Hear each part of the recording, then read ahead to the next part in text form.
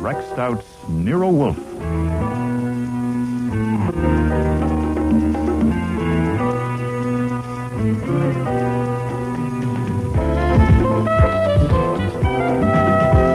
Starring Mabel Moore as Nero Wolfe and Don Franks as Archie Goodwin.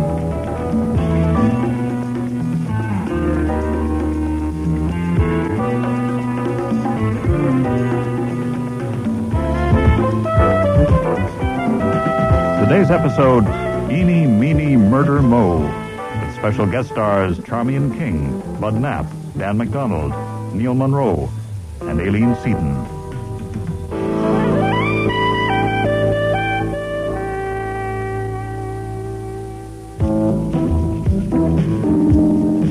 Since it would be a different story, and possibly no story at all if the necktie hadn't been there, I should explain about it. Nero Wolfe is a fastidious man. He's too fastidious to wear a brown silk four-in-hand decorated with tiny yellow curlicues and a large spot of Fritz's hollandaise sauce smack in the middle. So when Wolfe went to the orchid rooms, which he does every day from 4 to 6, he removed the tie and left it on his desk. That hurt me. I'm going shopping, Archie. I should be back. Oh, Fritz was hurt, too. he has left that tie just sitting there on his desk. He certainly has. Oh, what if someone should come in? It doesn't look right, Archie. Is this schlampig, yeah? Oh, yeah. The desk of a great detective and a great man should not have a soiled tie on it. Certainly not. There is a limit to the duties of a chef and housekeeper. One has to draw the line somewhere. My list of functions from confidential assistant detective down to errand boy does not include being a valet. Besides, there's my arthritis. You haven't got arthritis, Archie. Arthritis is beside the point, Fritz. Consider the dignity of man. Yes. He could have taken it upstairs on his way to the plant rooms. Someone is here. You could put it in a drawer. That would be evading the issue. I suppose so. I agree. It's a delicate affair. I'm going out the back, Archie. Good afternoon. I'd like to see Nero Wolfe, please. I'm afraid Mr. Wolfe sees people only by appointment. But this is urgent. Very urgent. Oh, I'm sorry. Mr. Wolfe is engaged at the moment. Could I wait till he's free? Please. Sure. Come on in out of the cold. Oh, thank you. We'll go to the office. Mr. Wolfe won't be available until 6. I'll have to see him first and tell him about you. My name is Archie Goodwin. What's yours? I'd rather not say. Until I know if Mr. Wolfe will take my case. It's very confidential. Now, you'll have to tell him what your case is before he decides if he'll take it. And I'll be sitting there listening, so... Oh, also I'll have to tell him more about you than that you're 35 years old, weigh 120 pounds, wear no earrings before he decides if he'll even see you. I'm 42. What? Well, there you are. See, I need the facts. It's very confidential. But I suppose there was no sense in coming unless I tell you. That's right. Please sit down. Very well. My name is Bertha Aaron, spelled with 2 A's. I'm the private secretary of Mr. Lamont Otis, senior partner in the law firm of Otis, Edia, Hideker, and Jett. I'm worried about something that happened recently, and I want Mr. Wolfe to investigate it. Were you sent by someone in the firm? Oh, no. Nobody sent me. Nobody knows I'm here. Well, what happened? Maybe I shouldn't have come. No. I didn't realize. Maybe I'd better not. Oh, well, suit yourself, Mrs. Aaron. Miss Aaron. Yes, I'm not married.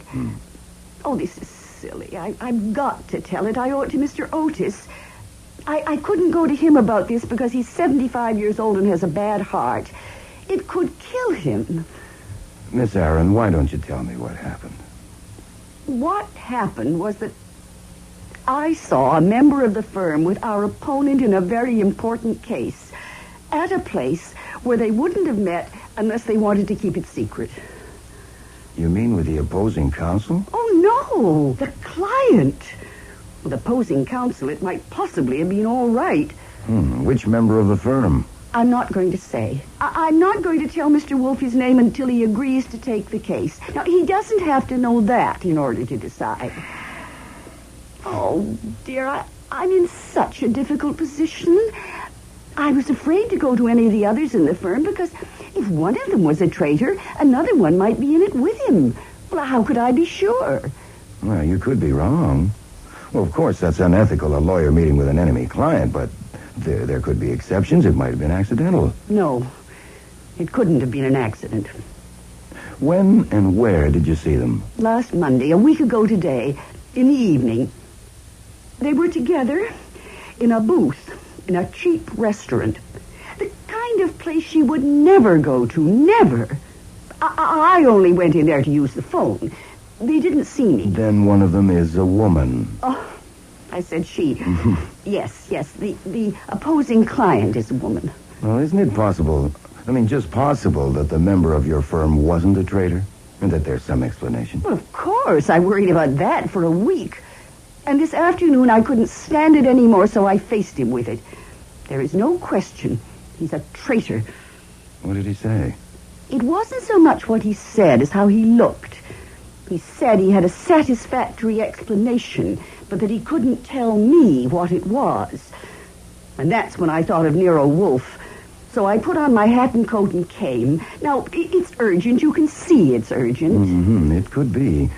Look, Mr. Wolfe would have to know first what your firm's case is about. Oh, I couldn't tell you that. There are some kinds he won't touch, even indirectly.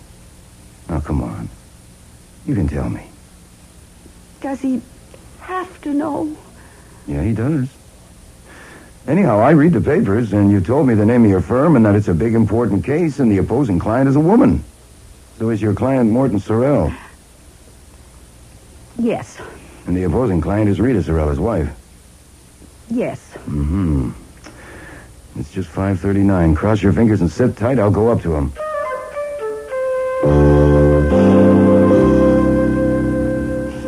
Excuse me for interrupting, but I have a problem. What time is it?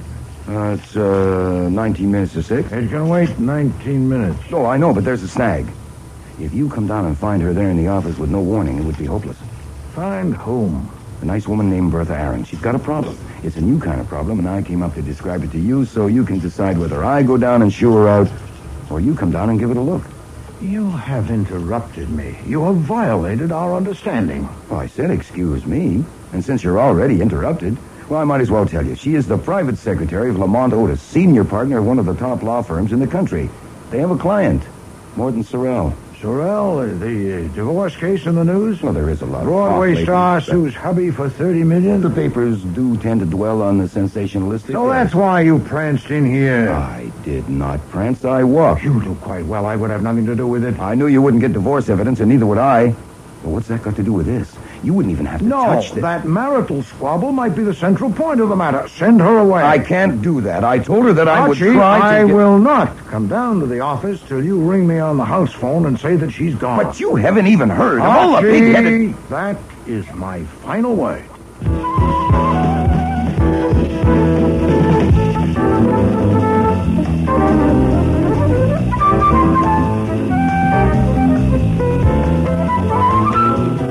Back at the office door, I stopped for a moment and arranged my face so Bertha Aaron would know the answer as soon as she looked at me. Then I entered. Jesus. Two objects were on the rug, which hadn't been there when I left.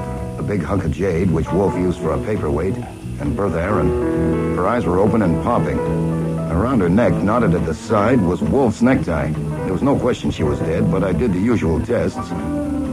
Then I sat back and wondered what to do. It's after 6. To hell with it. Yes? You can come down now. She's gone.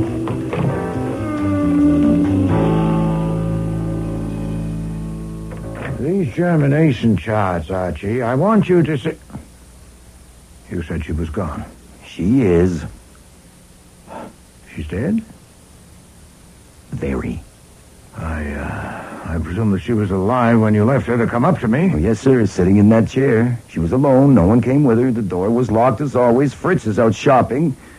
When I found her, she was on her side. I turned her over to test for breathing. After I cut the necktie off... What necktie? The one you left on your desk. It was around her throat. Probably she was knocked out first by that paperweight. My necktie? Yes, sir. That's what stopped her breathing, as you can see by her face. Do you dare to suggest that she was strangled with my neck? I don't suggest it. I state it. I do dare to suggest that if it hadn't been there handy, he might have had to use something else, like maybe a handkerchief. And also that if we had come down a little sooner, instead of having some kind of a silly squabble shut up there... Yes, sir. This is insupportable. I will not accept it. No, sir. I could burn the tie. And then we could tell Kramer that whatever he used, he must have waited until he was sure she was dead, then removed it. Shut up. She told you that nobody knew she came. There's not a chance of that, and you know it. We're stuck. I put off calling until you came down, but it's already been 16 minutes. Would you rather call Kramer yourself?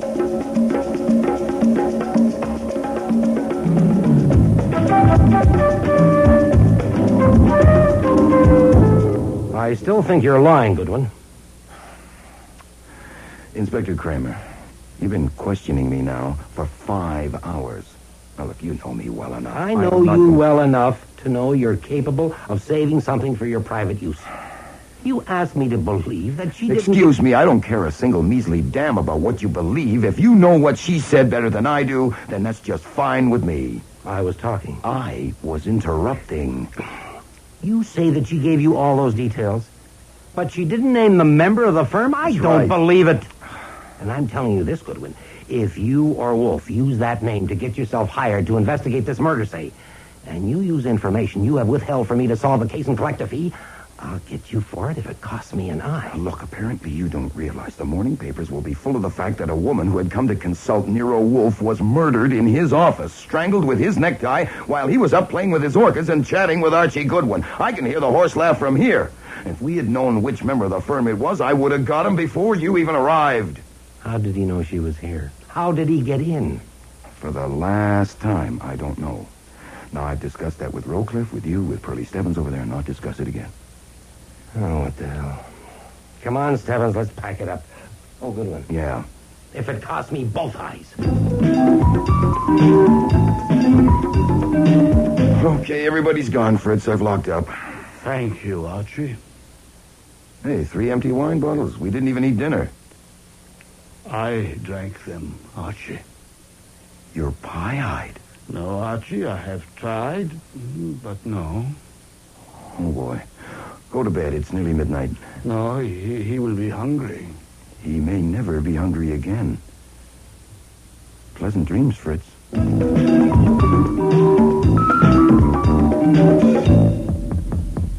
Yes? Everybody's gone. Last one's out. Fritz is standing watching the kitchen, expecting a call for food. You better buzz him. Can you sleep? Probably always have. I can't even read. Archie, have you ever known me to show rancor? I'd have to look it up in the dictionary. Vehement ill will. Intense malignity. No, I've never known you to show rancor. I have it now. And it's in the way. I can't think clearly. I intend to expose that wretch before the police do. I want Saul and Fred and Ori here at 8 o'clock in the morning. Okay. I don't know how I'll use them yet, but... Oh, now what? I'll be right back.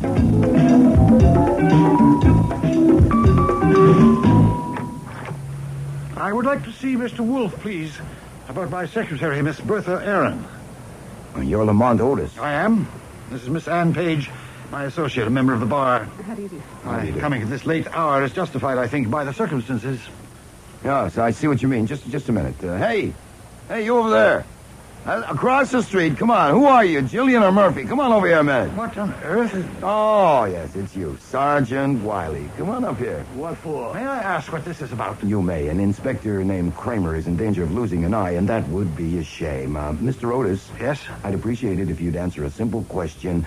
Were you asked to come here by either Mr. Wolfe or me? Certainly not. Was your coming entirely your own idea? Yes, No, but I don't... excuse me, you heard him, Wiley. Include that in your report. It will save wear and tear on Kramer's nerves. Much obliged. Happy watchdogging. Come in, Mr. Otis. Miss Page, I'll tell Mr. Wolfe you're here.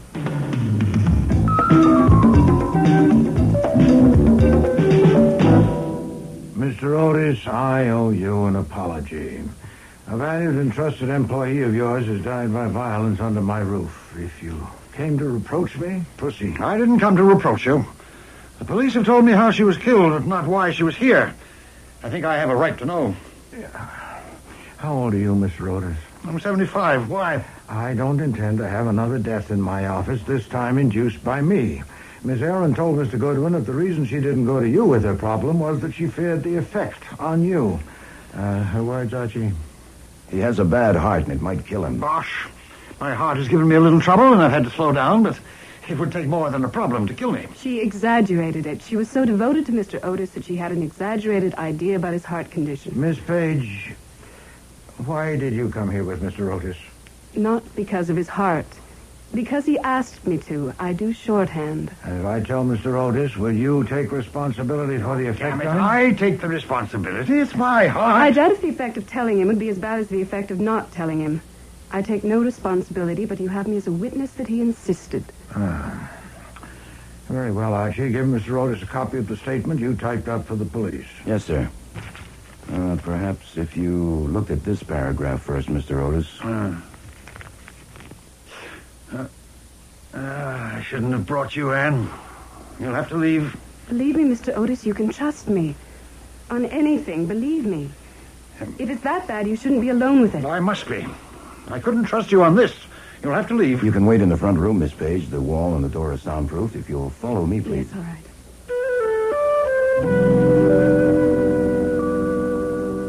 We have given you all the information we have, but I add this. First, that nothing in that statement will be revealed to anyone by Mr. Goodwin or me without your consent.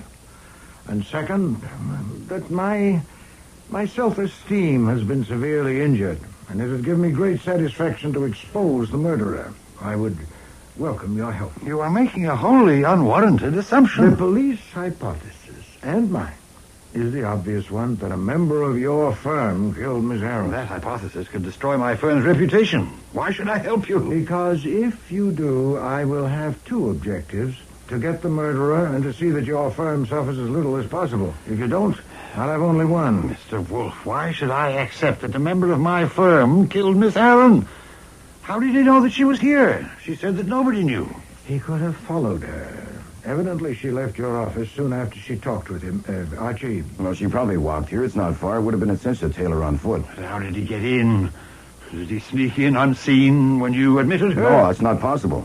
He saw her enter and knew that this is Nero Wolfe's address. He went to the phone booth and rang this number, and she answered. This phone on my desk. With me not here, that would be automatic for a trained secretary. Would she do that, Mr. Otis? It's quite conceivable, yeah. Okay. She answered. He said he wanted to see her at once and would give her a satisfactory explanation, and she told him to come here. And when he came, Fritz wasn't here. She let him in. All he was expecting to do was stall for time. But when he learned that she was alone in the office and she hadn't seen Mr. Wolfe yet, he had another idea, and he acted on it. It could have taken 2 minutes. All that is mere conjecture. Well, if you have one that fits any better, I do shorthand, too. The police have covered everything here for fingerprints? Sure. But in winter, I suppose the members of your firm wear gloves. May I have a glass of water? May I suggest some brandy? No, just water, thank you. For washing down these pills. Yes, sir, here you are. Will they help, the pills? Yes, the pills are reliable. Thank you. How can I help you? By giving me information. It must be supposed that our killer was in a position to give Mrs. Sorrell information that would help her in her action at law against her husband. That's true? Of course. Here, privately with you, it's not merely her action at law, it's blackmail. Her demands are exorbitant and preposterous. And a member of your firm could give her weapons. Well, which one? Or ones? I won't answer that. Which member of your firm was in a position to betray its interests to Mrs. Sorrell? They all were. Our client, Mr. Sorrell, is vulnerable in certain respects, and my 3 partners and I conferred together on it. But it could only be a partner in the firm, that is Frank Eady, Miles Haydecker, or Gregory Jett. And that's incredible. Is it equally incredible for all 3 men, or are there preferences? Please, you're asking me to Had talk... any of them any problems? Say with money, women, whatever. Certainly not. At least I shouldn't think so. Frank Eady, who was the oldest partner next to me, would be in a very sound financial condition. He's a family man. Interests in other women? I think so, yes, definitely. It's very discreet. And Mr. Haydecker? Miles is extremely clever with money and has, I should think, amassed a considerable amount of it. Women, well, I think Miles is too interested in his work and his hobbies, chess and behind-the-scenes politics, to bother with women, including his wife. Now, Mr. Jet? Gregory is our junior partner. We made him a member of the firm just 2 years ago after he had made a spectacular success in 2 big corporation cases. Oh, yes? His financial condition is... I am in an extremely unpleasant position, Mr. Wolfe. You are indeed, sir. You'll find it worse when you talk with the police. Gregory is in the red. In his account with the firm last year, he made a bad investment, a Broadway show. Seems a friend of his, a female, was in the cast. Have there been any other expenses connected with female friends? Not that I know of, for certain. Not recently. He seems to have settled down. Miss Aaron told me recently that he has been paying more attention to Miss Page than their professional association required. Is that why you asked her to leave? Because you couldn't count on her loyalty in a matter concerning Mr. Jet? Yes, Mr. Wolfe, I cannot continue this at the moment. It's been quite a shock. I'm afraid I overestimated my stamina.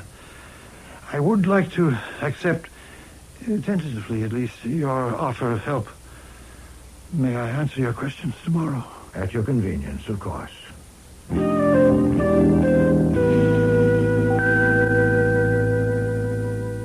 Well, that got us ahead by leaps and bounds.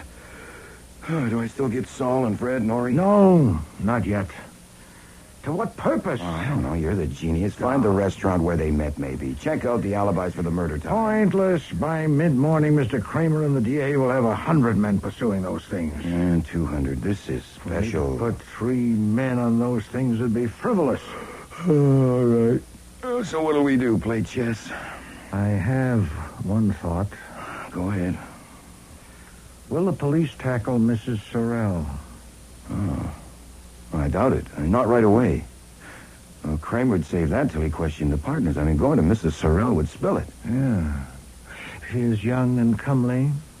Oh, yeah. I've never seen her off stage. Well, you've seen pictures of her. Archie, you have a flair for dealing with personable young women.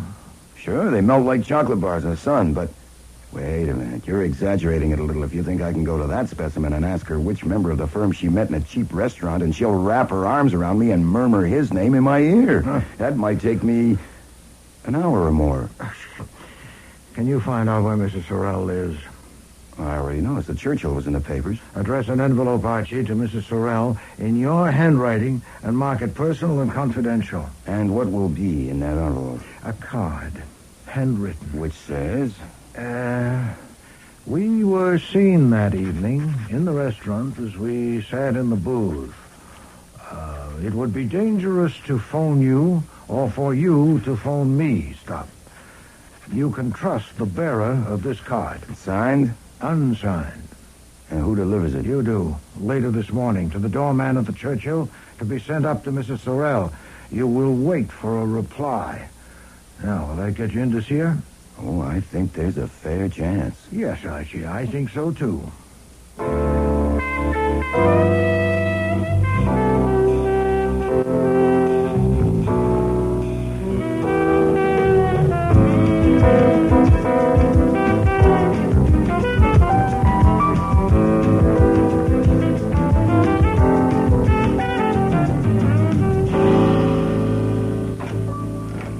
You sent this?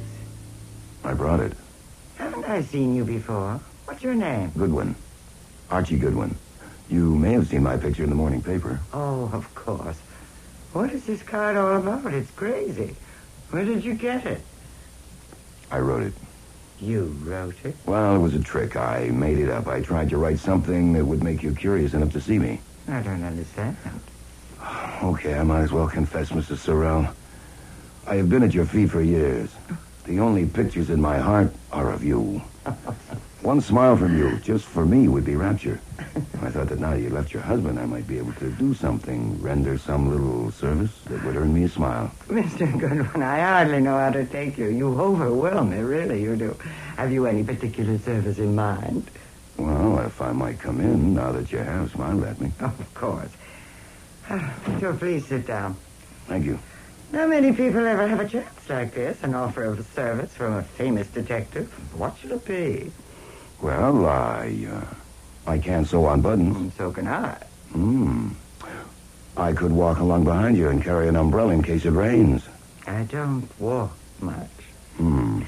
It might be better to carry a gun. You mentioned my husband. I honestly believe he's capable of hiring someone to kill me.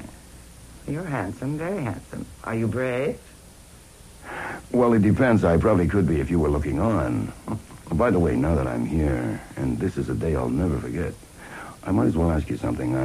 Since you saw my picture in the paper, I suppose you read about what happened in Nero Wolfe's office yesterday. That woman murdered Bertha Aaron, wasn't it? I read a part of it. I don't like to read about murders. Did you read who she was? Private Secretary of Lamont Otis, partner of Otis, Edie, Haydecker, and Jet? I didn't notice. I thought you might because they're your husband's attorneys. Oh, you knew that, of course. Oh, of course. I didn't notice. I guess you didn't read that part, or you would have noticed those names, since you know all four of them. What I wanted to ask was, did you know Bertha Aaron? No. Oh, I thought you might, since she worked for the firm that represents your husband, and they handled a case for you once. You never met her. No. You seem to know a good deal about that firm and my husband. You said that so nicely about being at my feet and the only picture in your heart. So they sent you, or Nero Wolfe did, and he's working for my husband. No, he isn't. Well, he's working for that law firm. That's the same thing. No, he's working for nobody but himself. Oh, you're lying. I only allow myself so many lies a day, and I'm careful not to waste them. Mr. Wolfe is upset because that woman was killed in his office, and he intends to get even. He is working for himself. He thought you might have known Bertha Aaron and could tell me something about her that could help. I can't. Oh, that's too bad. I'm still at your feet. I like you there. You're very handsome. I just had an idea. Would Nero Wolfe work for me? Well, he might. What would you want him to do? I'd rather tell him. Well, if you'd like to go now, I'd be glad to take you. He'll be free till 1 o'clock. I wonder. You wonder what? Nothing. No, I won't go now. I'll think it over. Oh, I'm sorry. I can't help. But I'd never met that woman. What was her name? Bertha Aaron. I'd never heard of her. I may ring you later today. I'll think it over.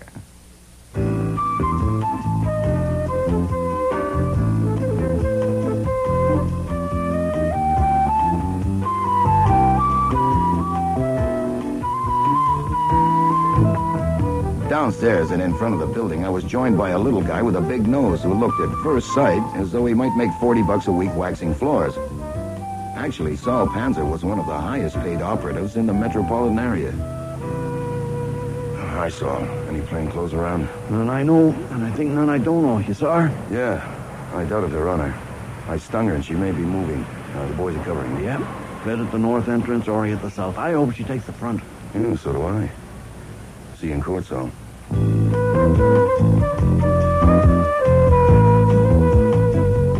It was 11:40 when I got back to the house, so I expected Wolfe to be in the office. He wasn't. But a stranger was. Morning. Good morning. So I continued on to the kitchen, where I found the great man conferring with Fritz. You cannot use onions. Wolfe, we've had this discussion many times. I know we have. You forgot to leave the necktie on your desk. Oh. The man in there is Gregory Jett. He spent the morning at the DA's office. I excused myself because I wanted to hear from you before talking with him. Now, did you see that woman? Yes, sir. She's a gem. There is now no question about Bertha Aaron's basic fact, that a member of the firm was with Mrs. Sorrell in that restaurant. She admitted it. No, but she confirmed it. We talked for about 20 minutes, and she never mentioned the card after the first half a minute. She told me I was handsome twice. She smiled at me 6 times. She said she'd never heard of Bertha Aaron, and she asked if you would work for her. She may phone for an appointment. Do you want it all verbatim now? Now, later will do. The men are there. Yeah, Saul, Fred, and Ori are covering every entrance to that building, but it's wasted. She's not a fool, anything but. She's a very tough article, and she's after $30 million. What's biting Gregory Jett out there? I don't know. Shall we see?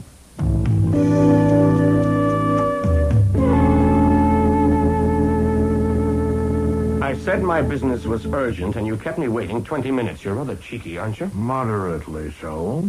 If it's pressure, sir, it's on you, not on me. Am I concerned? You are involved, and your employee. I presume this is Archie Goodwin. That's my name. Last night, you gave a statement to the police about your conversation with Bertha Aaron, and you gave a copy of it to Lamont Otis, the senior member of my firm. Did I? I'm only an employee. Ask Mr. Wolfe. I'm not asking, I'm telling. I want to know what is in that statement. Mr. Otis is an old man, and his heart is weak. To show him that statement was irresponsible and reprehensible. As his partner, I want to know what is in it. Well, cheek meets cheek. You are manifestly indomitable, and I must buckle my breastplate. Who told you the statement exists and when? Someone in whom I have the utmost confidence. Mr. Otis himself? No. When did Miss Page tell you about it, this morning? No, last night she phoned me. At what time? About midnight, shortly after. As soon as she took Mr. Otis home? Why so promptly? That is not your affair. Mr. Jett, you are trying my patience. I may or may not tell you what was in that statement, but first I must be satisfied that you have a valid reason for knowing. Very well. I'll have to trust to your discretion, since there is no alternative. When Otis told Miss Page she had to leave, she suspected that Miss Aaron had told Goodwin here something about me. Why about you? There'd been no hint of it? Because he said to her, I couldn't trust you on this. You see, Miss Page and I are engaged to marry. It hasn't been announced yet, but it's probably no secret around the office. And that's the whole reason for your concern? No, it isn't. Added to that was the fact that she knew that Miss Aaron might have had knowledge, or at least suspicion, of a certain episode in which I had been involved. An episode of which Mr. Otis would have violently disapproved. What was the episode? No, I wouldn't tell you that even in confidence. What was its nature? It was a personal matter. Did it bear on the interests of your firm or your partner? No, it was strictly personal. Did it touch your professional reputation or integrity? It did not. Was a woman involved? Yes. Her name? I'm not a cad, Mr. Wolfe. Was it Mrs. Morton Sorrell? So that was it. Miss Page was right. I demand to see that statement. Not yet, sir. Later, perhaps. Do you maintain that the episode involving Mrs. Sorrell had no relation to your firm's interests or your professional integrity? I do. It was purely personal, and it was brief. When did it occur? About a year ago. A year ago? When did you last see her? About a month ago at a party. I did not speak with her. When were you last with her tete-a-tete? Not for nearly a year. But you're still seriously perturbed at the chance that Mr. Otis has learned of the episode? Certainly. Mr. Sorrell is our client, and his wife is our opponent in a very important matter. Mr. Otis might suspect that the episode was not merely an episode. I want to see that statement, and I have a right to see it. Don't start barking again. I'll tell you this. There's nothing in the statement either explicit or elusive about the episode you've described. That should relieve your mind. Beyond that, Excuse me, sir. Yes, Fritz, what is it? Mr. Edian and Mr. Haydecker are here, sir. They say it is urgent. Edie and Haydecker? What? Yes, sir. Uninvited and unexpected. You may leave unseen if you wish. Well, no, have them in. I'd like to hear what they want. All right, bring the gentleman in, Fritz. Mr. Wolfe will see you. Thank you. Mr. Wolfe. Craig, what are you doing here? Well, I might ask you the same question. We came for information. I suppose you did, too. Unless you got more at the DA's office than we did. I got damn little. They didn't answer questions. They asked them. Obviously, they think Bertha was killed by someone connected with the firm, but they don't say why. At least, not to me. Nor me. Nor me. What has Wolfe told you? Not much. I haven't been here long. I presume that you gentlemen have come with the same purpose as Mr. Jett. He asks for any information that will give light, with emphasis on the reason for Miss Aaron's coming to see me. He That's assumes... What was she here for? If you please. Surely the police and the district attorney haven't withheld all of the details from you. Haven't they told you that she didn't see me? No, they haven't told me. Nor me. Then I'll tell you. She came without appointment. Mr. Goodwin admitted her. She asked to see me on a confidential matter, but I was engaged upstairs, and Mr. Goodwin came to tell me that she was here. We had a matter under consideration and discussed it at some length. And when we came down, her dead body was there on the floor. So she couldn't tell me what she came for. since I never saw her alive. I don't get it. If the police don't know what she came to see you about, why do they think she was killed by someone in our office? Mr. Goodwin, Yes. you admitted her. She was alone. Yes. You saw no one else around on the sidewalk? No. Well, of course it was dark. It was 20 minutes past 5 on January the 5th. The sun set at 4:46. How did... I looked it up. You conducted her to this room? Yes. Leaving the outer door open? No. perhaps? You're certain of that? Oh, yes. If I have one habit that's totally automatic, it's closing that door and making sure it's locked. Automatic habits are dangerous things, Mr. Goodwin. What? Sometimes they fail you. Now, wait. When you brought her to this room, did you sit? Yes. Where? Where I am now. Where did she sit? About where you are. What did she say? That she wanted to see Nero Wolfe, that her name was Bertha Aaron, and that she worked for your firm. What else did she say? Nothing. Absolutely nothing. Right. You are Nero Wolfe's confidential assistant. He was engaged elsewhere. Mm-hmm. Do you expect me to believe that you did not insist on knowing the nature of her case before you went to him? Not if you'd rather not. Nero Wolfe's residence, Archie Goodwin speaking. This is Rita Sorrell, Mr. Goodwin. Oh. I've decided Hold that... it, please. Just a second. That woman you sent a card to? The one who told me I was handsome. You want to listen on the extension? Yes. Sorry, you have decided? I've decided that it'll be best to tell you what you came this morning to find out. Oh. You are too clever for me. The only pictures in your heart are of me. Well, I did sit with a man in a restaurant one evening last week. Mm-hmm. What evening was it? It was Monday. That's right. And you want to know who the man was, don't you? Oh, it would help. I want to help. You are very handsome. His name is Gregory Jett. Many thanks. If you want to help even more... That woman is a confounded nuisance.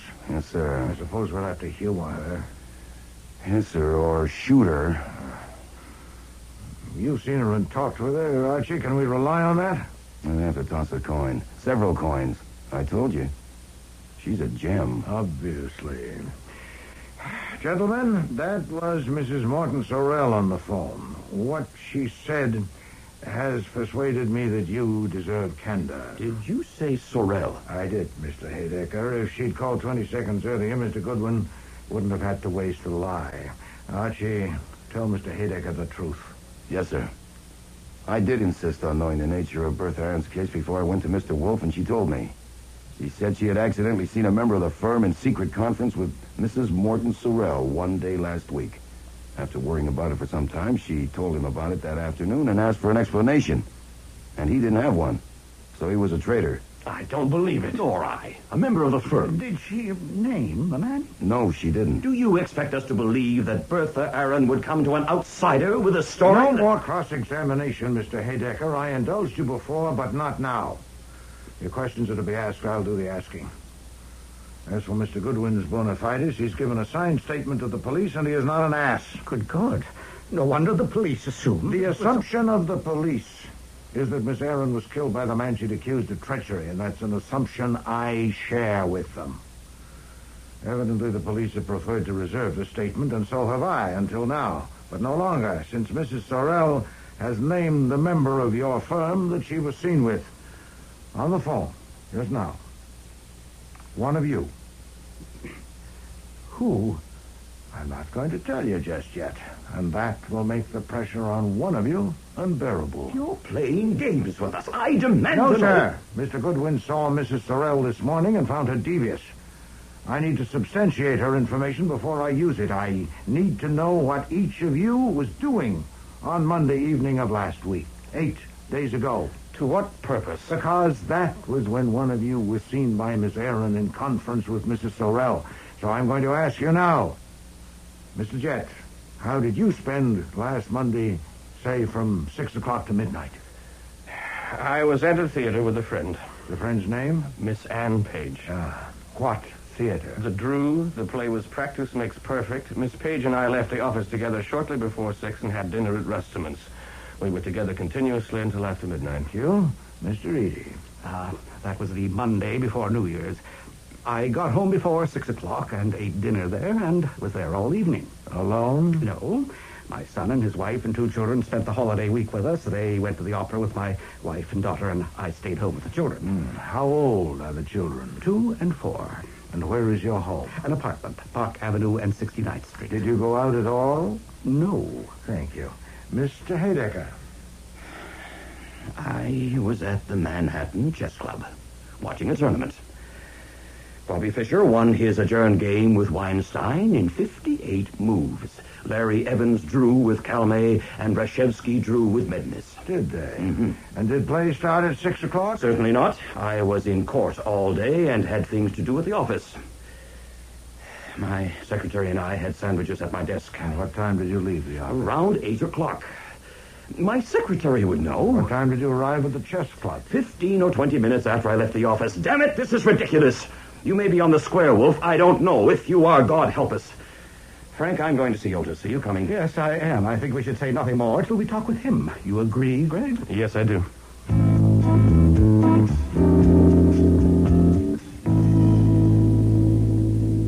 Do I get Saul and Fred? To what purpose? To check their alibi. Boy, pointless. They have no alibis. You weren't listening. Their alibis are worthless. One with his fiancée, one watching a chess tournament, one at home with young children in bed asleep. I asked on the chance that one of them, possibly 2, might be eliminated, but no, there are still 3. And what do we do? It's 1 o'clock. We have lunch.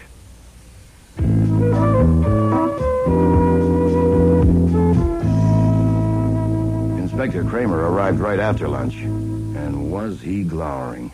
Have you an appointment? I have in my pocket a warrant for your arrest as a material witness. Boy. And one for you, too, Wolf. I warned you. Tommy Rot. I'll serve these only if I have to. Damn it! We were withholding the contents of the statement you and Goodwin gave us, and you knew it, and you revealed them. Frank Edie has admitted it. He phoned an assistant DA. Edie's a jackass. Yeah. Who's your client, Otis? I have no client. I am going to avenge an affront to my dignity and my self-esteem. I cannot escape the ignominy of having my necktie presented in a courtroom as an exhibit for the prosecution. I may even be called to the stand to identify it. But I want the satisfaction of exposing the culprit who used it. And in telling those men what I did, I served my legitimate personal interest, and I violated no law. You knew damn well we were withholding it. I am not bound to respect your tactics, either by statute or by custom. Mr. Kramer, this is pointless. You have a warrant for my arrest as a material witness, but you don't serve it, so it obviously is only a cudgel for you to brandish. To what end? What do you want? I want the truth. Foy. If I take Goodwin's statement as it stands, if he put nothing in and left nothing out, one of those 3 men killed Bertha Aaron, you agree? Yes. But if a jury takes Goodwin's statement as it stands, it would be impossible to get one of those men convicted. Explain, please. She got here at 5:20, and he was with her in this room till 5:39, right, Goodwin? That's right. Then you went up to the plant room and talked to Wolfe. Right. You returned to this room and found the body shortly after 6, right? Right again. Then listen to this. Those 3 men had a conference on a case in Frank Edie's office scheduled for 5:30. Edie and Jet were there ahead of time, and Haydecker joined them at 5:45. He says he had gone out on an errand which took longer than he expected. The 3 of them stayed there together until 6:35. Verified by Edie's secretary. Explain that. What was Haydecker's errand? He went to 3 theaters to buy tickets. We've checked. They don't remember him at the theaters. But even if you take him, what have you got? Bertha Aaron was alive at 5:39. Haydecker was at the conference at 5:45. Proved. 6 minutes to follow her, phone this number, come in and be admitted by her, kill her, and get back to that office more than a mile away? Phooey.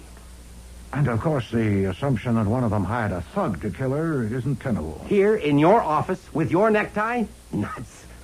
You can take your pick of 2 assumptions. 1, they're lying. The conference didn't start at 5:30 and or Haydecker didn't join them at 5:45. 2, Goodwin's statement is a phony. Archie, get Mr. Parker at once. Right. Mr. Kramer, Mr. Goodwin reported fully and accurately. And the statement he signed corresponds in every respect with what he told me. So if you came armed with warrants to challenge that, Sarge, you're wasting hold on. your time. Here's Parker. Mr. Parker? Afternoon. Mr. Kramer is here waving warrants at Mr. Goodwin and me. And no, material witnesses. He may or may not serve them. Please have your secretary ring my number every 10 minutes. If Fritz tells you that we have gone with Mr. Kramer, you will know what to do. Yes, of course, just a moment. It seems Mr. Kramer is leaving. He has left. Thank you, Mr. Parker. I'll call again should I need you. I shouldn't think it would be necessary. Well, I don't think we should count on any favors from Kramer for a while. Preposterous. Did he omit the third assumption deliberately? Has it occurred to him? I doubt it. He was concentrating on us, but it soon will. It has occurred to you, Well, sure. From that timetable it's obvious, but when it does occur to him, he'll probably mess it up. It's not the kind he's good at. Yes. We must forestall him. Can you get Mrs. Sorrell here? I can try. When do you want her now? No, I must have time to contrive a plan. What time is it? 10 after 3. Say 6 o'clock. We must also have the others, including Mr. Otis.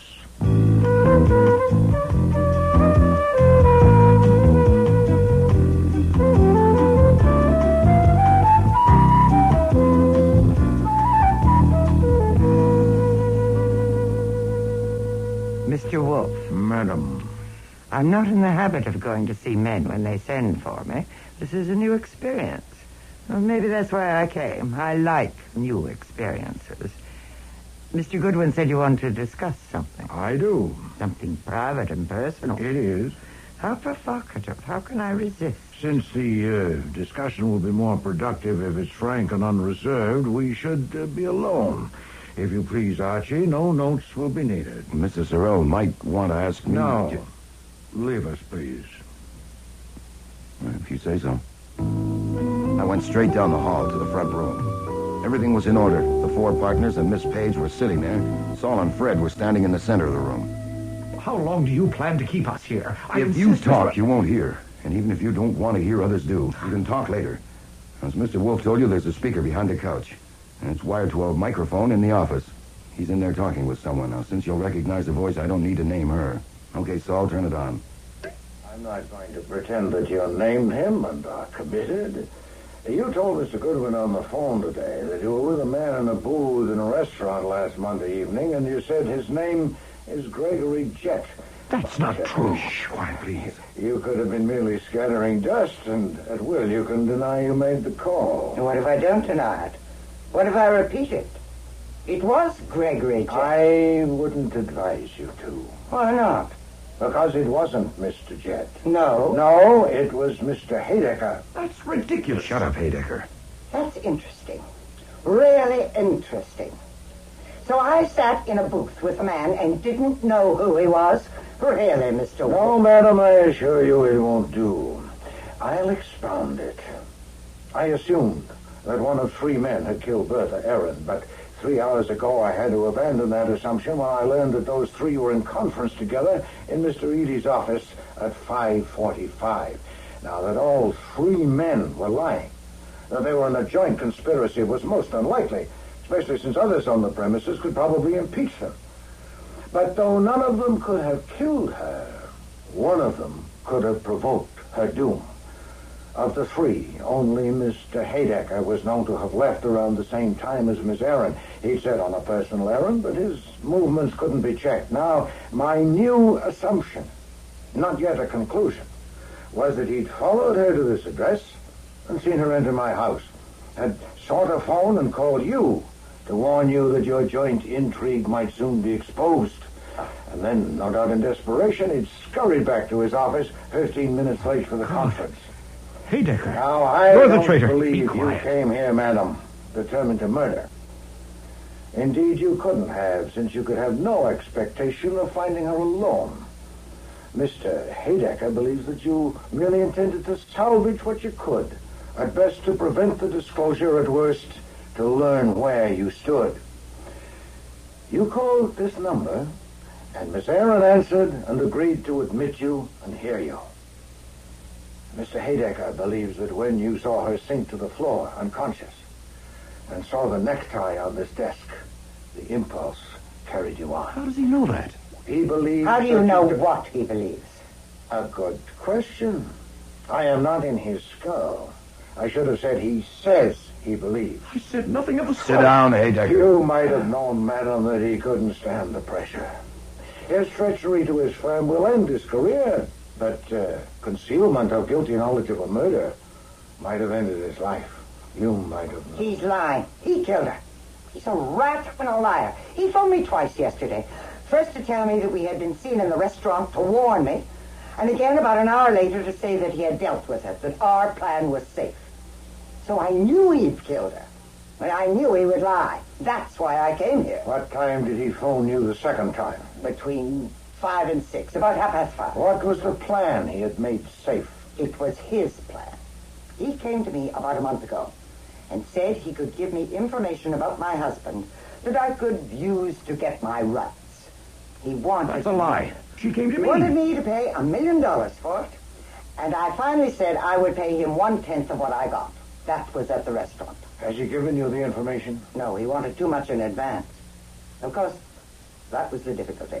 We couldn't put it in writing and sign it. No, indeed. A signed document is of little value when neither party would dare to produce it.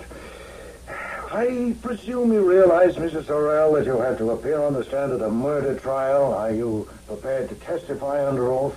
I suppose I'll have to. I knew I would have to when I decided to come to see you. Then you are a dunce, madam. Oh, no, Mr. Wolfe. I am not a dunce. Oh, but you are. One detail alone would sink you.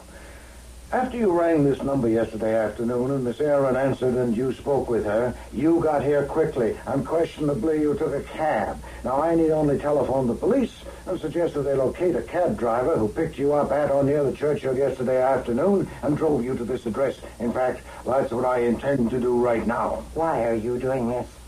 Do you want money? No, madam. Oh, I confess a weakness.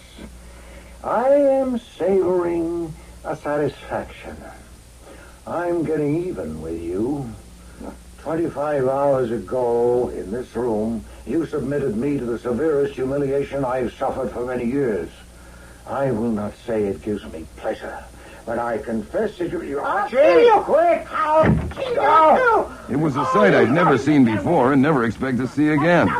Nero Wolfe with a woman in his lap with his arms wrapped tight around her, hugging her close to him. Confound it, Archie! Don't stand there! Get her! Yes, sir. I'll kill you! I'll kill you!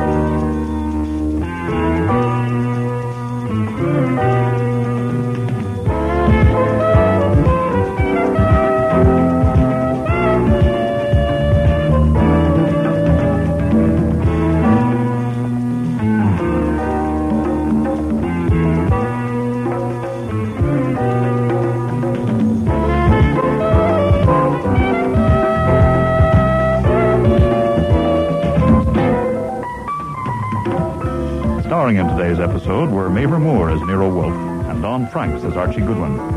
Charmian King was Rita Sorrell, Bud Knapp, Mr. Otis, Dan McDonald, Miles Hadecker, Neil Monroe, Gregory Jett, Aileen Seaton, Bertha Aaron, David Hughes, Frank Eady. Cease Linder was Inspector Kramer, Alfie Scott, Sergeant Wiley, Mickey Guadagni, Ann Page, and Frank Perry was Fritz. Music was composed and conducted by Don Gillis. Technical operations by John Jessup. Sound effects, Bill Robinson. Production assistant was Nancy McElveen, and casting consultant, Ann Weldon Tate. Eeny, Meeny, Murder Mo was written and produced in Toronto by Ron Hartman.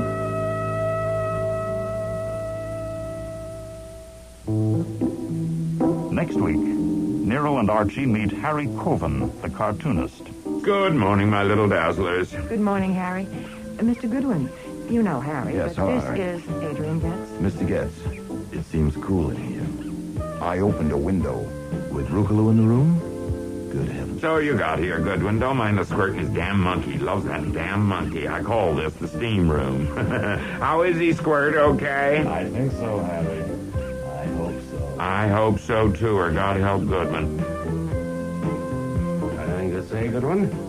Sorry, Inspector, I lost my voice. You're not funny, pal. You're never as funny as you think you are. This time you're not funny at all. I got you.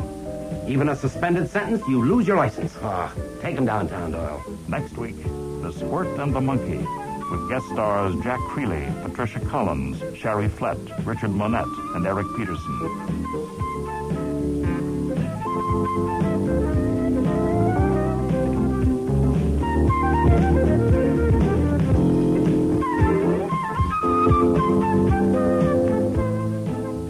Stay tuned for Nero Wolfe.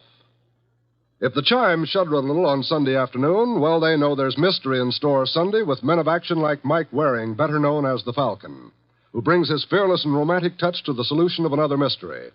After the Falcon, it's high adventure. Then the big guy steps in. The new private eye Charlie Weil concludes with a few casual homicides. The chimes mean mystery and action this Sunday afternoon on NBC. Transcribed. My boss is the smartest and the stubbornest, the fattest and the laziest, the cleverest and the craziest, the most extravagant detective in the world, Nero Wolfe.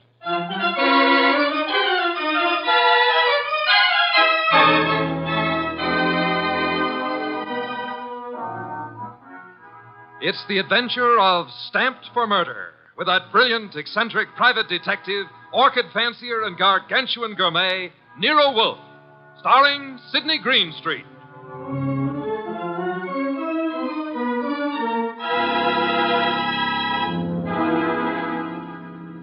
Instructions for this morning, Archie. Your notebook, please. First, Mr. Salinsbeck. Inform him that the Long Island peafowl he sent were most unsatisfactory. Peafowl's breast flesh is not sweet and tender unless it is well protected from all alarms, especially from the air, to prevent nervousness. Long Island is full of airplanes. Look, Mr. Wolfe, I shall want a dozen chickens that have been raised on blueberries and a fresh-killed lamb for tomorrow. Mr. Wolfe, please listen. There's... Mr. Goodwin, be quiet, and then dinner on the following day becomes a problem. Mr. Wolfe, dinner any day is going to be a problem if we don't pay Sausenbach's bill. Then pay it. With what? The bank account's empty. Ridiculous. There were $4,000 yesterday. But you bought that shipment of orchid bulbs from Weinhold Gluckner. Mr. Wolfe, we need money. You've got to stop eating and drinking beer long enough to earn some... Phew.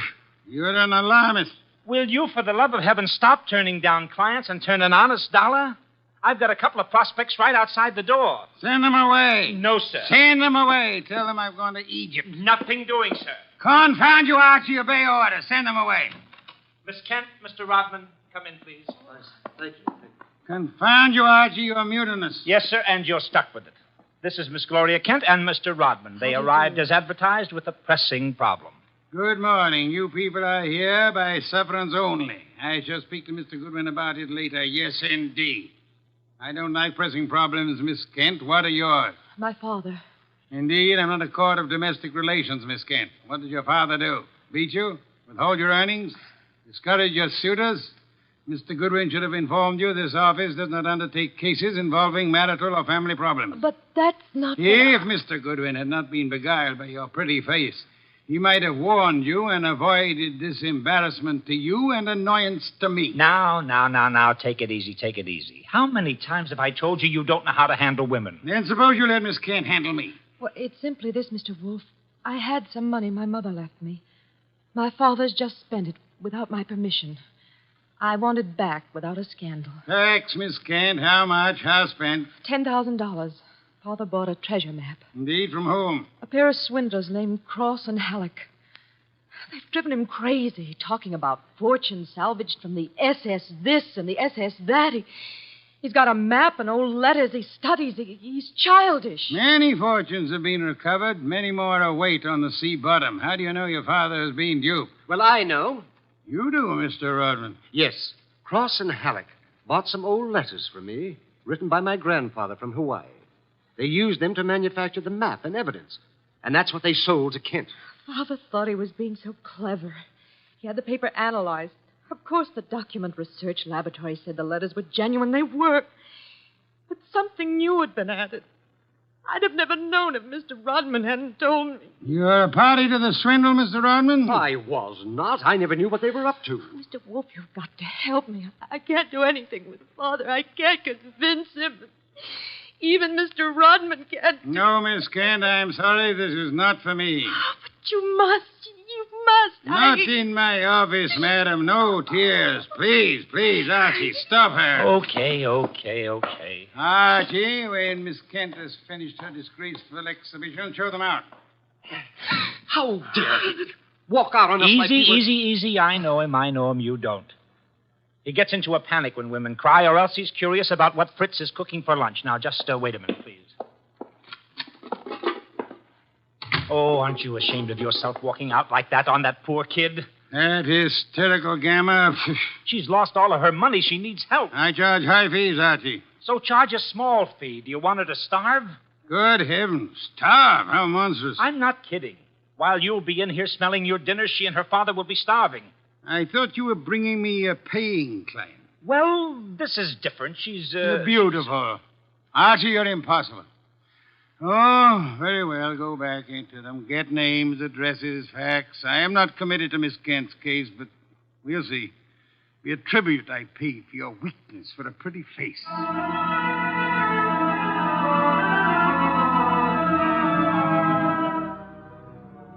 Rodman and Gloria Kent were gone, however.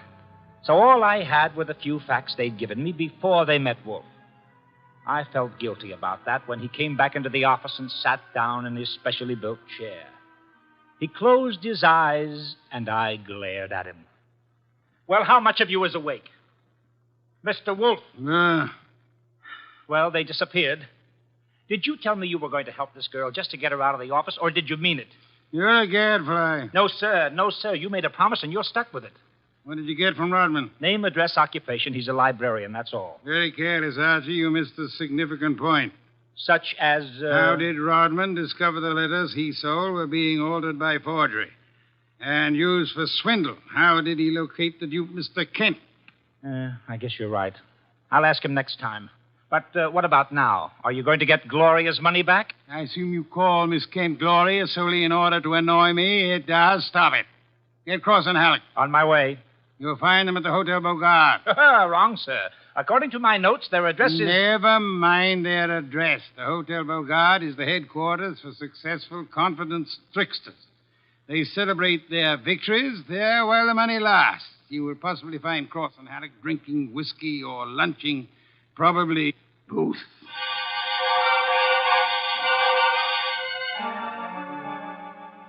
I located Cross and Halleck in the hotel bar and lured them back to our place on 35th Street.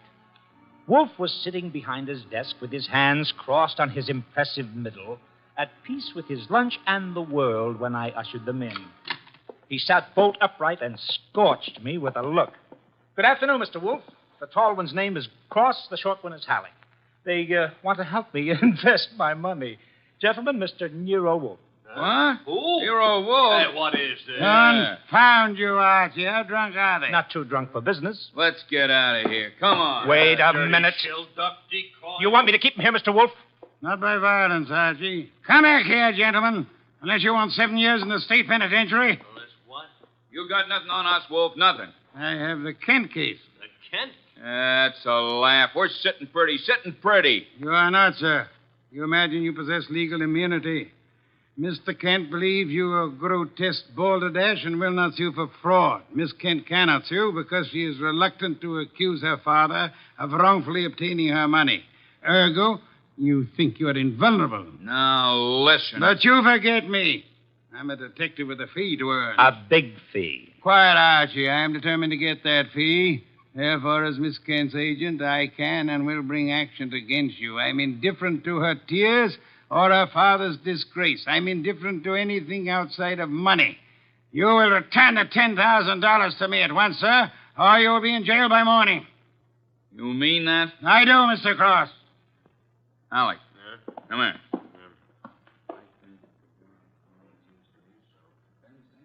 Come on, hurry. Okay. Here, Mr. Wolfe. Alec and I have decided we don't want to get in any trouble with you. Here's your $10,000. Let's have it. Give the dough to Kent, Mr. Wolfe, and get the letters and map back for us. You've got a reputation for being tricky, but honest.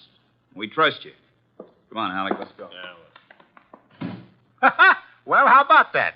Preposterous. No, sir. Take a look. $10,000, genuine coin of the realm. That man crosses a fool. Does he imagine I'm to be fooled so easily? What do you mean he left the money? He surrendered too quickly, Archie. Too easily. And that money in the envelope he was carrying all ready to refund. Why? Well, maybe he's got a better sucker. I heard him mention a Ben Sanford. Nonsense. Does he need Kent's forged letters and map to cheat this Ben Sanford? Couldn't he prepare another set? I guess you're right. Something's fishy. In any event, it's no concern of mine, thank heaven. Why not? I'm not committed to Miss Kent in any way. As a favor to you, I undertook to regain her money. I have done that. You may take it back to her and obtain the forged papers in return. But, Silence, Mr. Goodwin. Go to your red-haired charmer. Leave me in peace. I intend to spend this afternoon with my New World Atlas.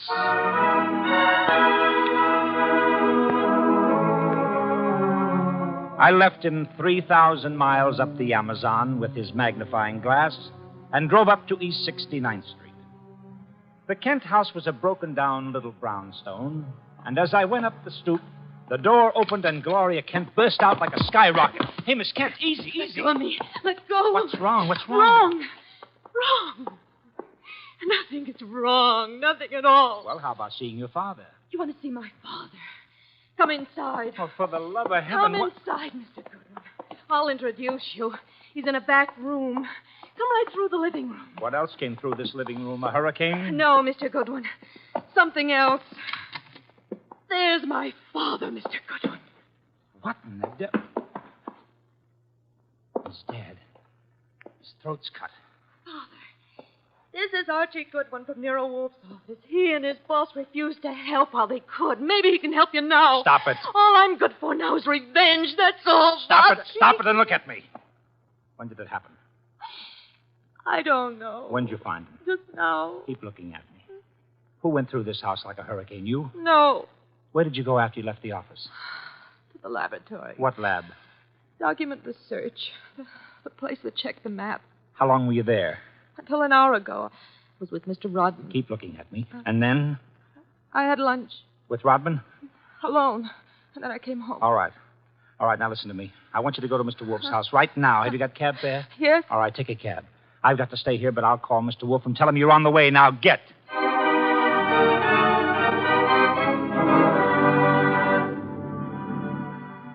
I called Wolfe, told him everything, and he instructed me to advise Inspector Kramer, who arrived with the homicide squad.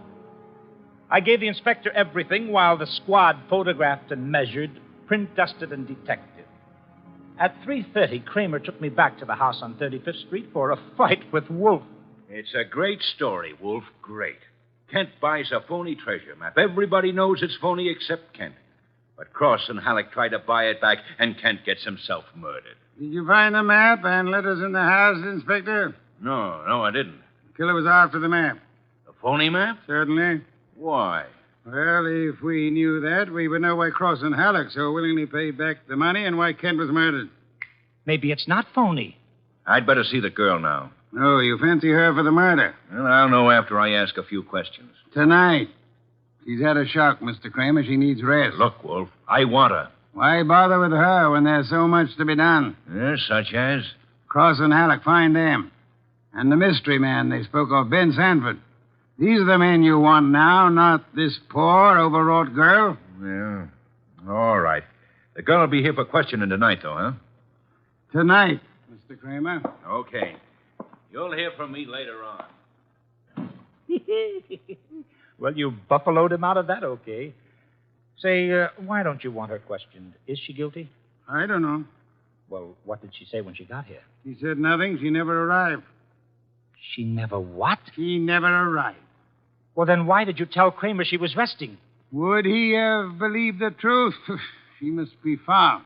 More important, we must learn why forged letters and forged map produces turmoil. Find the killer and you find the map. You said so. I said the reverse, which is an altogether different statement. Archie, I want a photograph of that map. Get it. Oh, sure. Any particular camera you want me to use? You'll find the photograph at 200 Vanderbilt Street. Are you kidding? The lab cannot check the authenticity of old papers without photographing them in ultraviolet light, infrared light, and so on. If this document research lab has examined those papers, they will have photographs. Get them.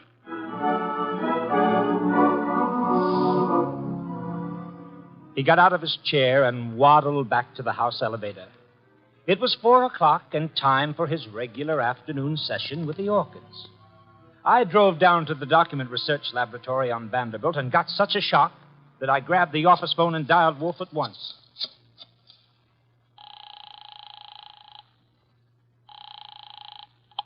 This is Nero Wolfe. Mr. Wolfe, Archie here. What's the matter? You lost? No, sir. No, sir, but I found something. Photographs? No, Mr. Wolfe, I don't think you'll ever see any photographs of the Kent map. I don't think any were taken. Indeed. But guess who runs the document research laboratory? No, don't guess. You probably know. A man named Ben Sanford, and he's sitting right here looking at me. Bring him home with you. Home? But it's 4 p.m. This is the sacred hour when you pray over your orchids. Then Mr. Sanford can join the ceremony.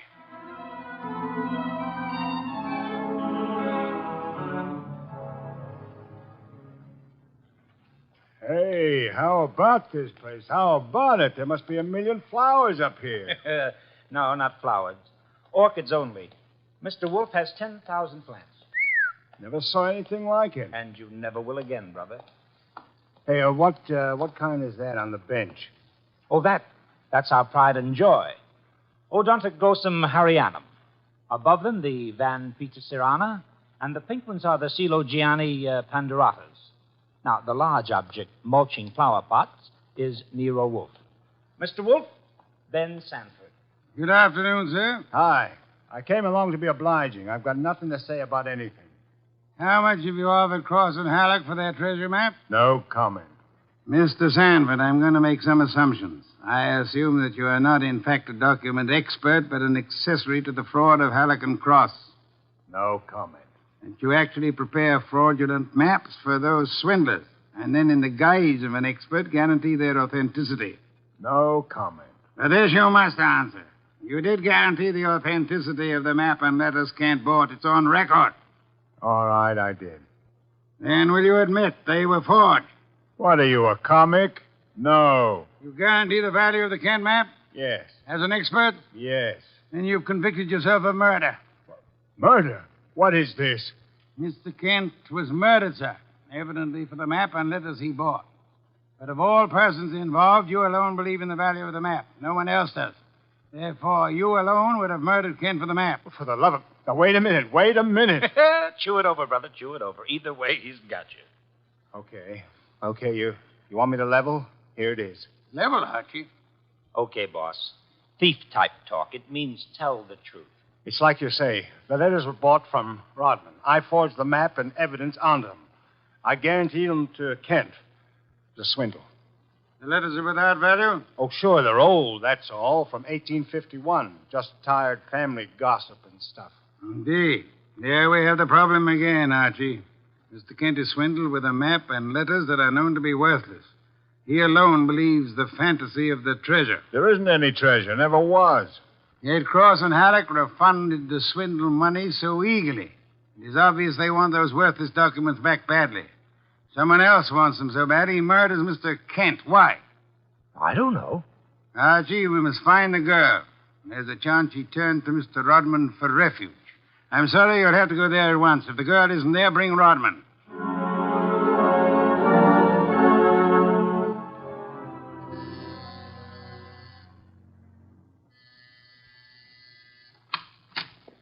Yes? Hello, Rodman. Remember me? I'm Archie Goodwin from Nero Wolfe's office. Oh, yes, of course. I came to get Gloria Kent. There's been a change in plans. Tell her to come out, please. Gloria? Well, she's not here. Why should she be? Haven't you heard? Heard what? Well, I guess you'd better come down and see Wolfe. Mr. Goodwin, I'm afraid I can't. I'm rather busy. Look, Rodman, maybe you ought to know. Old man Kent was murdered. What? Yes, just after you and Gloria left us. Kent murdered? Well, this is awful, Mr. Goodwin. You want to see Mr. Wolfe now? Get your hat. Murder? Well, believe me, I never wanted this. I'm going to tell Nero Wolfe the whole mess. Every word of it. Okay, then. Come on, let's go. Yes, of course. Just a minute. I'll get my hat in the bedroom. Murdered? Kent?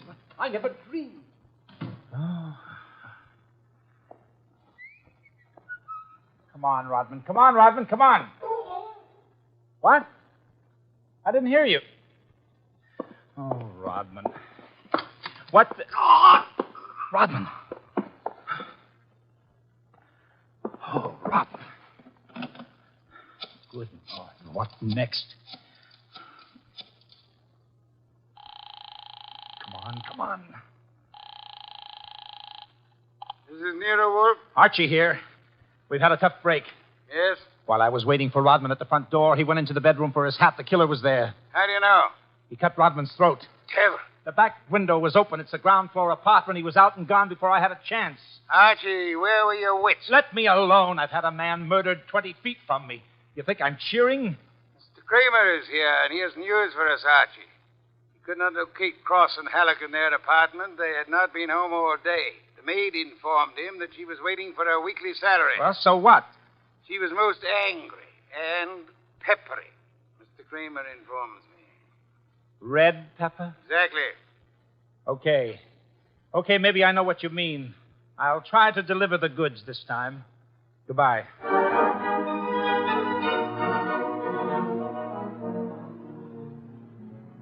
I drove down to the apartment house on Gramercy Square where Cross and Halleck lived, took the elevator up to the 10th floor, found the right door, and slipped in with a passkey.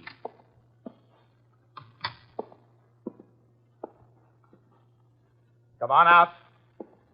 Come out wherever you are. I know you're in here. You fooled Kramer pretending to be the maid, but you didn't fool Wolfe. You'd better... Gloria! Cut it out, you idiot. Lay off. It's Archie, you dope. Archie Goodwin from Nero Wolfe's office. Remember me? Go. Give me the gun, Gloria. Give it to me. That's right. Who did you think I was? Halleck. Oh, brilliant. So Wolfe figured you out, huh? Well, you are a brave girl. They killed your father. You came up here and waited for them. You were going to kill them right back, huh? Oh, that red-headed temper. And you bluffed Kramer into thinking you were the maid. I had to do something. It was the only thing I could think of. To come here and kill him. Well, you're coming home with Archie. And just remember one thing. When Wolfe's working for you, don't try to do any thinking. It only gets in Wolfe's way.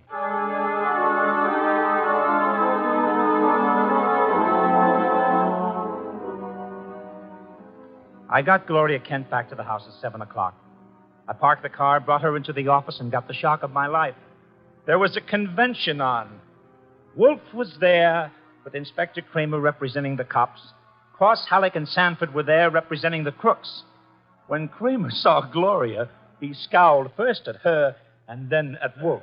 So it was a slick one after all, Wolfe. You didn't have the girl. You had no intention of producing her. Please, Mr. Kramer, that can wait.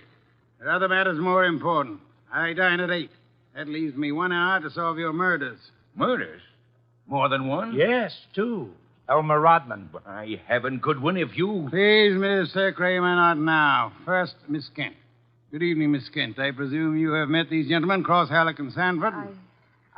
Yeah, take your purse, please. Well, why? Don't think me as naive as Mr. Goodwin, miss. When you left your home after the murder of your father, you took the map and letters with you. They're in your purse Well, that's now. not true. Archie, the purse. Thank you. We have here an interesting situation. There exist some old letters and map, forged and fraudulent.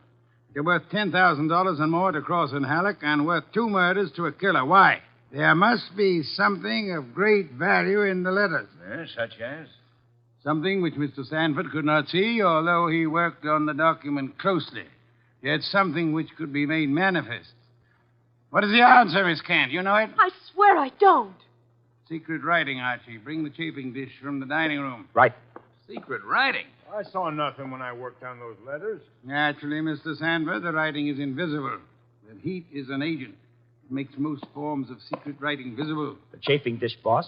Thank you, Archie. Place it before me and light it. Right. Now I open Miss Kent's purse. From it, you see, I withdraw these ancient letters which he took from her house after her father's murder. That's not true. Archie. That's enough, Gloria. That's enough. From now on, you just listen. We remove the letters from the envelope and toast them gently. The secret ink vintage 1851 will easily succumb to the agency of heat. Careful. Those envelopes will catch fire. Hey, they're caught. Don't be upset, Mr. Cross, Mr. Halleck. The envelopes! They'll burn safely in the dish. We can concentrate on the writing. Watch closely. I don't want to be accused of trickery. You fat fool. The envelopes are everything. Put them out, Sanford. Don't sit there. Put them out. Why, Mr. Halleck? Well, the stamps, the missionaries, are worth a fortune. The missionary. Of course. You know that. Mr. Cross knows. So does Mr. Sanford, right? Yeah. Cross Sanford knows, you old fool. Let me... Mr. Sanford is not alarmed. Why not, sir? I don't know what you're talking about. $50,000 or $100,000 is burning before your eyes, Mr. Sanford. Cross and Halleck are burning their fingers, putting out the flaming envelopes. And you sit there quite indifferently. Why? Well, You know the value of the missionary stamps on the letters you bought from Rodman. But you know these aren't the real letters. Isn't that it? Not the real letters? I told you I'm tough to crack, Wolf. You didn't fool me with those dummies. Dummies, how do you know? Mr. Cross didn't know. Mr. Halleck didn't know. How did you? Well, I'll tell you, sir. Only one man could know I was framing Miss Kent as a decoy. Only one man could know I prepared these dummy letters and pretended to take them from her purse. And that is the killer. The man who murdered her father and stole the map and letters this morning. You, sir, Mr. Sanford. Well, I'll be... Mr. Kramer, there's your killer. You'll find the missing map and letters on him or concealed in his home or office. You won't need the evidence anyway. Look at his face. He's self-confessed. Self-confessed like fun. He was booby-trapped.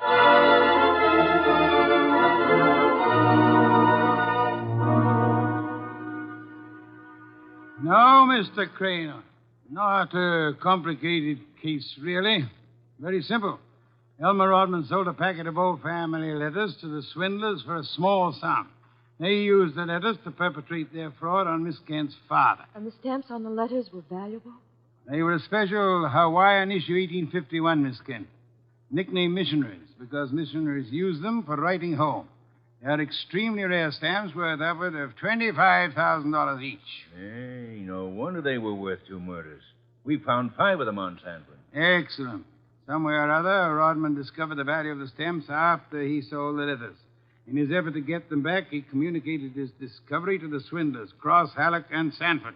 So that's why they refunded the money so fast. Precisely, in an effort to have the sale rescinded. Rodman sought out Kent and tried to convince him of the fraud. Alas, he would not listen to the truth, Mr. Kramer.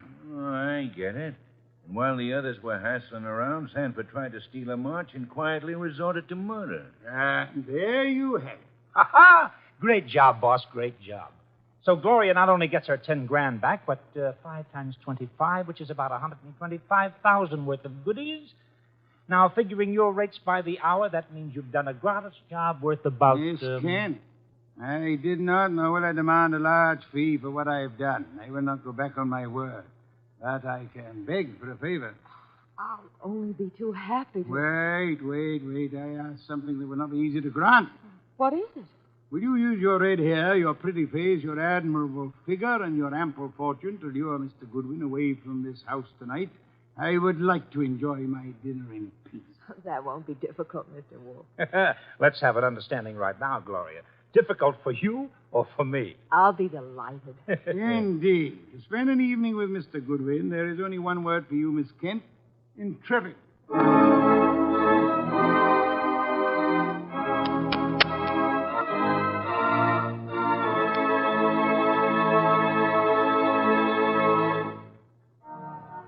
You have been listening to The New Adventures of Nero Wolfe, starring Sidney Greenstreet. Tonight's story by Alfred Bester was based on the famous characters created by Rex Stout, produced by Edwin Fadiman, and directed by J. Donald Wilson. In the cast were Wally Mayer as Archie Goodwin, and Gene Bates, Howard McNair, Jay Novello, Larry Dobkin, Bill Johnstone, and Herb Vigran.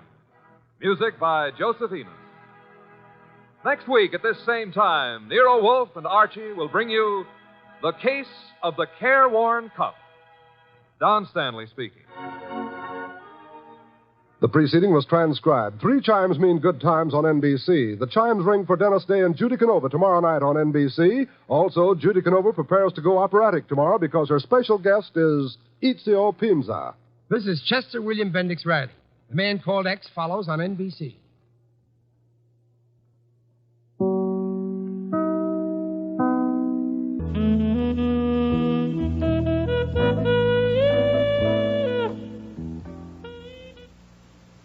This is CBC Stereo.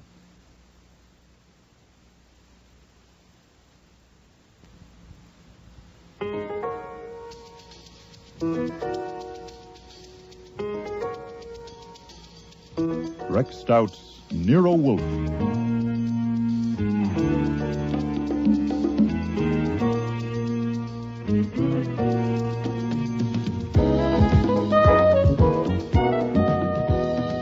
Starring Mavor Moore as Nero Wolfe and Don Franks as Archie Goodwin.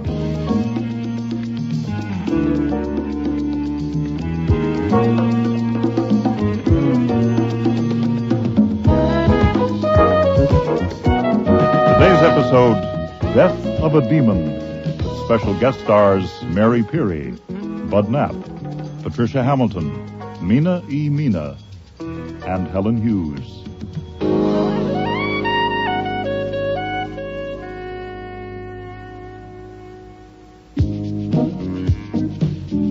When Mrs. Hazen arrived for her appointment with Nero Wolfe, she gave me a smile. Thank you for getting him to see me, Mr. Goodwin. It isn't often that a man gets a natural, friendly, straightforward smile from a young woman who has never seen him before, with no come-on, no catch, and no dare. So I was surprised and disappointed when she took a gun from her purse and walked to Wolfe's desk. That's the gun I'm not going to shoot my husband with. Mrs. Hazen, I am not impressed by histrionic. Oh, I'm not trying to impress you. I'm only telling you. That's what I came for, just to tell you. I thought it would be more definite, I guess, if I brought the gun and showed it to you. Just that? You wanted half an hour. Because I thought it would be better if I told you something about why. If you will regard it as confidential. With the reservation that if you tell me about a crime, I can't engage not to disclose it. I'm not a lawyer or a priest. That's all right. There hasn't been any crime, and there won't be. You know who my husband is, Barry Hazen, Public Relations? Mr. Goodwin has informed me. We were married 2 years ago, just after my father died. My father was an inventor, and Barry used to do some public relations work for him. That's how I met him. I thought I really was in love with him. I've tried to decide what was the real reason I married him. You don't need to know all that. You don't even need to know why I want to kill him. It's your half hour, madam. I don't hate him, but I think I despise him. I know I do. And he won't let me get a divorce. I tried to leave him. Well, I did leave him, but he made such a... There I go again. I don't need to tell you all that. As you please. It's not as I please, Mr. Wolfe. It's as I must. As you must, then. You know how there can be something in your mind, but you don't know it's there until all of a sudden there it is? Certainly. The subconscious is not a grave, it's a cistern. But we don't know what's in it. I didn't. One day a month ago, I went to his bedroom and saw that gun in his drawer, and all of a sudden, I was thinking how easy it would be to shoot him while he was in bed asleep. I said to myself, you idiot. You absolute idiot. And I didn't go near that drawer again, but the thought came back. It kept coming back. Mostly when I was trying to go to sleep. And it got worse. It got so that I was planning how to do it so I wouldn't get caught. I knew it was idiotic, but I couldn't stop. I could not. And then, just 2 nights ago, I got out of bed trembling all over and went to the shower and turned on the cold water and stood under it. I had found a plan that would work. I don't have to tell you what the plan was. As you please. As you must. It doesn't matter. I went back to bed, but I didn't sleep. I was afraid of what my mind might do. I'd found out I couldn't manage my mind. So yesterday afternoon, I decided I would fix it so my mind would have to quit. I would tell somebody all about it, and then the plan couldn't work. Telling a friend wouldn't do, and of course I couldn't tell the police. Then I thought of you. And here I am. That's all, except this. I want you to promise that if my husband is shot and killed, you will tell the police about my coming here and what I said. I see. There. That's it. If you promise to tell the police, I can't possibly do it. Will you promise? No, I advise you not to insist on a promise. I must know. Very well. You promise? Yes. Oh. Well then, is a check all right? Certainly. Some time of your half hour is left, Mrs. Hazen, if you've any use for it. No, thank you. That's really all I came for. Oh, Yes? I would love to see the orchids. I've read so much about them. Would it be possible, do you think? Just a quick look. Perhaps Mr. Goodwin could show me if you're too busy. It would be a pleasure. Mr. Goodwin doesn't owe you the time. I do. Come with me. You won't need your coat.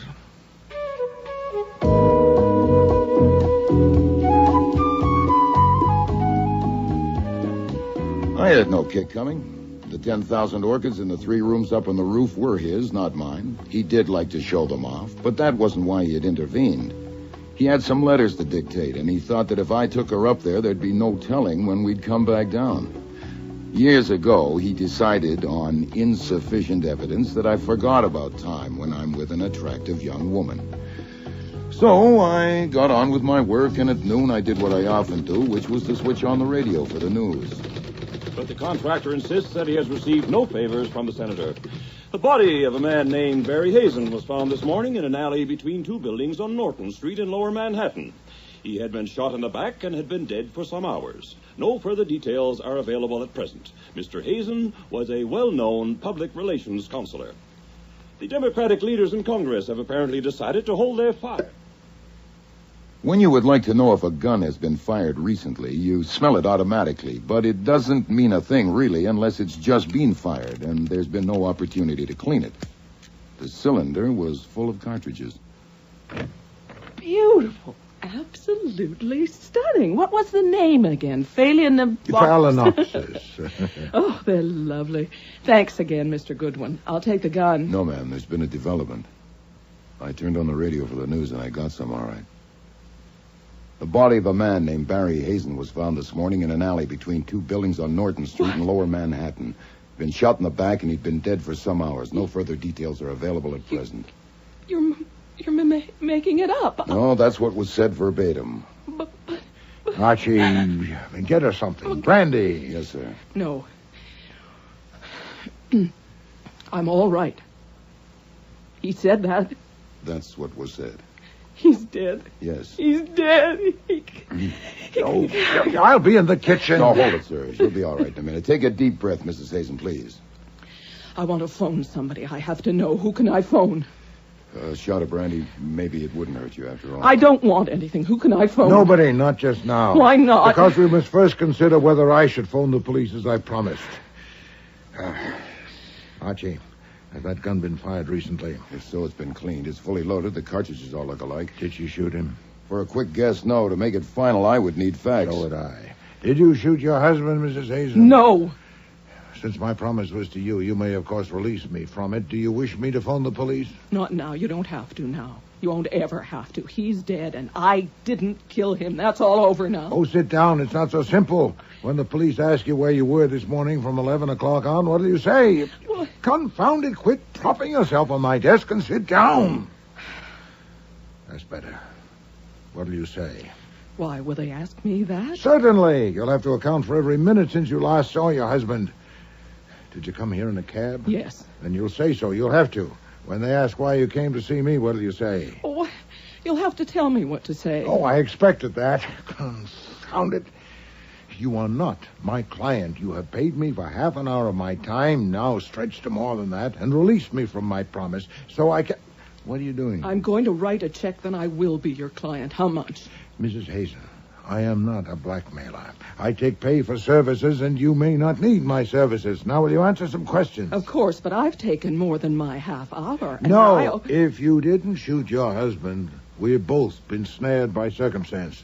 First, Instead of a question, a statement. You cannot take the gun. The gun stays here. But I have to put it back where I got it. No, I cannot let you take the gun. Now, when and where did you last see your husband? Last night at home. We had people for dinner. All right, details. How many people? Their names. They were clients of Barry's, important clients, all but one. Mrs. Victor Oliver, Ann Talbot, who's the wife of the banker, Jules Curry, an inventor. He used to work with my father. Ambrose Purtis, who's a shipping man. Theodore Weed, he's not a client. He works for Barry. 7, counting Barry and me. And when did these guests leave? I don't know exactly. Barry had told me he was going to discuss something with them, and I wouldn't be needed. And after the coffee I left, I went upstairs to my bedroom. Did you hear him when he went up to bed? No. What about this morning? He wasn't there. He rises early. The maid who... Oh. What? Nothing. Nothing that matters to you. I'm not liking myself, Mr. Wolfe. I said he rises early. But now I can say he rose early, and I wanted to sing it. I did. Oh, if you please, you'll have plenty of time for that. Now, about the maid. I'm sorry. The maid said he hadn't come for breakfast, and when she went up, his bed hadn't been slept in. He'd done that before, not very often, once or twice a month. What, without telling you where he was going? Yes. Do you know where he went last night? No, I have no idea. Were you continually in the house from the time you went to your bedroom last night until you left this morning? Yes. Would the maid have heard you if you'd gone out during the night? I don't think so. Her room is in the basement. And you are vulnerable. What time did you leave this morning? 5 minutes past 11. I wanted to be sure to get here on time. When did you take the gun from the drawer in your husband's room? Just before I left. I didn't decide to bring it until the last minute. How many people know that you despised your husband? Despise is your word, Mrs. Hazen. I don't think anyone does. I have never told anyone, not even my best friend. Hooey, your maid knows, for one. Is she not a dolt?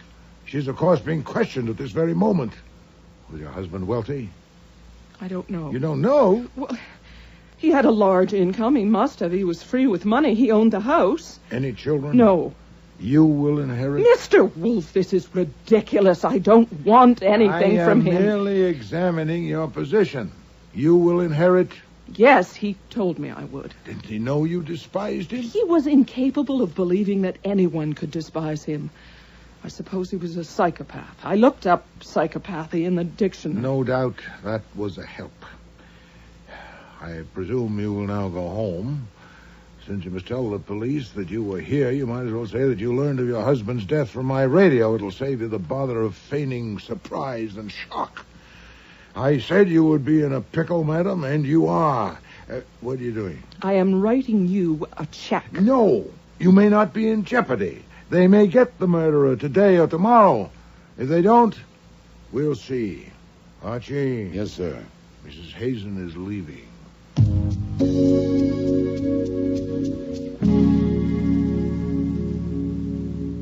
Archie, I do not intend to serve the convenience of a murderer. What ground do you have for your guess? You heard her stutter that I was making it up. Also, she went white, all white in 3 seconds. No one can do that. Very well. Call your friend Mr. Cohen at the Gazette and get details. He may not have any yet. Anything in particular? Whatever he has. But in particular, I want to know if the weapon has been found or a bullet.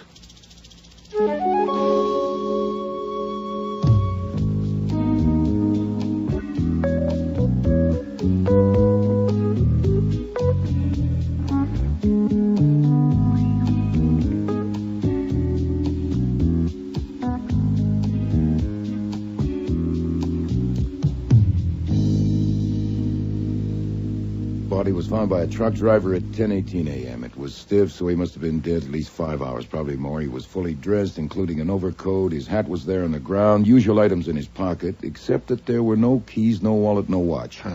His name was on some letters in his pocket, so the wallet wasn't taken to delay identification. He was shot once in the back. A rib stopped the bullet at 32. They have the bullet? Right, but no weapon. Will she report what she told me? No. That's why I put up with you. You could have answered with 50 words, and you did it with 1. I've often wondered. Now tell me why I put up with you. Oh, that's beyond conjecture. Huh. I want a bullet that's been fired from that gun on your desk, and we shouldn't wait until after lunch. You have 20 minutes. If your guess about Mrs. Hazen is correct, that gun is not evidence. If it is, you'll be tampering with it. Shall I do it? No. You might shoot your toe off. When will the police come? It'll probably be Kramer. Give him 2 hours.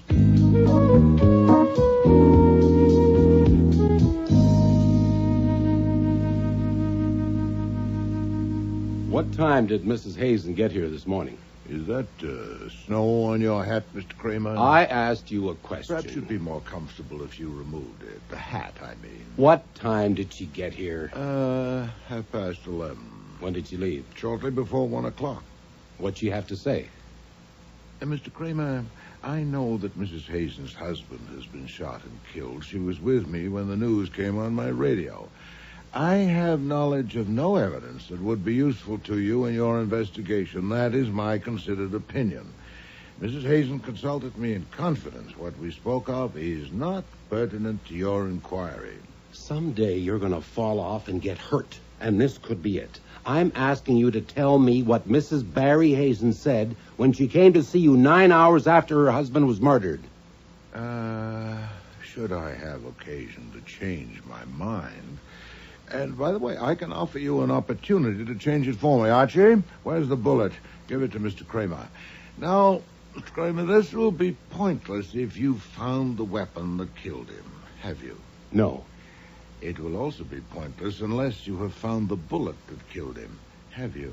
Yes. Then I suggest that you have your lab compare this bullet with that one. If you find that they were shot by the same gun, let me know at once, and I'll have some information for you. I would, of course, want to see the lab report certified. Where did you get this bullet? I'll tell you, or I won't, when I get your report.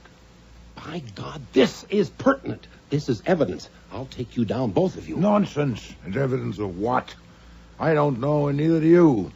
If it wasn't fired by the gun that killed Mr. Hazen, it's evidence of nothing. I'm not indulging in a prank, Mr. Kramer.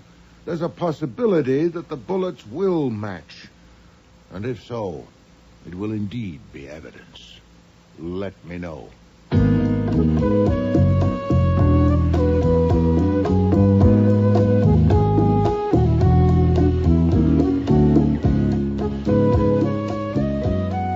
Kramer left at 3:20. Wolfe, of course, stuck to his usual routine from 4 to 6 upstairs with the orchids. But I spent the afternoon like a hen on hot bricks. It's a simple matter to do a bullet comparison. I expected to hear from Kramer by 4:30 or 5. I didn't. And it wasn't until after 6 o'clock that the doorbell rang. But to my surprise, it wasn't Kramer. Theodore Weed to see you, one of the dinner guests. The What one do that... you want? You. No. I've been pestered enough on a matter in which I have no interest. Tell him so, and don't I'm not going to pester you. I'm going to hire you. Sir, you not only intrude, you presume. Archie, show him out. All right. I started wrong. I'll try again. Mrs. Barry Hazen came to see you this morning and left a gun with you. Where is it? Intrusion, presumption, and now effrontery. I must insist... Damn it, I know she did. She told me so. She also wanted to hire you, but you wouldn't take her check, so I want to hire you. She's at the DA's office now. They're going to charge her with murder. Please, you got to let me hire you. Nero Wolfe's office. Archie Goodwin speaking. It's Lucy Hazen. May I speak to Nero Wolfe, please? It's urgent. One moment, please. The woman who brought the sausage this morning. Urgent. Oh. Yes, Mrs. Hazen? Yes, Mr. Wolfe, I'm about to be arrested. Where are you? At the DA's office. I don't know Say only what you must on the telephone. I'm in a booth with a door closed. Oh, boy, it's probably not only heard, but also recorded. All right, he said I could phone a lawyer, and I don't know any except my husband's, and I don't want him. Will you get one for me? Yes, I'll send one to you, and then you can decide whether to engage him. But I want to engage you, too. You said you would if I needed you. I said I would see. Oh. Very well, I'm engaged. One question. Have you disclosed any of your conversation with me, yes or no? No. Satisfactory. The lawyer's name is Nathaniel Parker. I'll get him there as soon as possible, but say nothing more to them until you speak to Mr. Parker. Mr. Weed, that was timely. That was Mrs. Hazen on the phone. She is now my client. And take my money. No, sir. But I want to help. I don't see why. You're not obliged to see, and I'm not obliged to explain. Why do you think Mrs. Hazen killed her husband? I don't. She didn't. If I'd taken your money, what were you going to ask me to do? I don't know exactly. I was going to consult you. I wanted to know what you did with the gun. Have the police got it? Mr. Weed, I am acting for her now, and you are the enemy, or one of them. What if you killed Mr. Hazen or know who did? My God, look, this is straight. You can cut off this arm if it will help her any. I have no use for your arm, but some information might be helpful. When did you last see Mr. Hazen? This morning at the morgue. I went there to identify him by request. Alive at his house last night. At what hour? Around 9:30. That's as close as I can come. And the circumstances? There were people there for dinner. Clients of Hazen's. After dinner, Hazen told Lucy that we were going to discuss a business matter, and she left. I left soon after that, and that was the last I saw of him alive, there with them. How did you spend the next 6 hours? I went home, to bed. You were associated with Mr. Hazen and his business? I was in his employ. In what capacity? Mostly I write stuff, handouts, plugs, the usual junk. Also, I was supposed to use my contacts. I was a newspaper man when Hazen hired me a little more than a year ago. Well, if they were going to discuss a business matter, why did you leave? Well, I wasn't needed or wanted. Then why were you there at all? Well, maybe I ought to give you a different answer than the one I gave the DA. The right answer. Even if it makes you think I killed him, which I didn't. If you did, Mr. Weed, you're doomed, no matter what answers you give. Hazen liked to have me in the same room with his wife because he knew how I felt about her. God only knows how he knew. I certainly tried not to show it, and I thought I did pretty well. And I'm sure she doesn't know, but he did. He was a remarkable man. Yeah. That's why I was invited to dinner last night. I don't think he expected to see me squirm. He didn't have to. He knew how I felt. He was a sadist. And a damned subtle one. And your feeling for her, was that returned? Certainly not. I was just a guy that worked for her husband. Rather a forlorn situation for you. Yeah, forlorn is right. Another thing you might want to know. I think there was something screwy about his business. Oh, in what way? Well, take the 4 people who were there last night. Why did Mrs. Oliver, an extremely wealthy widow, pay him $2,000 a month? She needs public relations like I need a hole in the head. And Mrs. Talbot, a banker's wife? Maybe her husband could use a PR expert, but why her? And Jules Coury. What can public relations do for an inventor? And Ambrose Piertis is the screwiest of all. He already uses one of the big PR operators, the Cadre Associates, but personally, he's paid Hazen more than $40,000 this past year. I'm not supposed to know this. I got curious and looked at the records one day. Did he have any other clients? About a dozen, but his total take was over $250,000 a year. Interesting. Mr. Weed, will you be available for further questioning, say, this evening? Well, sure, but why not now? I must arrange a lawyer for my client, Archie. Get Mr. Parker.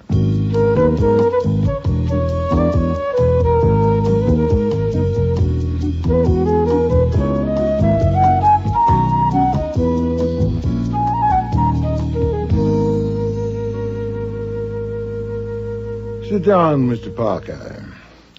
You've spoken to my client? I've just come from there. She's our client now. Ah. I stopped in instead of phoning because I have to deliver this at her request. The key to Mrs. Hazen's house and written authority from her to enter her house to get something. To get something? Yes, if you want to. An iron box and a chest of drawers in Hazen's bedroom. You remove the bottom drawer, pry up the board it slides on, and the box is underneath. She doesn't know what's in it. About a year ago, Hazen lifted the board and showed her the box. He told her if he died, she was to have it opened by a locksmith and burn the contents without looking at them. You'll be acting legally on her instructions through her attorney. I'll use my discretion. I'm sure you will. I'd like to be present when it's open, but I have an appointment. Shall I go there now? Will the police be there? I wouldn't think so. He wasn't shot there. Do I wear gloves? No, you have authority. Oh, I'm off then. Archie.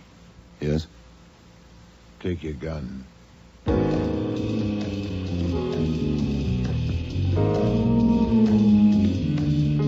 I stood across the street from the Hazen house, and I was glad I brought the gun. The house was dark except for a tiny sliver of light at the bottom edge of a window on the 3rd floor. A sliver you might leave if you weren't quite thorough enough when you arranged the drape. It It wouldn't be the maid. Her room was in the basement. And why only that one light at 9:30 at night? I crossed over, used the key, and entered the house with care. Very quietly, I climbed the stairs to the 3rd floor. Try under the bed. Got to be here someplace. I've done that. Let's look beyond the pictures. There may be a safe. A door at the front of the house was slightly ajar. And through it I could see part of the bed, drapes over a window, and the back of a woman's head. She was sitting in a chair, facing away from me. There's no sense in this. There certainly isn't, Mr. Corey. I don't think it's here. It could be in Lucy's room. That would be like him. All right, let's try it. Look! In the doorway. Don't anyone move. This gun is loaded. Who are you? Billy the Kid. Now back up, please. Stand against the wall. I see the ladies' purses are on the bed with the gentlemen. Please throw their wallets there, too. Carefully, please. I'd hate to have to use this gun. You wouldn't dare shoot. Oh, I assure you I would. Then I should warn you. I'll aim for the shoulder or the leg, but I'm not a very good shot. Are you a burglar? No, ma'am. Then what do you want? I want you to tell me who you are and what you're doing here. But you have taken our wallets. Yes, sir, so I can check your identity as you tell me, just to make sure. Now, let's start with you, shall we? My name is Jules Horry. Is it important why we are here? Okay, the ID checks you, ma'am. Mrs. Victor Oliver, as you can see. Are you from the police? No, are you worried? You, sir, I've seen your picture in the papers on the business pages. I'm Ambrose Purtis. What is the point of this? In time. That leaves just you, ma'am, and it's an easy guess, Mrs. Talbot, I presume. Yes, I'm Ann Talbot. All right, now that I know all your names, it's only fair that you should know mine, Archie Goodwin. I work for a man you may have heard of, Nero Wolfe, the private detective. He's been hired by Mrs. Barry Hazen. I have the key to the house and her written authority to enter. So why are you here? No? How'd you get in? Who has the key? Oh, okay then. Okay, we do it the hard way. You will take off your clothes and pile them on the floor, including your shoes and socks or stockings, but I think not your underwear. I'll think about that one. I most certainly will not. Well, just pretend you're at the beach or a pool. Would you want me to have to peel you? Don't think I wouldn't. Let's start with the gloves. I want them too. Is this necessary? Is it so important how we got in? Yes. There were no keys in Hazen's pockets. We don't have a key. The maid let us in. She has gone out, but when she comes back, you can ask her. She'll deny it. You see, I paid her to let us in and to go away for the evening. Yeah, I think I believe you, Mr. Corey. In any case, that can be checked. Hold it a minute. I'll have to call him. Now, wait a minute. I have something to say. Yeah? Are you calling the police? No, come on, say it fast. You swear you're not a policeman? No, I told you who I am. He's Archie Goodwin. I've seen him at the Flamingo. And a private detective? Right. Then you do things for money. We will pay you $50,000 if you will leave this house and forget that you've been here. Half of it in cash tomorrow morning, and the other half later. We'll give you a satisfactory guarantee, perhaps something in writing. How much later? Well, that's hard to say. It's delicate. We would need to be sure of your forgetting until certain difficulties have ended. Yeah, it's pretty vague. All right, you can collect your wallets and bags. No funny moves. Now, look here. I'm not calling the police, Mr. Purtis. I'm calling Nero Wolfe. Yes? It's me. Could we use 50 grand? In the box? No, I haven't got to that yet. I'm in Hazen's bedroom. There are 4 people with me, the 4 that came to dinner last night. They were in this room looking for something. They hadn't found it. Purtis just offered me 50 grand to go away and forget I was here. I'll split it with you. He'd probably double it. Are you intact? Sure, I'm just calling to let you know to expect us all in about half an hour. We will double it.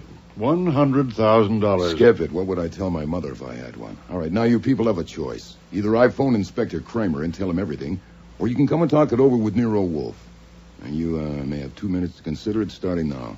Listen, Mr. Goodwin, we were looking for something that belongs to us. We're not thieves. We're respectable I'm not citizens. sorry, don't waste it on me. I just run the errands. It's either Nero Wolfe or the police. If you pick Nero Wolfe, go downstairs and get 2 taxis. You will get in one of the taxis and wait till I come down and get in the other one. I'll be down in a couple of minutes. Oh, there's one complication. If any of you split, I'll phone the police immediately. I would rather not, but I'd have to. Well? Do we have any alternative? Let's go.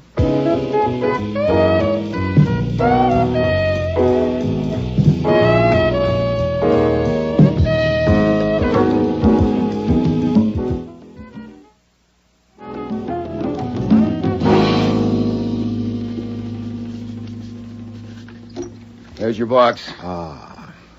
You haven't opened it? No, sir. Save that for you.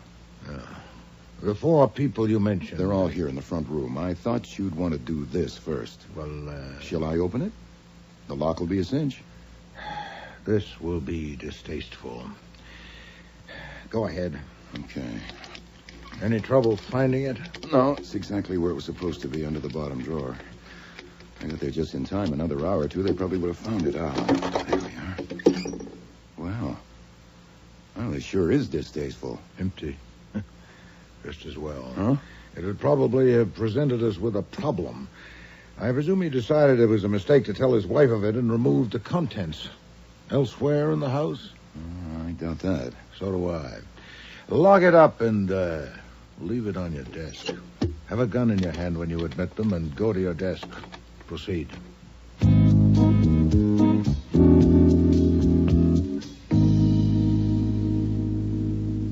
If you would all sit down, please.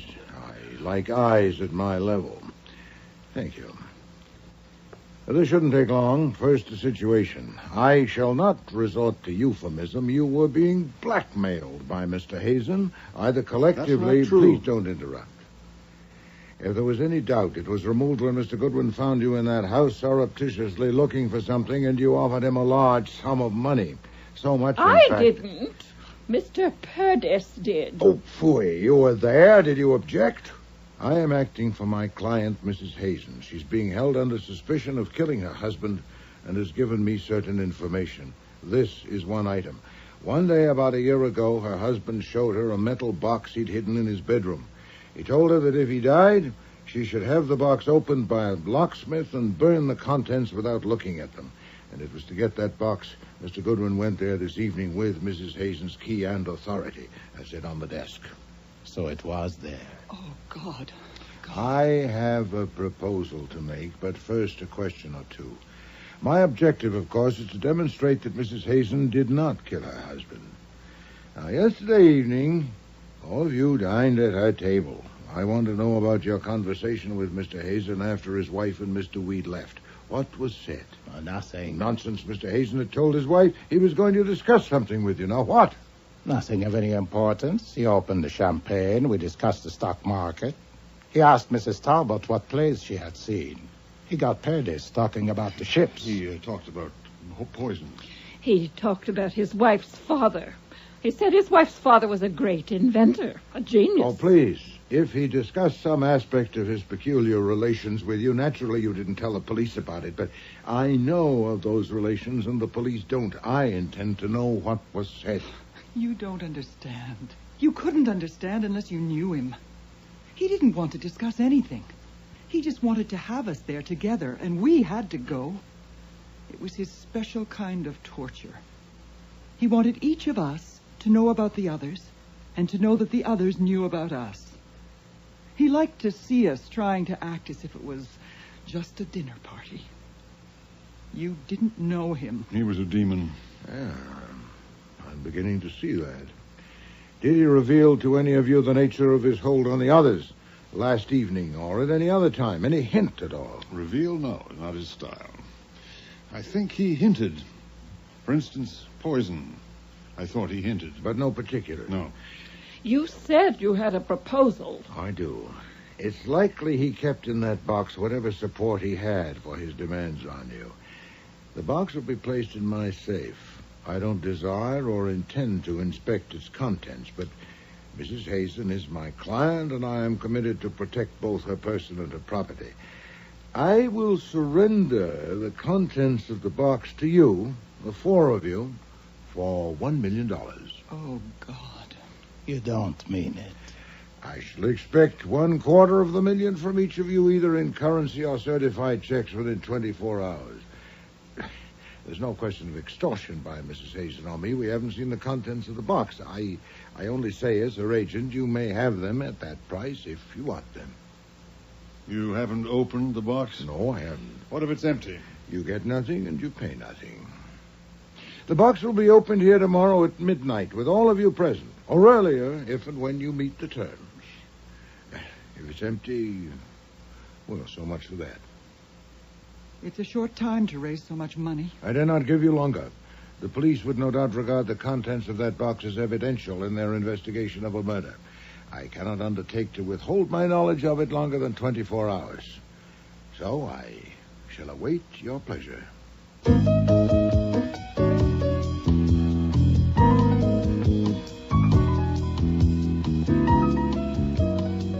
When I undressed for bed that night, I made assorted tries at deciding what Wolfe was up to and what was next on his program, and didn't like any of them.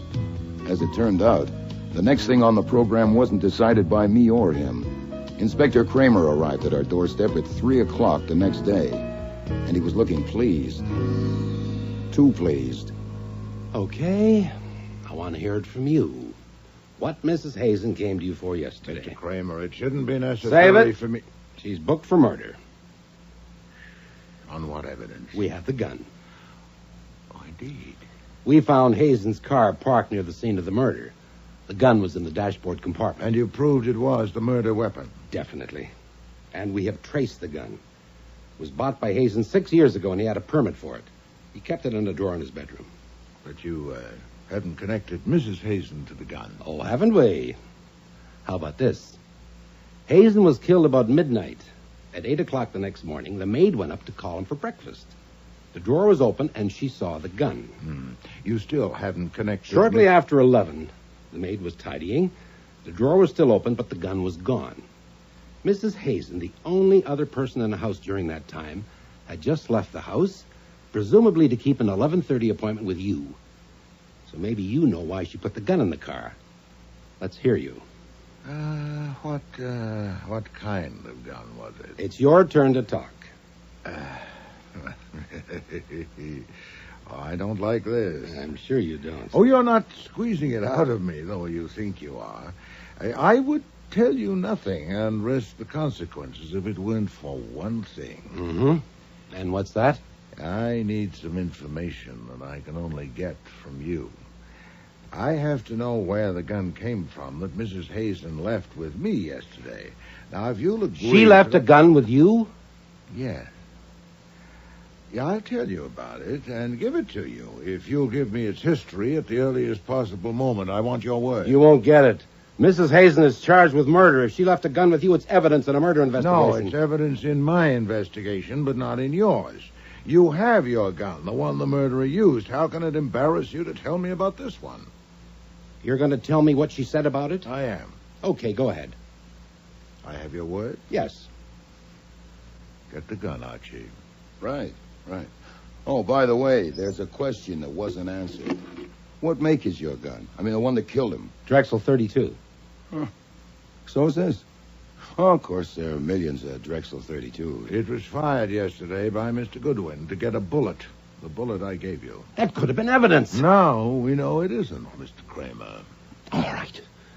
Let's hear it. First from you, and then Goodwin comes down to the station for a detailed statement. Very well. I don't get it. I have never known you to take a murderer for a client. Whether it's just your goddamn luck or what, I don't know, but you haven't. Why did you take her? Oh, I asked Mr. Goodwin's opinion, and he said she was innocent.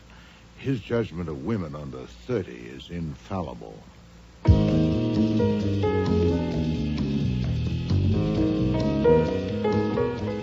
This is Nero Wolfe. Me, in a phone booth at the DA's office, and it may be tapped, as you know. They should be finished with me in another hour or so. I thought I should tell you. They were curious about guns, and then a phone call came and they weren't. I already know. Mr. Kramer phoned me. The gun we gave him was traced without difficulty. It was purchased by Mrs. Hazen's father, Titus Postel, and he committed suicide with it 2 years ago. Wow. So presumably it was in our client's possession. Not yet established, but we should know soon. Meanwhile, I've gotten Saul and given him an errand. I need you. Come home at once. They haven't released me yet. They will now. I've made a deal with Mr. Kramer. What deal? Not now. Mrs. Oliver and Mr. Purtis are already in the front room. Mr. Corey will arrive any moment, and Mrs. Talbot hopes she'll be here by 10 o'clock. It's nearly that now. So the charade is on. Of course. And it should be very interesting. Hurry home, Archie.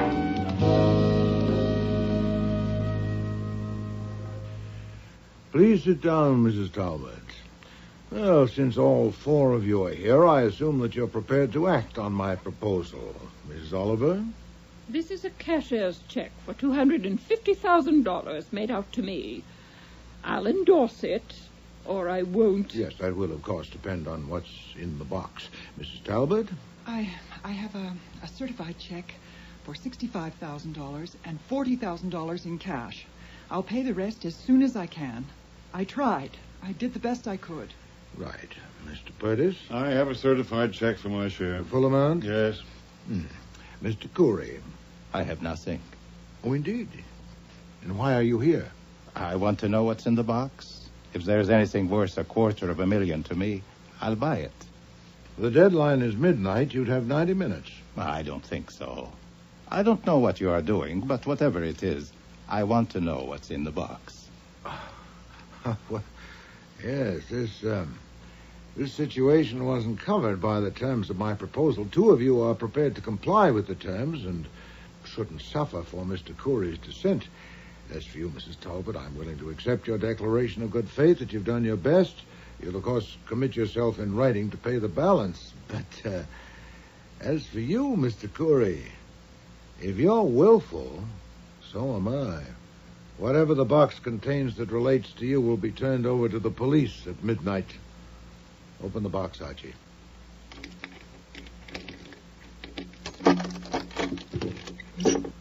It's empty. Empty? Damn you. You've got it. You had a key. Use your head, Perdis. He didn't know it was empty. Now, why would Well, he? you're wrong. I did know it was empty. I knew it last night when I made my proposal. You knew? I made the proposal not out of caprice to plague you, but for a purpose. And that purpose has been served. Who are you calling? I'm calling my man in the kitchen. Fritz, Inspector Kramer's there. He's arrived. The police. Let me speak You've to him. called the police? You have the gun, Archie. Stand at the door. No one is to leave. Mr. Kramer, the situation has developed as I expected. You may bring Mrs. Hazen in now. No, I will not. As I told you before, her presence is essential. Yes, I am prepared to name a substitute, yes. Damn you. You told the police this was all a game. No, are you a dunce? Would I contrive such a hocus-pocus just to pass the time? Confound it, sit down. I'm going. No one is going. Mr. Goodwin wouldn't shoot you, but he wouldn't have to, would he? Sit down. I asked you if you'd opened the box. And I said no, I had not. That was necessary. In fact, it was Mr. Goodwin who had opened the box, and it was empty. I don't believe that. It's a trick. I did concoct a trick, but it's a fact that the box was empty. That's what you have a right to know. Well, 3 of you. I don't believe the box was empty. I think you're lying. I don't. Why would he?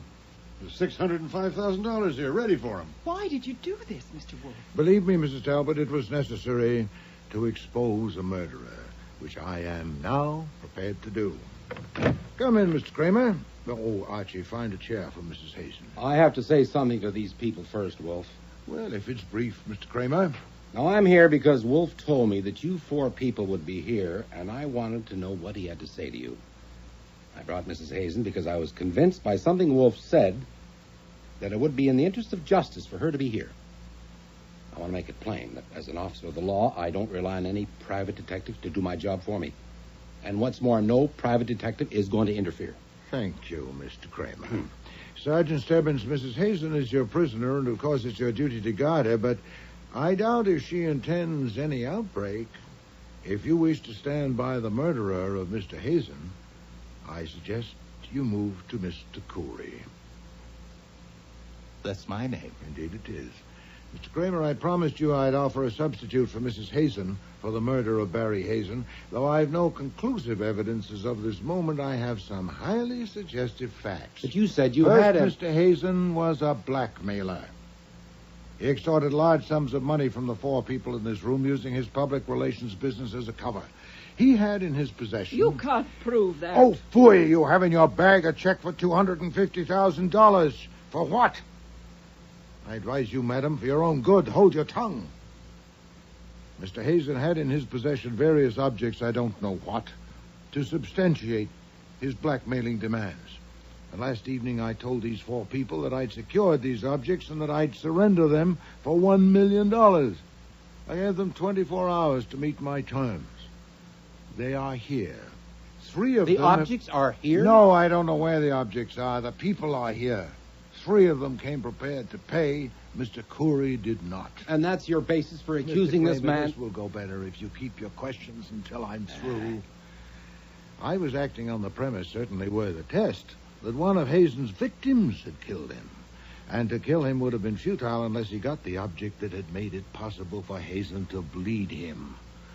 Now, this evening, 3 people came prepared to buy those objects from me, not Mr. Khoury. He knew I'd nothing to support my threat. Even when I told him that the objects pertaining to him would be given to the police in 90 minutes, he was unmoved. Mr. Khoury, do you want to comment? No. This is fascinating. I thought I had decided not to bring my share of the money because I didn't believe he had anything that threatened anybody. Get back to facts, Wolfe. Well, for a fact, I submit the conversation at the gathering Monday evening after Mrs. Hazen and Mr. Weed left. Of course, you and your staff have it in detail, but you didn't know that Hazen was a blackmailer, did you? And that he not only bled his prey, he was pleased to torment them. In that conversation, he introduced topics that obviously referred to the pinch he had them in. For instance, poison. I don't know which of those present that touched. I'm not concerned. But one of his topics pointed clearly at Mr. Khoury. Mrs. Oliver, can you tell me again what he said about Mrs. Hazen's father? Well, he said her father was a great genius, an inventor. Yes, Mrs. Hazen's father, Titus Postel, had been associated with Mr. Khoury.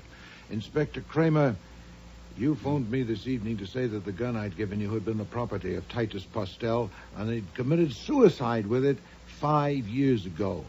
And soon after that, on the telephone, Mr. Khoury informed me he'd be present this evening, but was declining my proposal. Yes, Mr. Khoury? Nothing. Now, the guns. When Mr. Khoury went to that grotesque dinner party Monday evening, he had Mr. Postel's gun with him. You can prove he had it. Certainly not. At the moment, I'm telling you what happened, not what I can prove. During the evening, he found or made an opportunity to go to Mr. Hazen's bedroom, probably on a pretext of using the washroom. He did. I remember that Thank you, Mrs. Oliver, but later, if you please. Mr. Khoury then switched the guns in Mr. Hazen's drawer with a double purpose. First, so that Hazen would find a gun there if he looked for it. Second, to implicate Mrs. Hazen. He intended to leave Hazen's gun in the car after he killed Hazen. The police would, of course, learn that it had been Hazen's, kept in that drawer, and when they found the other gun there, they'd naturally assume that she'd put it there in a witless effort to mislead them, which is what happened. Is it not, Mr. Kramer? You're telling this. Go on. Mrs. Hazen, the gun that had belonged to your father, was it in your possession? No, I don't think... When did you see it last? I don't understand. When they told me the gun I brought you was the one my father shot himself with, I thought they were lying. I don't understand. No wonder. Neither do the police. Did you ever have that gun, your father's? I had it for a while. They gave it to me after he died. I kept it with some of his things, but it disappeared. How long after his death did it disappear? I don't know. It was about a year later that I noticed it was gone. Had you any idea who took it? I don't know, but I thought perhaps Mrs. Khoury had. I didn't ask her. She thought I shouldn't keep it because it only reminded me. Is it true that my husband was a blackmailer? Yes. My God. A husband who was a blackmailer. A father. Oh, I can relieve your mind about that anyway, about your father. He didn't commit suicide. He was murdered by Mr. Khoury. Another one.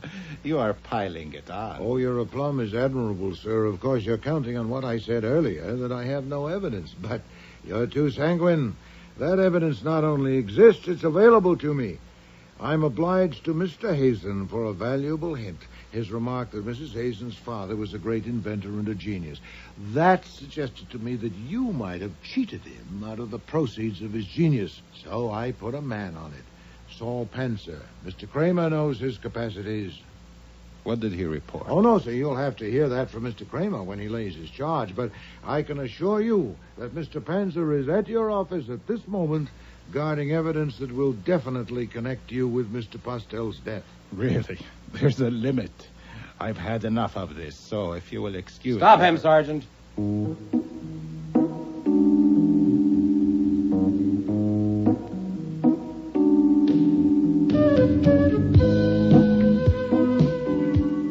I'll have to leave it with two loose ends. First, the object or objects that Hazen had collected were never found, unless they were found by Mrs. Oliver, Mrs. Talbot, or Purtis, so we'll never know. Second, the fee that Wolfe had certainly earned. Lucy refused to take any of Hazen's leavings. She wouldn't even take the house. But there is a chance that she'll get a chunk of Corey's pile eventually on account of the evidence Saul dug up that Corey had stolen a couple of Titus Postel's inventions, but Corey, who is now locked up while his lawyers hop around from court to court, has admitted nothing, and neither has his wife. So Wolfe hasn't collected a fee yet. As for a third point you might be curious about, whether Lucy and Theodore Weed have found out how they feel about each other, you can have one guess. If you need more than one, what do you suppose makes the world go round?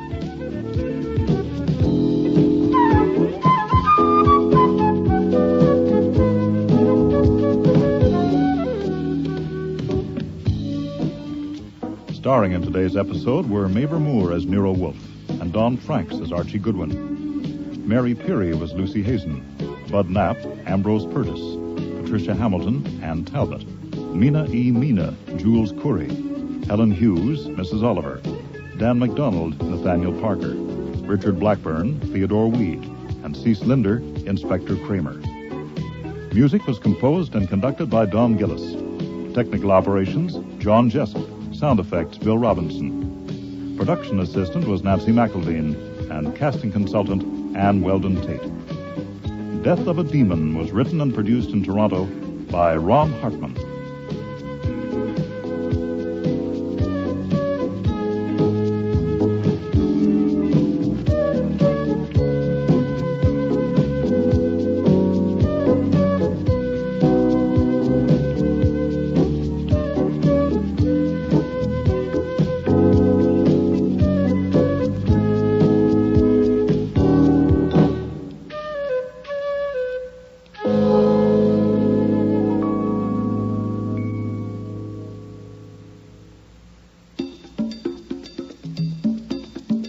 Next week, Nero and Archie become involved in the world of high fashion.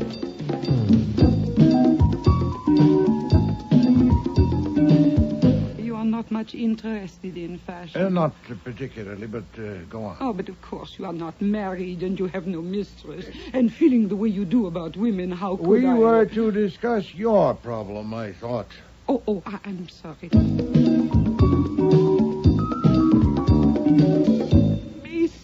Bianca-Wurst, hold the line, please. All right. Thank you. Get on the other line, Archie. Check. Hello, this is Nero Wolfe. Are you Miss Voss? Yes? What do you want? If my name is unknown to you, I should explain. I know your name. What do you want? I want to invite you to call on me at my office. I've been asked to discuss certain matters with you. Who asked you? Well, I'm not at liberty to say. I'll tell... What matters? If you'll let me finish. The matters are personal and confidential. That's all I can say on the telephone. I'm sure you understand. I know your name, yes. You are scum in your stinking sewer. A slimy little ego in your big gob of fat. Oh. And you dare... Oh! Hello? Hello? Hello, Miss Voss. Are you all right? Miss Voss. There's nothing. That's interesting.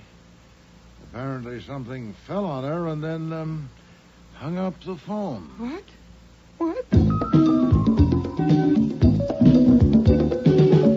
You and your gorgeous words just like your orchids.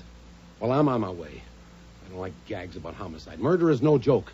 But I want to tell you, Mr. Wolfe, Bianca Voss had you wrong. What was it she called you? Scum in a stinking sewer. Yeah. Well, obviously she doesn't know you. Orchids don't smell. You know, Archie, I'm beginning to think this joke may be on me. Next week, Murder is No Joke, with guest stars Joy Coghill, Vivian Reese, Nonnie Griffin, Richard Monette, and Murray Westgate.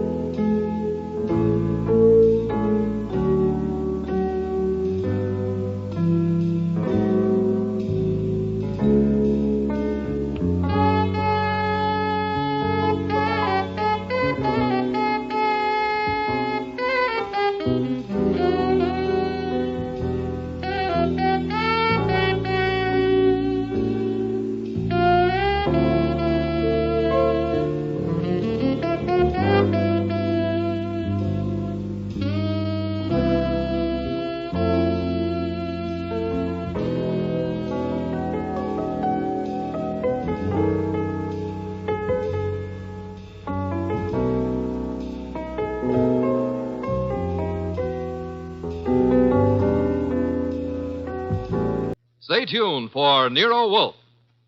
This Sunday marks the premiere of The Big Show on NBC. Not just any big show, it's The Big Show. NBC's hour and a half of comedy, music, and drama. The best of each. The Big Show will be heard every Sunday afternoon over most of these stations, with Tallulah Bankhead as Mistress of Ceremonies. Your stars for this Sunday's broadcast include Jimmy Durante, Fred Allen, Ethel Merman, Frankie Lane, Mindy Carson, Meredith Wilson, Danny Thomas, and hosts of others. All this and Tallulah, too. No wonder it's The Big Show. My boss is the smartest and the stubbornest, the fattest and the laziest, the cleverest and the craziest, the most extravagant detective in the world, Nero Wolfe.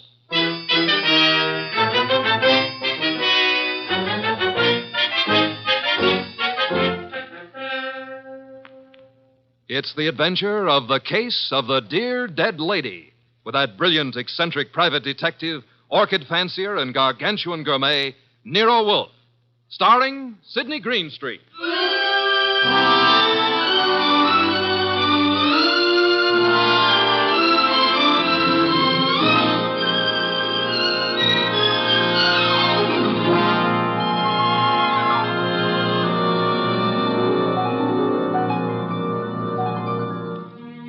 Nero Wolfe had just come downstairs, having tended to his precious orchids. He was, as usual, seated in the library, which served as the office. He had just dialed a phone number, and, with his eyes closed, was leaning back in his specially built chair, which was big enough for two, but not two of him.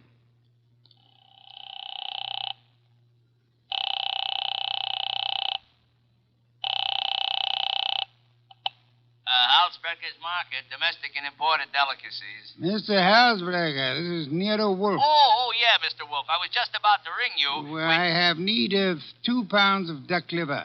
I do not, of course, refer to the commercialized Strasbourg pate. Well, I appreciate the order, Mr. Wolfe, but... Next, my cook Fritz informs me that we require 3 fine fat geese. Look, Mr. Wolfe, There's a little matter of an unpaid You bill. might add 12 cases of beer, a bushel of Vermont apples, green for stuffing, and a gallon of Marquesa Patricia Roman oil. Mr. Wolfe. In addition, Fritz has listed 6 dozen eggs, 4 braces of Sussex woodcock, and a few pounds of Westphalian ham. You have all that? Well, I can get it, Mr. Wolfe, but my bookkeeper... Thanks very much, Mr. Halsbracker. That will be all.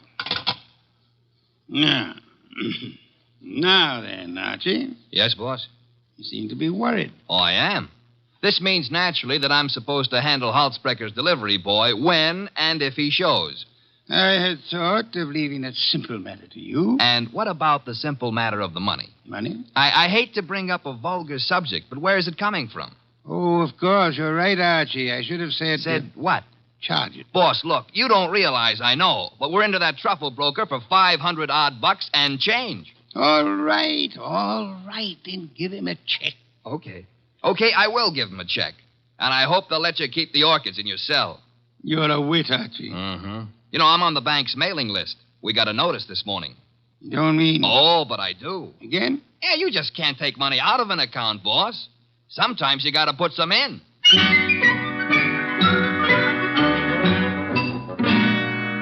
This is the only way to deal with the man I work for, and if I hadn't thrown him that scare, he wouldn't have been willing to listen when the door buzzer rang, and a prosperous-looking young guy in the kind of clothes that don't grow on trees came in and stood in front of the boss's chair, fiddling with the brim of his pork pie. My name is Oliphant, Mr. Wolfe. Oliphant? Yes, sir, Oliphant. I am the spiritual leader and guiding head of a small religious group known as the Seekers of the Inner Power. I see. Also a man addicted to marrying neither wisely nor well, but often. You read the papers? I do. Mr. Wolfe, I am as aware of my sin-ridden past as anyone else is. The point is that I'm no longer that kind of man. Even a person such as I can see the light in time. Good. Might I ask why you've come to see me, Mr. Oliphant? I need your help, Mr. Wolfe. Concerning? A certain young lady with whom I'm deeply in love. Oh, I beg you not to confuse the present emotion with any of my earlier escapades. What I feel for Miss Dana is the pure and righteous glow of an upright seeker of the inner power. I promise to look on you as thoroughly redeemed, Mr. Oliphant. Proceed. Oh, by the way, do I recognize the name of your young lady as a Park Avenue socialite, an amateur swimming champion? Yes. But she's sweet, wonderful, beautiful. I've asked her to marry me, and she's given me some hope. In time, I fully expect to make her my wife. Well, then where's the problem? The problem is the presence of another man in her life. I'm sorry, sir. I'm a detective, not a matchmaker. This isn't a question of making a match, Mr. Wolfe.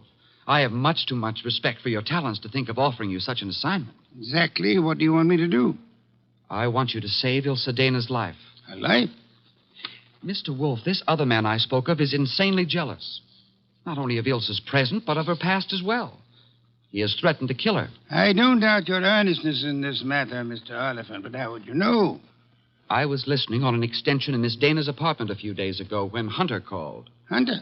Yes, sir, Jack Hunter. Known as Jack the Babe Hunter. Wait a minute. I know that canvasback. Huh? Sure, he's a coffee and cake prelim waltzer. Oh, he's not. He's a boxer. Archie is being fancy. Overlook it, Mr. Oliphant.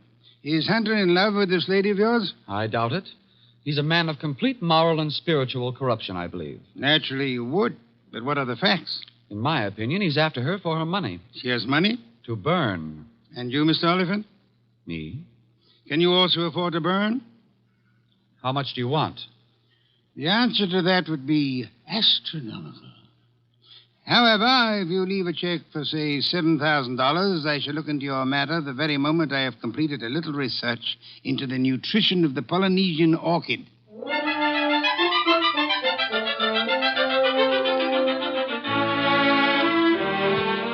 Oliphant's check gave our bank account a slight blood transfusion.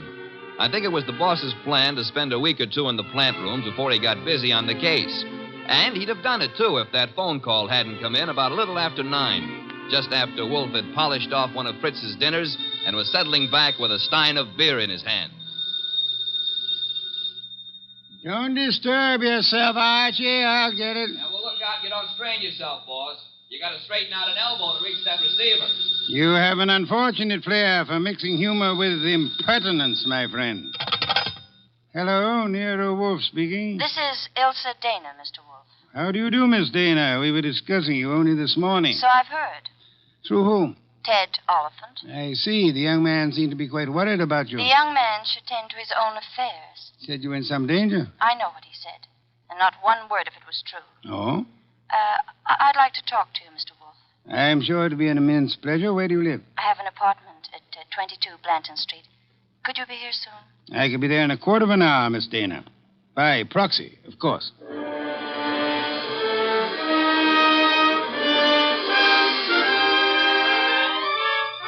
The proxy, naturally, was yours truly.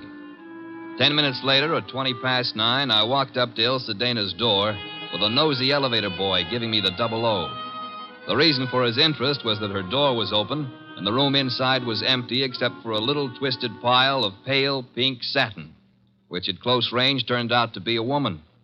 Which woman turned out to be Ilsa Dana. And Ilsa Dana was dead.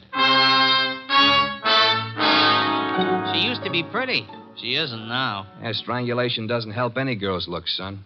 Make anything of it? Well, the position of her body and the bloodstains on her pointed fingernails tells me that she put up a tough struggle before somebody succeeded in smothering with a pillow from the sofa over there. Yeah, that figures. When did it happen, I wonder? Yeah, the last 15 minutes, I'd guess. Say, who's been up in the elevator this evening? Nobody for her. Well, somebody came up. Well, who says not? They could have used the stairs, you know. Yeah.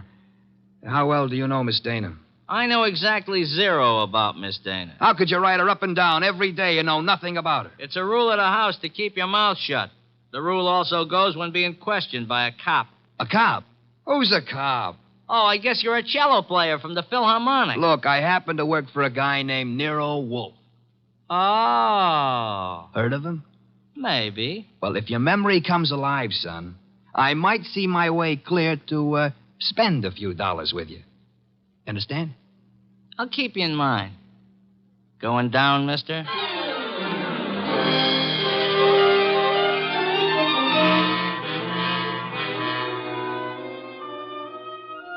I spent time trying to get sense out of the superintendent and a set of chambermaids, but they were as quiet as a ballpark on Christmas Eve. Then I called the cops and told them about Oliphant and Hunter. By the time I got home, the house was dark and Nero Wolfe was sleeping. Next morning, I gave him the details while he drank 3 bottles of beer. When I finished, he sat for a long time and then started another bottle. The prize fighter. What about the prize fighter, Archie? Hunter?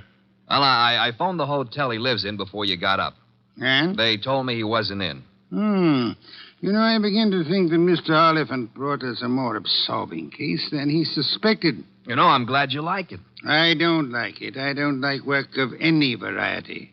But this thing has its points. Well, what do we do next? Next, we investigate my client. What? Merely because the reformed playboy employs a detective doesn't exempt him from suspicion, Archie. Oh, now who's that? I'm afraid we have no choice but to open the door and see. My name is Young. Barstow Young. It's nice meeting you, Mr. Young. What do you want? I want to see Nero Wolfe. About? About a certain young lady with whom I am deeply in love. What? Will you repeat that? I want to see Mr. Wolfe about a certain young lady with whom I am deeply in love.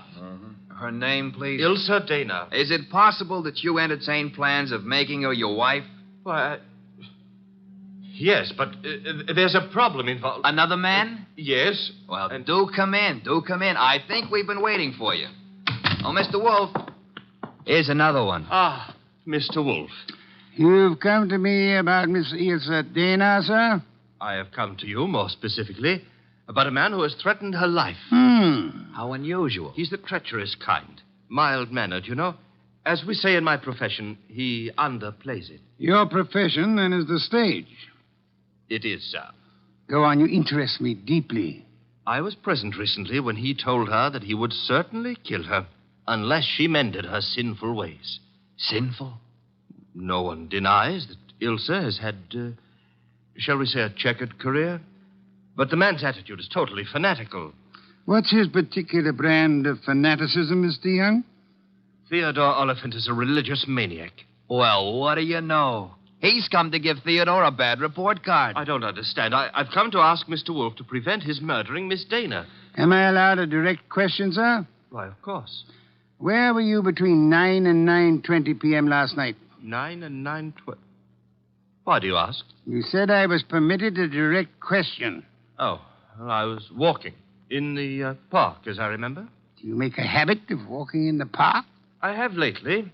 I'm preparing for an important role in a forthcoming production. What's so important about last night? From your point of view, a great deal, sir. Well, what do you mean? Last night, Miss Ilse Dana was murdered. What?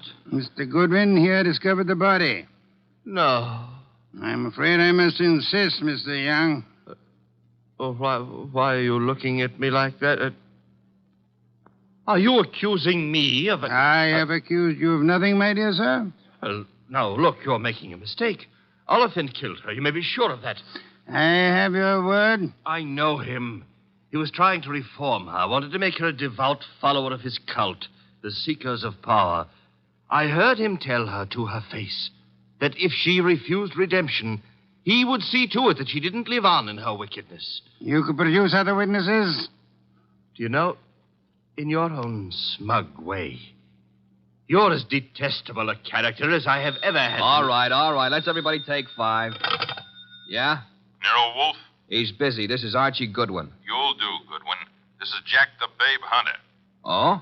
How are you? Great.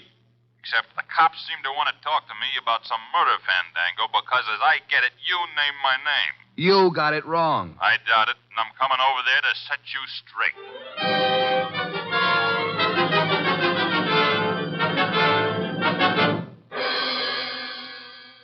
Why'd you ring me in on this mess, Wolf? You knew the girl pretty well. Me and how many more? Besides, what time was she murdered? Last night between 9 and 9:20. I see. So if you would inform the police where you were at the time, that should be that. Yeah.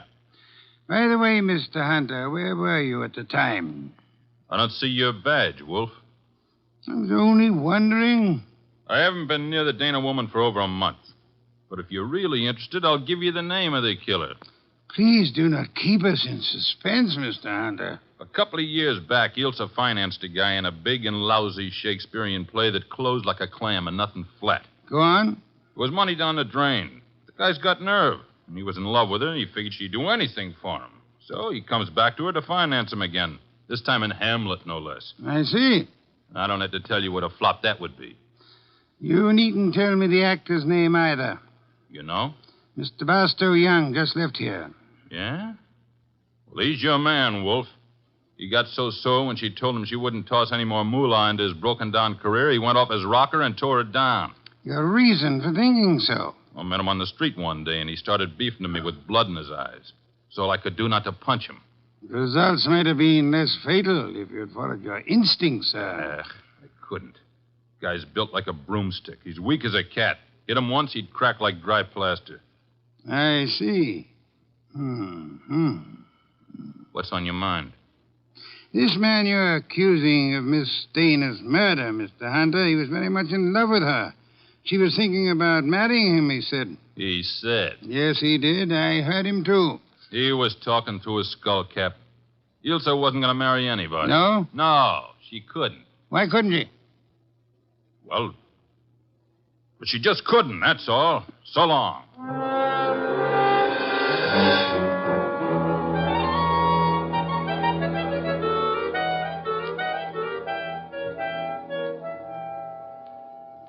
Well, now we got a perfect circle with everybody pointing at everybody else and nobody able to prove a thing.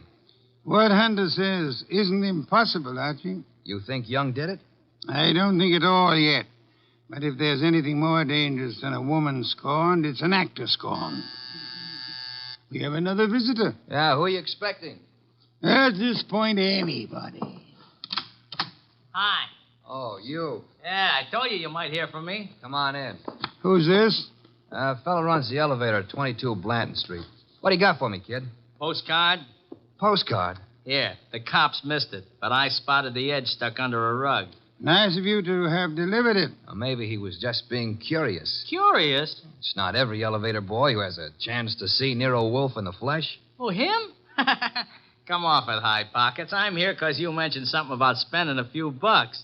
Oh. I wouldn't cross the street to see the best gumshoe that ever breathed. Look, gumshoes don't breathe, and how would you like a sock in Archie, pay him and let him go. Yeah, pay me and let me go. Sure, Mr. Wolf.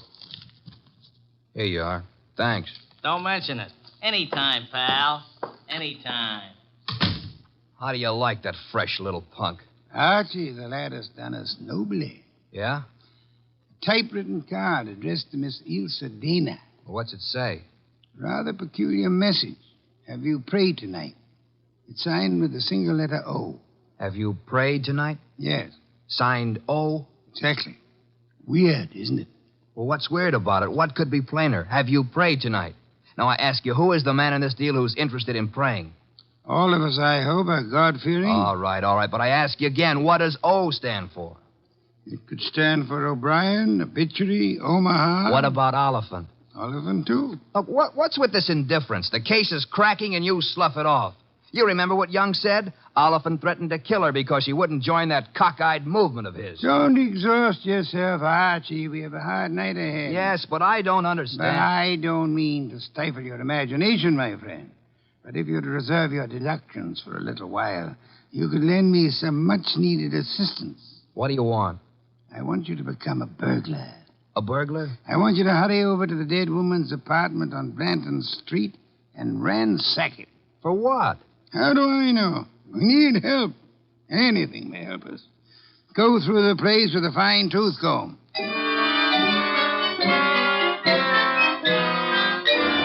I tore the late Miss Dana's apartment to shreds, but I saw nothing.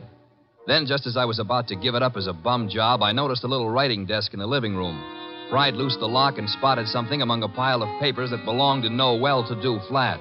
It was a pawn ticket, lot 8N046, and the address was a pawn shop around the corner on 6th Avenue. It wasn't more than 90 seconds later that I walked into the joint and tossed the ticket across the counter.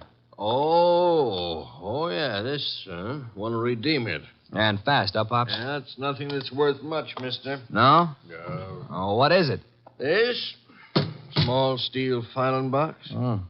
Anything in it? I don't know. Come to me locked, never been able to get it open.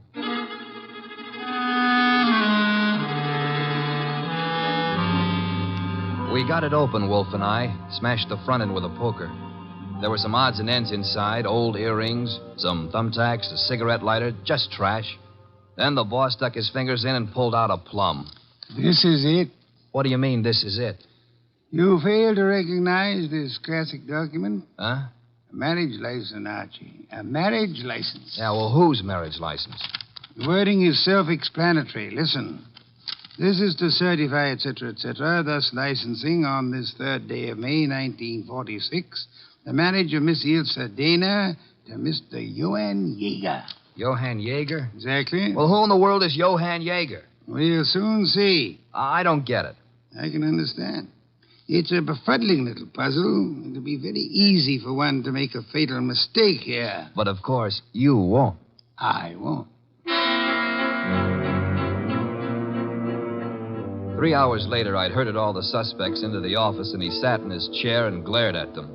Oliphant, Young, and Hunter. It was tense and tight, and the boss let it stay that way, saying not a word to anybody while he calmly sipped his beer. It was Oliphant who cracked first. I didn't kill Ilsa. I couldn't have. Jealousy is a very compelling motive, Mr. Oliphant. And you came to me, remember, complaining that there was another man in Ilse Dana's life? Whatever I complained about, and jealous as I was, I didn't kill her as the sacred power is my holy judge. Being unacquainted with your sacred power, I'd have to ask you for a better authority. Sacred power. Oh, it simply wouldn't have been possible for me to have done it. Why not? Yeah, why not? Because I was at Mickey's Night Owl Club last night from 7 until 4 a.m. Contemplating the sacred power, no doubt. That can be proved, Mr. Oliphant? Let me call now. Let the head waiter tell you. Will you take your embarrassment as an indication that you're telling the truth? Hey, wait a minute. You can't let him off like that. Don't be bothersome, Archie. Yeah, but we got that card he wrote, the one about have you prayed tonight, signed with his initial. He didn't write that card, Archie. Now, look. And the O is not his initial, is it, Mr. Barstow Young? I'm afraid I don't understand. On the contrary, I am afraid you do. But for the record, I'll explain. Oh, Archie. Yes, boss? Hand Mr. Young that large red volume off the shelf behind Mr. Hunter's head. This one? That one, thank you. Now then, Mr. Young, you will favor me by opening the volume to page 1133. But why? Open it, sir. Good. You will now count 6 lines down from the top and read what you see.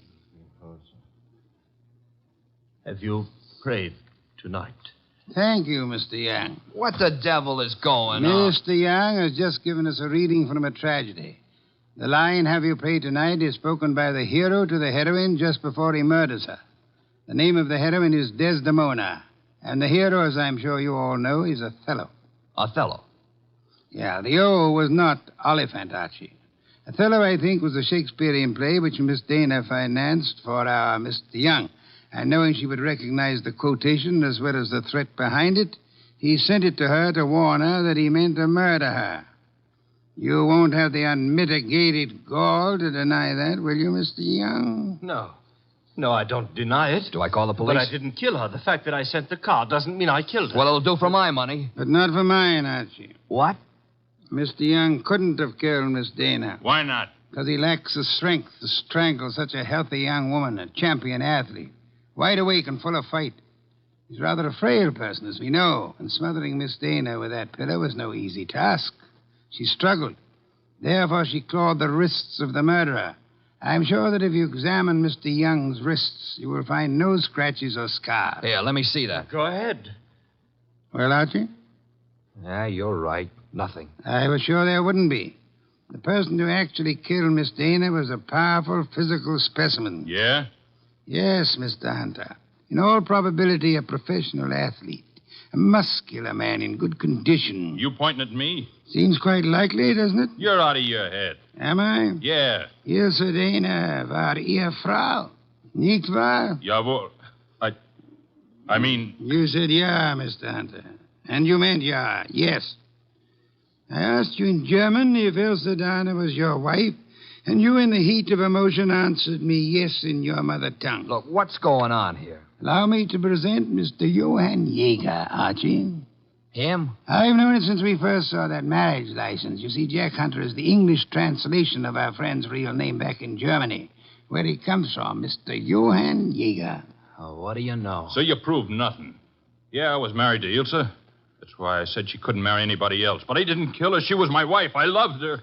Oliphant told us you were insanely jealous of her. What if he did? You know better. Do we? Sure you do. Ilse told you herself over the phone that every word Oliphant said was a lie. Interesting. What is? How you could possibly know what Ilse Dana told me over the phone.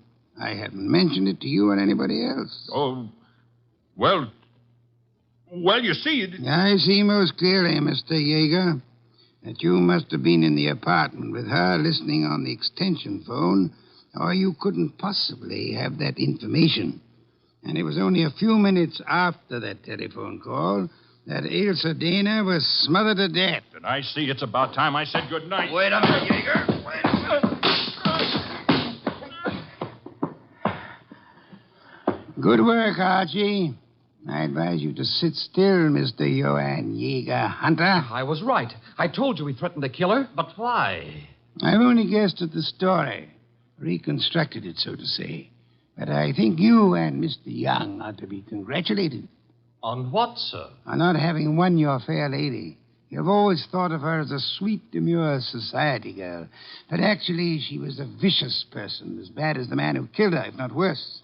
She tortured him cruelly for 4 long years. How can you say that about her? How can you doubt it, Mr. Oliphant? There must have been a great many men in her life. We know at least 2 definitely, you and Mr. Young. But she was in love with me. She was in love with me. I'm sorry to shatter your illusions, but she was not in love with either of you.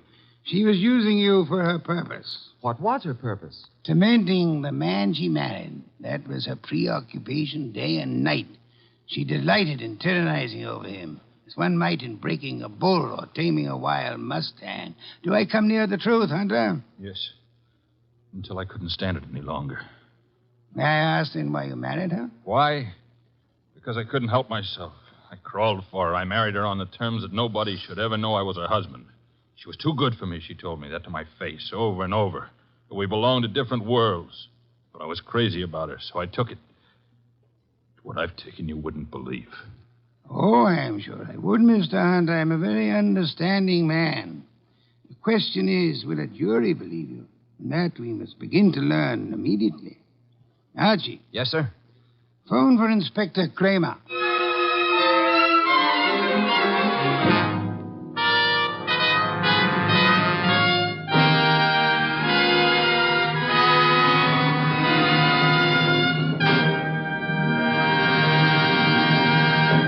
You have been listening to The New Adventures of Nero Wolfe, starring Sidney Greenstreet.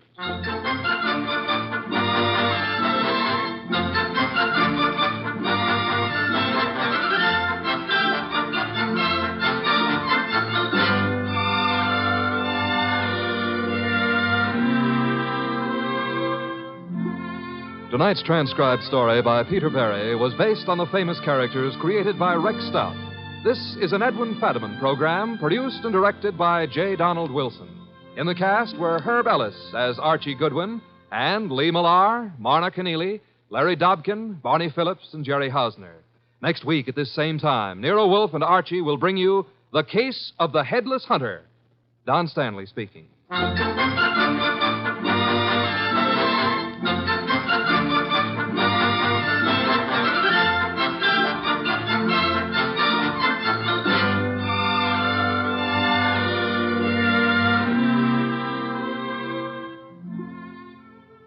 And don't forget, this Sunday marks the premiere of The Big Show on NBC. Not just any big show, it's The Big Show. NBC's hour and a half of comedy, music, drama, and the best of each. The Big Show will be heard every Sunday afternoon over most of these stations, with Tallulah Bankhead as mistress of ceremonies.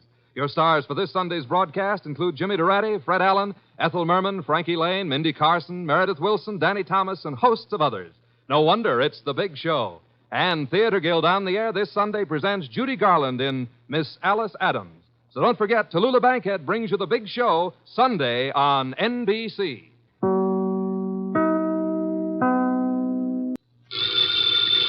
Ladies and gentlemen, the ringing of that phone bell brings you mystery, adventure. Nero Wolfe's office, Archie Goodwin speaking. What? Who? Who is this? Who wants to speak to Mr. Wolfe? Nobody. Nobody? I said that. Hang up. It's late and it's too cold. And even if it weren't, I would not consider for one moment moving from this room. Please, Mr. Wolfe, I can't hear a thing this old gentleman's saying. Does it matter? You heard what I said? No. Now, what did you say? You were late because she was killed. Well, who was killed? I can't hear you. What is it about, Archie? He says he was due here an hour ago, but she was killed. Who was killed? What does he want? Do you want us to solve the crime? I say, do you want us to find out who killed her? Oh. He says he knows who did it, but he has an important message for you. Well, then come right over. We'll be waiting, Mr. Jenkins. Archie, why do you insist on taking every silly little case? Because, boss, we need to recover for March 15th.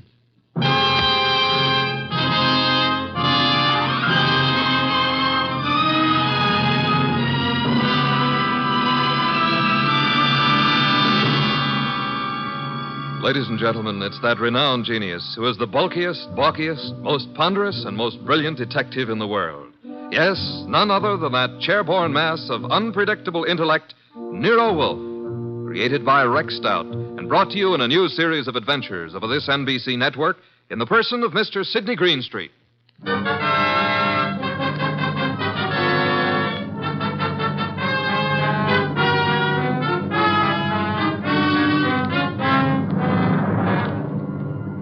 This case I like to refer to as the case of the Telltale Ribbon. Perhaps a better title would be Wolfe Goes A-Hunting. For in a way, this was one of those unusual instances in which my boss, of his own free will and without any coercion, actually decided to leave the house and go to the scene of the crime. It started when the strange old gentleman who phoned us finally arrived. Well, there's our client, Mr. Wolfe. Evening. It's me. Who's me? Oh, I just phoned you. I'm Jenkins. I got a dispatch for Nero Wolfe. Oh, you're Jenkins. Well, come in. Mr. Wolfe, this is Mr. Jenkins. Says he has a dispatch for you. Yep. Yeah. Are you Wolf? I am. Where is the dispatch from? Don't know. You don't know? How come? Oh, I know, but I'm supposed to say I don't. See? That's my job. What is? Just to say I don't know. What about the murder? Yeah, who was killed? Oh, my goodness. It was a terrible thing. We were just crossing the turnpike, and this fella come at us out of nowhere. The killer? Yeah. Must have been drunk, I guess. Well, how did it happen? Did he shoot her, stab her? Oh, no. He ran into her with his car. And she was only 9 years old. Your granddaughter? No, it was Bessie. But the police got him. I have to appear, I guess. Probably get 90 days, he will. For murder? Murder? Was somebody murdered? I must have missed something. Look, we're talking about Bessie, and what do you want us to do about it? Nothing. Bessie's my old horse. Oh, no. But say, who was it that was murdered? Nobody yet. Good night, Mr. Jenkins. I thought you said it was important. It might be. At least that's the way I was told. What might be? This here letter I was bringing to you. This dispatch. Well, gotta get along now. Goodbye. Well, get him. What a pixie. What is in the envelope? Mr. Wolfe, look. 5 $100 bills. And the note says, Mr. Wolfe, your services are desperately needed. Come up this weekend as my guest.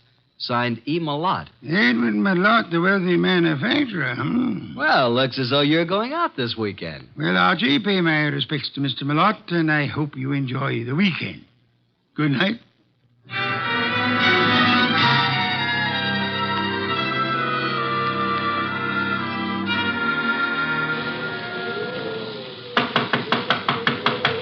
Something certainly phony about this. There's no party going on here tonight.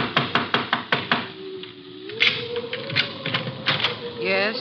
What is it? Is this the Malott place? It is. What do you want? My name's Goodwin. I'm a guest of Mr. Malott's. A guest? Yes, he invited me down for the weekend. Weekend? Oh. Well, you better step in, please, Mr. Goodwin. Quite a bolt you've got on that door. Yes, isn't it? Just sit down there, please. I'll get Mr. Malott. He's in the library. Oh, here he is. This is Mr. Goodwin, sir. Says he's come down for the weekend. Mr. Goodwin, good evening. You've come for the weekend, you say? Well, yes, wasn't that the idea, Mr. Malott? Well, I don't understand, Mr. Goodwin. Didn't you send me this note asking me to come here? Note? I did not.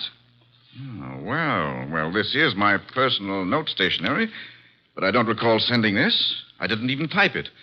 And I'm in the habit of signing my name with a pen, not with a typewriter. E. Malott. You're certainly Edward Malott. Yes. Services are desperately needed. What does this mean? What services? Who are you, Mr. Goodwin? Are you serious? I'm a private investigator. I'm Nero Wolfe's assistant. Oh, indeed. Nero Wolfe, eh? I know of him, yes, indeed. And you really don't know anything about this note? I do not. Are you having a weekend party here? I most certainly am not. Then who sent this? And there were 5 $100 bills as a retainer. I haven't the slightest idea. Oh, Dorothy. Yes? Will you step in here, please? Miss Davis is my private secretary. She may know something about this. Yes, Mr. Malott. What is it? Dorothy. Oh. Dorothy, this is Mr. Goodwin. How do you do, Mr. Goodwin? Well, how do you do, Miss Davis? Yes. Well, Mr. Goodwin is assistant to Nero Wolfe. You don't say. Nero Wolfe, the detective? Well, I've heard a great deal about him. And about you, too, Mr. Goodwin. Well, now I'm mighty glad to hear you say that, Miss Davis. Mr. Goodwin has a note here. Is anything wrong, Edward? I heard voices. Oh, do we have company? Nothing is wrong, Eva. I was calling Dorothy, that's all. Oh, this is Mr. Goodwin, Eva. My wife, Mr. Goodwin. How do you do, Mrs. Malott? Mr. Goodwin, yes. How do you do? Now, as I was about to say, Dorothy, Mr. Goodwin... What's going on? Mr. Goodwin, this is my son, Larry. Good evening. What's wrong? Mr. Goodwin has been invited here for the weekend. He has an invitation supposedly written by me. At least it's on my stationery. Look at this, Dorothy. Know anything about this note? No. I certainly didn't write it. But it's my personal notepaper, and my signature is typewritten. I'd never do that. Well, somebody sent it. Who's Jenkins? Jenkins? Never heard of him. A little dried-up old man. He delivered it to us. Yeah, maybe it didn't even come from this house. I'm positive that it didn't. Never heard of Jenkins. You have a typewriter here, of course. Yes? I'd like to see it. Certainly, Mr. Goodwin. In the library. How far have you come, Mr. Goodwin? From New York, Manhattan. Oh, and it's such a dreadful night, too. Yes. And it is rather late. Late? It's only 7:30. Why not stay here for the night? Plenty of room? Yes, Mr. Goodwin, plenty of room. Well, I don't really think that's necessary. On the other hand, it would be a tough drive back to the city in this storm. I'll accept your hospitality, Mr. Malott. Very good. Oh, Jeffries, show Mr. Goodwin to the East Wing. And take care of his car. Yes, sir. Good night, Mr. Goodwin. You mean you're all going to retire now? I haven't even had my dinner. We retire very early here. But Jeffries will prepare anything you want. Good night.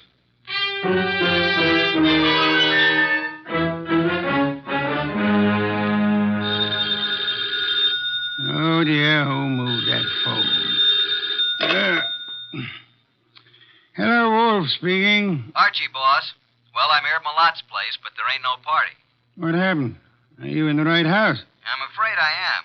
They've all gone to bed. Weird bunch. His wife, who looks very sickly and I think wants to say something to me alone, and Larry the son, and Malott's secretary, Dorothy Davis. She has me bothered a bit. How unusual, especially if she's pretty. A beauty. But she seems to know all about me. You'd better come home, Archie. I can see you're in no condition to handle this case properly. Give them the money back. Oh, I forgot to tell you. They don't want me here. Malott didn't send the note. No one here knows anything about it, so we can keep the dough. Interesting indeed. The circumstances would indicate that you should stay there and wait for it to happen. For what to happen? For whatever it is the fates have conspired to have happen there while your shining little ego is in the midst of it. Bye.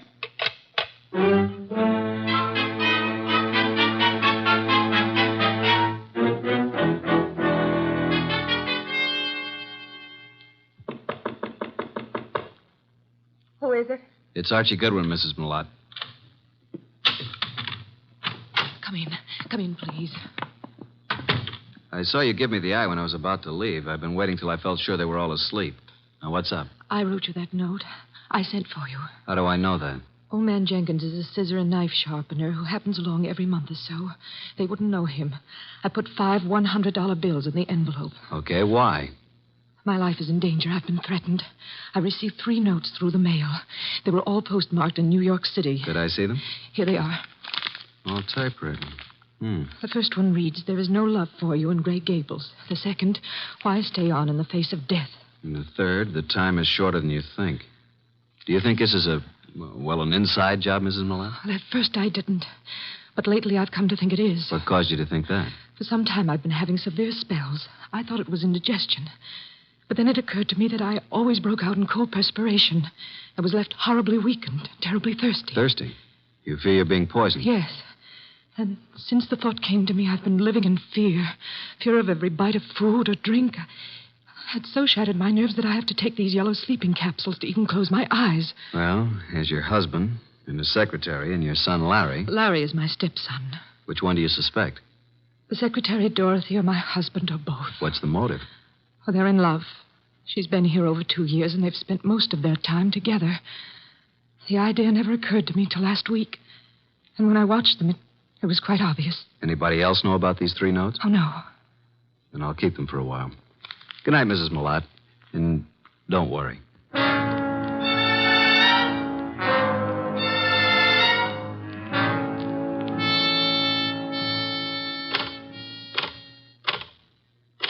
What are you doing, Mr. Goodwin, snooping around in Father's library?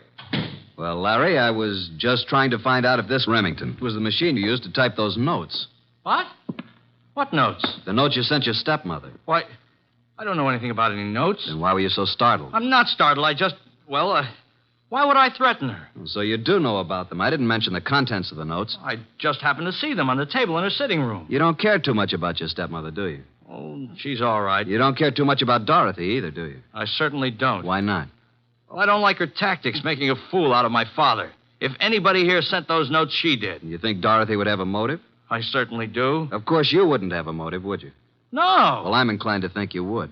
Well, just what motive would I have? You don't seem to like any woman who's too close to your father. Maybe because you'd resent anyone sharing in the estate if your father died. If I were you, Mr. Goodwin, I'd leave. Tonight. And the sooner the better. Good night.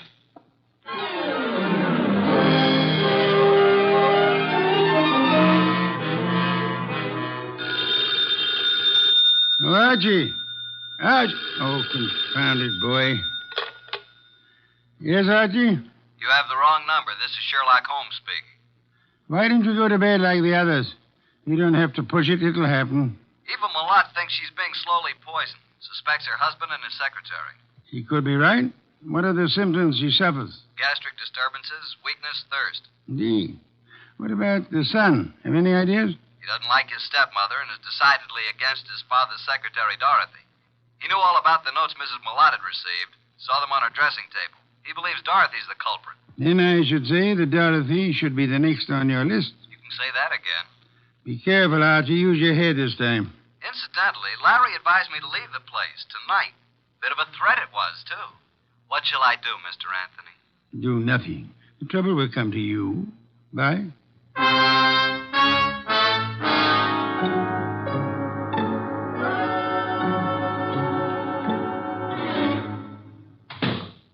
Oh. Hello there, Mr. Malott. I thought you'd turned in for the night. It's quite obvious you thought so, Mr. Goodwin. What are you doing in the library? Why, just looking for something to read. You'll find the books all around the walls, not on my desk. Well, I was looking for a particular kind of book. I'm very much interested in poisons. Poisons? Yeah, a hobby of mine. You happen to have any books on toxicology? I do not. And what's that book on the fourth shelf right beside you? Why, Where did that come from? Never saw it before. Perhaps it was in that assorted collection I bought a couple of weeks ago. I hadn't noticed it. Larry probably put them on the shelf. Mr. Malott, how long have you known Dorothy, your secretary? A little over 2 years. Did it ever occur to you that she might be, well, infatuated, in love with you? What? Well, of all the... Now, see here. I don't know what you're up to, and I don't know how you got hold of my stationery to write that fake note. It isn't a fake note, Malott. I'm only trying to find out what's back of it. Mr. Goodwin, there is nothing going on here that requires the services of a detective, and Dorothy is not in love with me. I didn't say she was. I asked you if you thought she might be. Well, since this conversation seems to concern me, I suppose I am at liberty to come in. Oh, you're still up too, Miss Davis. Did you hear what this man said, Dorothy? Yes, I did, Mr. Malott. And I'd like to have a few words alone with Mr. Goodwin, if you don't mind. Mr. Goodwin, would you mind coming with me for a few minutes? No, not at all. And, well, it's rather late, Mr. Malott. Don't you think you should retire? It's a heavy day tomorrow. Well, yes. Yes, I suppose I should. And please, don't let this upset you. Mr. Goodwin has been misinformed. I'll straighten him out. Come on, Mr. Goodwin. The bar is right across the hall. I'll fix you a nice, soothing drink. That'll be nice. Well, now, what would you like, Mr. Goodwin? In the way of drinks? Oh, well, some 7-Up. Really? Just sit down over there. Okay, what do you want to talk about? Well, where did you get the idea that I was in love with Mr. Malott? First, suppose you tell me if you are in love with him. Yes, I am. But until a few minutes ago, he wasn't even aware of it. I worship him and his work. I never wanted him to know because he's married. It would have caused trouble, and I'd have had to leave here. But now he knows it's true. Well, now that he knows, what will happen? I'm going to leave tonight. Now. I see. And since I don't own a car, Mr. Goodwin, I'm going to ask you to do me a very great favor. Would you run me into New York? I want to leave without a word. If I wait till morning, I'll have to explain to Mr. Malott, and... well, that would be most embarrassing, Archie. Oh, now it's Archie. You don't really mind, do you? No, I guess I don't. I should, maybe, but... Don't you like your drink? What'd you put in this drink? What do you mean? What'd you dope it with? Archie, why would I do that? Might be several reasons. There's nothing in that drink. No? Then suppose you drink it. Why? Give it to me. I'll throw it out. If you want another drink, fix it yourself. I'll have my things ready in 5 minutes. Are you going to take me? Sure. Certainly I'm going to take you. But are you sure you have to go tonight? I must go tonight. Now. Wish I knew why. Mr. Wolfe's always so right. What? Just talking to myself. Dorothy! Larry! Jeffries! Come upstairs. What's happened? Call Dr. Hauser. Something terrible has happened to Eva.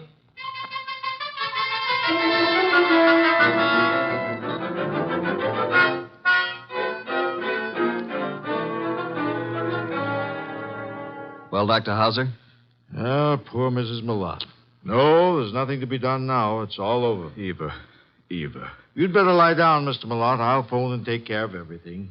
I'll be here if you need me. I have to make out the certificate. Yes, come along, Mr. Malott. Just a minute. You too, Larry. I don't want to make this any more unpleasant for you, but, Doctor, just what are you going to put on the certificate as the cause of death? Acute gastritis. Is that what you've been treating her for? Well, she's had several attacks lately. I'd warned her to be cautious of her diet. And that was wise advice, too. Did you know about these attacks, Mr. Malott? Yes, I did. And you, Dorothy? Yes, I knew. And you knew also, Larry? No, I knew she hadn't been feeling well. How long had Mrs. Malott been suffering from insomnia? Oh, a year at least. I prescribed Nemitol. In yellow capsules? Of course. I wrote a prescription every so often calling for 12 capsules. You all knew about that, of course. I thought so. And would this be the prescription, this little box of capsules here on... Well, What's the matter, Mr. Goodwin? that box was open on this nightstand when we stepped into this room. All right, let's have the box, Mr. Malott. Thank you. Why'd you pick it up? Because I didn't want the stigma of suicide on Eva's name, nor mine. Suicide? Yes. Eva had this prescription filled yesterday morning. The dose is 1 at bedtime, 12 capsules. She took 1 last night. I glanced at the open box when I came into the room, and there were only 8 capsules left. I knew instantly what had happened. She'd taken an overdose. Doctor, do you think 3 capsules would be sufficient to cause her death? I doubt it very much. So do I. Mrs. Malott didn't die from an overdose of sleeping capsules. She was poisoned. Poisoned? Are you crazy? By whom? By you, or Dorothy, or Larry. No, I didn't do it. I didn't write those notes. What notes? Mrs. Malott had received 3 notes threatening her life if she didn't leave this house. Each of you had a motive, so I'm sending this body to the coroner for an immediate autopsy. I won't permit it. The police will see to it. You have no choice.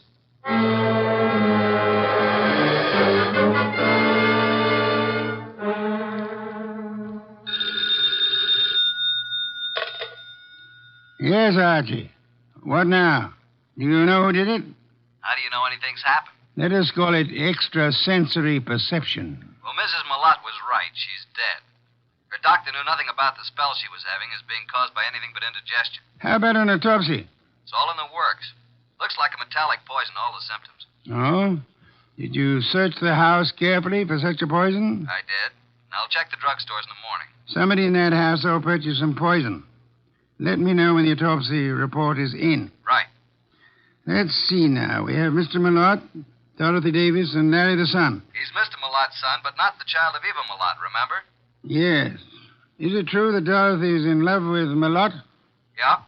Dorothy admitted it to me, but claimed Malott wasn't aware of it until tonight. And earlier this evening, Dorothy tried her best to get me out of the house, insisted that I drive her into town. She tried to give me a drink, which I think might have contained knockout drops. You don't say. Archie, I should have Fritz drive me up to the Malott place at once. Archie, are you there? No, boss. I just fainted.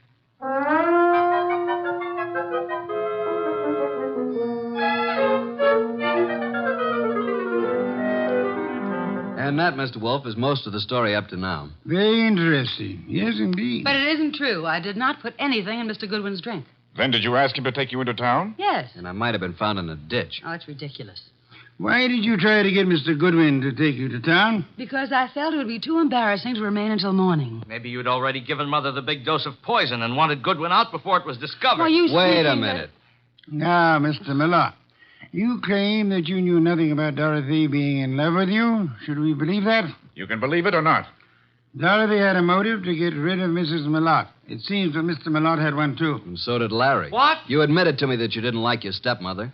And that you disliked Dorothy even more. I didn't say that. You said Dorothy was making a fool of your father. You resented the possibility of any woman sharing in the estate. You knew about the sleeping capsules, and you could have put poison in some of them. You could have written those threat notes. And by getting rid of your stepmother and placing the blame on Dorothy, you'd be getting rid of them both. But I didn't. I did not write those notes. You were the only one who knew about them. I was not the only one. I saw Dorothy coming out of Mother's room. It was this afternoon. Mother was out taking his son bath. Dorothy did it. She's the one. I think you're the one. No, Dorothy wrote those notes. That's a lie. No, she probably slipped into Mother's room and wrote those notes on Mother's portable. What? Hey, just a minute. Archie, come here. I never heard of such So lies. I didn't do it. You can't send me to jail. I'll kill you first. Larry, drop that gun. Don't come near me, any of you. You're such a fool, Larry. Give me that gun. I'll shoot. I'll shoot. Come on. There. Now, you better quiet down, kid. Or Inspector Kramer will take care of you when he arrives.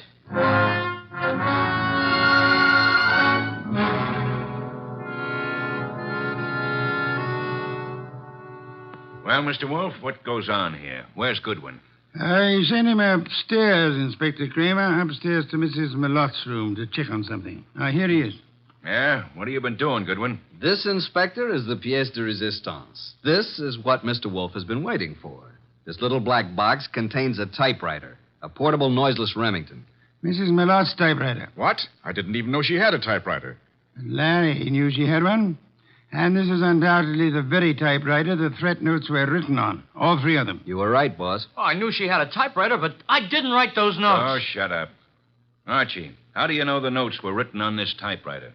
I've compared the type and the ribbon. They're both the same.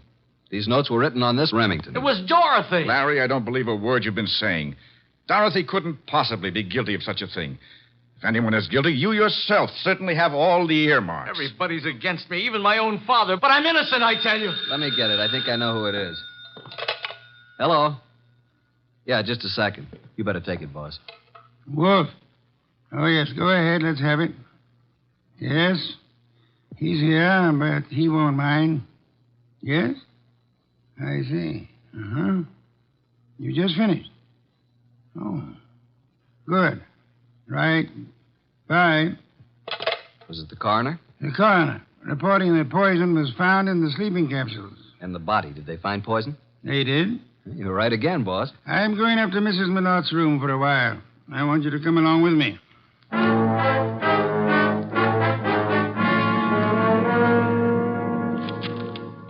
Find anything yet, Archie? No, mostly bills and invitations to bridge parties and so on. Ah. You find something, boss? Yes and no. This pocketbook detective story. What about it? I was just flipping through the pages, and I find this corner turned down. Well. What is it? Look and read. Why stay on in the face of death? Interesting. The very words used in one of the notes. Give me the book. Of course, this doesn't prove a thing either, but it does confirm what I was... Oh. What now? This cinches it. Get them all up here, Archie. Tell Kramer to bring them all to the bedroom. Well,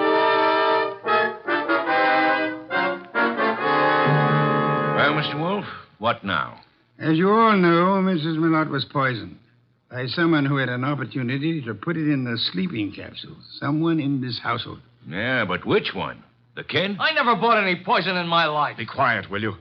No, Inspector, it wasn't Larry. And I suppose you think I put the rest of that rat poison in your drink, Mr. Goodwin. No, Dorothy, it wasn't you. But how did you know it was rat poison? I didn't. I just guessed.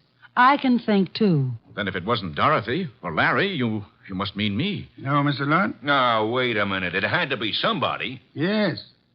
This is going to be painful for you, Mr. Malotte. Well, you mean that Mrs. Malotte did commit suicide? It was more than suicide. It was suicide with an attempt to have both you and Dorothy convicted of murder. She planted things? She did? I can't believe it. Show him the pocketbook, mystery. Here's the proof. Some of the threat notes were lifted bodily from this novel. But look on the back cover. Isn't that Mrs. Malotte's handwriting? Yes, and this is the other note, the one to you, Mr. Wolfe, composed in pencil before she typed it out on her machine. Then, Wolfe, the note you received was the same typing as the threat notes.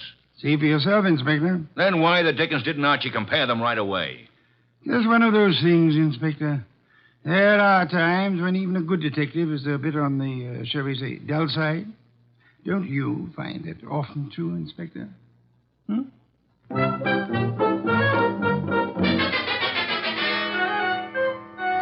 Nice of you to go all the way out there, boss. I was a bit stuck. Quite all right, Archie. Yeah, there's something that still bothers me. So? How can such a sweet, motherly type as Mrs. Malotte cook up such gruesome ideas? She was a very sick woman, mentally as well as physically. She probably felt she was going to die. And her warped mind seized on the opportunity to make sure that this Dorothy didn't get her man after she was dead. And speaking of Dorothy, she's a mighty pretty... Yeah. Some beer, please, Archie. If you were so certain that Dorothy wasn't guilty, what was the idea of spending so much time questioning her? Huh?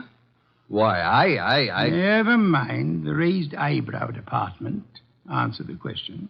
Well, There are certain rules a good detective always follows. Some are in the book, others aren't.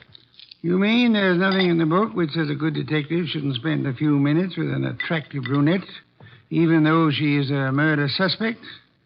The author of that book can be none other than the incomparable Archie Goodwin. Good night, Archie.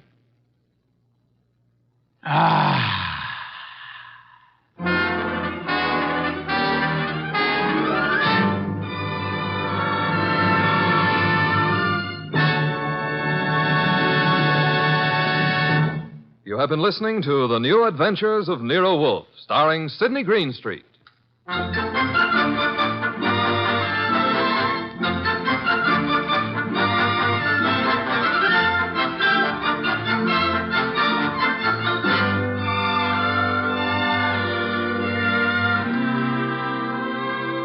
Tonight's transcribed story by John Edison was based on the characters created by Rex Stout. This is an Edwin Fadiman production, produced and directed by J. Donald Wilson.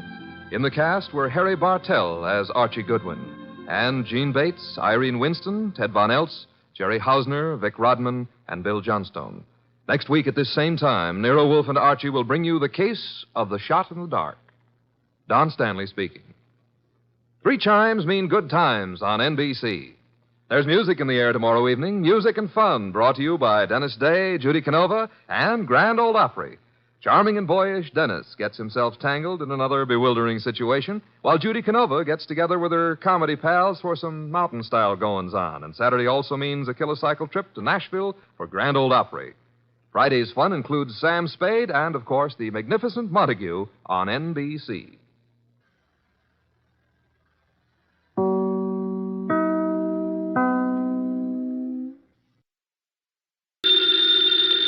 Ladies and gentlemen, the ringing of that phone bell brings you mystery, adventure. Nero Wolfe's office, Archie Goodwin speaking. Mr. Horace Crail. Does Mr. Crail know Mr. Wolfe? Oh, I see. What is it, Archie? A guy named Horace Crail. His secretary says he wants to talk to you. What about? I don't know. Us? Mr. Wolfe's rather busy right now, but I'll give him a message if you wish. Yes. Yeah. Wait a second, Mr. Wolfe. What? Black on red and red on black. Archie, this is solitaire. So? Solitaire is a game that is played by one single person alone. If I wish to put a red card on a red card or a black card on a black card... You're cheating. Of course I am cheating. What is the message Mr. Horace Crail's secretary asked you to convey? Just that he wants to see you. In a rather tragic sense, I suppose he does. Why tragic? In that he wants to see me. He is blind. Tell him to come here at his own convenience. Okay. What does Mr. Crail want to see Mr. Wolfe about? A murder? A murder that may still be prevented. Archie. Just a second. What? I have run the cards out perfectly. Is it his own murder Mr. Crail wants us to prevent?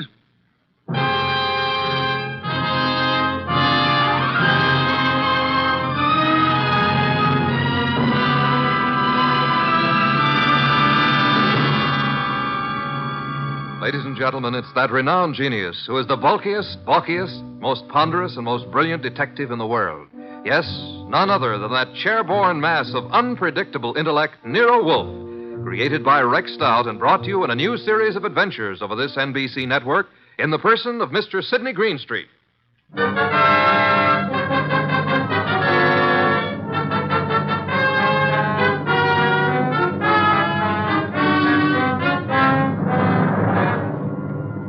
Once in a long while, Mr. Wolfe and I talk about this affair. When we do, we call it the case of the lost heir. But I don't think the title's quite adequate. For me, it ought to be called the case of the gone goose. And I was the goose. Well, Archie, do you see any red on red or black on black? Nope. So? So what? You irritate me, Archie. Okay, you won your little game of solitaire perfectly, as you say. Now, who is Horace Crail? A prominent industrialist. If you read the papers, you would know. Horace Crail. Crail? Oh, yeah, the Crail Company. Exactly. How did you know he was blind, if he is? The papers have carried the story. The headlines read, Blind Father Welcomes Lost Daughter. Oh, yeah, I remember. A few days ago, there was a picture, too. I thought you'd remember the girl at least. Well, if it's the one I remember, I remember. Archie. Oh, well, it probably isn't true. By the way, let me tell you what I found out about the facts of life. The door, Archie. Mr. Crail is here to see Mr. Wolfe. Oh, yes, come in. This is Mr. Crail. I'm his secretary, Hugh Gaines. There's a step here, Mr. Crail. Of course. Who is this man? I'm Archie Goodwin, Mr. Wolfe's assistant. Mr. Wolfe's waiting for you. Where is Mr. Wolfe, Mr. Goodwin? I led the way. The blind man and his secretary followed. Mr. Horace Crail was tall, thin, white-haired. His face was heavily lined, but the lines were not those of care or worry. He wore very dark glasses through which he might not have been able to see even if he had had his sight. Hugh Gaines, the secretary, was in his late 20s, surprisingly young and surprisingly handsome for the kind of a job he had. I led them into Mr. Wolfe's office, made the introductions, and sat them down. Well, Mr. Crail, what can I do for you? As you see, Mr. Wolfe, I'm blind. Need I say you have my deepest sympathy? I don't give a hoot for your sympathy, Mr. Wolfe. Oh, thank you, of course.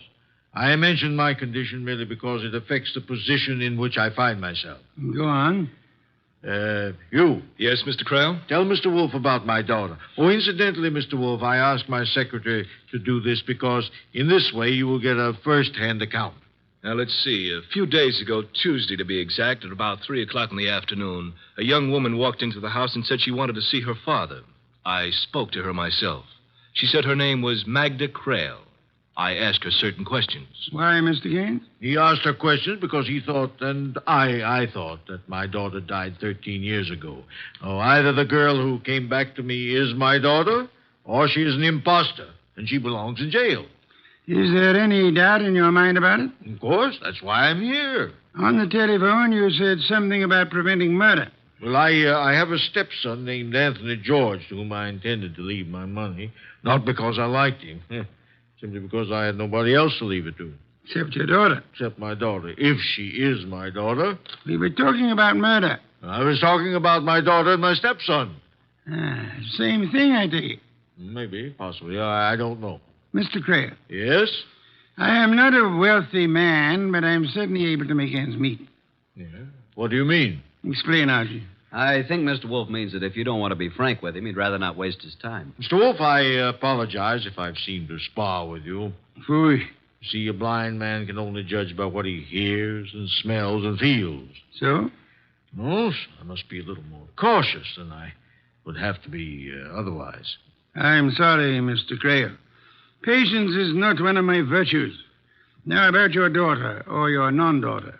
What's her name? Magda. She calls herself Magda Crail, which was my daughter's name. What makes you think she isn't your daughter? Well, $10 million, partly. Once again, Mr. Crail? My estate may be worth more than that, but surely not less. You? Surely not less, Mr. Crail. Rather more, I should say. Yes, $10 million might have some appeal to an ambitious girl, Archie? Sure, but I'm not a girl, and I'm not ambitious. Nobody could accuse you of either fault. Mr. Crail, we are getting nowhere. Either you tell your story from the beginning or take it somewhere else. Archie, I'd like some beer.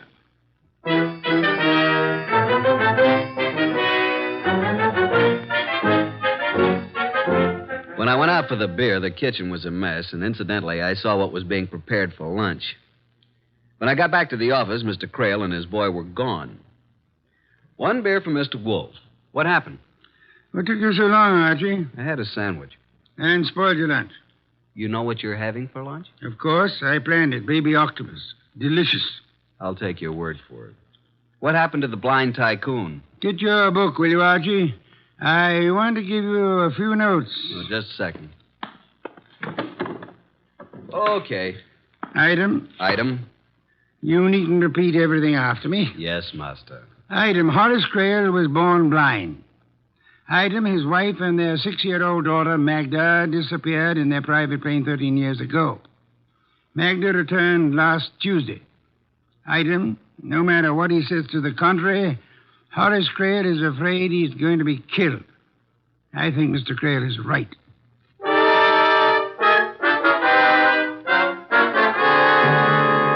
Memo. From Archie Goodwin to Nero Wolfe. Time, 4:32 p.m.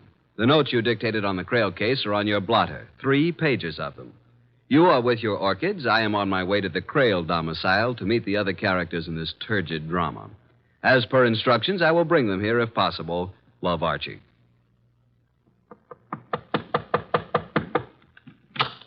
Yes, sir? My name is Goodwin.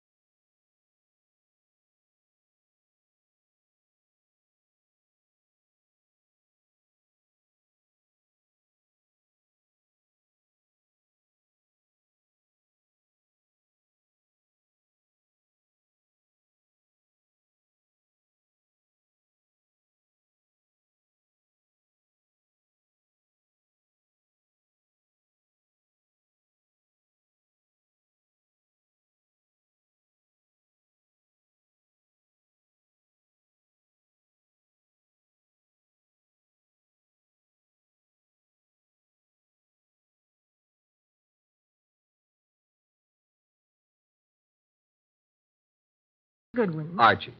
Oh, we could get along together, Archie, if that's the way you are. It's the way I am. I can't seem to do anything about it. Where's Anthony? Anthony? Oh, Anthony George. Well, I thought both my repulsive half-brother and I were supposed to meet Nero Wolfe. I'm here in case anybody wants to know. Over there in the shadows, listening with all his ears. That's Anthony George. Shall we go and talk to Nero Wolfe, Anthony? Goodwin? You look like a normal sort of person. Well, that's open to question, but go on. If you had to choose between $10 million and killing a woman by due process of law, which would you choose? I'll think about it between now and July 1994. Now, shall we go talk to Nero Wolfe?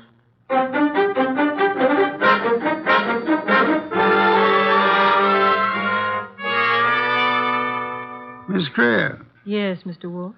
Why did you wait until last Tuesday to let your father know that you were living? Does it make any difference? I think so. 13 years ago, I was 6. What she means is that she was 6 when she died. But I didn't die, Anthony Sweet. Obviously. But Magda Crail did. With my mother. His mother. Anthony says he doesn't remember me as a child. But I remember him, the brat. What about me? When I was about 4 or 5, you were 8 or 9, I suppose. Do you remember dressing up in one of Daddy's tailcoats, a sword, and Mother's hat with a plume? Suppose I did. You're still not my sister. Don't worry, Anthony. When poor Father dies, I'll support you. Archie. Sir? I made a mistake. A mistake? You? I thought I wanted to talk to these young people. I don't. Take them away. Take the young lady to a nightclub. On my salary? As part of our investigation, it will be charged to Mr. Horace Crail. It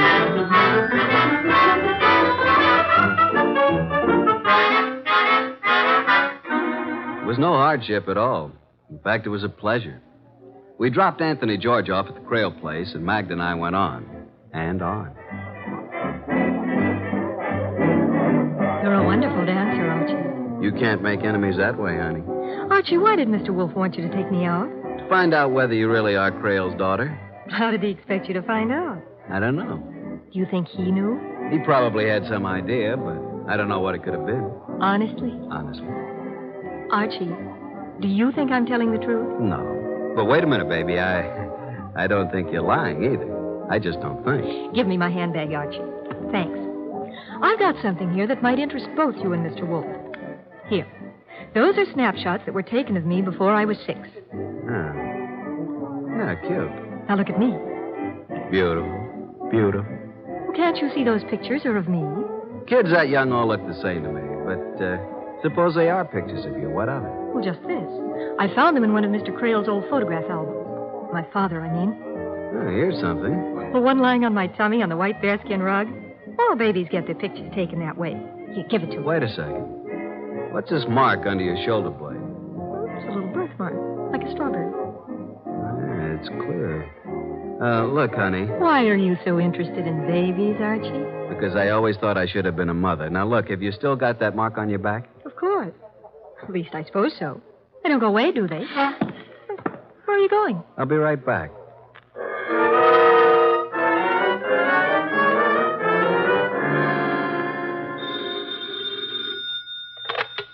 Nero Wolfe speaking. Archie Goodwin. I'm with Magda Creel. No doubt. What? No doubt, I said. But never mind. What do you want? Want to ask a question. Go on. You don't think Magda's Horace Creel's daughter, do you? I don't think anything. You're stealing your lines from me. Never. All right, then, no. I don't think the girl is Creel's daughter. That's just what I hoped you'd say. Why, Archie? Because for once you're wrong. She's pretty, isn't she? Yes, she is. Also, she's got a birthmark. You have seen it? No, but nobody's going to be fool enough to claim a birthmark that isn't there. It's too easy to prove. Good night, Archie.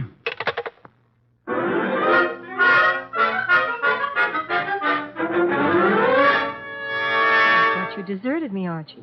Well, you know Hugh Gaines, don't you? Hello, Gaines. Hello, Goodwin. Making hay while the moon shines? You know, if you work that into a routine, it could be pretty dull. You don't like me, do you? Do I have to? No, not in the least. Well, that's good. Mr. Wolfe and I feel it's wrong to like any of our clients, especially a nightclub. Really? Why? Because they might sit down at your table while you're making a telephone call. Oh, I'm sorry. Never mind. Finish your drink. Once again, I'm sorry. Forget it. Mr. Creel seems to think that Magda's trying to rook him. Apparently. What do you think? Boys, I'm here too, you know. Quiet. What do you think, Mr. Gaines? Well, to me, it's a matter of no importance, one way or the other. As for Mr. Creel, what he wants is absolute proof. And, of course, there's no such thing as proof that is absolute. Do you want me to add it up for you? Yeah, that's exactly what I want you to do for me. Add it up. 13 years ago, Mrs. Creel and her small daughter, Magda, boarded a chartered plane in St. Louis to fly across the Ozarks to Hot Springs, Arkansas. Mm-hmm. They took off, and that's the last that ever was heard of them, or the pilot, or the plane. Okay, add some more. Mr. Creel had the whole area searched for months. The search itself cost almost $50,000. And the plane was not found. They finally decided that it must have fallen into the Mississippi, where it would sink to the bottom and stay forever. Now, wait a minute. Magda. Yes, Archie. Don't you remember anything about this trip? Nothing. Not a single thing. The last I remember is Mother putting me to bed in a strange city, in a hotel. And that's all. Okay, what's the next thing you remember? Archie, dear. Yeah? Didn't my father go over this whole business with Mr. Wolfe? I suppose he did. Then do we have to do it again? There must be some reason why he wanted me to take you to a nightclub. Because I might say something I haven't already said 100 times? Maybe. What's the next thing you remember after your mother put you to bed in a strange city? Archie, I have a confession to make. This I believe. Go ahead. $10 million is a lot of money. So I've been told. I don't really remember a single solitary thing before I was 6 years old and going to school in Rogers, Arkansas. Not Anthony George wearing tails and a sword? It was one of the pictures in the album. Not your mother putting you to bed in a hotel in St. Louis? $10 million, Archie. So you're not Magda Creel? Well, of course I'm Magda Creel. Oh, I may have tried to make the story sound a little more convincing than I should have. But I'm Magda Creel just the same. How could I be anybody else? So far, I can't see why you shouldn't be anybody else. Miss Creel will now bring up the matter of the diary. Won't you, Miss Creel? The diary? Oh, you don't know. Then Mr. Wolfe has told you nothing at all about this case, has he? He probably told me all I needed to know. What about a diary? Well, you see, Mr. Goodwin, Miss Creel's memory begins at about the happy age of 7. A black-haired, green-eyed, pigtail brat named Maggie Lomax. Only child of Walt and Mabel Lomax of Rogers, Arkansas. Am I correct, Miss Lomax? Miss Creel, I mean. He's a sarcastic character, isn't he, Archie? That he is. What about this diary? To cut a long sob story short, Walt and Mabel Lomax died in an automobile accident a few weeks ago, leaving only Maggie. Take it from there, Maggie. Well, there was no money. I looked through the house to find anything I could sell, and I came across a hidden box. The diary was in the box, along with some clothes that might fit a 6-year-old girl. The clothes look like what the girl was last seen wearing. How do you know? Well, there's a photograph in one of Mr. Creel's albums taken in St. Louis the day before the flight.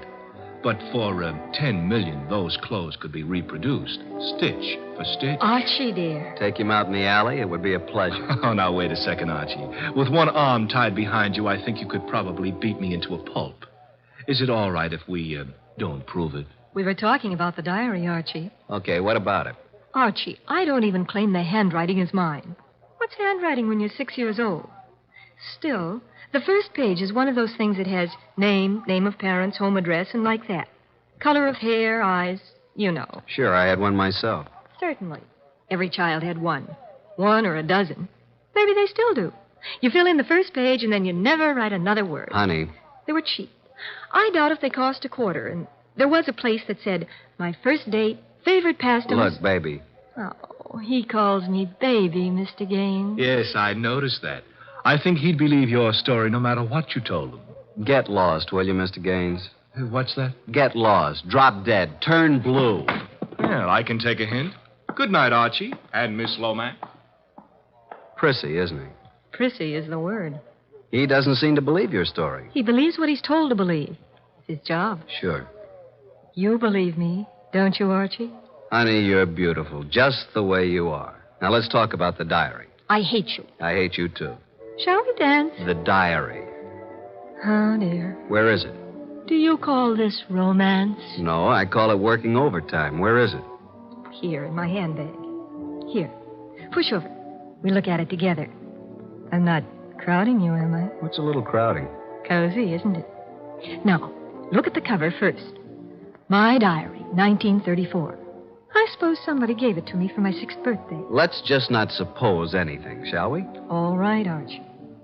Page 1. Name, Magda Creel. Date of birth, October 11th, 1928. But you read it. Or can you read? Anything you can write, honey. Date of birth and so on. Father Horace Creel, Mother Mabel Creel. Hair black, eyes green. My favorite pastime, playing with dolls. Playing has a Y in it. You know what I think, Archie? You wouldn't call that writing, would you? Not real writing. It's more like printing.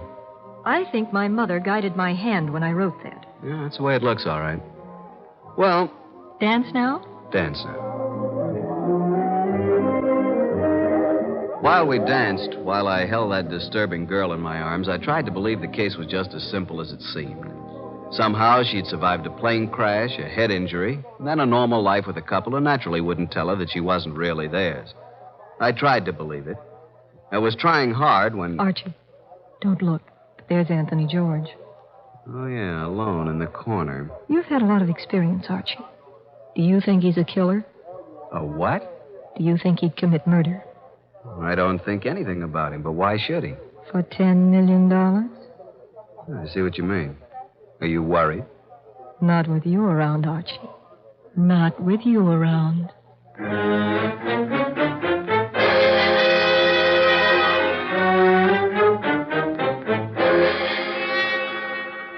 It was like that, maybe even more like that, until the waiter told me I was wanted on the telephone.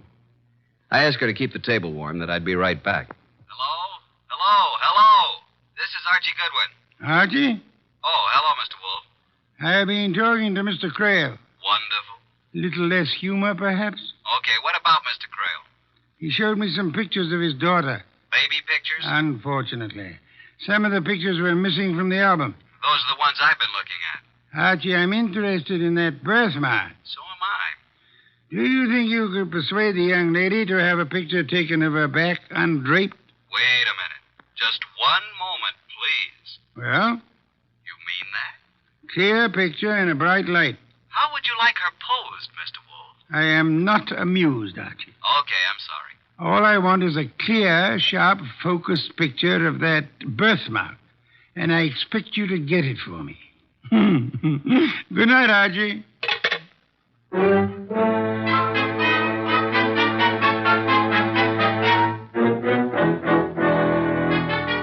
Hello again. Dance? No. Talk. More talk? Lots more. What now? That birthmark. So I've got a birthmark. What about it? I wish I had one that was worth $10 million. So do I. But this one is worth nothing to me. Since my father doesn't believe I'm his daughter, and he's blind, that kind of identification doesn't mean anything to him. You're forgetting the people he trusts. Hugh Gaines, for instance. If the birthmark is there, couldn't he look at it, compare it with those awful baby pictures, and say, yes, here is your daughter? I've got news for you, Archie. He has looked at it. He says it looks the same as the one in the baby pictures. Has he told your father that? Yes. But he also told him he thought I was a fake. that somehow I found out that the 6-year-old daughter of a millionaire had died in a plane crash 13 years ago. And I found out she had a strawberry birthmark on her back. And I had one, too. So I decided to say that I was Magda Creel. That's absurd. Of course it is. You can see how it's going to work out, can't you, Archie? Frankly, no. How? My father went to Mr. Wolfe simply to have him prove that I am his daughter, whatever Hugh Gaines says. The only thing I'm afraid of, though, What are you afraid of, baby? I'm afraid my darling half-brother might kill him before he has a chance to change his will. Isn't that a somewhat mercenary view to take of the matter? Maybe it is, Archie. And maybe I'd feel differently about it if my father had found me instead of waiting for me to find him. He tried, didn't he? I wonder. Let's get back to that birthmark. Are you allergic to floodlights? I know a photographer who has a studio.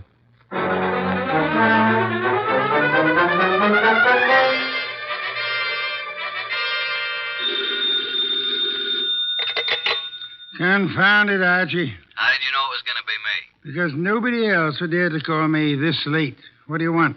I got the pictures. They're drying now. If you come home, bring them with you. They may be important tomorrow.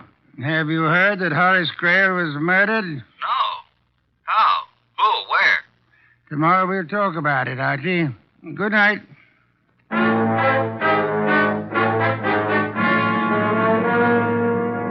At 4 p.m. the next day, there was quite a lot of confusion in Nero Wolfe's office. At his direction, I'd set up a picture screen at one end of the room, and on his desk at the other end, a rather strangely constructed projector. At 4:30, the guests arrived. Magda, Anthony, George, Hugh Gaines, and, of course, Inspector Kramer, ready to make an arrest if he could figure out whom to arrest. Hello, Inspector. Hi, Goodwin. Magda, Anthony, Hello, George, Archie. Hugh. Yeah, what's Goodwin. this all about? What's going on, Archie? You got me, Inspector. I think Mr. Wolfe wants to show slides of his trip to Yellowstone Park. But here he is. Ask him. Oh, say, Wolf, you want to know what I think? Not in the least, Inspector. Sit down somewhere, won't you? Archie, will you turn out the lights? Thank you. Now, this is a picture of Magda Creel lying on her stomach at the age of 6 months. I changed the focus so, and we have a close-up of a birthmark.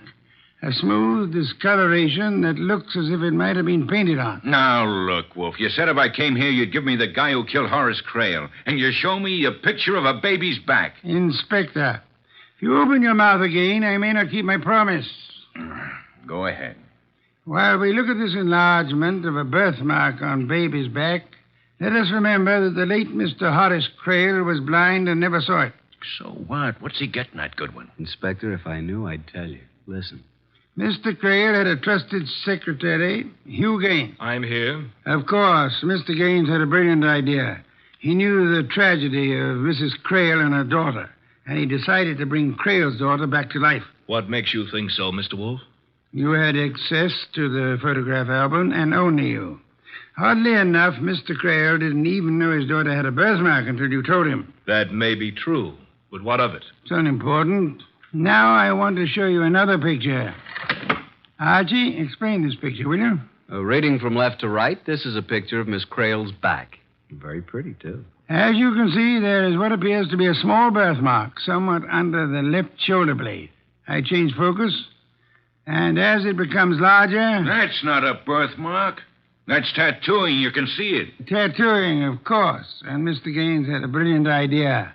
How to make use of a tattooed birthmark and Miss Magna to help him out. Blind as he was, Horace Creel saw through it.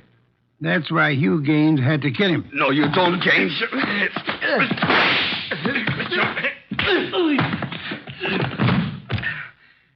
Mr. Wolfe. Mr. Wolfe, you all right? Of course I'm all right. Well, Inspector Kramer, Mr. Gaines is your man.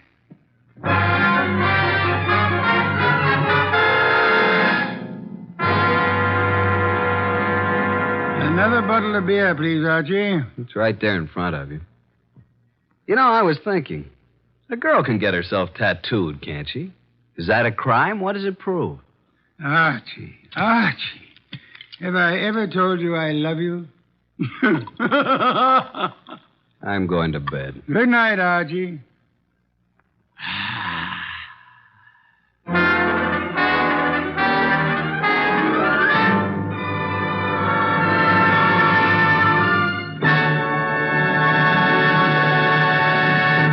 have been listening to The New Adventures of Nero Wolfe, starring Sidney Greenstreet.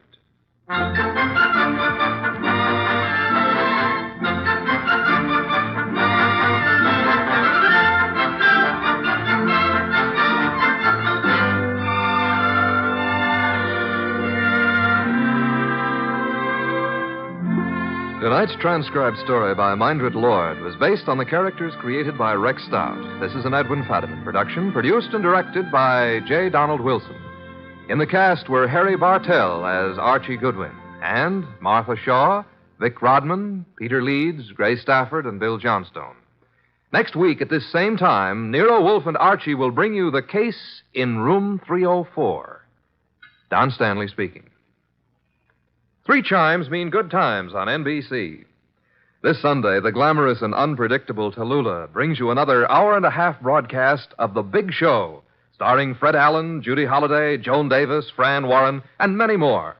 And this Sunday's Theater Guild on the Air production is the Broadway comedy The First Year. Starring in this Theater Guild presentation are Richard Widmark and Katherine Grayson. Remember, Tallulah Bankhead stars in her wonderful Big Show Sunday on NBC.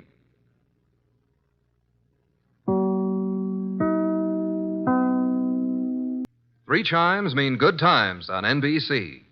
You're invited every Saturday over most of these NBC stations to a 1-hour concert by the renowned NBC Symphony. Tomorrow's symphony performance features Metropolitan Opera star Helen Trouble as guest soloist. For tomorrow's broadcast, the orchestra will be under the baton of the widely acclaimed conductor, Wilfrid Pelletier. For the world's great music, hear the NBC Symphony, brought to you tomorrow and every Saturday. Transcribed. Ladies and gentlemen, the ringing of that phone bell brings you mystery, adventure. Nero Wolfe's office, Archie Goodwin speaking. Yes, who's calling? Mr. John Blake? Well, is this a matter of business? That's fine, Mr. Blake. I'll just call him. Archie, I'm not here. Tell him I'm up in the plant room with the orchids. I was going to call him to the phone, but he's up in the plant room with his orchids. What sort of a case is this, sir? Really? Really, is that so? Is it a man or a woman? Oh, I understand perfectly. It's a man. Well, at least that's something different. Yes, sir. Very urgent, I understand. And I assure you, Mr. Wolfe will be here waiting for you. The fee? Shall we say about, 1,000? I will not see any client until after dinner. Fritz is having mountain quail on toast. Yes, Mr. Blake. Come at once. What were you saying, boss? Confound you, Archie. Nothing but business. All the time. What's the problem? I don't know. And at $1,000, considering our bank balance, I'll help him poison his great-grandmother.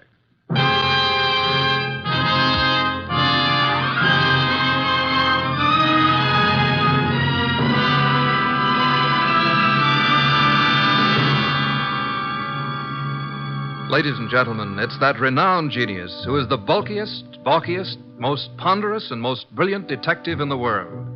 Yes, none other than that chair-borne mass of unpredictable intellect, Nero Wolfe, created by Rex Stout and brought to you in a new series of adventures over this NBC network in the person of Mr. Sidney Greenstreet.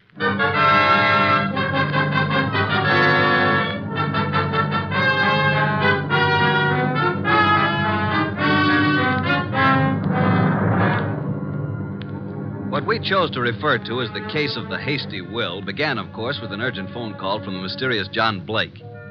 At the moment, Nero Wolfe was seated in his chair, which was specially built for his 300 pounds, and I was giving him a lecture on the importance of money. Archie, that will do. I'm not interested. You will be when you learn you can make no more purchases of beer and Skittles. You've passed up 2 cinch cases now. Each would have meant a healthy fee. Let us hope this Mr. Blake has a nice, fat problem that will take us days to solve. Archie. Yes, sir? Answer the door. Good evening. I'm John Blake. Oh, yes. Come in, Mr. Blake. You have no idea how welcome you are. Archie, show Mr. Blake in and close the door. That draft is unbearable.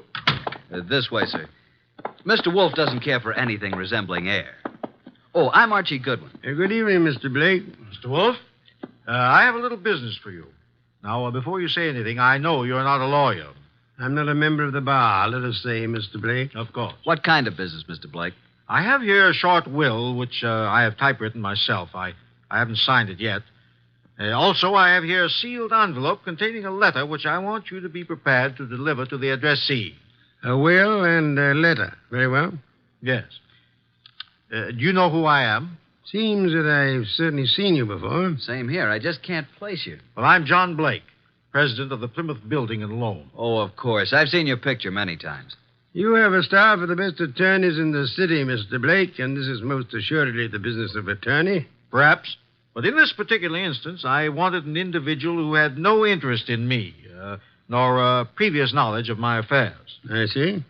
Also, I wanted a person who was, well, shall we say, not too well fixed. Well, you certainly couldn't Archie. Imagine Mr. Wolfe being in need of money. Just why can't your attorneys handle this? You'll know in a moment.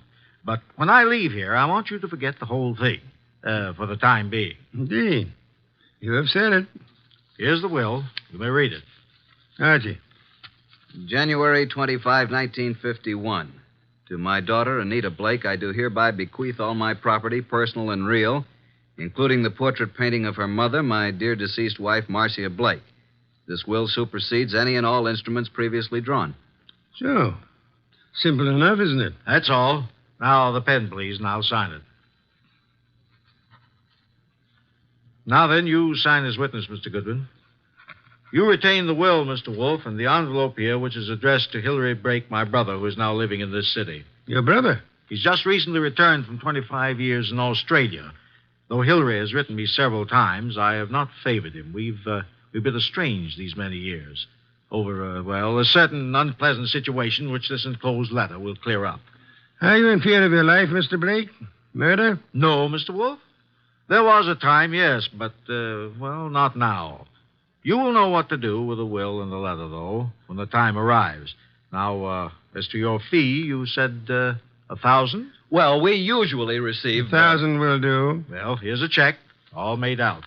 If you're thinking of suicide, Mr. Blake, we must warn you. If you don't care to go through with this, please say so. I'm not planning on suicide, I assure you. We have taken the job, Mr. Blake. And good evening, gentlemen, and thank you for your kind indulgence. Well, that's the simplest little $1,000 we ever made. I believe, Mr. Goodwin, you're going to be quite surprised. I want you to get acquainted with John Blake's secretary. You have more than earned this $1,000, young man.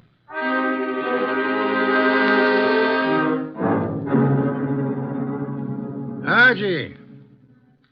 Archie, is that you? Yes, boss. What time is it? It is 6 p.m. The clock is right in front of your eyes.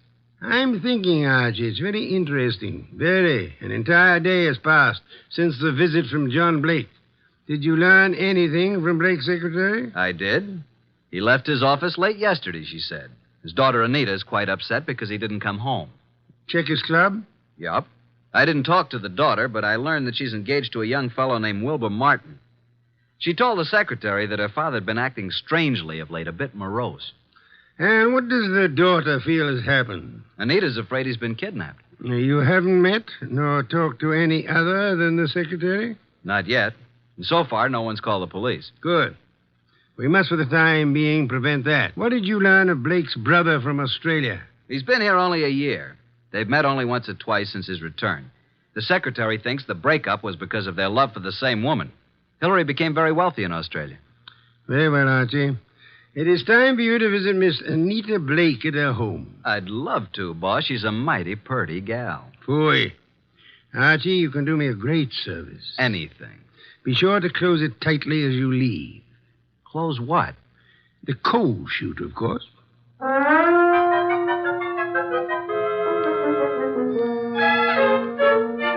I'm awfully glad you could come, Uncle Hilary.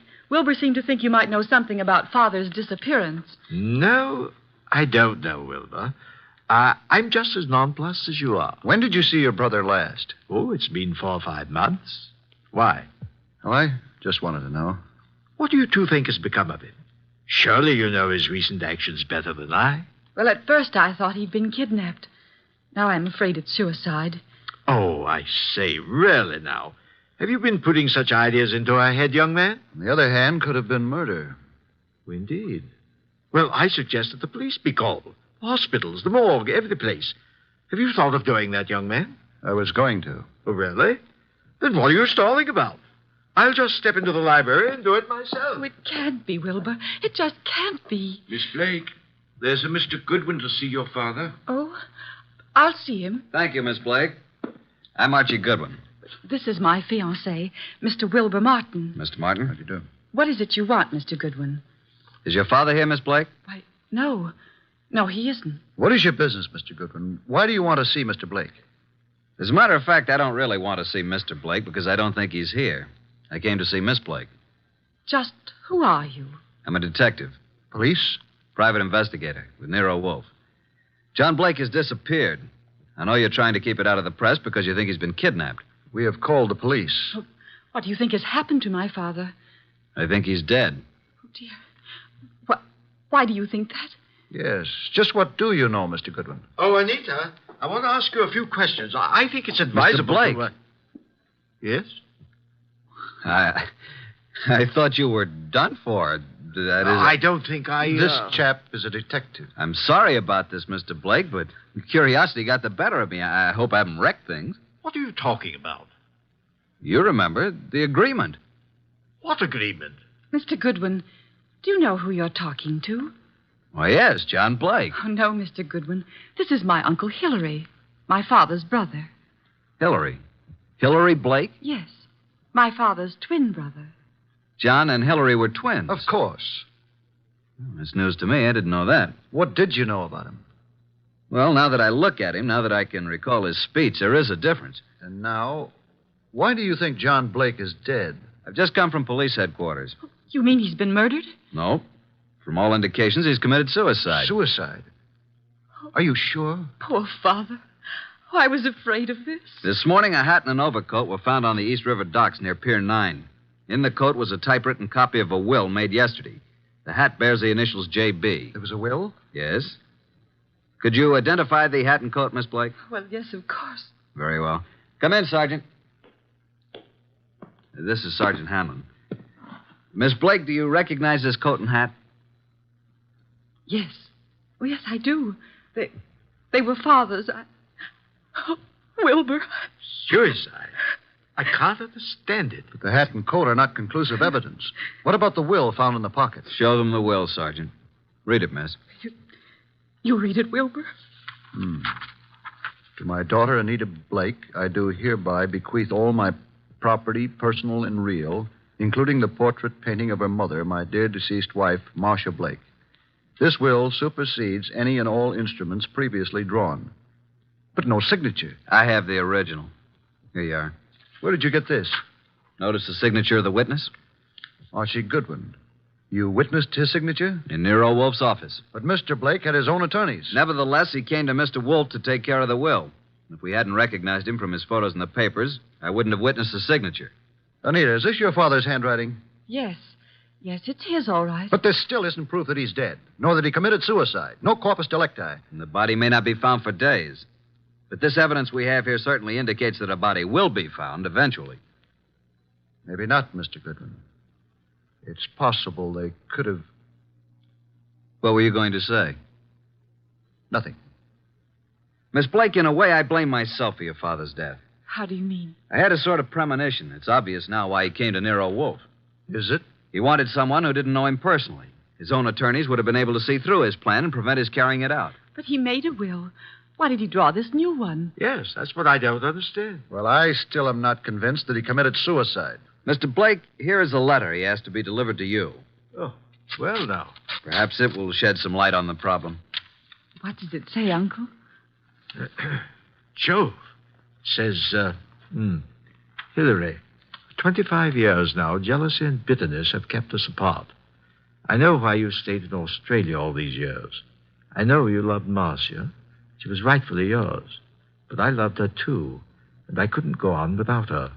I know you've despised us both, and I've pretended to despise you. I had to pretend, because I lied to Marcia.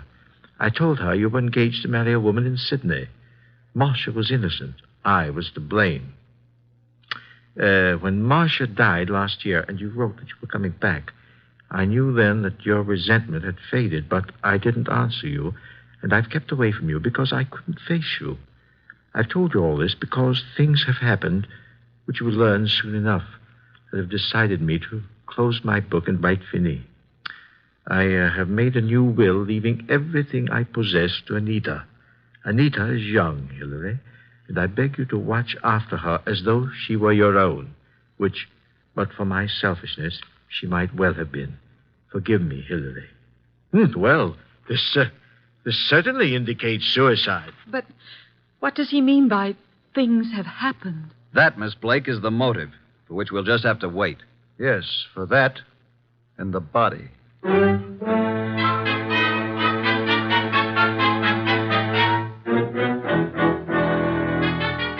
Well, boss, up here in the conservatory a bit early, aren't you? How are the orchids? Well, it's a nice sunny morning. Even though it is around 0 outside, the sun is fine for them. And behold, Archie. Huh? What is it? The Dendrobium sclerostel. Yes, indeed. What about it? Showing 2 buds. Most encouraging. Indeed so. Boss, I can't take the steam heat here. Tell me, this painting of Marcia Blake, is it large? It hangs over the Blake mantle, about 3 by 4 feet. I find it most intriguing that John Blake should mention the painting in so short a will. And Hillary, does he seem to offer any suggestion on this problem? He has very little to say. Wilbur has definite ideas, and he's in there pitching all the time. He has a rather unpleasant way about him, though. You have talked with Inspector Kramer? I have. And asked Miss Anita and Hillary to meet you at the morgue to look at the body? Right.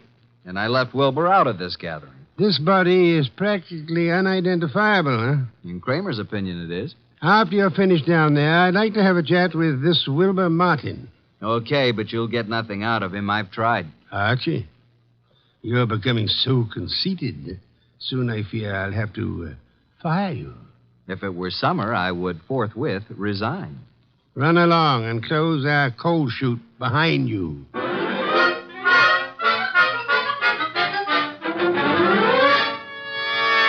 Morning, Inspector Kramer. Up early. Yeah, Goodwin. I just love to come down to this morgue. This is Miss Anita Blake and her Uncle Hillary Blake. Howdy do. Howdy do. Good Howdy morning, do. Mr. Goodwin. I hope you don't object too much to my joining the proceedings. Oh, I know, Wilbur. I suppose it's all right. Please, Mr. Goodwin, what's happened? There's a body here. Rather badly bruised and cut and in a bad condition, but I think you should look at it. Oh, I'm sorry, Miss Blake, but I'm afraid it's necessary. Very well. I'll be all right. I'd like to come along. Oh, yes, Wilbur, you must. Well, come on. This way.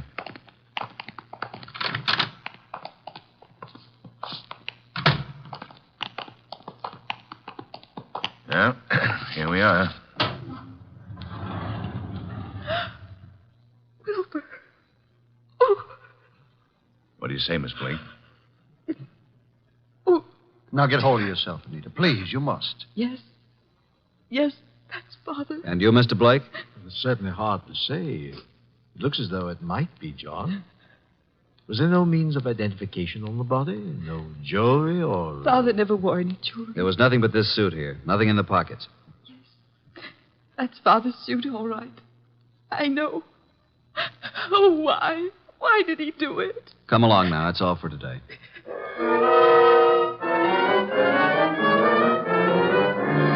Mr. Wolfe, this is Mr. Wilbur Martin. Ah, yes. How do you do, Mr. Martin? Sit down. Thank you, sir. No. Take the red leather chair. That's right. So glad you could come. Archie, beer first. Tell me, Mr. Martin, you saw the body? I did. Whether it was John Blake or not, I'm not sure. But Anita feels positive enough. You are skeptical about the suicide theory, huh? Well, yes, I am. Are you trying to cast suspicion on someone else? No. He thinks he was murdered. I do? But not by you, of course. Certainly not. But who would know that John came here, signed the will, and gave us the letter to his brother? He must have contemplated suicide, don't you think? Are you positive it was John Blake who signed the will? How interesting. You think it was his brother Hillary who came here, posing as John, huh? It could have been. But the man was quite gray and had no Australian accent. Hillary could have dropped the accent for a short while and grayed his hair, and they were twins. So enlightening, Mr. Martin. Do go on.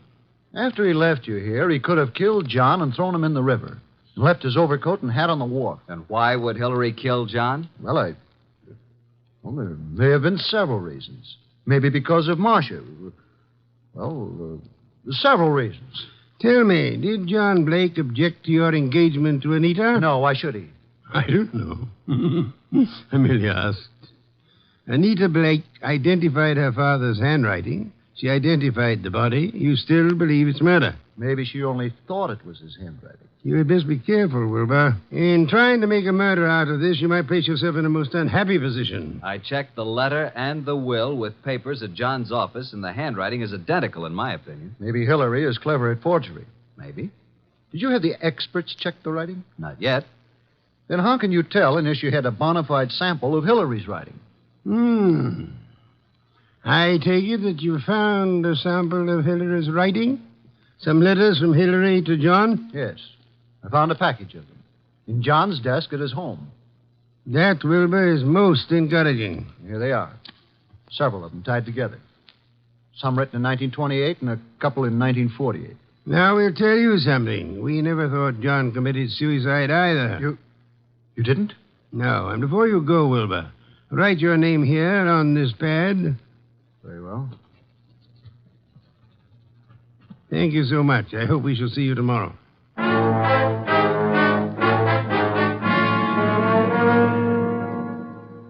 Well, I'm surprised, Inspector Kramer, to see you out in such inclement weather. I like the cold spells. Sit in the red leather chair. Thanks. Good. Have your experts finished checking the will and the letter? Yep, but not all through with the package of Hillary's old letters that Wilbur found. What's the verdict? If this is forgery, it's the cleverest bit of forgery we've ever come across. My men say the will and the letter you received appear identical with the specimens from John's office. Indeed. The will and the letter then do seem to have been written by John Blake. Yes. But on the other hand, and this is unusual, by comparing this letter from John with a letter Hillary wrote from Australia in 1948, we found characteristics in both men's letters which were definitely similar. Then, Inspector, you feel that Hillary might have written the letter and signed the will. That it was Hillary who came to my office? It's a tough thing to prove, but I think that's being on the right track. Inspector, what about the rest of the package of letters I got from Wilbur Martin? They're still working on those down at headquarters. What about young Wilbur? So far, can't see much in him to worry about, but it's a bit early. Archie, phone out to the Blake mansion and tell Wilbur Martin that we've uncovered the whole thing. And if Wilbur's in on it, he'll be gone before you get there. We can pick him up later. Okay. I'll let you know about the rest of Hillary's letters. Good. We won't phone out there until you're finished. And I'll call you as soon as possible. Archie, I want you to look into the affairs of the Plymouth Building and Loan Company.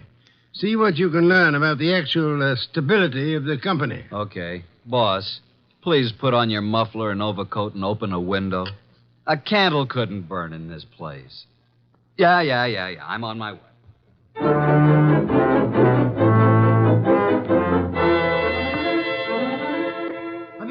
Anita! What is it, Wilbur? What's happened? I came out as soon as I heard. Well, what's happened? Speak up, man. You haven't heard? You don't know? No, what? Look at these headlines.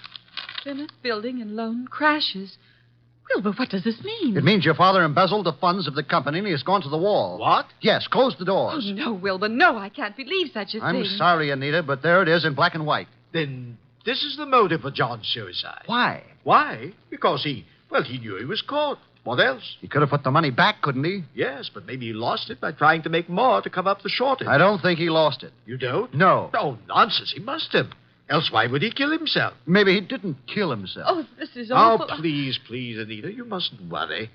I know this is very embarrassing for you, but it isn't your fault. Now, let me take you away for a while. We can run down to Mexico until this blows over. You won't take her to Mexico. You won't take her any place. Just what do you mean? What's wrong with you, Wilbur? You're acting stupid. Your father may have fleeced the company, but I don't believe he lost the money. Wilbur. He hid the money, and your Uncle Hillary found the hiding place. And he set up the suicide to cover your father's murder. Hillary killed him. Oh, you're crazy. You're out of your mind. Why, this doesn't make sense.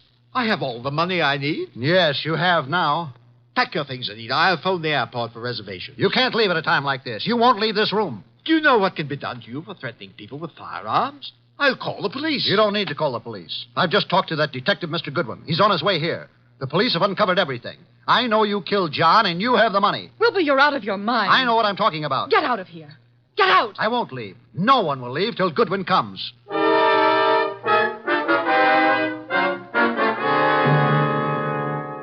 Ah, Archie, come in, Miss Blake.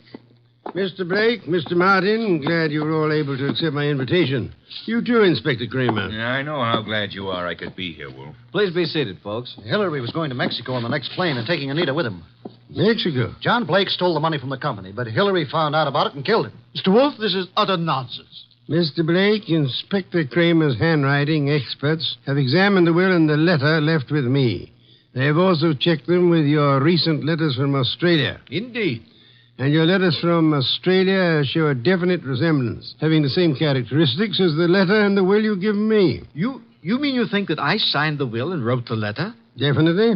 Ridiculous. But there's something else. The will mentions a painting of Marcia Blake, Anita's mother. Archie, where is that painting? Did you bring it? It's here. Bring it in here, Sergeant. Just a moment. I hope you don't mind, Miss Blake. What are you doing to it? Tearing off the paper backing of the picture? Yes, and there you are. There's the reason for the whole thing. Bonds. Pasted in the back. Thousands of dollars in negotiable bonds. Then Hillary did know about the money. He killed John for all this.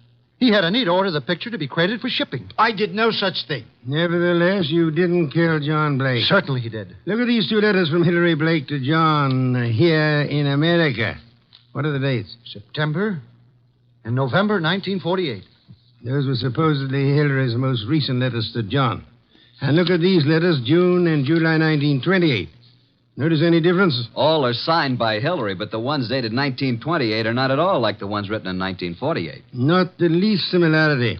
The ones dated 1928 were written by Hillary. But those dated 1948 were written by John. By John? How do you mean? Carry on, Inspector. You're under arrest, Mr. Blake. Not for murder, because there's been no murder. You're under arrest on a charge of embezzlement. Embezzlement?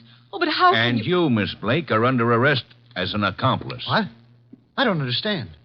Mr. Wolfe. Wilbur, you yourself unearthed the old 1928 letters, really written by Hillary from Australia. The recent letters are not in the same handwriting. They were poorly forged by John in 1948.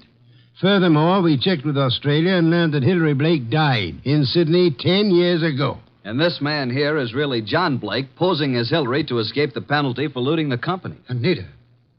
It just doesn't seem possible. Anita knew all about it, and they might have gotten away with it if they hadn't come to us, Archie. What a fantastic plan. I'm giving you back your $1,000, Mr. Blake, but I'm afraid it won't do either of you much good now. Thank you so much, Inspector Kramer, for dropping in.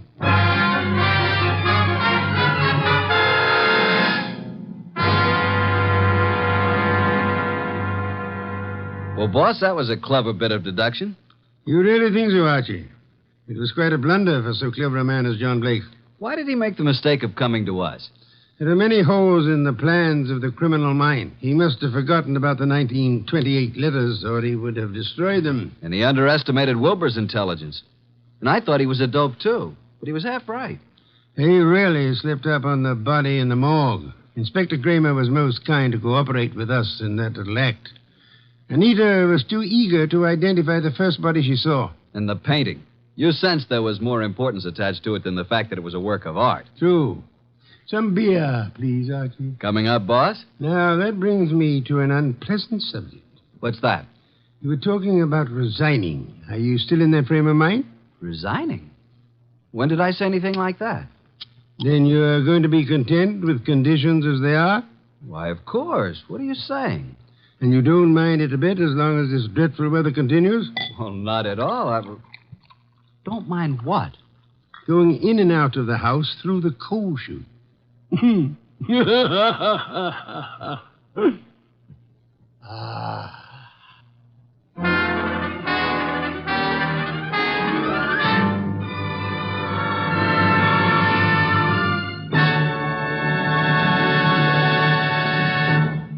You have have been listening to The New Adventures of Nero Wolfe, starring Sidney Greenstreet.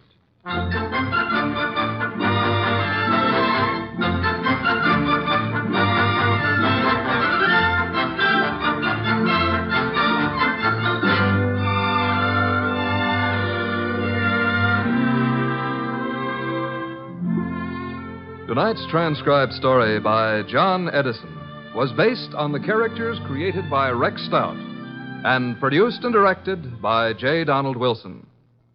In tonight's cast were Harry Bartell as Archie Goodwin, and Victor Rodman, Louise Arthur, Hal Gerard, and Bill Johnstone. Next week at this same time, Nero Wolfe and Archie will bring you The Case of the Disappearing Diamonds. Don Stanley speaking. 3 chimes mean good times on NBC.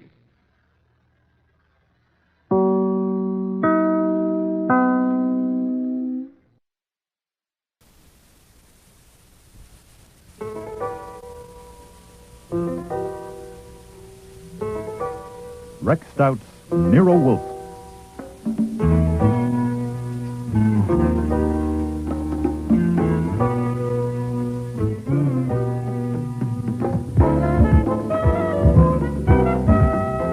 Starring Mavor Moore as Nero Wolfe and Don Franks as Archie Goodwin.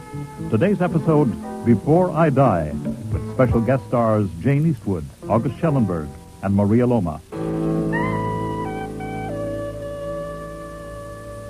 That Monday afternoon in October, life in the office of Nero Wolfe, where I work, was getting to be more than I could stand. What time is it, Archie? When you asked me 5 minutes ago, it was 3:25. It is now 3:30. And when you ask 5 minutes from now, it will be 3:35. But I won't be here to answer, because I am going out for a walk. A simple answer would have done. Indeed, it would have been all that was expected. Oh, boy. My walk will last for half an hour, by which time you will be upstairs with your orchids, which will give me a 2-hour break from seeing you in this pitiful state.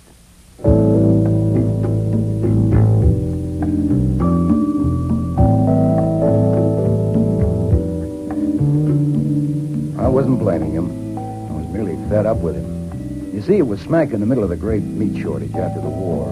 And to my 270-pound boss, a meal without meat was an insult. He'd got so desperate that he started taking long walks, as, for instance, back and forth between his chair and the bookshelves. Anyway, I got my coat on and was just reaching for the front door. Your name's Archie Goodwin. Thanks. How much do I weigh? Come on out. Guy here in a car wants to see you. The black Cadillac. Yeah. Uh-huh. Oh, hold it for a minute.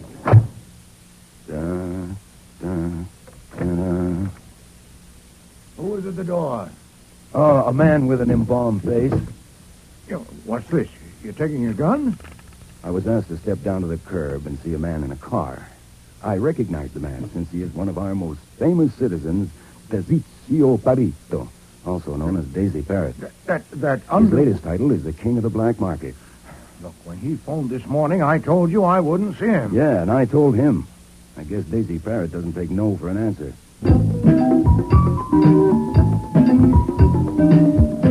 You're Archie Goodwin. And you're Daisy Parrott. What do you want? Hey, boss, he's got his hand on a gun in his pocket. And he's a damn fool to let you stand behind him. Uh-uh. Mr. Wolfe knows you're here. Now, what do you want? I want to see Wolfe. Nope. No, sir. I told you on the phone this morning that Mr. Wolfe is too busy to see you. He's got more work than he can handle now. I intend to see him. Bring him out here. Now, look. Don't think I'm laughing you off. People who laugh you off are apt to show up at a funeral playing the lead, okay? But whatever you have in mind, Mr. Wolfe wants no part of it.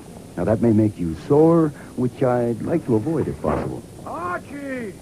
My God. Archie, what does Mr. Parrott want? Nothing. He just stopped by. He wants to see you. Then confound it, Archie. Bring him in here. What? Bring him in.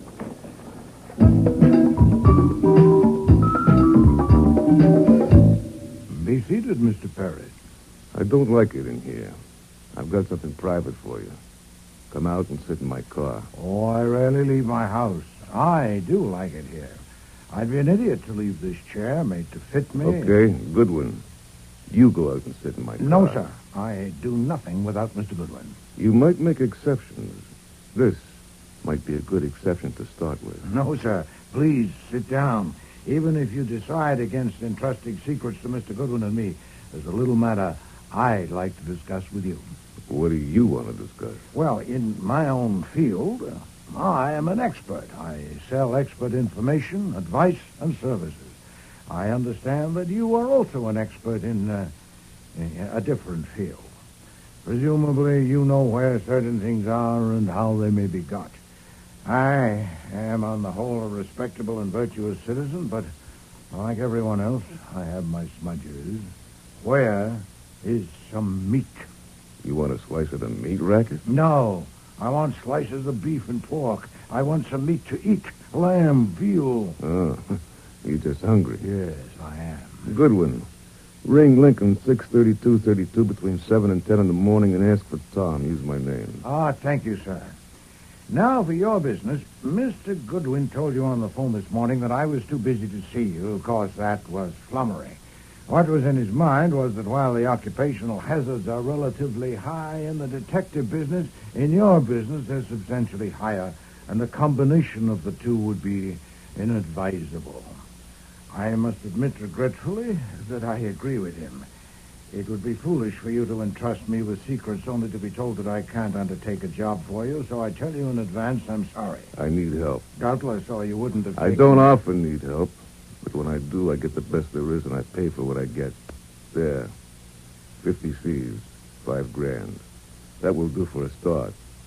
I'm being blackmailed, and your job is to stop it. But I've told you, Mr. Perry... I'm being blackmailed by my daughter. Hold it. Nobody in this world knows about that except me, and now... Hold it. Now, I want to warn you that Mr. Wolfe is every bit as stubborn as you are. This is damn dangerous for all concerned. Now, he's told you he doesn't want to hear it, and neither do I.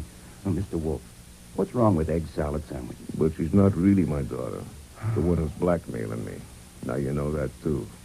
I have got a daughter, a real one. She'll be 21 next month. Where are you going? You'll have to excuse me, Mr. Parrott. You walking out on me? I always spend from 4 to 6 upstairs with my plants. Always. If you insist on confiding your troubles to me, tell Mr. Goodwin about it. I'll phone you later. You know something? Who's that Huh? You're crazy, both of you. What's that gun in your hand for? Crazy as bed bugs. Okay, tell me about it. When my kid was just a baby, I got sent up the river for a long spell, and while I was there, her mother died. It took me nearly 5 years before I found the kid, never mind how. And by then, I decided it wasn't safe for her to know who her father was, or for anyone to know I had a kid. So I found a way to send money to her, keep her in schools and all. Uh-huh. And I got reports on her every 3 months, and everything was okay. It was working just fine till Thumbs Meeker bitched it up. Thumbs Meeker? You heard of him? I've heard of him. And how he got his name. And Thumbs sent a punk to tell me that if there was any little favor he could do for my daughter, just let him know, capiche?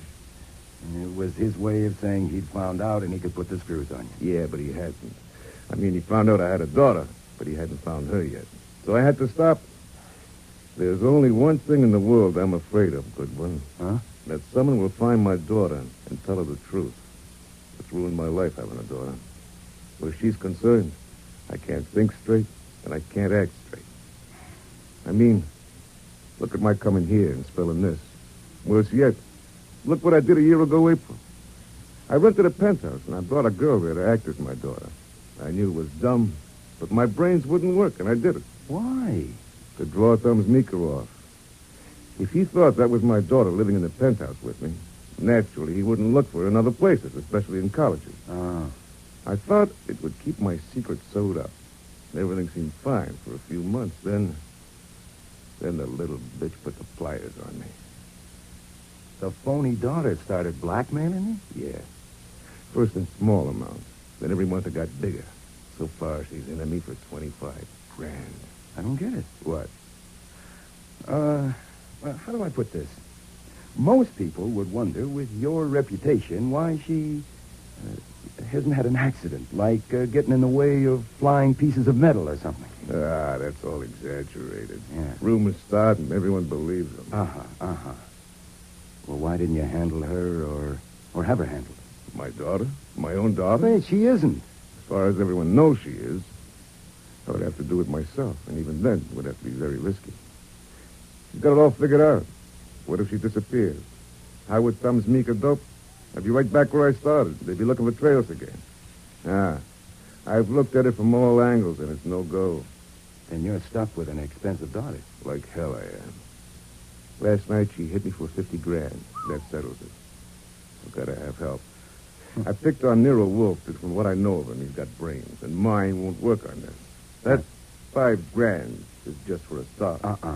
I'll pay what it's worth, and it's worth plenty. Look, he won't touch it. Her name is my daughter, is Violet Parrott. Her real name is Angelina Murphy. She was on the jump in Salt Lake from a rolling and cleaning charge. I went out there and got her myself. See, I doped it that I'd have her sewed up because the Salt Lake Fuzz would like to have her back if she got tricky. But it didn't take her long to realize that I couldn't unload her. Okay. You'll have to deal with her. Is it true Wolf never leaves the house? Absolutely true. So you see... Violet will be here at 9 o'clock tonight. Mr. Wolf will have to call you. Now, After he's seen Violet, there's another job he'll have to do. With my real daughter. He'll have to be very careful. Look, that can wait. Her name's Beulah. Beulah Page. I'll write her address down for you. Look, Mr. Parrott, there's no Hey, point... Goodwin. Yeah? I know I can trust you. I'll be in touch. Ciao. Ciao. Why are you disturbing me, Archie? I'll be down at 6 o'clock. This is urgent. A question for you to mow. Well? What color do you like in shrouds?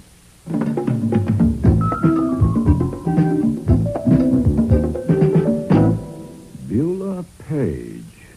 This address is near Columbia University, less than half an hour away. Yes, sir. Get her. Now, if possible. But Parrott said... We don't even know there is a daughter. All we have is what Parrott told us. Miss Beulah Page is registered at the university. Medical and Social Services Studies honor student. I checked. I want to see her. At the very least, I want you to see her. You can introduce me to her? Boy, she's 20 years old. Flummox her.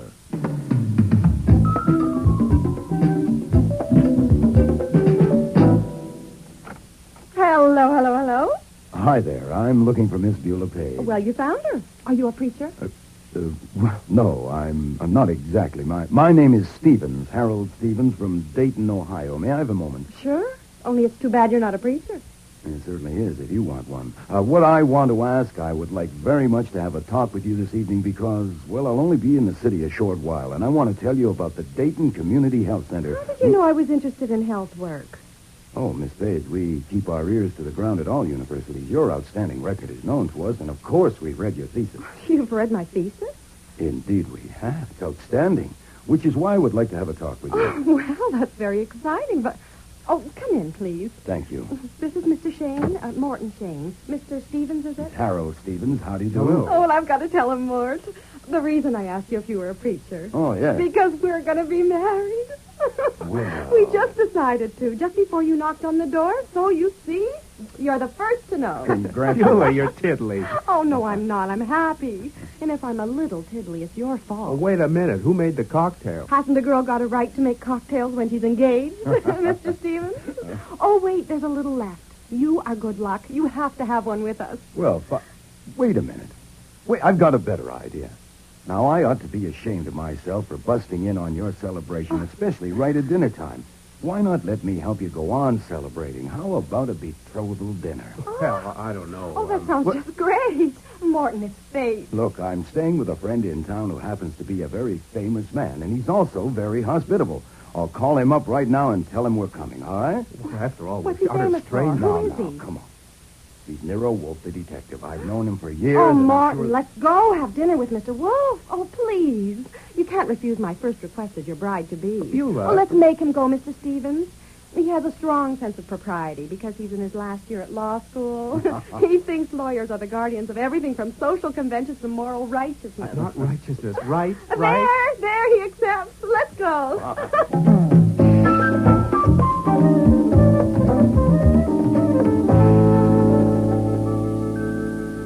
To my surprise, Wolfe helped out over dinner by hopping all over the place. Conversation he'd had, which saved me from having to talk about the Dayton Health Center. He asked Beulah about her courses. He talked about cases he had handled, which fascinated Shane, which in turn fascinated Wolfe. He adores adulation. He even ended up calling him Morton, for God's sake. Morton, I hope you're prepared to face the fact that very few people like lawyers.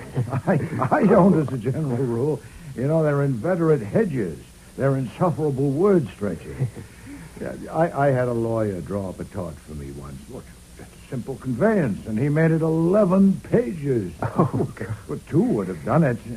Have they taught you to draft torts? Oh, naturally, sir, that's in the course, yeah. I try not to put in more words than are necessary. Well, for heaven's sake, keep it brief. A little more wine. Thank you. Oh, there's a crack in your wine glass. Fritz, replace Mr. Shane's glass, please. Yeah. Well, Miss Page, let me give you another helping of zucchini alla. It was like that right through dinner. Almost more than I could stand. And after dinner, Wolfe and Beulah sang songs. Well, at least Beulah sang. She was in very high spirits. And Wolfe was moving a finger to keep time and evidently trying to hum. For him, that was drunken revelry. I'm sure his mood could only have been brought on by a girl whose father could get him a pork chop. I had to remind Wolfe of our appointment, or he would have ended up with both daughters in the house at the same time.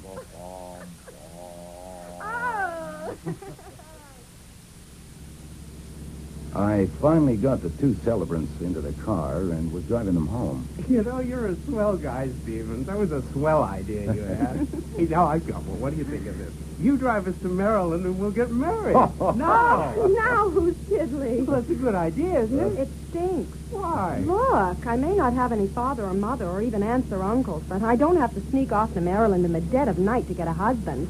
I'm going to have flowers and white things and sunshine if I get a break. Anyway, what about that test tomorrow? You said it was important. Well, it is. Home, Stevens. Him first because he has to study. And then you can come up to my apartment and tell me about your health center. You haven't said a word about it all evening. Well, I didn't want to spoil the celebration. Brides-to-be should not discuss business on their betrothal night. I'll phone you tomorrow, okay?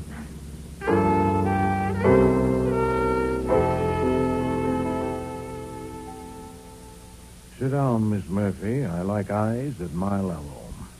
The name is Parrott. Violet Parrott. No, Miss Murphy, it won't do. Mr. Parrott told me who you are. I do not intend to prolong this. He hired me to make you stop blackmailing him. Aha!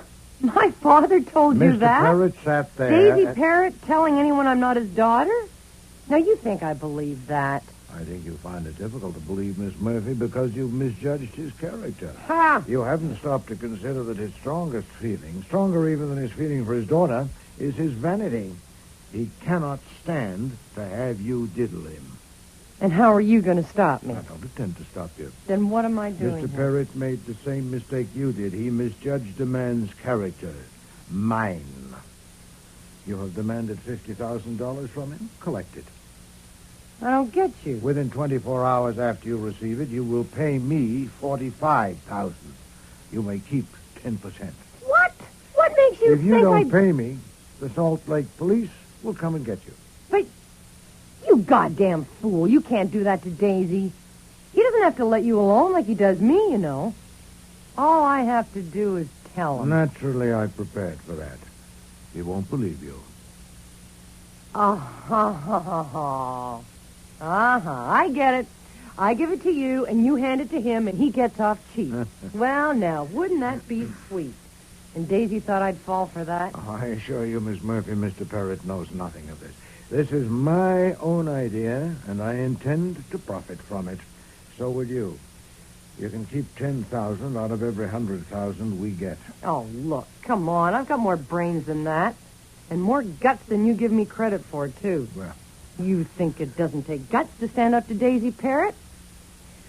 Wait, I'll show you. I'm wearing sleeves tonight. Here's why. He did that to you? That's not all. There's other places, but you'd have to pay to see them. And I took it. I told him, listen, I said, you can hurt me all you want, but don't think I'll just go, baby. And if you hurt me too much, well, I'm not dumb. I've taken certain precautions. What precautions? Just never you mind. But I've got Daisy Parrott, all right, and I'm the only one that ever did that and lived to tell it.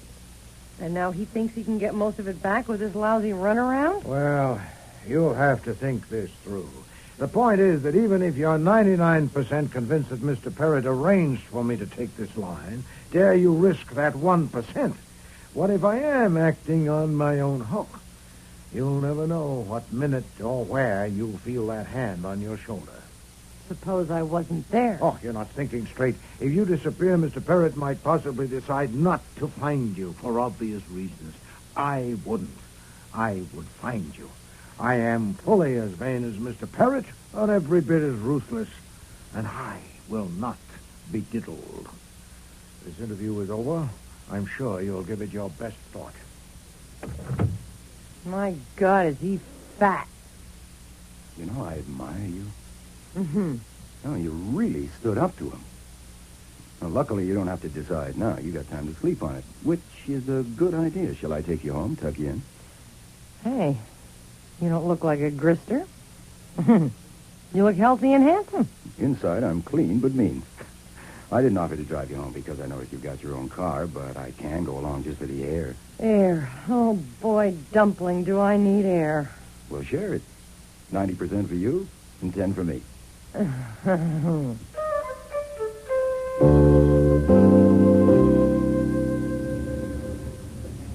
You know, Angelina, you're sunk. You can cut out the Angelina. Just call me Angel Food.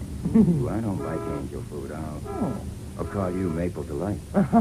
No, but you're absolutely sunk if you try to pull it through. Now, I speak frankly because I admire you in more ways than one. Oh, Dumpling. And also because I enjoy life, and I don't care to leave it at this point.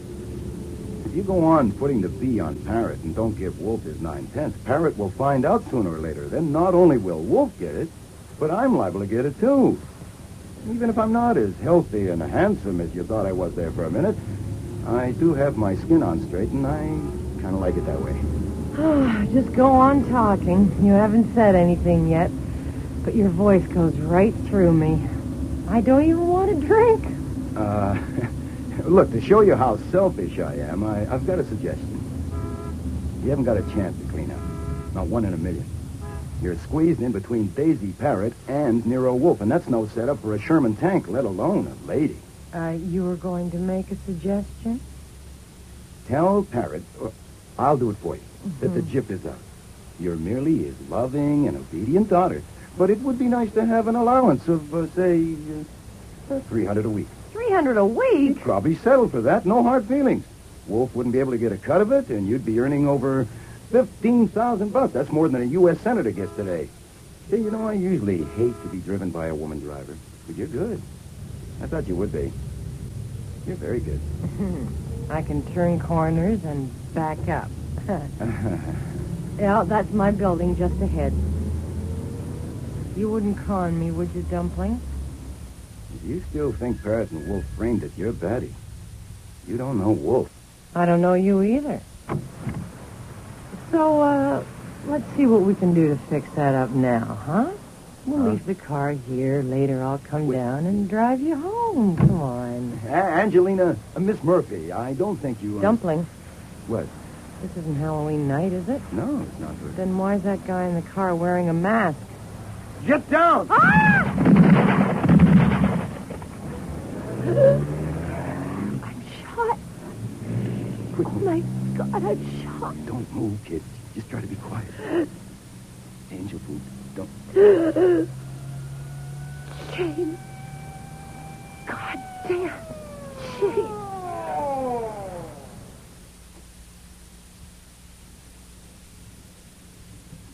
Okay, Goodwin, we lock you up. Oh, Inspector Kramer, you said that 4 times. I don't like the idea, and neither will Mr. Wolfe or his lawyer, but I prefer it to more of this. Go ahead. Oh, damn you. Look, let me summarize it for you. Daisy Parrott came to see Mr. Wolfe to consult him. If I had information for you on that, which I haven't, it would only be secondhand. Then in the evening, Parrott's daughter arrived, apparently to consult Mr. Wolfe about the same thing as her father, and I've told you you'll have to get that from Wolfe, too. And I've told you Wolf's door is bolted, and Fritz says he can't be disturbed. He's asleep. Try him after breakfast, say 11 o'clock. Of course, I won't be there to let you in if I'm in that cell. Then I escorted Miss Parrott home with her driving the car. We arrived at her apartment building Where's Daisy Parrott? You mean now? Now. I have no idea. Is he holed up in Wolf's house? Oh, good God, no. It makes my teeth chatter just to think of it. Did your teeth chatter when he was there yesterday? Now, look. It will soon be dawn. Now, I told it over and over. All I know. You know damn well the man to tell you what Parrott and his daughter wanted is Wolfe. You know damn well I can't tell you. You also know if you hold me, Mr. Wolfe will resent it, and you won't be able to depend on a thing he says. Now, Kramer, what do you want to do?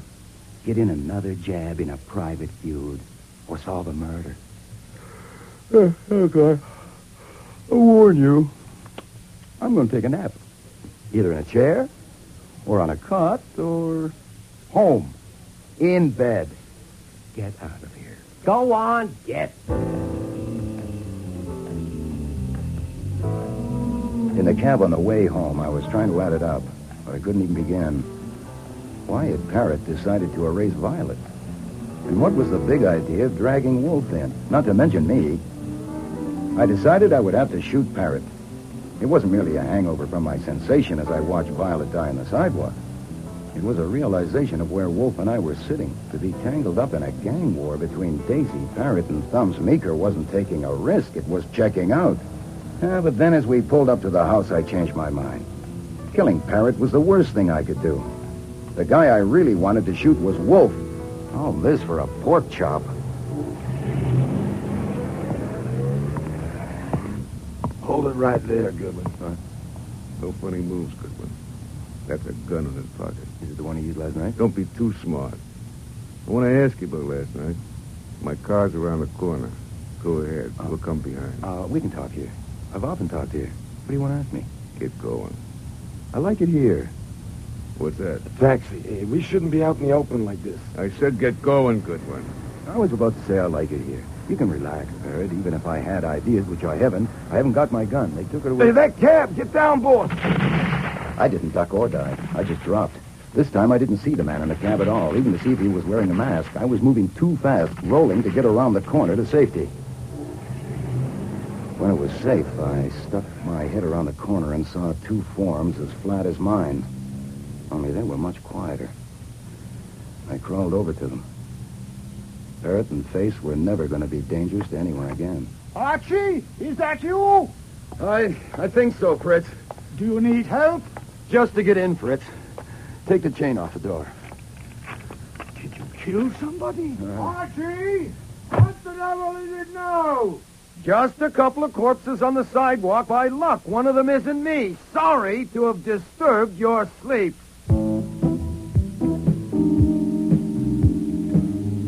So Kramer didn't have to wait till after breakfast to see Wolfe. He and his squad of scientists arrived within minutes and stayed for hours.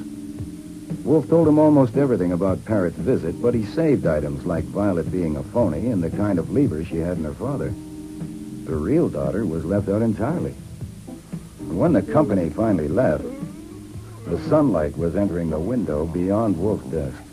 That may have well been the longest night I ever spent. I hope they're... Nero Wolfe's office. Archie, Saul here. I want the boss. Hold on. Saul Panther. Good. Go up to your room and look at your face. It needs washing. Oh, so would yours. You spent the night rolling around on site. You mean you have private business with Saul? You got him working on something? Certainly, Mr. Parrott's job. Since when? I phoned him last evening when you were escorting Miss Murphy home. Why? Because of something that had been said that aroused my suspicions. If you're out of it, Archie, you won't have to lie to the police when you go downtown to sign your statement. Go and wash your face. Yeah, well, I'll be damned. Excuse me. Oh, by the way. Yes? I suppose it would be futile to call that number Mr. Parrott gave us, now that he's dead. I'm out of it.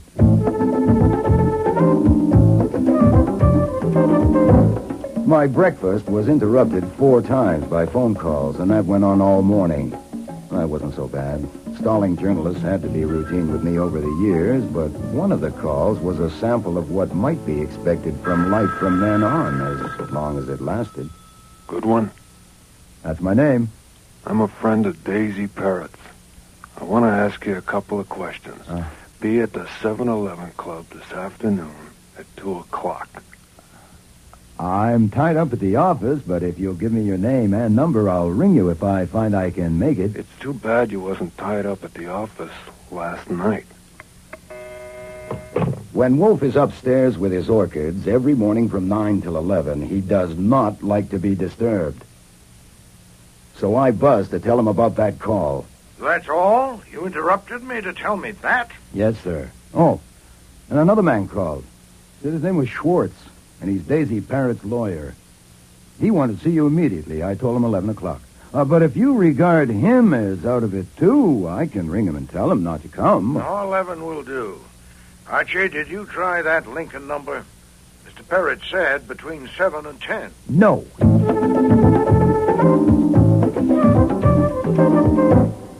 Sit down, Mr. Schwartz. Thank you. Mr. Wolfe, I must apologize for being urgent about this appointment, but I felt there should be no delay. I gathered from Mr. Parrott last evening that you had not explicitly given your assent, and therefore... Assent to what? Why, to your appointment in his will as executor of his estate, in effect the guardian of his daughter. Huh? Did you? Utterly preposterous. I was afraid of that.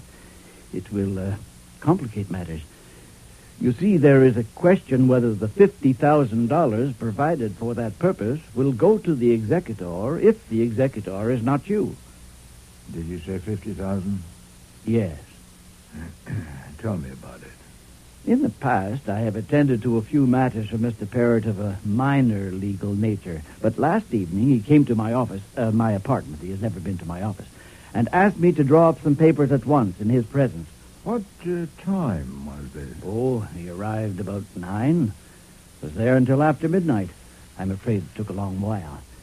You understand, it's a difficult business, extremely difficult to convey property by testament to a daughter without naming or identifying her in any way. Your functions are limited strictly to the legacy of his daughter. There are only 2 other provisions in the document under consideration. $50,000 to you as executor, and the same in amount to me. Let me see it. In a moment, yes, sir. I should explain that the large sum left to me was not to compensate me for drawing up some papers. It was to pay me for not opening this envelope addressed to you and examining the contents. I must say he misjudged me entirely. 1/10 that amount, 1/50 would have sufficed. So, having said that, there is the will, and this is the envelope. Thank you. Well, at least we know where Parrott was when the police couldn't find him last night. Yes. Mr. Schwartz, considering the circumstances, I think Mr. Parrott would expect me to let you know this much. Archie, would you read this page to Mr. Schwartz? Yes. To Nero Wolfe, if this is the wrong one I'm pulling, it's the worst mistake I ever made, but I think I can count on you after seeing you today and sizing you up. I don't think I'm going to die, but what if I do? That's my problem. My daughter has got to be protected. I mean, she has got to get what belongs to her, and that's my problem. Thank you. The envelope also contains a marriage certificate and a birth certificate. Put them in the safe, Archie. Then you accept the office? I do. In that case, I have a question. With the daughter dead, how do you propose to perform the functions of your office? A reasonable question. I had Archie read you that page because I wanted to understand why I cannot give you an answer. Since Mr. Parrott trusted you, he would expect me to give you this much satisfaction. The daughter is not dead. Beyond that, Mr. Parrott left it to me, and so will you. I see. I hope you'll forgive me if I mention another detail. I understand that Mr. Goodwin here was present when Miss Parrott was killed. Yes. He was also present when Mr. Parrott and his companion were killed. Yes. But Mr. Goodwin was not injured. Only my pride. Mr. Wolfe, I don't know whether you fully realize the inferences that will be drawn by Mr. Parrott's associates when they... Nero Wolfe's office. Archie Can he Good- talk to me now? Hold on a moment, I'll see. The man who called earlier. The one who wouldn't leave his name. I'll take it. Nero Wolfe speaking. Your name, please?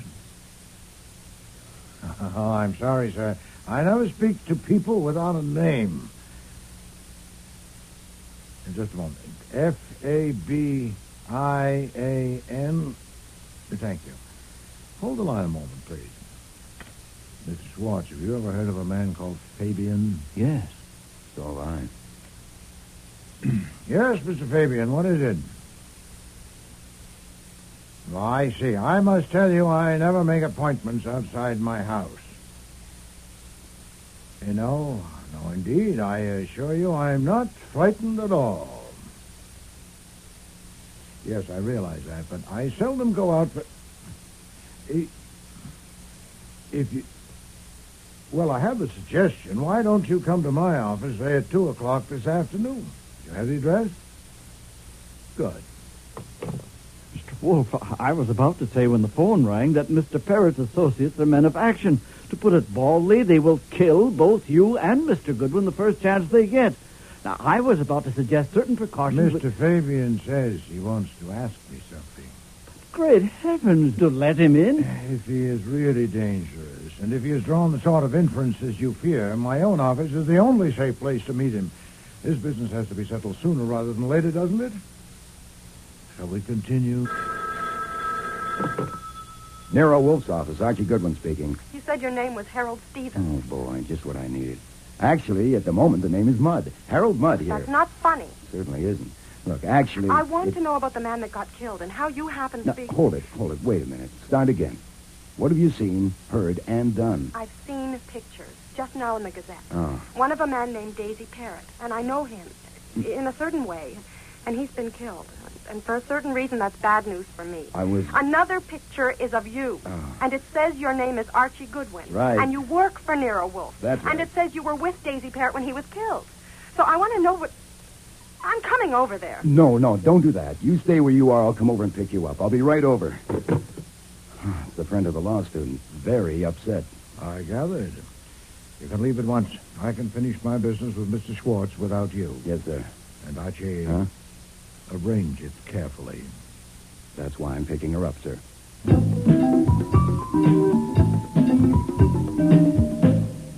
How do you do, Miss Page? And, Morton, I wasn't expecting you. He wouldn't let me come along. I certainly wouldn't. I'd like to know what this is all about. Goodwin saying his name was Stevens. And why were we sneaked in the back way like this? The sidewalk in front of our house was the scene of 2 murders, and quite conspicuous. I demand to know what is going on. Miss Page deserves an explanation, and she'll get it. Doubtless you'll get it later from her. Mr. Goodwin and I are taking Miss Page up to the plant rooms to show her my orchids and have a talk with her. Now, there are books and magazines down there. I must insist. No. Don't try. Archie, tell Fritz there'll be 2 luncheon guests at one shop.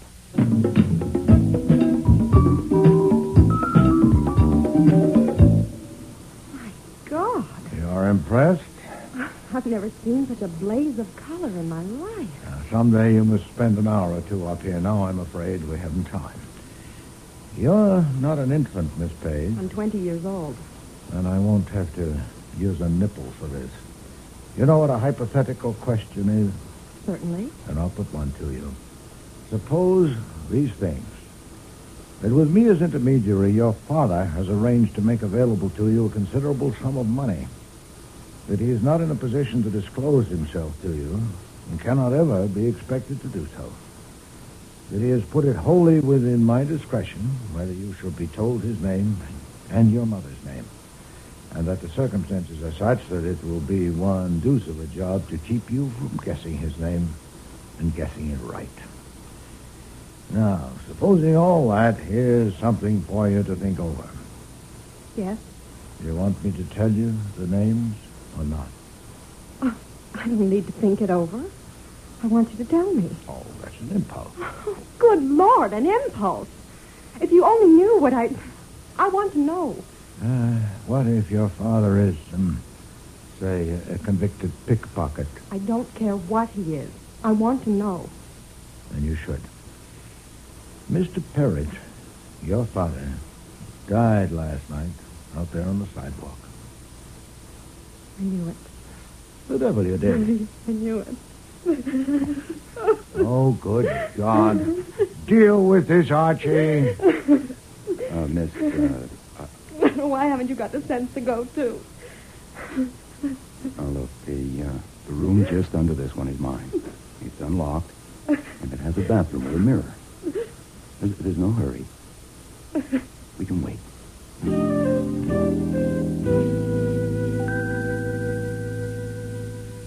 Down so soon, Archie? Is she all right? She needed a shoulder to cry on, but with her fiancé under the same roof, I didn't think it would be fitting. Morton's in the front room, pacing. Nero Wolfe's office, Archie Goodwin. Let me talk to him. It's Kramer. Mr. Kramer, how are you? I'm fine. You? The way I always am before lunch. Hungry. Enjoy it. This is just a friendly call. I wanted to let you know that you were right as usual when you decided to keep it all to yourself and tell us only one thing that was worth a damn about Parrott's daughter being wanted in Salt Lake. We got onto her through the Washington fingerprint files, as you knew we would. I don't think she was the daughter at all. Her name was Angelina Murphy. Oh, she used others. She had about 10 years coming. I suppose I might as well ask if you have anything to add. No. No, I think not. Nothing at all? But the job you took on for Parrott? No, nothing. Okay. I didn't expect it. Enjoy your lunch. Oh, at least I heard that before I died. What? Well, Kramer knowing you've got things he could use and merely telling you to enjoy your lunch. Do you know why? Yes. It was, in effect, an obituary. Oh. If I were a sentimentalist, Archie, I'd be touched. He thinks we haven't got long to live. Yes. What do you think? I think we should enjoy our lunch.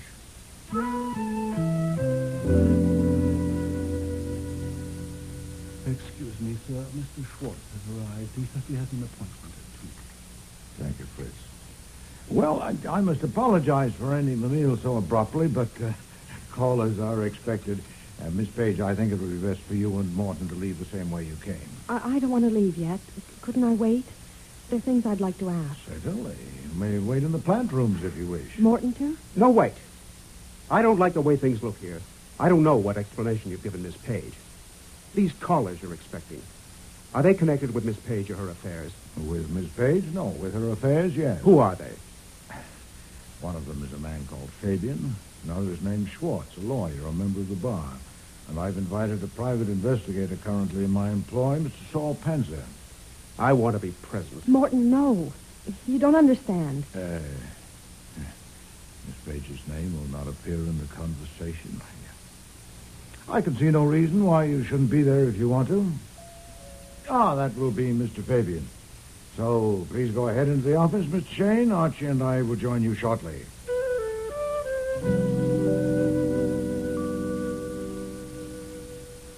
Mr. Fabian, it is part of your legend, sir, that you never go anywhere unarmed. Are you armed now? Yeah.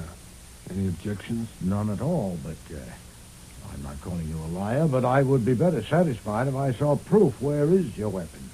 Easily available? It's available. Would you mind showing it to me? Comedy. Here. I could have had it out and in again 20 times. I came to get some proof from you, and Goodwin here. Excuse me. We'll go into the office and sit down. This way, sir. You know, I must apologize to you, Mr. Fabian, for appropriating a few minutes of your time, but this will only take a few... Fritz has got it, sir. You're Schwartz. Yes, Mr. Fabian, you may remember. Yeah, I remember. Archie, you can't go in. Fritz, Mr. are you all Wolfe? right? How are you going to stop me? Fabian, what you doing here? I got you covered, Thomas. Not here and now, Fabian. Who gave you the steer? Nobody. I came on business. Lift them up. Oh, Tommy Ross, this is preposterous. Besides you two, there are 5 people in here. What do you expect to do, shoot all of us? Nonsense. And who the devil are you, sir? What do you mean bounding into my house like this?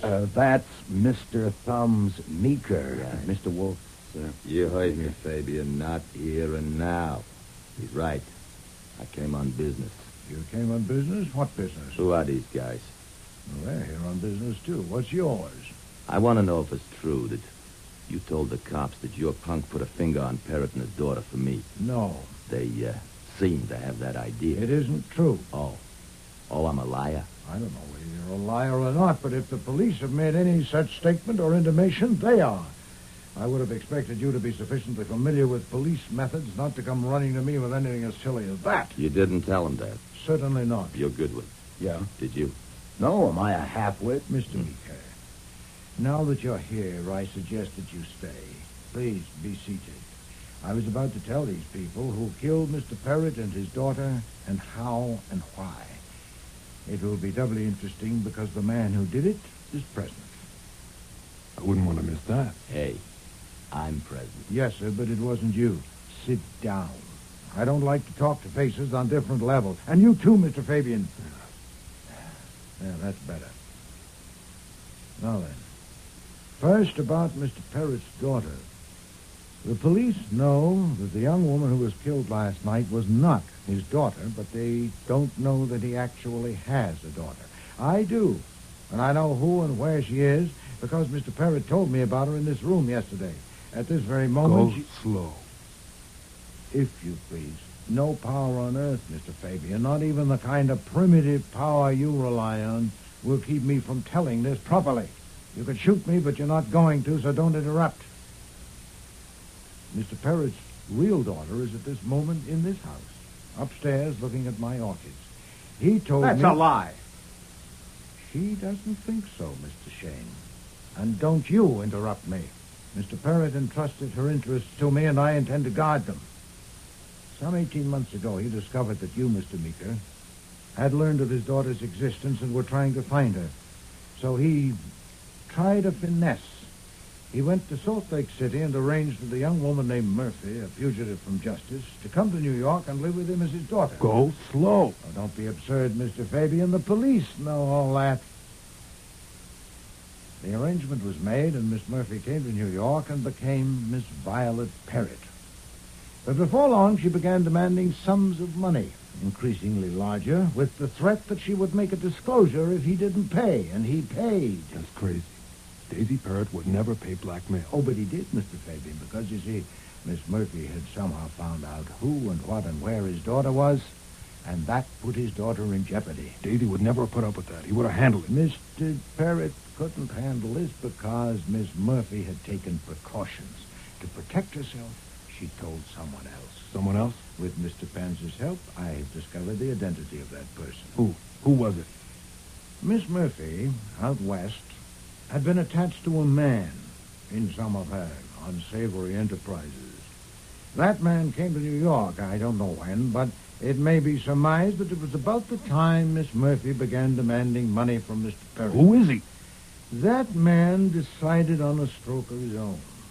Unknown to Miss Murphy, he contrived to meet the daughter, to pursue a friendship with her, to ask her to marry him, and to be accepted. He had enough temerity to masquerade as a law student. And indeed, his temerity was unlimited. He didn't even bother about an alias. He became engaged to marry Mr. Parrott's daughter under his own name, Morton Shane. That's a lie. No, Mr. Shane, that is the truth. I know it. I can prove it. What I don't know yet is why. Why did you shoot and kill Miss Murphy and Mr. Parrott? Merely to clear the track, to get them out of the way since the daughter was betrothed to you? Possibly, but I doubt it. More probably, something had happened. You'd become aware of some deadly threats. Had Miss Murphy, by any chance, discovered your association with the real daughter? You'll eat all of this, you fat, lying son of a bitch. I'm going. Stay where you are. You got anything else? Nothing but proof. Last evening, Mr. Parrott's daughter and this young man dined with us. And one or two remarks he made stirred a faint suspicion in me. Faint, but simple to test. He said he was in his last year at law school, and I asked him if he'd learned to draft torts. And he said he had. Mr. Schwartz, you're an attorney. Is that possible? No, certainly not. A tort is an act, not a document, as any law student would know. You can't draft a tort any more than you can draft a burglary. I had my chef save your wine glass, Mr. Shane, and after you had left, I got in touch with Mr. Panzer. Through the FBI, we learned of your background and your record.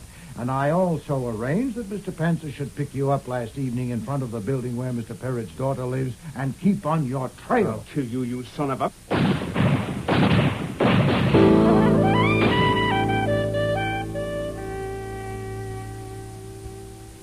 The paper says the DA's decided not to charge Meeker or Fabian because the man has a right to defend himself.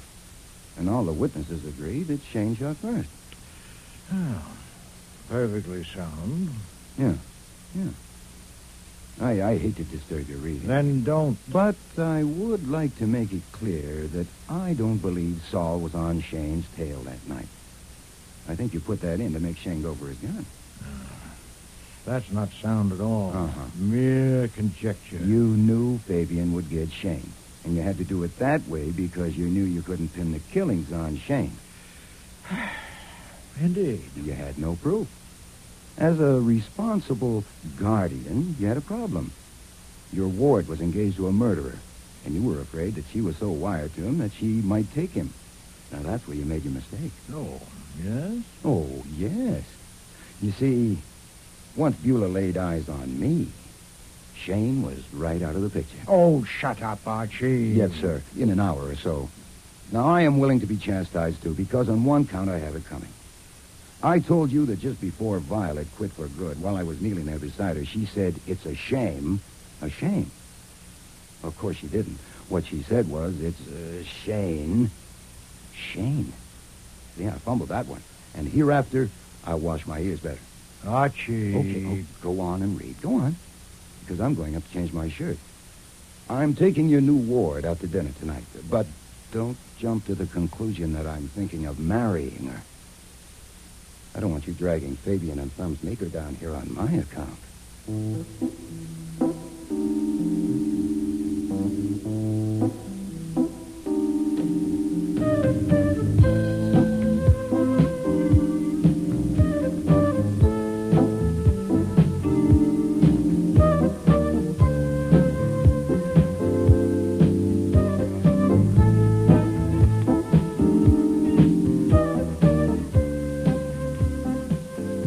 Starring in today's episode were Mavor Moore as Nero Wolfe and Don Franks as Archie Goodwin.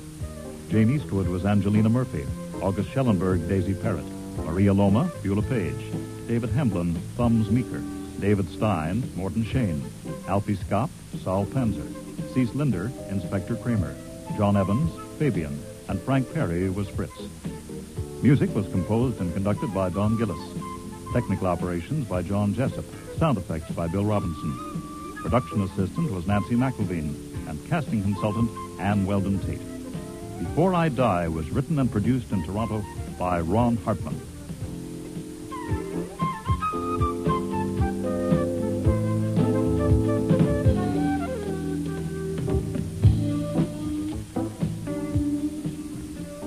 Next week, Listen, I wouldn't trust no cop if he was a baby and stark naked. Nero and Archie meet Hattie Annis. A witch can be 20 minutes late. A what? Of course, nobody believes in witches anymore. Certainly I don't. But now I'm not so sure. Hattie owns a theatrical boarding house. Do you happen to know that all stage people are crazy? They have no monopoly. My name's Tammy Baxter, short for Tamiris. I haven't decided yet which one to use in the marquee when I'm a star. Hold it. What's the matter, Buster? Come here. Behind the sofa. Oh. Easy. Oh, my God. It's Tammy. Yeah. Now you'll never get your name up in lights. I'll get up when I like and I'll walk out when I like. Steady. Both liquor. Here, let me help He's you. a great detective, Nero Wolfe, just a flunky for the cops. Get in here quick. Thanks. Hey, you might have brought me something to eat. You're no good. Well, if I'm no good, why'd you let me in? Because I thought you had something to eat. Actually, if I wasn't any good, would I bother to come and tell you to stay away from that door because they're going to bust it in? No, they won't. Why won't they? Because they know if they do, I'll shoot. You've got a gun? No, but they don't know that. Oh, All right, Buster. I've never hired a detective before. You want me to sign something? Who are you hiring, Miss Annis? I'm hiring you. To do what? What? To show the cops. To make them wish they'd never set foot in my house. No to way. make them eat dirt. Next week, Rex Stout's Counterfeit for Murder, with guest stars Joy Coghill, Brent Carver, Gilly Fennick, Lynn Griffin, and Sandy Webster.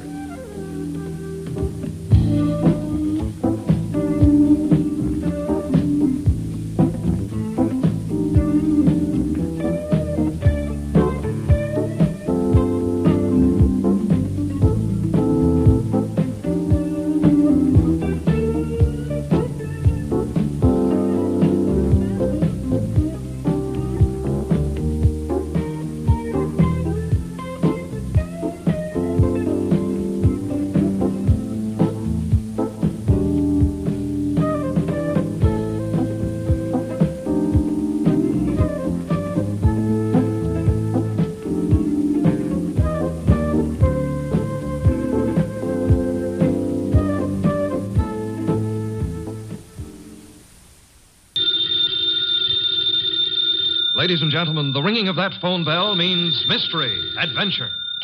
Nero Wolfe's office, Archie Goodwin speaking. Mr. Wolfe? Yeah, he's right here. Who's this? Archie, hang up. Don't ask questions. You have a what? Archie, it's past your bedtime. Well, I'm afraid, Mr. Wolfe, it's past his bedtime. Your bedtime. It's a client, boss. That's what I was afraid of. Foolish. Hello? Hello? Well, why do you look so bewildered? He's coming right over. He says he's got a date with murder.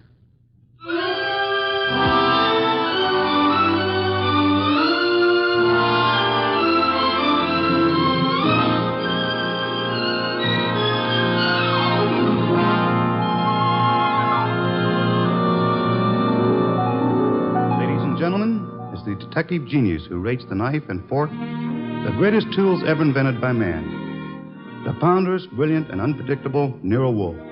Created by Rex Stout and brought to you in a new series of adventures over this NBC network in the person of Mr. Sidney Greenstreet.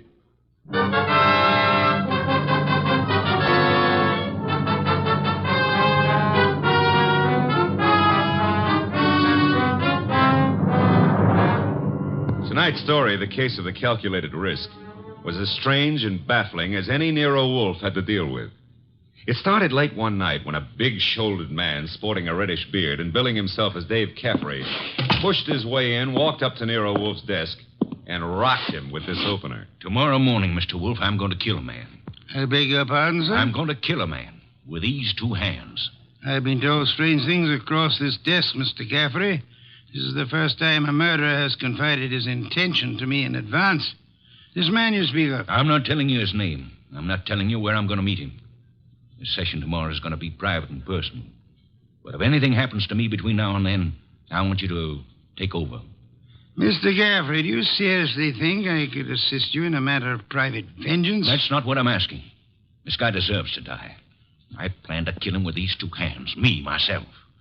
But if I slip up, if he gets me first, I want you to see that justice is done. But I assure you, sir... I told you this guy deserves to die. Let me tell you why. Years ago down south, there were three men in business together, partners. Me and two others. Your notebook, Archie, if Mr. Caffrey doesn't mind. You're wasting your time, Wolf. The names I'll use will be phony. I won't give you anything you can check back on. We'll take our chance, sir. Please proceed. It happened in a town about 40 miles from the place where we had our business. We'd gone there to collect some money, the three of us. Carl, Mitch, and me. Dave Caffrey. But all we collected was bad news. So bad that Carl hadn't even given our right names at the hotel. Said he was scared some of our creditors would come hitting up on us for what we owed. Three of us had some drinks, and we'd been pacing around for nearly an hour. I can still remember the way Mitch stood and looked at me. And then up at Carl, when Carl suddenly pulled to a stop and came out with this idea of his. So, Dave, You got 6,000 cash on hand. You counted it, Mitch. Well, didn't we make it 6240, Carl? Whichever. We've got this 6,000 odd, plus some slow accounts receivable against debts of 38,000. With three of us trying to live from the business, we haven't got a chance. Well, we ain't got much of a one, Carl, but... It's hopeless, Dave. With two partners, though. Two partners? You reckon on pulling out, Carl? I say we cut cards for it, Mitch. Low man drops out. Break up the partnership? After sticking together all these years? Wait a minute, Dave. Wait a minute. Maybe Carl's right. Maybe this could work. Carl, you mean the low man drops out clean? Right now? Right now, Mitch. Other two to take over assets and debts and see if they can get this thing back in the black. Okay, Carl. Get the cards out. Dave? Well, that's what you guys want. Okay, then. Here's a new deck. Shuffle them, Mitch. All shuffled. Cut 'em, Dave. Go ahead, Mitch. You get first pick. Spread 'em if you like. Here goes. 6. Your turn, Dave. Okay. 9 of clubs. Lucky guy, Dave. That puts you in whatever Carl pulls. I'll pull it fast. There she is. An ace. Sorry, Mitch. That leaves you elected. Well, Mitch, I'm sorry, too. I guess we all had a fair whack at it, but... Hey, wait a minute. Let me see that ace again, Carl. Easy, Mitch. I said I was sorry, Look, but... Dave. Yeah, what is it, Mitch? All the aces are marked. Carl, I'm going to cram this deck right down your crooked throat. Look out, Mitch. He's got a knife. Sure. Oh. Carl, you... All right. I've cut him for keeps. What do we do now? What do we do? Look, Carl, I didn't mark those cards. I didn't kill Mitch. And what's more... Shut up, Dave. We're both in and out now. Come on. Let's get out of here.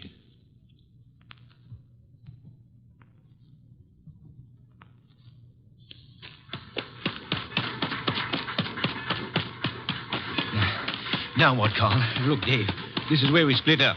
Two men together, easy to trace. You head one way, I go the other. Yeah, but the dough, I got no money. Here, I'll split up the 6,000. This is your half. Here, stick the envelope in your pocket. Now, grab that freight. Get set. I'll catch the next one going the other way. Get going, Dave!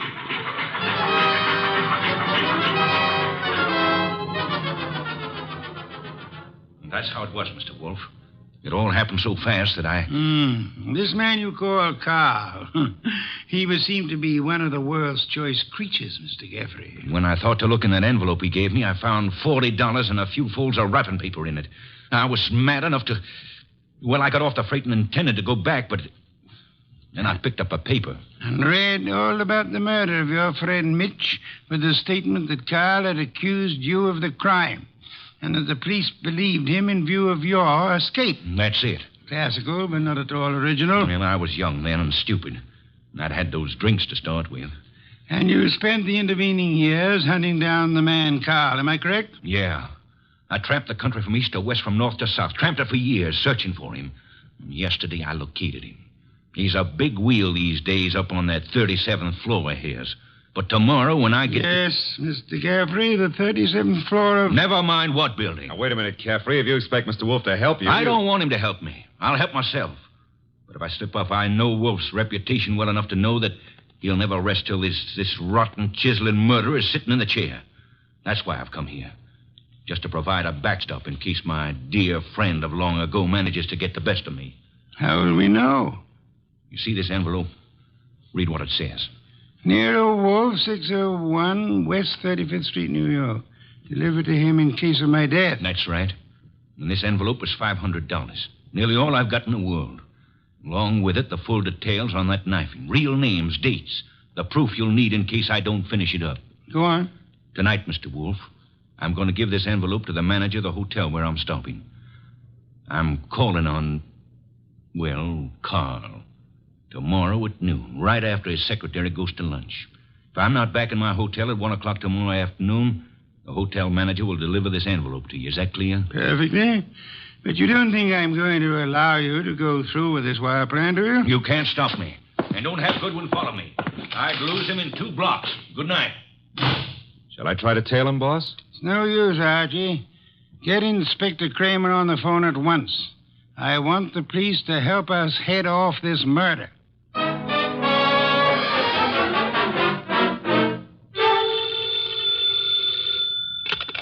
Nero Wolfe speaking. It's Archie. I'm calling from the morgue. And? They found Caffrey's body in a subway washroom, mugged and stabbed. Wallet gone, pockets cleaned out, no envelope. Just 2 hours ago he was here. No envelope, eh? Gone. Witnesses? None so far. Homicide's calling it straight mugging and robbery. As it well might look, except for... Except for a guy named Carl. How much do I tell Kramer? all of it. Ask the inspector to start queries throughout the South on the original killing. The original killing? Look. It's our best chance of getting a description of the man called Carr. The original killing and the partnership. Starting from, say, 8 years ago and working back to the middle 20s. Tell him to concentrate on towns on railway lines. Putting out pictures of Caffrey and... Pictures and dentistry. Fingerprints to Washington. Kramer will know. And if I come across a haystack, do I keep my eye out for needles? We are going to find Carl, Archie. We are going to find him if it takes from now till doomsday.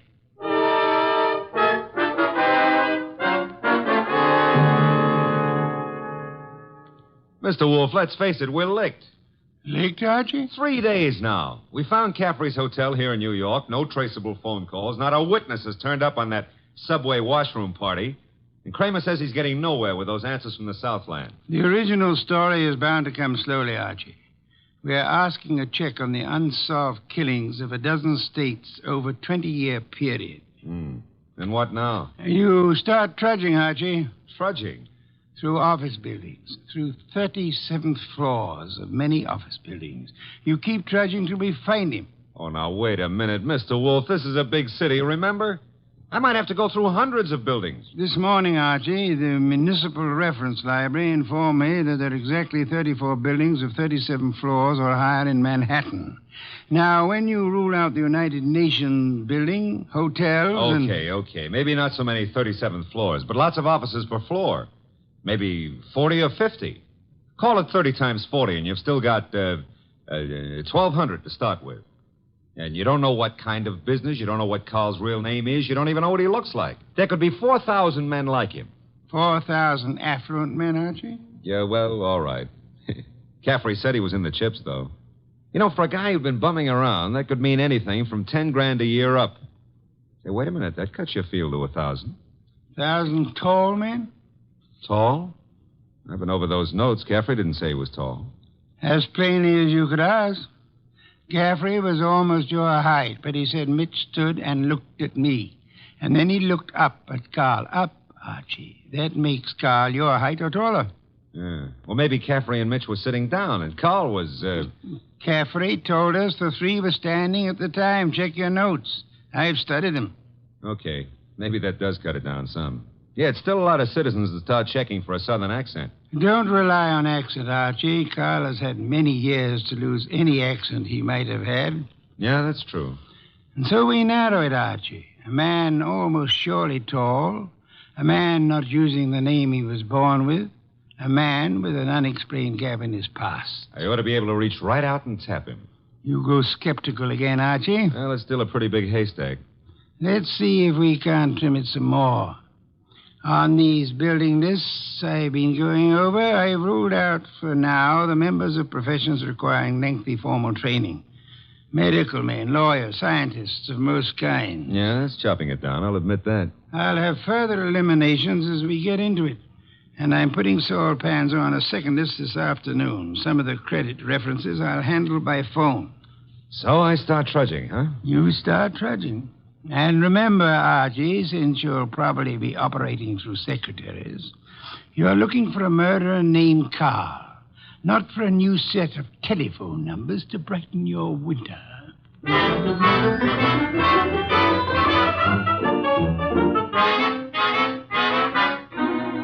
Tall?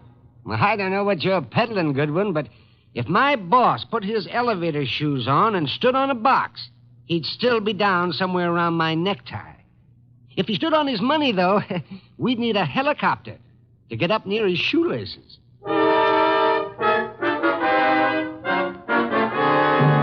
Oh, Miss Jonas, do you mind if I sit down? Why, of course not, Mr. Goodwin. Oh, thanks. You know, I've been in 12 offices on this floor, and you're the first girl who's seen the importance of this survey first crack out of the box.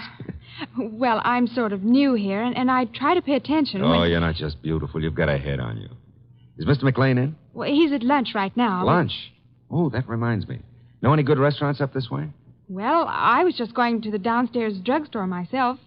But I wouldn't say Well, that... come on. Put your bonnet on and let's skip the drugstore. This meal is on the Executive Resources Survey.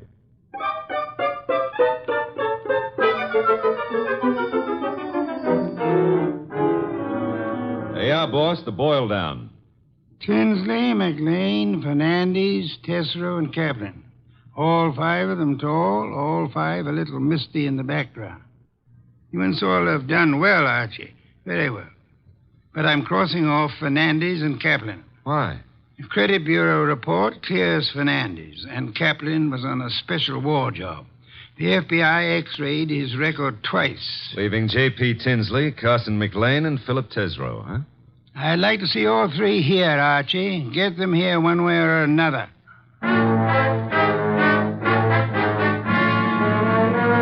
And so you do admit that Tinsley isn't your real name? Mr. Wolfe, are you a blackmailer or what? I'm a licensed private investigator, sir. Any disclosure you make will be kept in confidence, provided it doesn't touch on the case I'm engaged on. You haven't said what the case is. I don't intend to.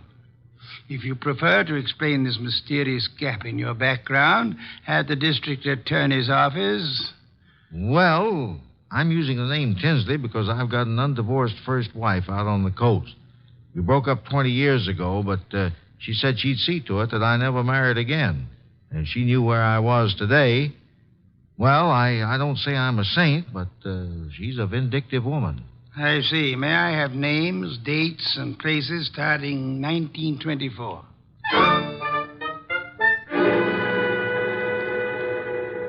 I can't quite understand your interest, Mr. Wolfe. It's rather complicated, to put it briefly, Mr. McLean. I'm working in the interest of a client. Our people have found this puzzling gap in your background, and I'd appreciate such clarification as you may be able to supply. But I told you, Mr. Goodwin, I was raised and educated in the Orient. Until 32, I was in business with my father in China. Where you say your father died? Died. With the Depression, I returned to New York, started this importing business in a small way, weathered through the early 30s, and I think my bankers can assure you of my standing today. They've done so. Carson, McLean and Company has an excellent credit rating. Thank you, Mr. Wolfe. To switch somewhat abruptly, Mr. McLean, would you happen to remember how you spent the evening of the 19th? Of this month? Of this month? Well, I could hardly... Wait. You say the 19th. Would that have been on a Tuesday? Yes, it was Tuesday. Well, that simplifies it. I'm nearly always at the office on Tuesday nights dictating the revisions in our weekly wholesalers' lists. Let me see. Yes, I was there on the 19th. Had a tray sent in. Miss Tunis and I worked till just after midnight. Miss Helen Tunis, the secretary Mr. Goodwin spoke of. She's been with me for 2 or 3 months. Miss Tunis can confirm this dictation on the night of the 19th? Of course. And Mr. Wolfe, your manner is so persuasive that I'd scarcely realize you're asking some extraordinary searching questions. May I ask why in the world you... If you'll indulge me, Mr. McLean, my prying is nearly concluded. You say you were in China until 1932.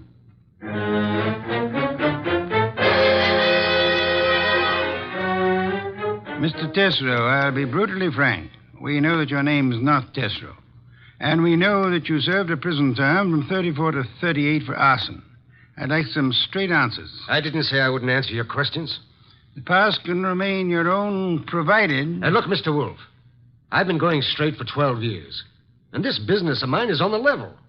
Now, if this is a shakedown... I'm asking where you were on the night of the 19th. And I'm telling you I stayed in town. I ate alone. And I went to a movie.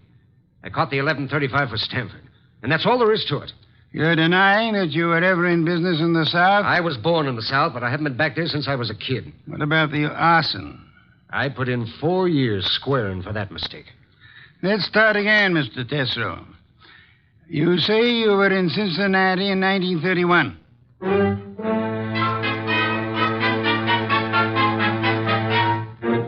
Okay, Mr. Wolfe, 3 candidates, and we're still on the 1-yard line. Our 1-yard line. Tesoro, McLean, Tinsley. No, rule out McLean. He gave references enough for those years in China. And with Helen Tunis, he's got the one firm alibi we've laid on to. Caffrey was killed before midnight. With conditions as they are in the Far East, Archie, it would be weeks before cables came back on McLean's claims. Claims? You figure the whole Chinese background's a fake? I want you to see Miss Tunis again, Archie, taking all precautions for her safety. And this is one time I give you permission to ply her with all the attentions you can contrive. Are we far enough to pull tails on any of these three? I've got Saul Pans on Tesoro, and Saul promised to have men on Tinsley and McLean. Pictures of the three have gone to Kramer for circulation in the South. No. No answer yet from the coast on Tinsley, huh? Not yet. For the moment, Archie, you'll concentrate on Helen Tunis.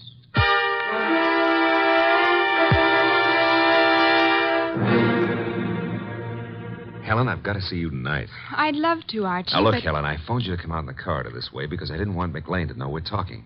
Do you still say you got that new mink coat on your own money? Mr. Goodwin, I don't know what right you Helen, have if you to... get 5 guys to buy you stuff, it's your business. Mr. McLean said his wife might be detectives around.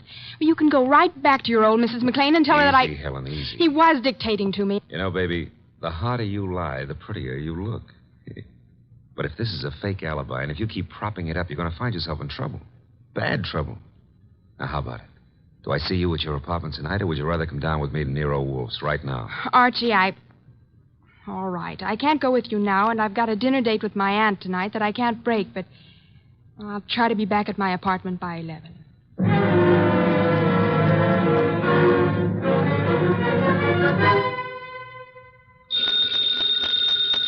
Archie. Nero Wolfe speaking. This is Archie, Mr. Wolfe. I'm at Helen Tunis' apartment. Well? I could cut my throat for not making her come with me this afternoon. Trouble? Not for her anymore, poor kid. I got here 3 minutes ago and found her strangled. Couldn't have happened more than half an hour ago. McLean. Didn't Saul Panzer say he was getting a tail on him? He was a new man, and he lost him. I should have left you on McLean, Archie. No, we were both wrong. What do you want me to do? Phone the police immediately. This is 32nd Street. I'm only 3 blocks in a job from the office. What if I come back and call from there? Come back then. I'll phone Kramer myself. Mr. Wolfe, I'm still kicking myself for that. Look out, Archie. Too late, Mr. Wolfe. Keep coming right in, Goodwin, with your hands up. No, I wouldn't try that. McLean. And keep your hand out of that desk drawer, Wolfe. This time you're too late, McLean. My hand's in the drawer, and I think I'll leave it there. You don't think I'd shoot? I'm sure you would. But you've got 2 of us to cover now. No, Archie, don't try to draw yet. How'd you get in here, McLean? He surprised me after making his way in through the area way below, and of course it had to be Fritz's night out. I caught your fat friend just 2 seconds before he could get in his call to the police, Goodwin. I overheard his talk with you from the hallway here. My apologies for not crying out sooner, Archie. Get your hand out of that drawer. Pull it out without the gun, Wolfe, or I'll let you have it now. I refuse to, McLean. Seems obvious that you mean to kill us in any case. I'm afraid that's true, Wolfe. But when you called me here and Goodwin started making dates with Helen Tunis... Poor kid, I told her not to talk to you. She didn't, Goodwin. I've been scared of you and Wolfe since I followed Colby here that first night. Colby? You knew him as Caffrey. I caught up with him afterward in that subway washroom. No, keep that hand up. And watch that gun of yours, Wolfe. When I found that envelope on him and read the letter to you contained in it, I knew he hadn't spilled the whole South Carolina story to you. South Carolina? Would the original knifing have been taking place anywhere near Hampton or Jasper counties? Hampton County. But our business is over the line in Georgia. Doesn't matter now. Pity, Archie. We learned this afternoon that we were growing warm on South Carolina. Mr. McLean, may I ask what you hope to achieve by this insane project of disposing of Mr. Goodwin and myself? I'm buying time, Wolfe. I've $90,000 in small bills in that bag there, plus a plane ticket to Buenos Aires. I've got a silencer on this gun. If you 2 aren't found till tomorrow morning, I'll be out of the country before they start looking for me. You don't think the police will put out an alarm for you when they find the body of Helen Tunis? Goodwin left it to you to report that. Remember? Let's remind ourselves to be prompter on reporting deaths, Archie. Starting with our own, Mr. Wolfe? Glad you can take it that way, Goodwin. You actually think you can knock the 2 of us off? I'm about to find out, Goodwin. One moment, McLean. You've never been a real gambler. You know that. With marked cards, of course. But you're not the man to face a sure loss now. A sure loss? The loss of your life within seconds after you try to pull that trigger. I told you I had a silencer. You think anyone will hear the shots?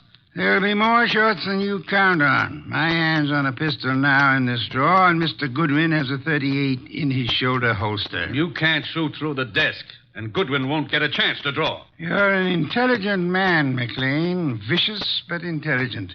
May I describe the certainty of your immediate death if you don't throw that pistol on the desk and give yourself up? There are two of you, I know that, but... McLean, you must be aware that in the actual fact, exceedingly few men are killed instantly by a single shot, even from a pistol of heavy caliber. The one you hold is a .32. And it's a .45 in that drawer, McLean. I assure you, McLean, that neither of us will surrender the weapons we have. Should you start shooting, we'll both do our best to draw and keep firing till you're dead. You're stalling, Wolf. What have I got to lose by trying for you both now? Your life? I'll correct that. The loss of some 6 or 8 weeks of your life, possibly months. Whatever the time necessary to bring you to trial and to convict you and execute you for the murders you've committed. Suppose I cancel you out and then take my chances with Goodwin. A better choice, but still a dubious one. I'm fat, exceedingly fat. And for perhaps the first time in my life, I'm thoroughly grateful for that. My bulk affects the calculation, McLean. McLean, you could pull off all 7 shots and still not hit Mr. Wolfe where it counts. If you have to start, you better start on me. You exaggerate, Archie, and I thank you for the gallantry of it. No, it's quite likely that with 2 or 3 shots, McLean might well dispose of me, but not with your first shot, McLean, and we'll not permit you many more than your first. Look, if I promise to do no more than tie you two up to give me my head start, will you toss in your guns? Of course not. Do I speak for us both, Archie? Check. I say let's start it now. Wolf, if I give you half of what's in that bag, would you forget these admissions I've made and help on my defense? I've told you I refuse to bargain. I think that I shall count 5. If your weapon hasn't been tossed on the desk by then, I'll do my best to get my pistol into action. Are you in accord, Archie? Start counting. Wait a minute, Mr. Wolfe. 1. If I trade half that bag for no shooting and 1 hour's start, no tying up, just your promise that... 2. All the bag for a half-hour start, 90,000. 3. Are you ready, Archie? All set, sir. Except if you're the one who walks out of this, call up every number in my little red book, huh? And tell each girl I was thinking of her just before you got the 5. Agreed. I resume 4. Okay. You win. Holy sweet Susan, it worked. A commendable choice, McLean, for us at least. You see, I'm afraid I forgot to mention one slight factor which might have operated in your favor. What's that, boss? I must confess, Archie, that my .45 is in the upstairs den where I took it to oil it last night. Holy cow, you didn't have a gun? Why, you dirty... Take it easy, McLean. I've really got one. Oh, by the way, Mr. Wolfe, signal's off on those women, huh? When my heart gets back down out of my throat, I'll call them myself. I'll trouble you for a beer first, Archie.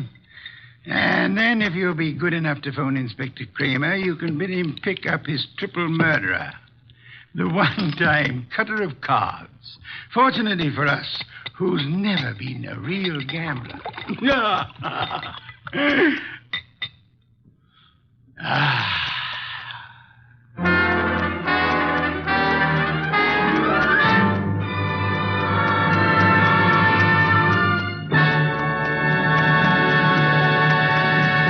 You have been listening to The New Adventures of Nero Wolfe, starring Sidney Greenstreet.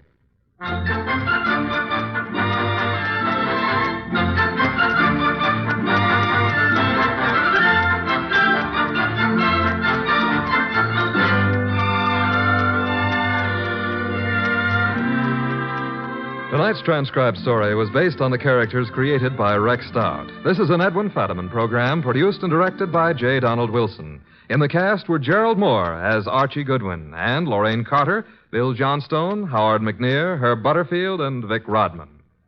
Next week at this same time, Nero Wolfe and Archie will bring you The Case of the Phantom Fingers. Don Stanley speaking. 3 chimes mean good times on NBC.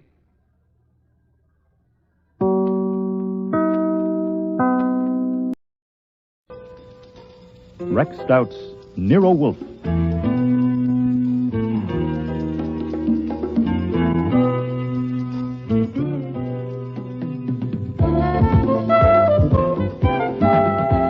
Starring Mavor Moore as Nero Wolfe and Don Franks as Archie Goodwin.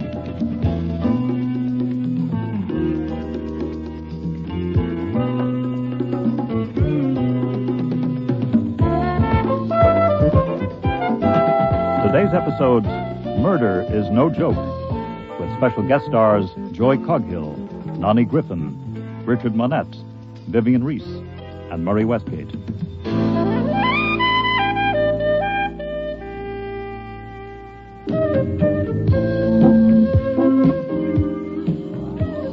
Coming right up now is Alec Gallant's stunning new cocktail gown, 3/4 length in chartreuse taffeta. Doesn't Wendy look sensational in those slash sleeves with the white accent cuffs? Another brand new innovation by Alec Gallant. The coat is a separate piece, and you can take it off if you like. And there's Wendy looking just a wee bit cooler. Thank you, Wendy, and thank you, Alec Gallant, for that. I'd never been to a fashion show before, and it's downright embarrassing. Nero Wolfe had sent me to do a job of investigation, but between deciding whether the models are showing off the dresses or vice versa, it's damn near impossible to keep your mind on your work. My instructions were to get a line on a new client named Flora Gallant before she came to see him, and she'd represented herself as the sister of Alec Gallant, the hot new designer. Wolfe told me to pick up whatever I could, but I don't think he meant one of the models or the reporter beside me who was crossing her legs for my benefit. Oh, and it was, too. Whisper of indiscretion to the waist. What else but pure silk could shape your lovely legs in such high catching folds? What's the term? Isn't she a vision? It's the kindest cut of all you get from Alec Gallant. Now watch the disc. Thank you, Rita. Rita was pretty good. Oh, but the MC was no dog either. Gold ribbon mold and frame, she moved like music. My program identified her as Emmy Thorne, Director of Public Relations. I wondered about her private relations. She spoke to a gent who looked like Lord Byron, but was probably Alec Gallant himself, and he turned and spoke to a dumpy female on his right. I asked the reporter beside me who Dumpy was. It was like I'd started a tape. Dumpy was the vice president, and her name was Flora Gallant. And did I know she was Alec Gallant's sister, and the story of how they got to... Oh, to hell with the models. I took the reporter to lunch.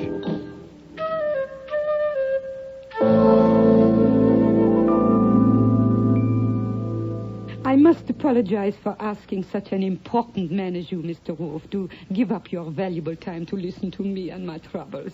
I want you to understand. It would take less of my time, Miss Gallant, if you'd simply tell me what your troubles are. Yes, but you see, I do not expect anything for myself. The trouble is about my brother. You know who he is. Yes, Mr. Goodwin here has informed me. An illustrious dressmaker. Oh, he is not merely a dressmaker. He is an artist, a great artist.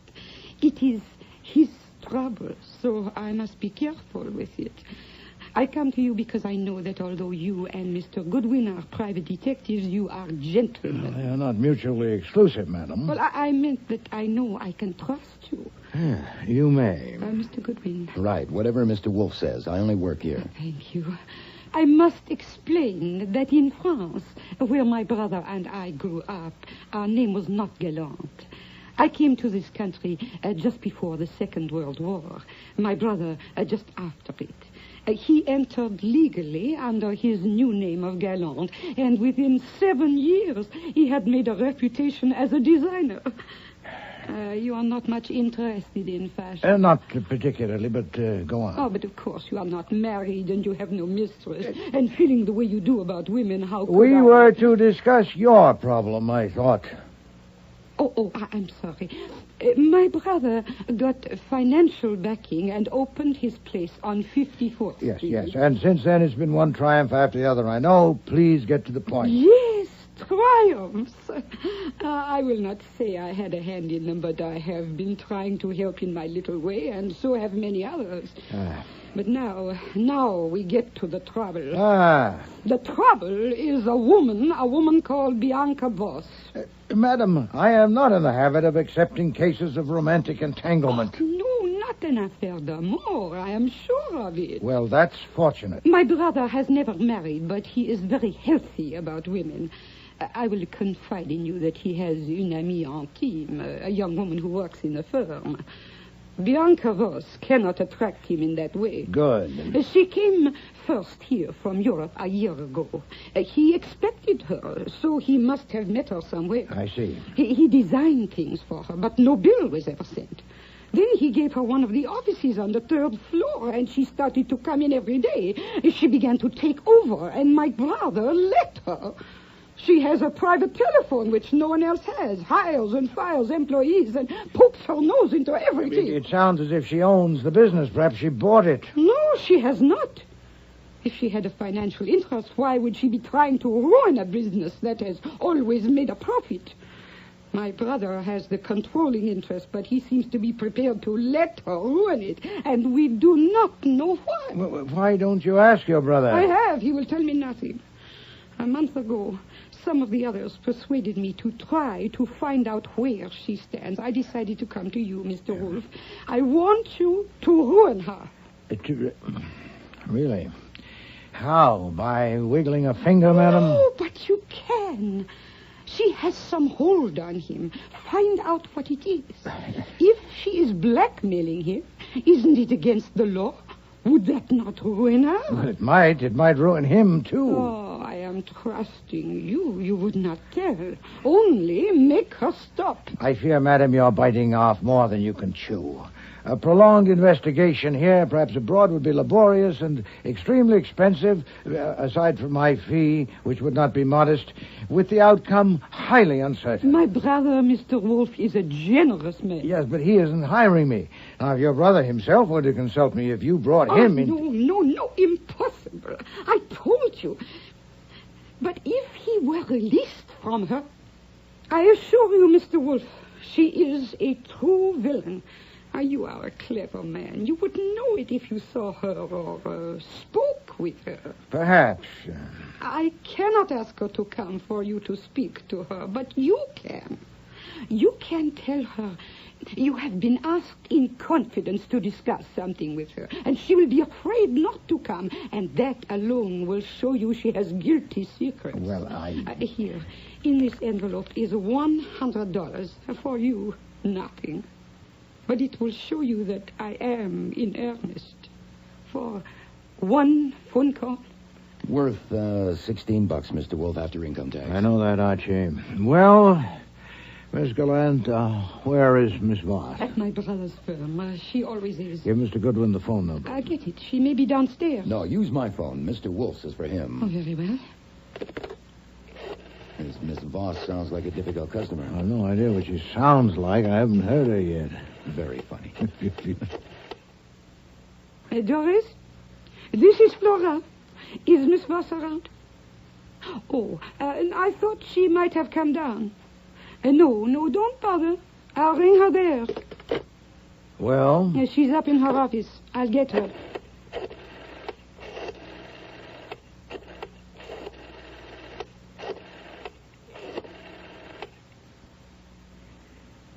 Miss Bianca Voss, hold the line, please.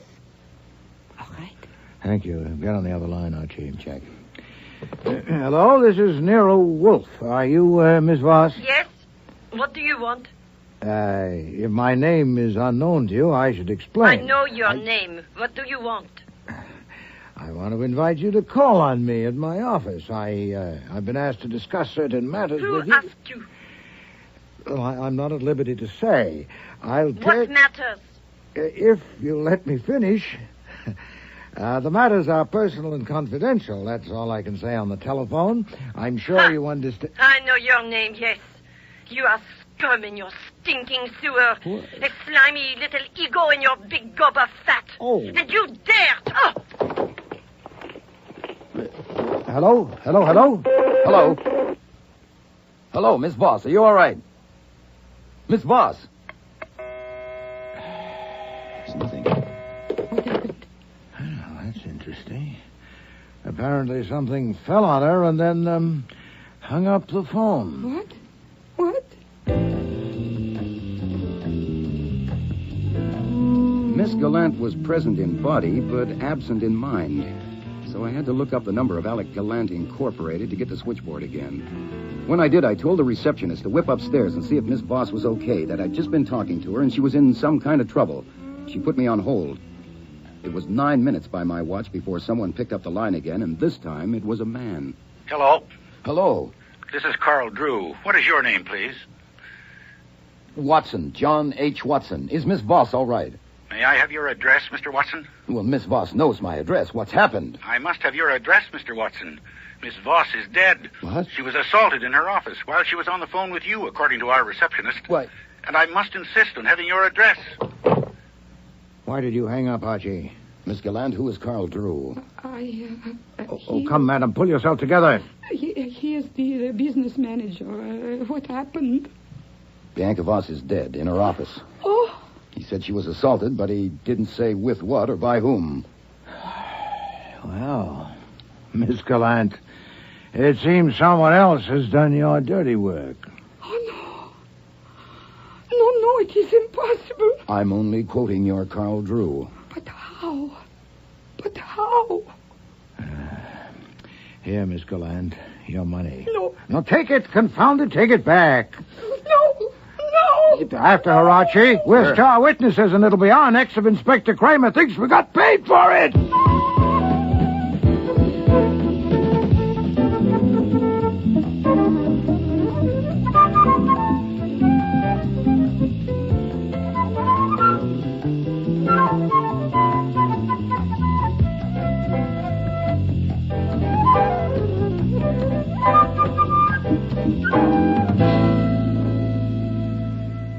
Of course, I appreciate it, Mr. Wolfe. Saves me a lot of time and trouble.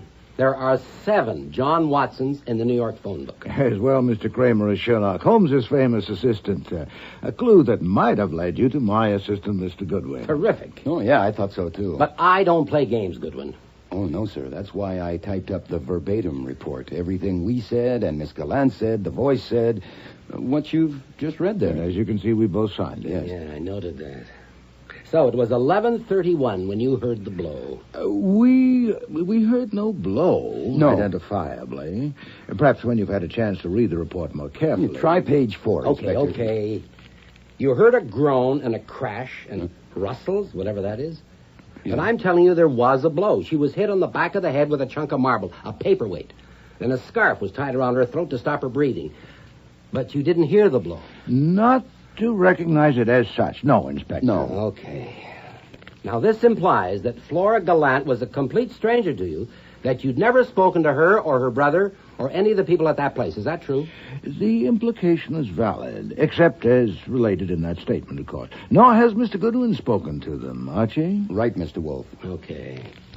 Then you never heard Bianca Voss's voice before, and you couldn't recognize it on the phone. Naturally not. And you can't hear it now since she's dead, so you can't swear it was her talking to you. Obviously. Okay. Now, if it was her talking to you, she was killed at 11:30.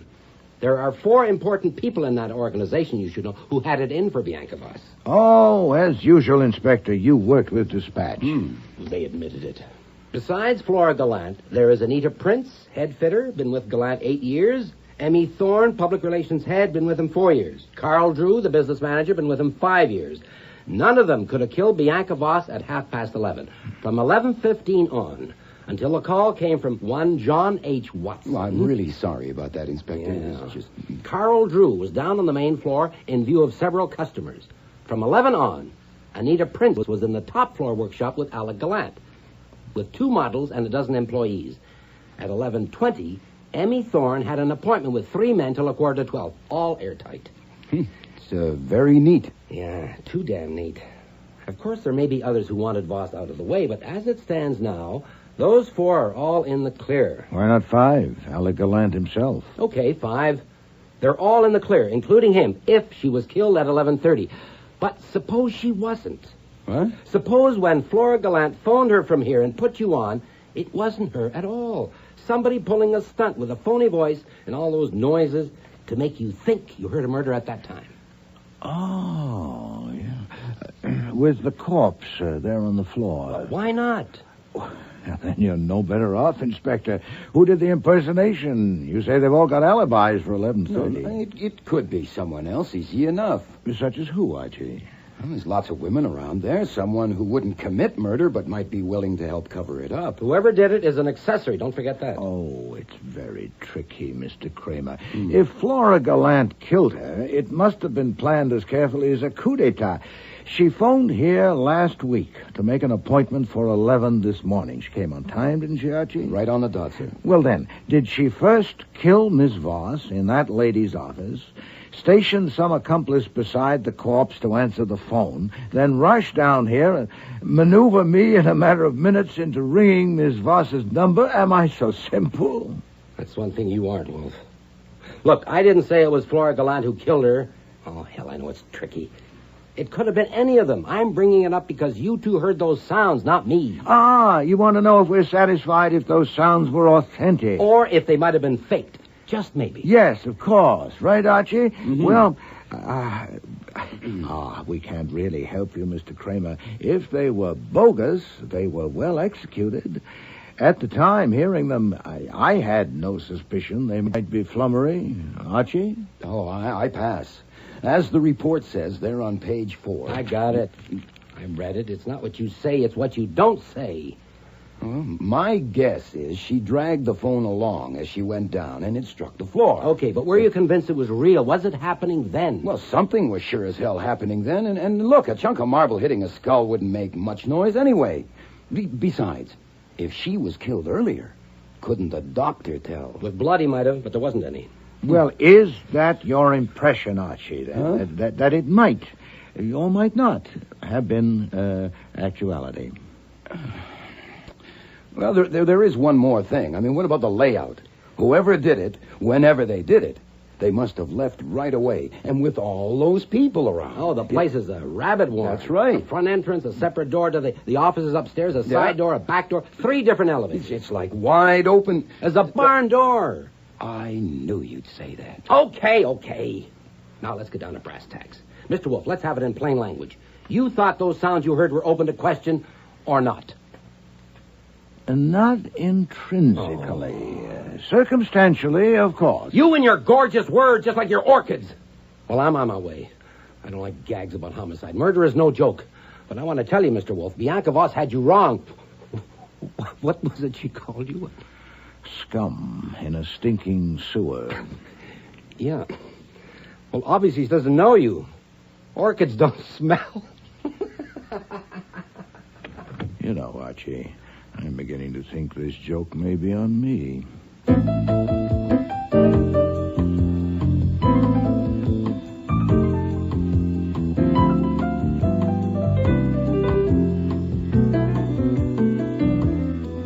Next morning, I was eating breakfast in the kitchen with the Times propped up in front of me, reading about the Bianca Voss murder. It included mention of John H. Watson, but never identified him as yours truly. Kramer was obviously playing it close to his well-stuffed vest. But just as Fritz served the eggs Benedict, I saw another item on page 1. Coffee with the eggs, Archie? Yeah, thanks. Fritz, you ever see an actress named Sarah Yair? What movies has she been in? Oh, no, she was too good for the movies. She was a stage actress. Oh, well, then. I saw her 3 times in Strange Interlude. She was fantastic. Only time I ever wrote a fan letter was to her. Last night, Sarah Yair committed suicide. Was it a gun or poison? Cyanide in a glass of bourbon. Terrible. Unless it was very bad bourbon, how could she take it? She was an alcoholic, Fritz. She'll drink anything. What a way to go, eh? Was it at home, Archie, or somewhere else? Huh? I always feel better when they do it at home. It was at home, it says here. If you call a lousy flat on East 13th a home. Boy, she must have slid a long way down. I wonder if it was really suicide. Well, of course, Archie. It's in the Times, isn't it?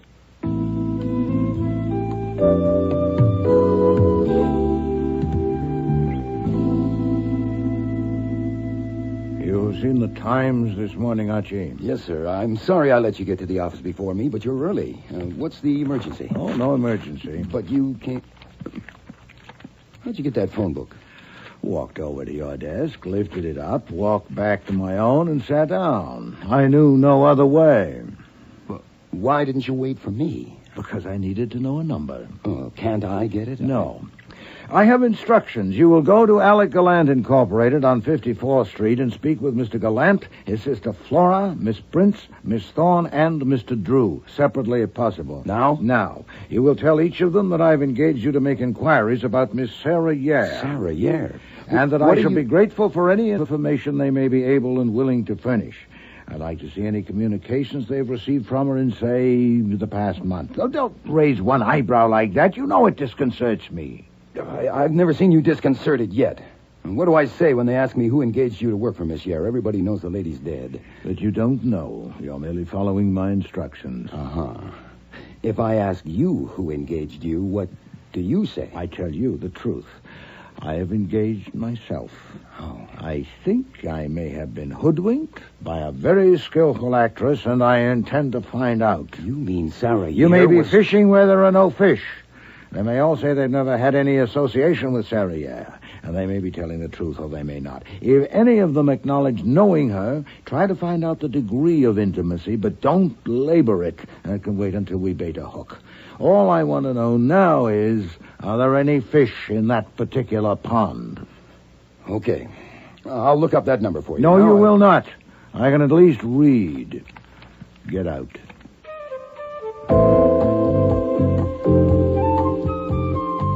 Alec Gallant Incorporated was no palace, inside or outside. There was a show window, but all it had in it was a swatch of black fabric against dark green. I went in. Everything inside was dark green, too. Wall-to-wall carpet and wall-to-wall walls. No racks, no dresses, nothing to buy. Only mirrors and screens and tables and chairs and a few ashtrays. And a couple of customers who obviously had all day to flip through the design books. And a dapper salesman in a four-in hand. I picked on him. I'm sorry, Mr. Gallant is not available. What is it you want? Look, I'm not a reporter, or a cop, or a lawyer drumming up trade. I'm a private detective named Archie Goodwin, sent by a private detective named Nero Wolfe to ask Mr. Gallant a couple of questions. Harmless questions, nothing to do with Bianca Voss. I read about that. Mr. Gallant is not available. So, you wouldn't... May I ask you if you are Mr. Drew, Mr. Carl Drew? Yes, I am. Then I'm in luck. I was instructed to see 5 different people here, including you. Could we sit down somewhere, please? I don't, as a rule. See us about what? To get information, if you have any, about a woman who died yesterday. Now, look... Not Bianca Voss. I'm talking about Sarah Yare. She died yesterday, too, you know. Oh, yes. That was tragic. Yes, it was. What sort of information? Is it Mr. Goodwin? Yes. As a matter of fact, I wish I knew. All I know is somebody has engaged Mr. Wolfe to make inquiries about her. Any messages or letters in recent months. Maybe if you could let him see them, or... That seems a little... Who engaged him? Oh, search me. Maybe if you'd like to know before you show him anything, Mr. Wolfe would tell you. I have no messages or letters. You mean recently? Ever. I doubt if she ever wrote letters. She always did everything by phone. Well, not letters about clothes. Mr. Wolfe's looking for personal letters, and he thought maybe you'd known her well enough personally. Well, I didn't. She was a very fine customer here for a couple of years, and she was a very private person. But she hasn't been around in over a year, and I never had a personal letter from her. Now, if... Oh, thanks. I'd appreciate it if you'd tell me when Mr. Gallant will be available. Please wait here a moment.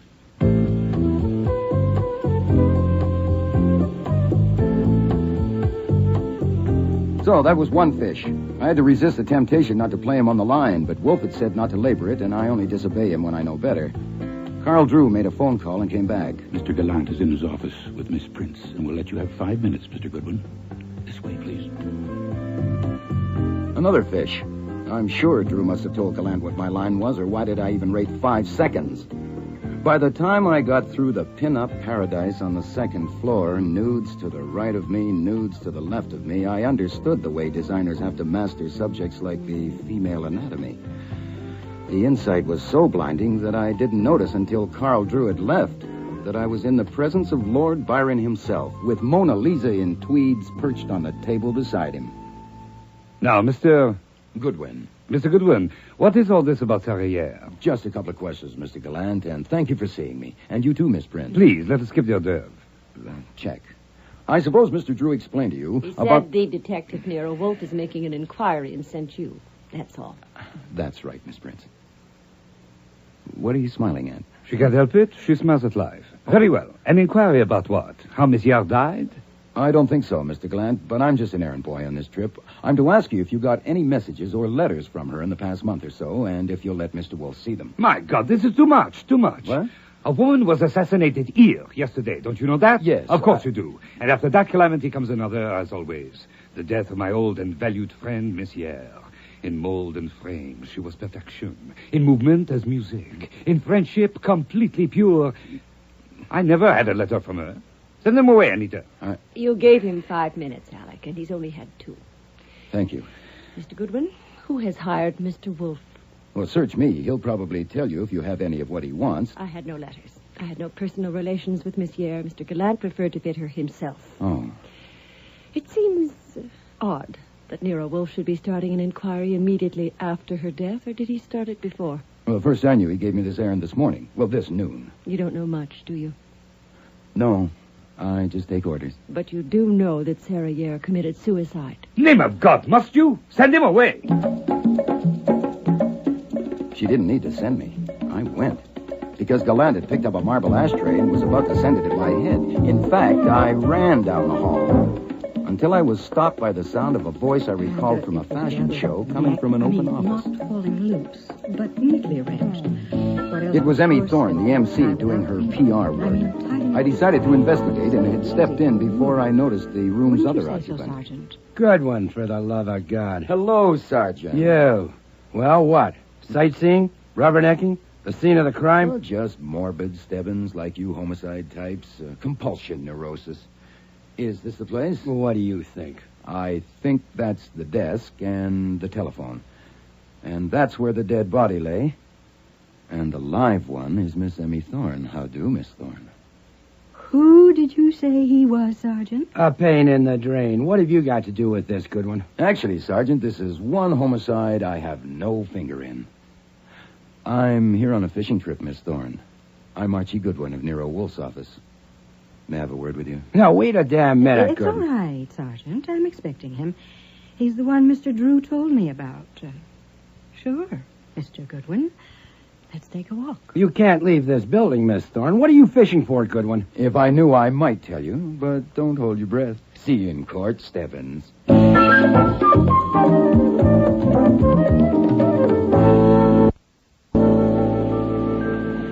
I appreciate your taking the time, Miss Thorne. It's all right out here on the roof. We haven't actually left the building. You could say that, yes. Now, what's all this garbage about letters from Sarah Yare? You know, I think my tie must be crooked, or I've got a grease spot on my shirt. Mr. Drew resented me. Mr. Gallant was going to heave an ashtray at me, and now you. Why is it garbage to ask a simple question politely? Maybe I should have said go. Hmm? What right have you to march in here and ask any kind of question? No, none. It's not a right. It's a liberty. I have no right to ask you to have dinner with me this evening, which might not be a bad idea, but I'm at liberty to. And you're at liberty to tell me to go climb a tree, and I'm at liberty to go climb a pole instead. So, have you any letters from Sarah Yare? Oh, Lord. I didn't think I'd last for a year. What? This mess, what happened here yesterday, and then Sarah. No, I have no letters from her. You don't have to go climb a tree. Oh, thanks. What else? Nothing, unless you know of something. You know of anyone who might have letters? I don't. Of course, I'm curious, if you want to call it that. I was very fond of Sarah. And this coming after all her trouble, naturally, I'm wondering who got Nero Wolfe to send you here. Oh, my guess is some friend of Miss Yare's. Someone else might be curious. Well, thanks, Miss Thorne. Oh, and by the way, I'm glad I don't have to climb a tree or a pole. Well, perhaps when all this is over. Yes. Yeah, that might be fun. Let's go back downstairs, shall we?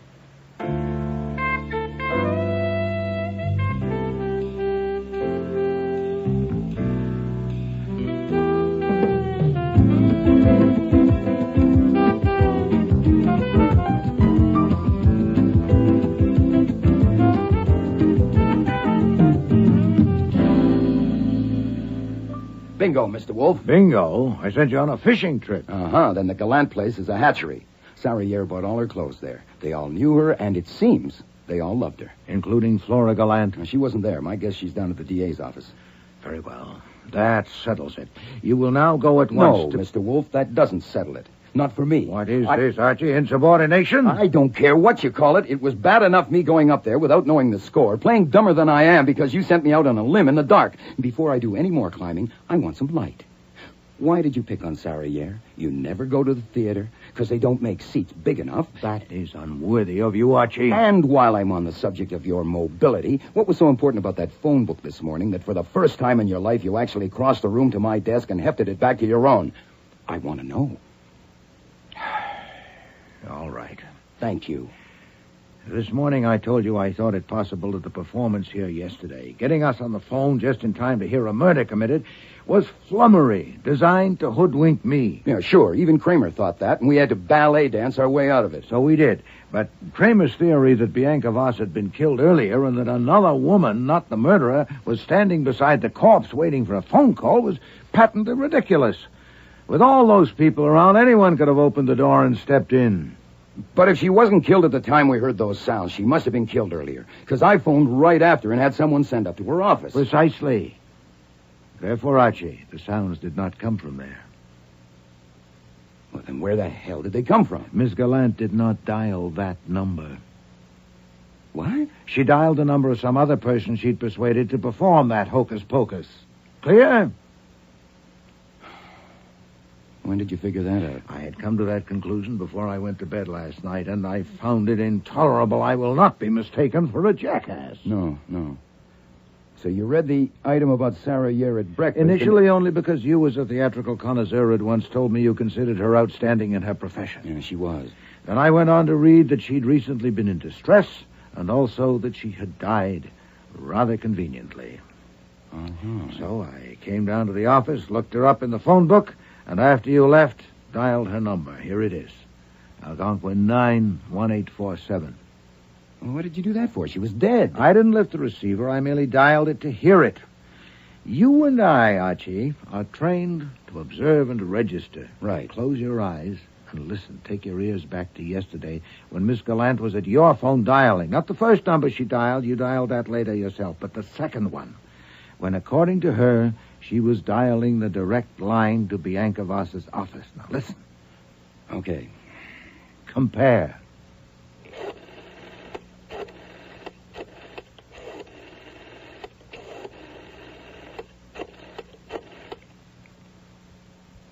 No, wrong. The first, third, and the fourth. Now, try again. This will be another number. Go.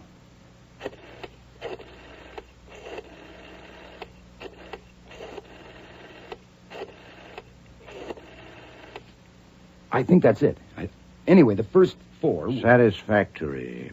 The first number was Bianca Voss's private line. The one you just recognized was Sarah Yare's number. I'll be damned. Good God, what time is it? Huh? Oh, 5 to 4. Then instructions for your next errand must be brief. Go to Sarah Yare's address on 13th Street and take a look at her apartment. You mean break in? You are checking the telephone. Huh?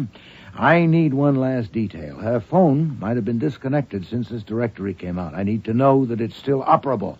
If I'm to see that whoever tried to make a fool of me regrets it, I must take care not to make a fool of myself. Now on your way.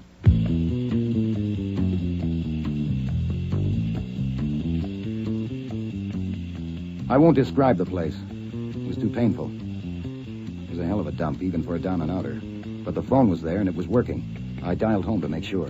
Fritz? Is that you, Archie? Yeah, it's me. Tell Mr. Wolfe the phone works, and I'll be home in 15 minutes. I can't just now. He's got Inspector Kramer in the office. Kramer's there? Came 10 minutes ago. They're having a terrible argument. I'll be there in 5.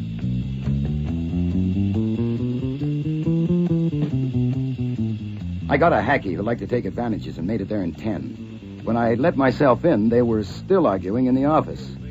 So I figured I'd better stay out in the hall and sniff the atmosphere before barging in. Mr. Kramer, I said I've never known you to be more wrong. You accused me of duplicity. I am stating facts, Wolf. Facts, yes. You said you've never had any association with those people, but you sent Goodwin up there today with some song and dance about a fishing trip, for God's sake. I did not. Yes, you did. He told Sergeant Stebbins it had nothing to do with Bianca Voss, for God's sake. Phooey. Nuts! And when I asked you politely why you sent him up there, you say you'll tell me in 24 hours. Perhaps sooner if you'd help instead of hinder. Instead of hinder, Have you any information on the death of a woman named Sarah Yare?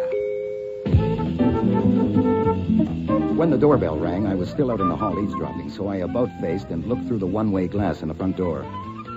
The whole mob was there. Gallant, his sister Flora, Carl Drew, Anita Prince, and Emmy Thorne, the girl whose walk was music.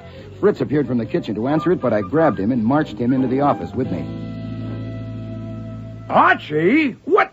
Was that you ringing the bell? No, sir, but I'm bringing the message. First, the connection you inquired about is operational. Second, 5 fish in the net are worth 10 in the sea. All right. What gobbledygook is that? Message received. Fritz? Yes, sir. Put the chain bolt on and tell those people they'll be admitted shortly, then stay there. Yes, sir. Inspector, Mr. Gallant and his 4 colleagues have just arrived, uninvited and unexpected. You'll have to leave without being seen, so into the front room, please, then duck out when they leave. We'll communicate later. Like hell they're unexpected, and like hell I'll leave. Oh. If you won't let them in, I will. Mr. Kramer! Would I lie so clumsily? You're damn right you would. If they'd been expected, would I have invited you in and sat here bickering with you? Either you leave or I do. Admit them, and you'll have them to yourself, and I wish you luck. You think I'm going to sneak out and sit in your goddamn stoop until you whistle? No. No, that would be unseemly, wouldn't it?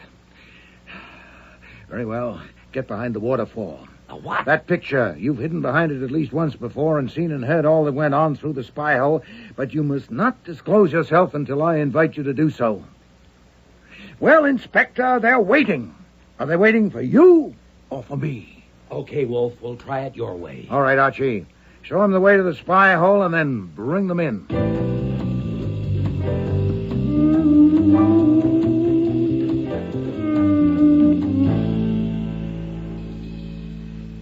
I demand to know why you sent Mr. Goodwin to ask us about Sarah Yare. What business is it of you? Mr. Gallant, I'm under no compulsion to reply, and I'm not sure I'm prepared to. Instead, I may ask why Mr. Goodwin's questions, which certainly when provocative, so disturbed all of you that you feel impelled to call on me in a body. Now, why? It's all talk, Mr. Wolfe. Mere talk about Sarah Yare. The wind blowing. Tell him, Miss Prince.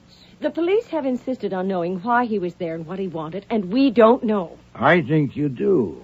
Yet all of you refused to tell the police, I understand. Now, why did you refuse, Miss Thorne? Because it was none of their business. And that's what you told Inspector Kramer? We have a right to know why you sent him. Absolutely. Oh, there's no point dragging this out. I'll answer your question, and we'll go on from there. I sent Mr. Goodwin to see you because I suspected I had been gulled in connection with the murder of Bianca Voss, and because I'd guessed it had some connection with Sarah Yare. By coming here en masse, you made that guess a conviction, if any doubt remained. Oh, my God, Ellie. Tais-toi.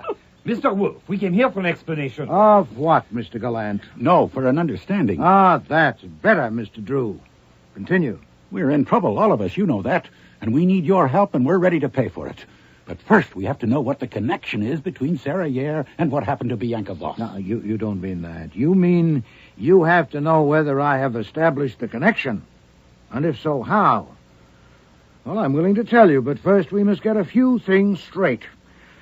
I understand that each and every one of you felt yourselves endangered by Miss Voss's presence and that it would destroy the company. Is that true, Miss Thorne? Yes, everybody knew it. All right, that's understood.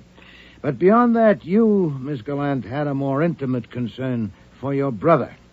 And you, Mr. Gallant, gave her cause. You are no man to truckle, yet you let that Voss woman prevail.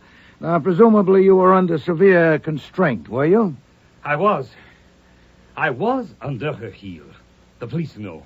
They found out some. I told them the rest. Years ago, we were in the French resistance together. In war, you marry a person without really knowing them.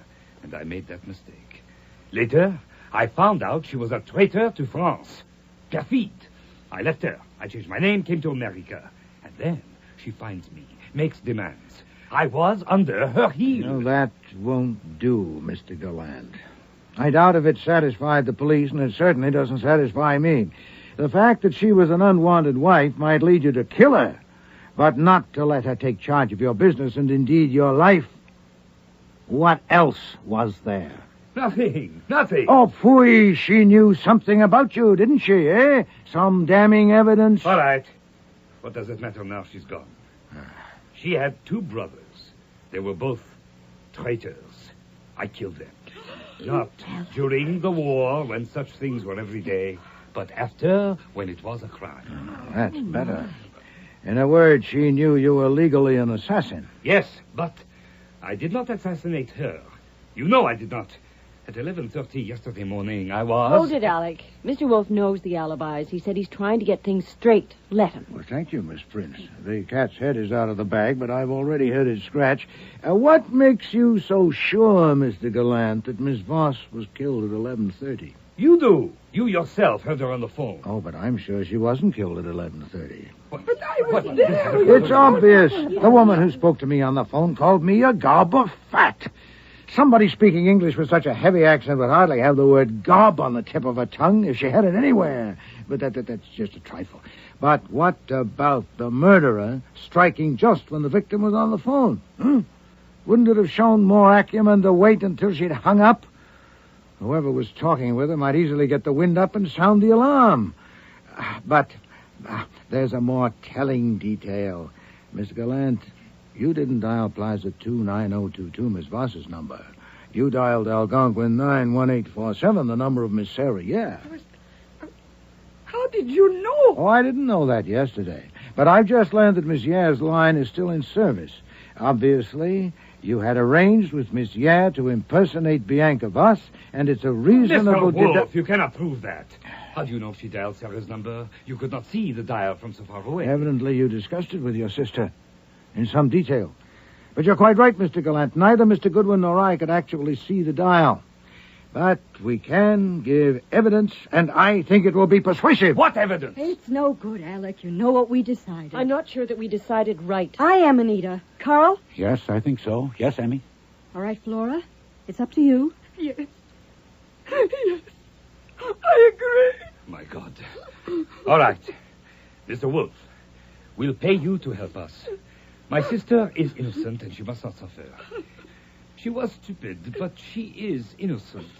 She did arrange that exhibition with Sarah, but only Mr. Wolfe to move you, to make you hate Bianca Voss so much that you would undertake the case.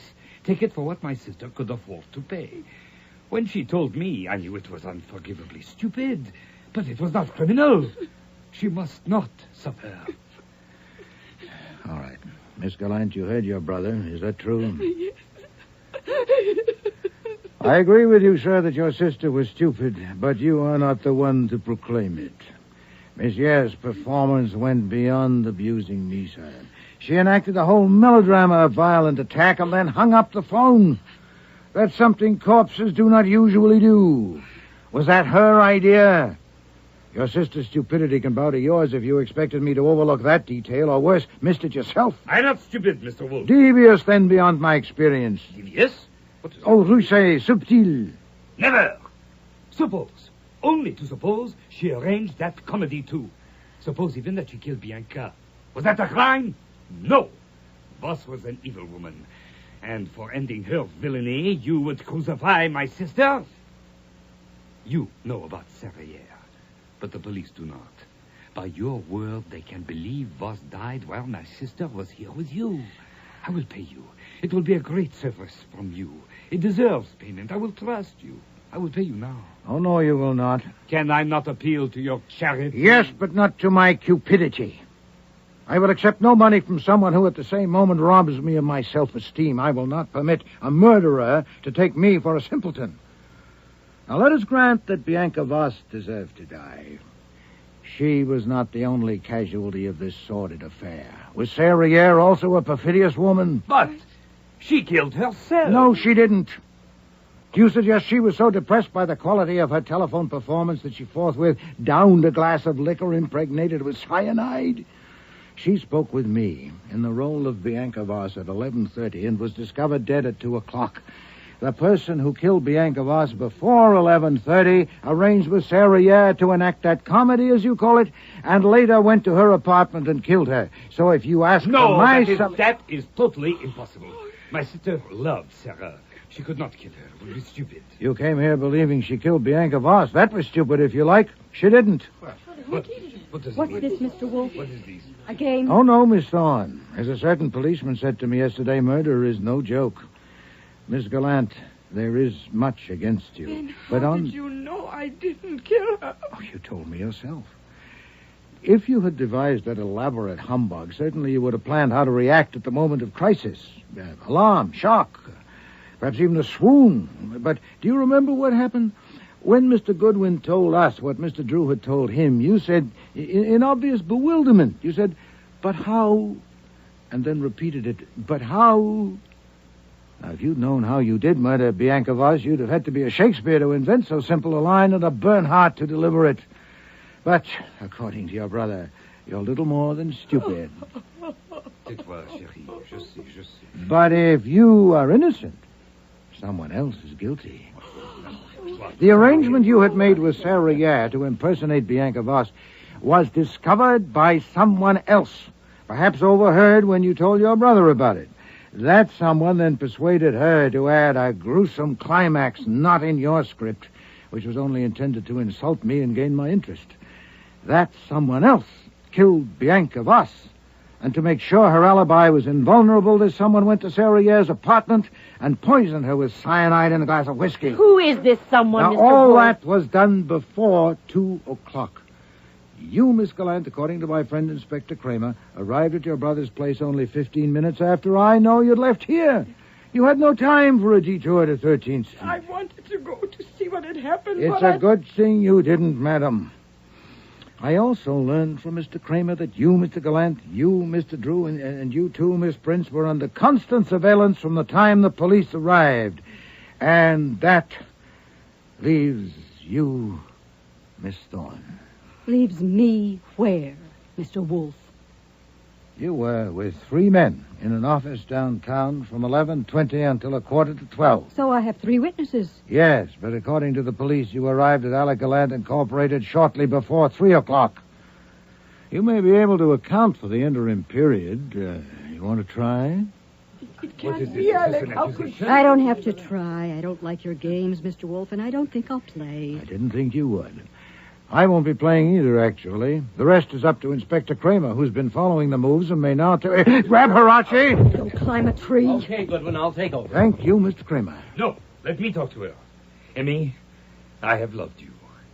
You killed Sarah? Yes, I killed her. Then you heard us that day. You heard me tell Flora. You found out I was already married to Bianca. Yes, I heard you. And you knew I couldn't marry you, so you killed her. She was killing you. I did something about it. I understand. Because I loved you. And maybe you killed her because you loved me. But then, you killed Sarah. Why?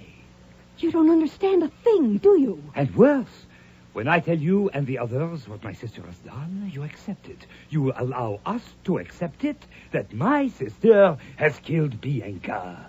Look at me. I am looking at you, Alec. What am I supposed to see? I don't think you could ever love anyone but yourself. My mistake. All right, Inspector Kramer, she's all yours. Take it easy, Miss Thorne. We're going for a walk.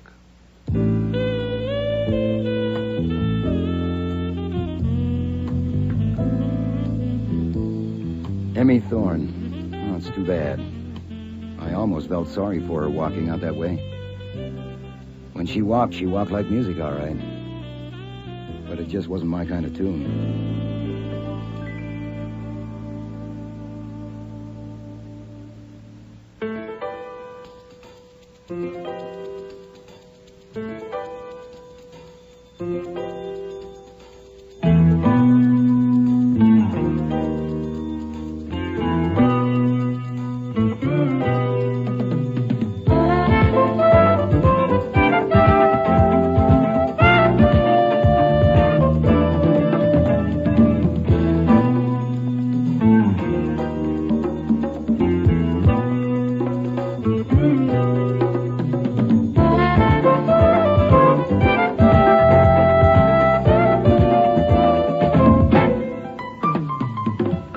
Starring in today's episode were Mabel Moore as Nero Wolfe, Don Franks as Archie Goodwin, and Cease Linder as Inspector Kramer. Joy Coghill was Flora Gallant, Nani Griffin, Anita Prince, Richard Monette, Alex Gallant, Vivian Reese, Emmy Thorne, Murray Westgate, Carl Drew, James Morris, Stebbins, and Frank Perry was Fritz. Music was composed and conducted by Don Gillis. Technical operations, John Jessup. Sound effects, Bill Robinson. Production assistant was Nancy McElveen, and casting consultant, Ann Weldon Tate. Murder is No Joke was written by Alan Osborne and produced and directed in Toronto by Ron Hartman.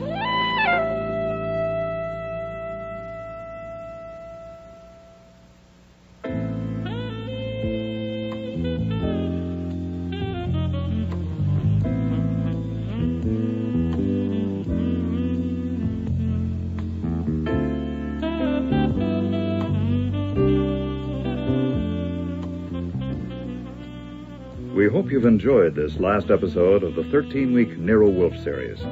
Audience returns to this time slot next week. If you missed any of the Nero Wolfe episodes broadcast on CBC Stereo, you'll have a chance to hear them on our Sunday matinee series on CBC AM. Tune in tomorrow at 4:05 for Before I Die, with guest stars Maria Loma, Jane Eastwood, John Evans, David Hemblin, August Schellenberg, and David Stein. Radio drama will be returning in the fall on CBC Stereo with the Scales of Justice series, in which real-life Canadian crimes are dramatized. The series is hosted by Toronto lawyer Eddie Greenspan. If you have any comments or suggestions about the radio dramas you hear, please write to the CBC Radio Drama Department at Post Office Box 500, Station A, Toronto, Ontario, M5W 1E6. This is Harry Manus wishing you a very good evening.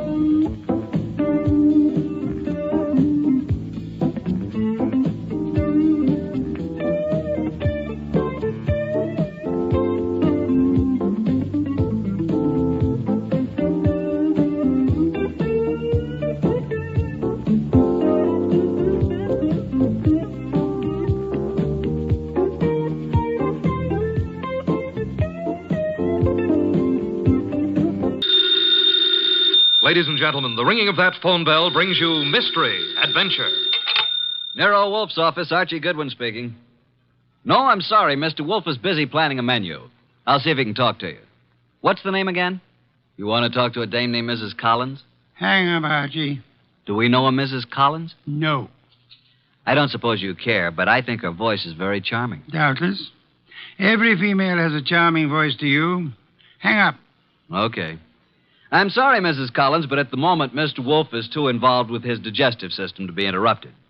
However, if I may introduce myself, Archie Goodwin, Mr. Wolfe's assistant, if I can be of any help. Archie. Yes, Mrs. Collins, I'll ask him. Cocktail party. Hang up, Archie. Mrs. Collins, I'm afraid it would be better if you didn't expect Mr. Wolfe. Goodbye. Cocktails. Phooey. Absurd. Perfectly absurd. She says you promised to come to her cocktail party, and why aren't you there? Because you are going to attend the cocktail party and the probable unpleasant ending.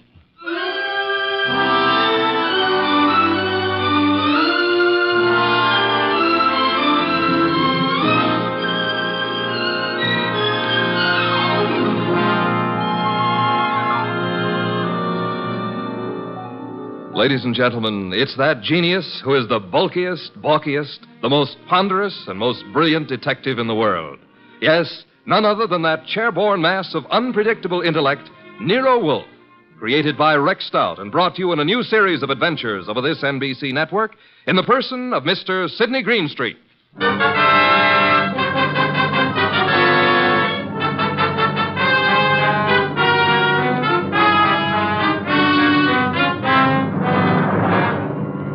Mr. Wolfe and I refer to this as the case of the party for death. Nero Wolfe really should have gone to the party since he'd accepted, but I was delegated. I can't complain now, since it was there that I met Georgia, the most beautiful redhead. Well, that's my weakness, redheads. Yeah, blondes and brunettes. Well, anyway, Mr. Wolfe was adamant about going to the party. I've never been to a cocktail party in my life. You know, I drink nothing but beer. You could take your beer with you, couldn't you? I could not. Do we know a Mrs. Collins whose cocktail party you said you'd go to? The phone rang and I picked it up. Where was I? Exactly. Okay.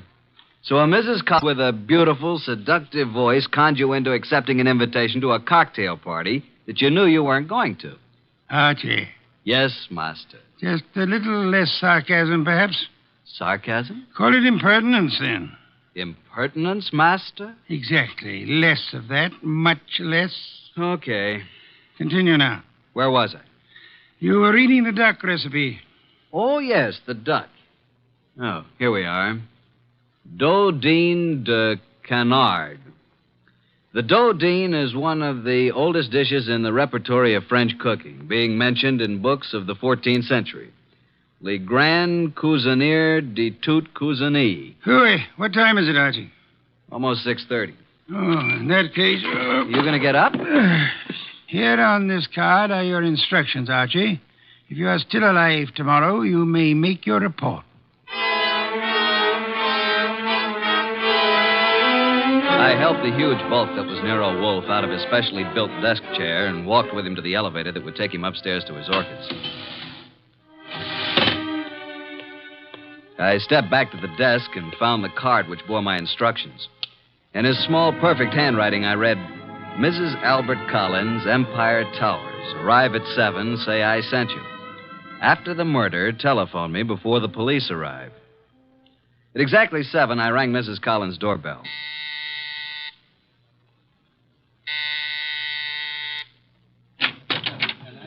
Mrs. Collins? I'm Mrs. Collins. I'm Archie Goodwin. We talked on the phone a little while ago. Oh, yes. Well, come in, Mr. Goodwin. Mr. Wolfe begs to be excused. At the last moment, he was unable to attend. Well, I'm glad you could come. You're not disappointed? No, I don't think so. I'm rather upset. I'm afraid, Mr. Goodwin, for my life. That's why I called Mr. Wolfe. Oh, just drop your hat and coat there, Mr. Goodwin. May I tell you something, Mrs. Collins? Well, of course, Mr. Goodwin. Archie will do. Archie? When I spoke to you on the phone, I thought I knew what you'd look like. And? You do. Well, is that good?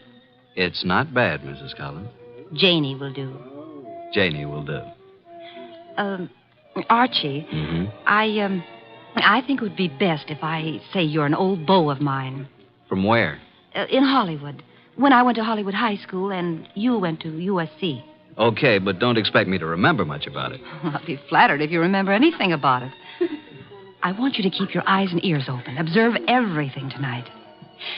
Well, now shall we join the party? Oh, Albert, this is Archie Goodwin. Archie, this is my husband, Albert. How do you do? Hello. And this is Joe Boyce, my husband's partner. How do you do? Boys? I've told you about Archie, Albert, but well, I guess you probably don't remember, do you? No, I don't. When I was in high school and he went to USC. Oh, yeah, sure. What'll you have, Goodwin? I'd like a plain lime and soda. Oh, now, really? A teetotaler now?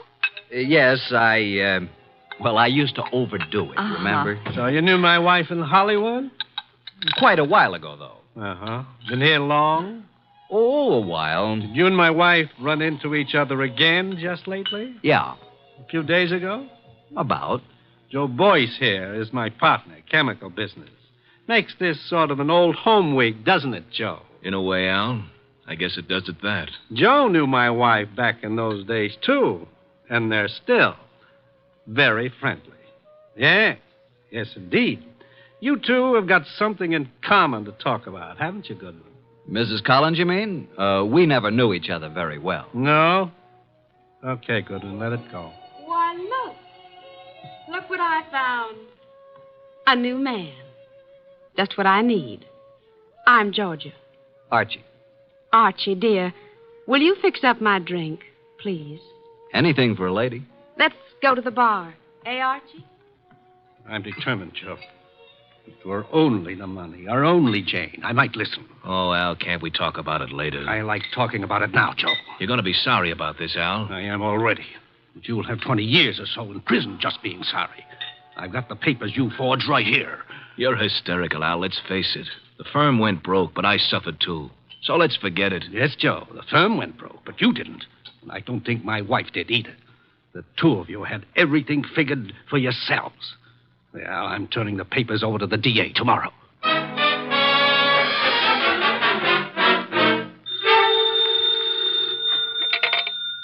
Nero Wolfe speaking. Archie, what do you know about this expected murder, if anything? Has it happened yet? No, but who's supposed to get killed? I haven't the faintest idea, Archie. Then why don't you stop it? That is impossible. I don't even know who's there. You want me to tell you? Not in the least. How am I supposed to prevent it if I don't know what I'm looking for? You're not supposed to prevent it, Archie. I don't think you could. I don't think anybody could. You want to hear what I found out already? No? I'll tell you anyway. Collins thinks his wife and his partner Boyce have been stealing his dough, and he's threatening to send Boyce to the clink. Archie. Yeah? You're wasting our time. Go back to the party. There is nothing you can do to prevent the murder. But I want you to be there when it happens.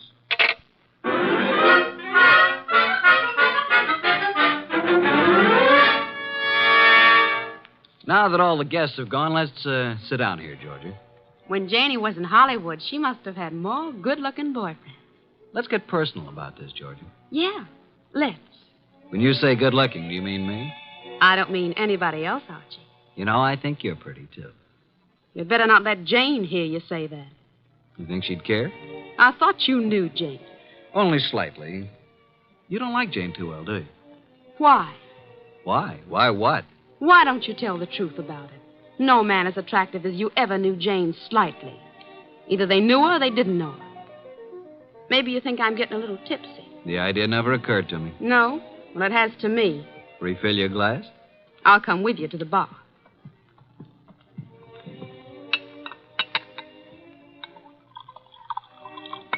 Well, here's your drink, Georgia. Oh, I find there's no ice left in the ice bucket. Janie? Hey, Janie, no ice.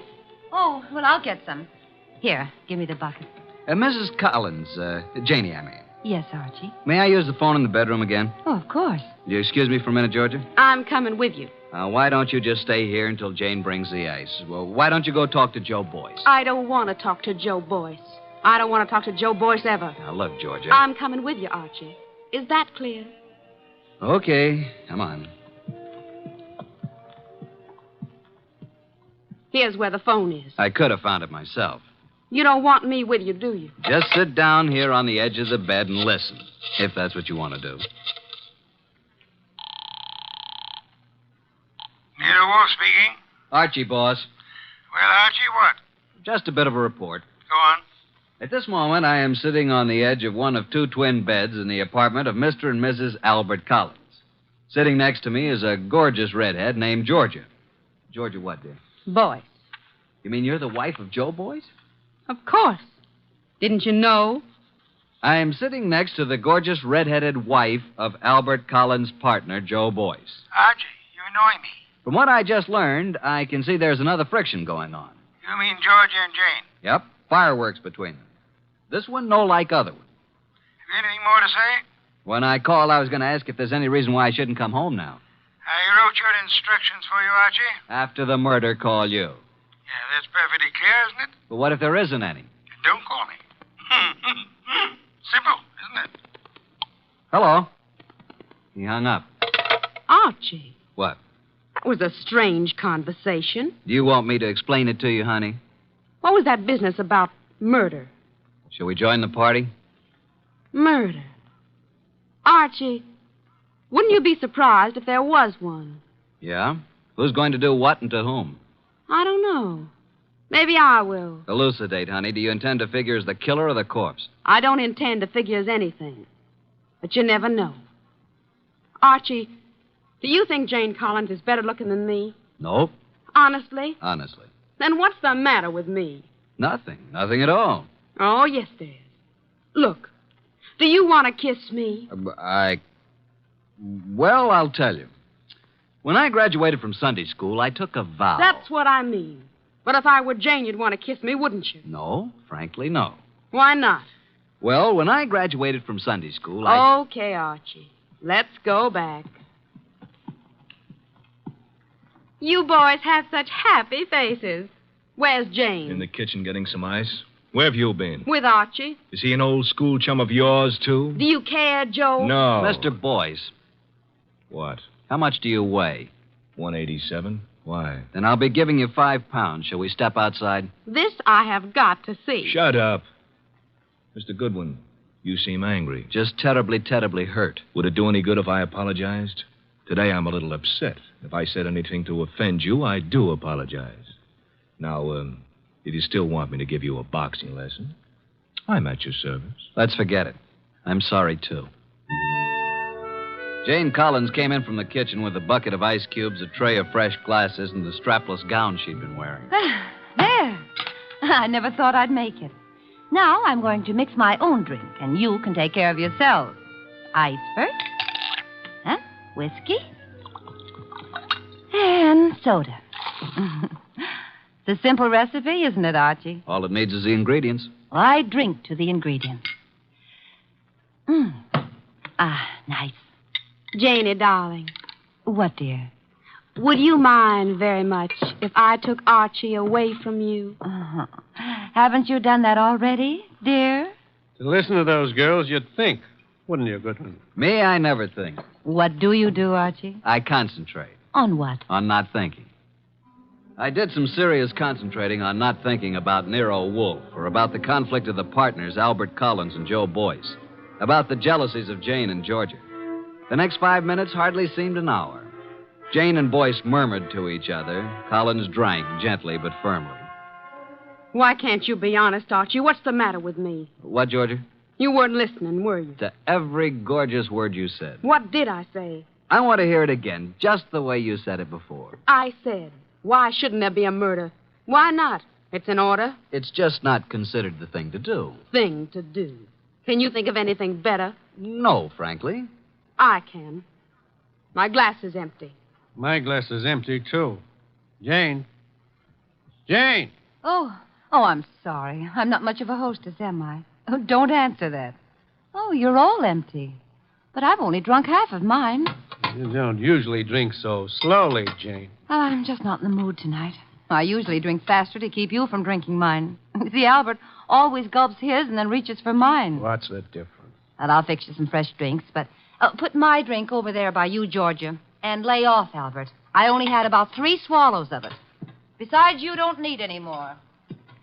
I suppose we know what dear Jane is going to do, don't we? Lay off, will you? Lay off. It's my husband who said that, Archie. Archie, meet my husband, Mr. Boyce. I will now explain why dear Jane took our glasses away to the kitchen when she could have poured a drink right here. Listen, Georgia, will you... Mr. Boyce is speaking, Archie. What, Mr. Boyce? Nuts. Mr. Boyce says nuts, Mr. Goodwin. What do you say, Mr. Collins? I think Joe has covered the field. We were talking, weren't we, Archie? Possibly. We were talking about dear Jane. She's got to be always the prettiest, always devastating. Right now, she's putting on a completely new face.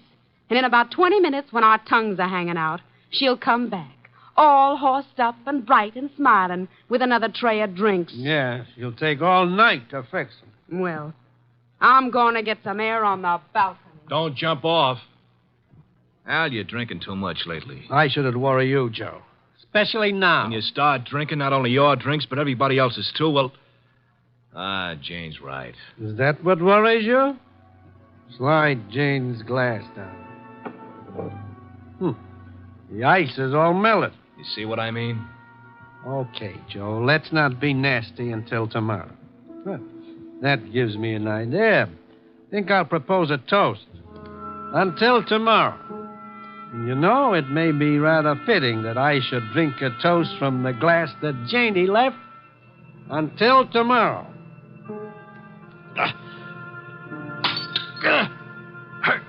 Go! Al. Al? Jane? Janie! Albert! Oh, Albert.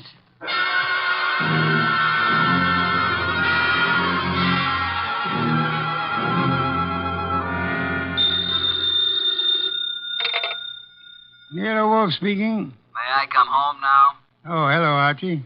I said, may I come home now? Have you sent for the police, Inspector Kramer? Of course. Who was killed, Archie? Albert Collins. How, Archie? I don't know. You were right, though, weren't you? Naturally. About what? Murder. Oh, that. We can talk about it tomorrow. Good night, Archie. Come home when you can. What do you mean, come home when I can? You'll be held as a witness, won't you? Try not to wake me with the elevator when you come in. Well, Inspector Kramer, you've had me here at headquarters for a long while. For quite a long while. Haven't you asked me enough questions? Goodwin, you say you never saw these people before, Collins or Boyce or their wives. Yet when all the other guests had gone, you were still there. I guess I just don't know how to say goodbye. You didn't know they were partners in a chemical company. You didn't know that Boyce had forged a lot of papers with Collins' name. All I know is what you tell me. Goodwin. Yes, sir? I'm trying to be nice. Yes, sir. Now, I know, of course, that you went to that party because Nero Wolfe told you to. Do you? My question is, how did Wolfe know it was going to happen? Why don't you ask him? I already have. He told you? He says he never heard of Collins or Boyce. Did he say he'd ever heard of me? He says he isn't responsible for you or your shady friends. Maybe he knows I found a poison pellet in George's bag. Inspector, may I make an important call? Go ahead.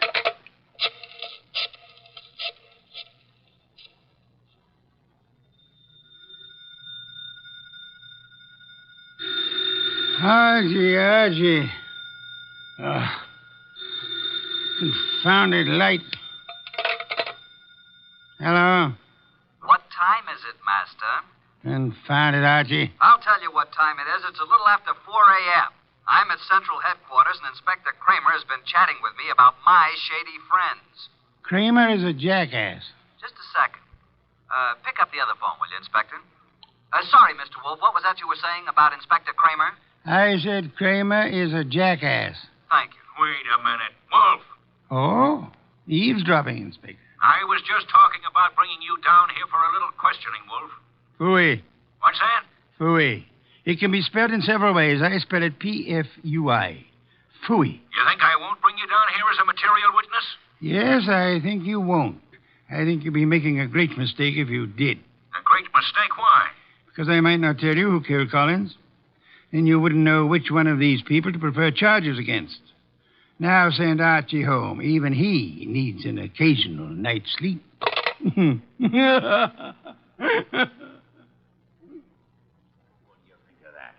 He hung up. So it seems.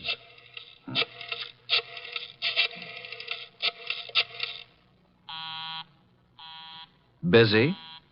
He's probably left the phone off the hook, Inspector. By now, he's probably asleep again. You know I can go out there, don't you? Sure you can. More important men than you have tried it. And where are they now? Goodwin? Yes, sir? I'm going to let you go. I'm sure Mr. Wolfe and I are very grateful, Inspector. You want to know why I'm letting you go? I know why. Why? Because if you're nice and cooperative and don't make too much trouble, Mr. Wolfe will solve this case for you and tell you whom to prefer charges against. Goodwin. Sir? Get out. Thank you, Inspector.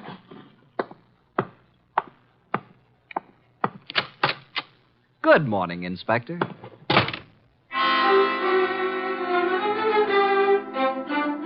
At 3 o'clock the next afternoon, I was rearranging the furniture in Nero Wolfe's office while the great man sat behind his desk watching me perspire. Are you finished now, Archie? Yeah, I guess so. And tell me where they sat. There were 2 couches, like this, in front of a fireplace. Collins and Boyce were sitting together on one couch. When Georgia and I came in, they were looking at some canceled checks. Where was Mrs. Collins? I told you she was getting ice and fresh glasses. Why was she getting fresh glasses, Archie? Where were the empty ones? I don't know. Maybe they were the same ones she brought back, washed and polished. Archie, I trust your powers of observation absolutely. That's why I sent you to Mrs. Collins' cocktail party. Okay, how did you know there was going to be a murder? If it was a murder. It was a murder, Archie. But isn't it obvious? How is it obvious? Suppose Collins slipped a few drops of the poison into his drink himself. It's very strong, very deadly poison, with a remarkably strong odor. Like almonds, I know. I smelled it when I picked him up. Archie, was anything found on the body that might have contained the poison? A fountain pen? Whatever? Not even that. Inspector Kramer found a poison pellet in Georgia's handbag. He thinks she poisoned Collins' drink. Say, could be. But it wasn't his drink, it was his wife's. Then Georgia was trying to kill Jane, and Collins got it by mistake. We shall soon see, Archie. I was expecting a murder because you told me to expect it. I watched every move that everybody made. There's no possibility that Jane's glass, the glass with the poison in it, was tampered with by anybody. Yes, I believe. Okay. Archie, you're sore, aren't you? Have you ever spent the night with Inspector Kramer? He's really a good man, too. Why did you say he was a jackass? Because he didn't know who killed Collins. Do you? Of course. Was there ever any question about it? Just a moment, please. The only trouble is it may be difficult to prove. That's why we are giving this little cocktail party this afternoon with the help of Inspector Kramer. By the way... Yes? Call Mrs. Collins and tell her to bring a bucket of ice from her refrigerator. Why? Because our refrigerator's broken down. No, it hasn't. I was just out in the kitchen a minute ago. Our refrigerator has broken down. And it would be very helpful if Mrs. Collins would bring a bucket of ice cubes. What makes you think she'll do it? She will. Call her. 6:45. There we were in Wolfe's office doing a repeat performance of last night's smash hit. Two couches faced each other, a cocktail table between them. On one couch, red-headed Georgia and me. On the other couch, it was a big one, Joe Boyce, Jane Collins, widow of the lately defunct Albert, and Nero Wolfe. Jane had been drinking a little slower than the rest of us. Our glasses were empty. Hers was still half full. Wolfe said... Archie. Yeah? At this point in last night's party, Mrs. Collins got up and left to get some fresh drinks. Repeat what she said. Approximately? Approximately will do. I think she said something like this. She said, put my drink over by you, Georgia. Lay off, Albert. I've had about 3 swallows of it. Besides, you don't need any more, Albert. Am I right, Jane? Close enough, Archie. But what of it? Now, what is this nonsense all about, Wolfe? Mr. Wolfe is trying to make something out of nothing. I think Mr. Wolfe is going to turn up something mighty interesting. Don't look so perturbed, Joe. Since I'm playing the part of the late Mr. Collins, pass me Jane's glass. I'll keep my glass, Mr. Wolfe. I haven't finished my drink. You're a very clever woman, Mrs. Collins. Would it be too much if I ask what this is all about? What worries you, Archie? You make it sound as if that drink she's holding is poison. But it can't be, because as yesterday, she's already drunk half of it herself. When our freezer broke down, she was more than willing to bring a bucket of ice cubes, wasn't she? So? What would happen, Archie, if you froze a gelatine-coated pellet of poison in the center of one particular ice cube? Mrs. Collins hasn't finished her drink. Notice the ice is all melted now. She hasn't taken one sip since the ice melted completely. She came prepared in case she was exposed. Smell it, Archie. No, Archie, stand back. I can easily swallow this before you can reach me. Mr. Wolfe, in a few seconds, I'll drink it. But tell me something first. Tell me how you knew. Jane, listen to me. I knew there was going to be a murder last night because you said so. I knew that it was you who would commit the murder because it was you who invited me. You hoped an expert witness would prove that you couldn't have killed your husband. So I sent Archie Goodwin, whose observations are always exact, even when he doesn't know the import of what he's observing. She brought back clean glasses. She poured the drinks out of bottles already open. And if anybody had put anything in or touched one of those glasses, I would have seen it. Exactly. The poison pellet was frozen in a certain ice cube. Mrs. Collins put that cube in her own drink, drank it until the ice had almost melted down to the poisonous pellet center. And then she took all the other glasses away, leaving only hers half full. And as usual, her husband drank it. No, Jane, don't. Too late, Joe. too late.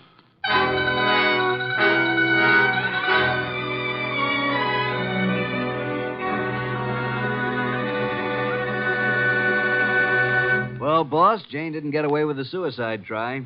That was clever thinking you did. I prepared a cube of ice in which I had frozen a gelatine capsule containing nothing more than a vitamin compound. I substituted for the cube in which Jane had placed the poison for herself. Wonder why Jane Collins wanted to have Joe. He'd stolen practically all the money in the company. He was just a crook. Birds of a feather, Archie. I don't believe Joe Boyce had any idea that Jane was planning a murder. And he still had all the money. Well, the forgeries will put him away for a long time. And poor Georgia could have had it pinned on her if it hadn't been for me. Yes, yes. You knew all along, didn't you, that Jane had planned to have Georgia accused by planting another pellet of the poison in Georgia's handbag. Jane would have gotten rid of her husband and Joe's wife in one stroke. You knew all that, didn't you? Well, how about a bottle of beer, boss? Could you spare the time? Georgia. Beautiful redhead. Wonder where she is tonight. I'm sure I haven't the slightest idea, but in case you do... well, just be quiet with the elevator door when you come in.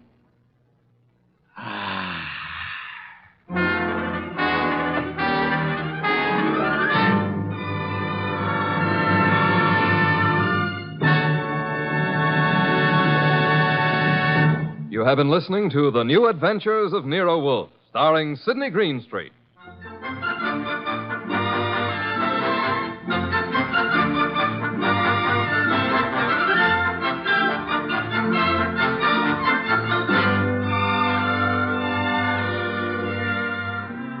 Tonight's transcribed story by Mindred Lord was based on the characters created by Rex Stout.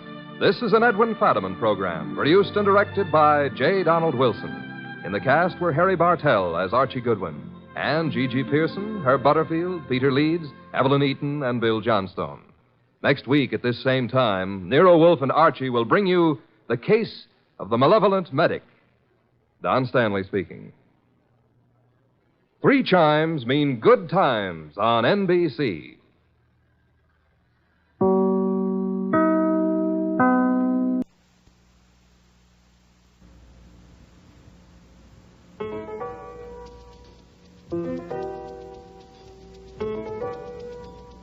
Rex Stout's Nero Wolfe.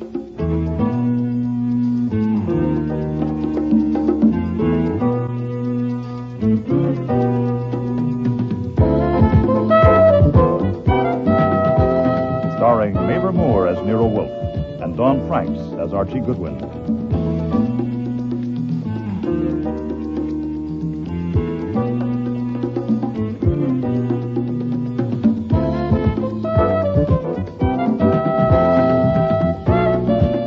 Episode, The Next Witness, with guest stars Terry Tweed, Robert Christie, Michael Ayub, and Dixie Cecil.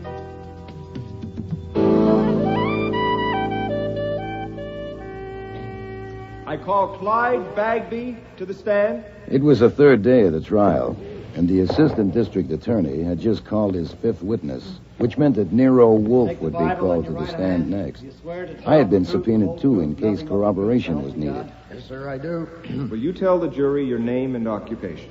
Clyde Bagby. I'm president and owner of Bagby Answers Incorporated.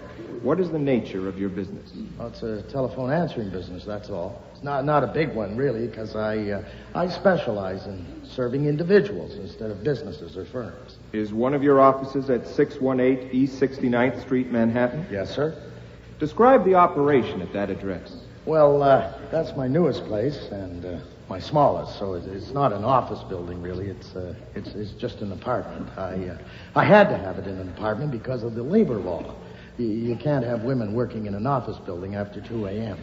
I have to give my clients all-night service, so I've got 3 operators who live right there in the apartment. That way, I always have someone for the night shifts. Are the switchboards installed in one of the rooms of the apartment? Yes, sir. Tell the jury what one of them is like and how it works. Oh, well, for each client, there's a little light and a cubby hole and a card strip with the client's name. When someone dials the client's number, his light goes on and a buzz synchronizes with the ringing of the client's phone. How many buzzes the girl counts before she plugs in depends on what client it is. Some want her to plug in after 3 buzzes, some longer. That's the kind of a specialized, individualized service I give my customers. You see, the big outfits, they don't do that. Thank you, Mr. Bagby, but I wasn't buzzing for a plug for your business. Yeah. Now, when a I thought that client joke a little out of place shows at a murder on the trial, board, so I glanced girl is over at my written boss, describing Nero her Wolfe, plug. sitting She plugs beside in on me, the but he wasn't registering anything but martyrdom. Morose martyrdom. Oh, Mrs. Smith. Nero Wolfe hates to leave his house under any circumstances, and a courtroom bench hasn't been built to hold his seventh of a ton, especially in a crowded courtroom. And he'd had to suffer this for 3 days now because of a mere 10-minute acquaintance with the accused, Leonard Ash. I think that gives us a clear picture of the operation. Now, Mr. Bagby, please look at that gentleman in the dark blue suit sitting next to the officer. He is the defendant in this trial. Do you know him? Yes, sir. That's Mr. Leonard Ash. When and where did you meet him? In July, he came to my office on 47th Street. Can you give me the day in July? Yeah, the 12th, the Monday. What did he say? He said he wanted my answering service for his home telephone. Did he want any special service? Well, he didn't ask me for any, but 2 days later, he contacted Marie Willis and offered her $500. Objection. Sustained. Mr. Bagby, just answer my questions. Did you accept Leonard Ash as a client? Well, sure. There's no reason not to. So his name and number were given a place on one of your switchboards? Yes, sir. What was the name of the employee who attended that board? The one with Leonard Ash's number on it? Marie Willis in the daytime. And Leonard Ash's number was on Marie Willis's board? Yes, sir. After the routine arrangements for serving Leonard Ash as a client had been completed, did anything happen to bring him or his number to your personal attention? Yes, sir. What and when? First, when? Well, it was a Thursday, about 3 days after Ash had ordered the service. Marie phoned me at my office and said she wanted to see me privately about something important. So, a little after 6, I went up to 69th Street, and we went into her room at the apartment. She told me Ash had phoned her the day before and asked her to meet him somewhere to discuss some details about servicing his number. She told him such a discussion should be with me, but he insisted Your Honor that... pleases, I submit that the witness may not testify to what Marie Willis and Mr. Ash said to each other when he was not present. Certainly not. He is reporting what Marie Willis told him had been said. That should be kept clear. You understand that, Mr. Bagby? Yes, sir. I mean, Your Honor. Then go ahead. What Miss Willis said to you, and you to her. Well, she said she'd agreed to meet Ash because he was a theatrical producer, and and she wanted to be an actress. I hadn't known she was stage-struck, but I know it now. So she'd gone to his office, and he told her... Now, this is what she told me. He told her he wanted her to listen in on calls to his home number during the daytime. How could she do that? Well, all she'd have to do when his light on her board went off, well, that would mean that someone had answered the phone at his home. Well, she'd just plug in and listen to the conversation. And she told you Mr. Ash asked her to do that? Yes, sir. And to phone him each evening and report. And that's what she said. And he offered her $500 if she would do it. Did she say anything else? Yes, sir. She said she knew she should have turned him down flat, but she didn't want to make him sore, so she told him she wanted to think it over. Then she told me she had slept on it and decided what to do. She was convinced that what Ash was after was phone calls to his wife. And aside from anything else, she wasn't going to spy on his wife because his wife was Robina Keene, the actress. And, Marie worshipped Robina Keene as her ideal. Well, that's what Marie told me. Did she tell you what she had decided to do? Yes, sir. 3 things. Tell me about it because she was working for me. Tell Robina Keene about it to warn her because Ash would probably get someone else to do the spying for him. You know, it occurred to me the real reason for her wanting to tell Robina Keene... What occurred to you isn't material, Mr. Bagby.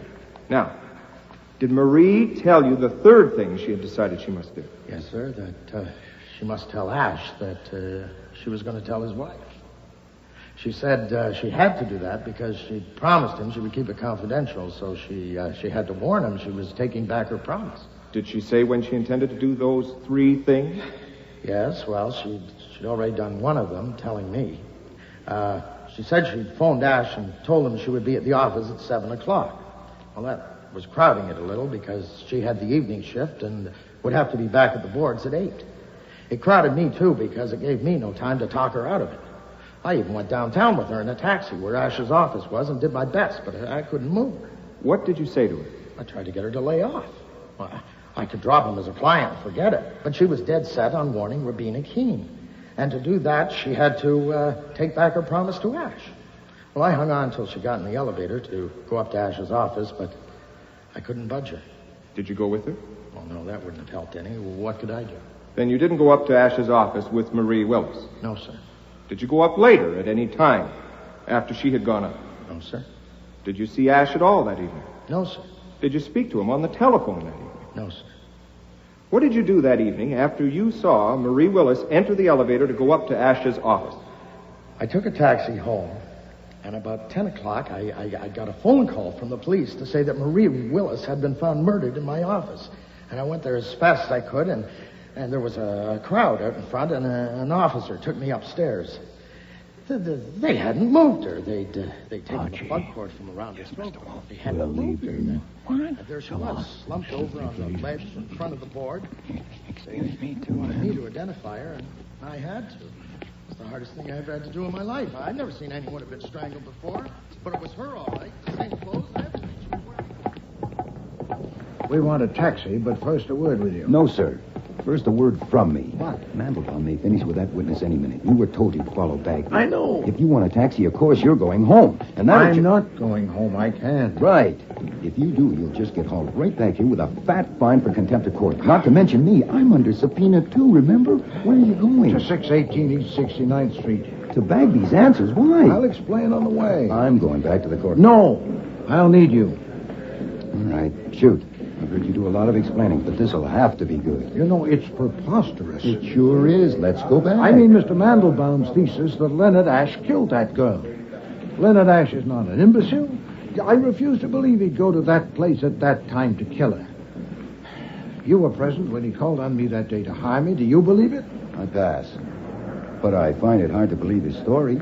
That a man phoned him, a voice he didn't recognize, and said if Ash would meet him at the Bagby place, he thought they could talk Marie out of it. And when Ash got there, the door was open, and there she was with a plug cord around her throat. So he opened up the window and yelled for the police. Do you believe that? Phooey, I didn't like it, but it may be true. And another thing I didn't like was sitting there on that confounded wooden bench with a smelly woman against me. Oh, now we're getting to it. By the way, that smell was Tissot's passion flower, and it's $80 an ounce. Lily Roan wears it. Soon I was to be called as a witness, and my testimony would have been an effective corroboration of Mr. Bagby's testimony. It was intolerable. I will not be a party to a judicial transgression. Let's see if I get you. The reason you're scooting is you can't bear to help convict Ash of murder because you doubt he's guilty. That's close enough. It's not close enough for me. What are we going to do with Bagby's answering? We'll see when we get there. Taxi!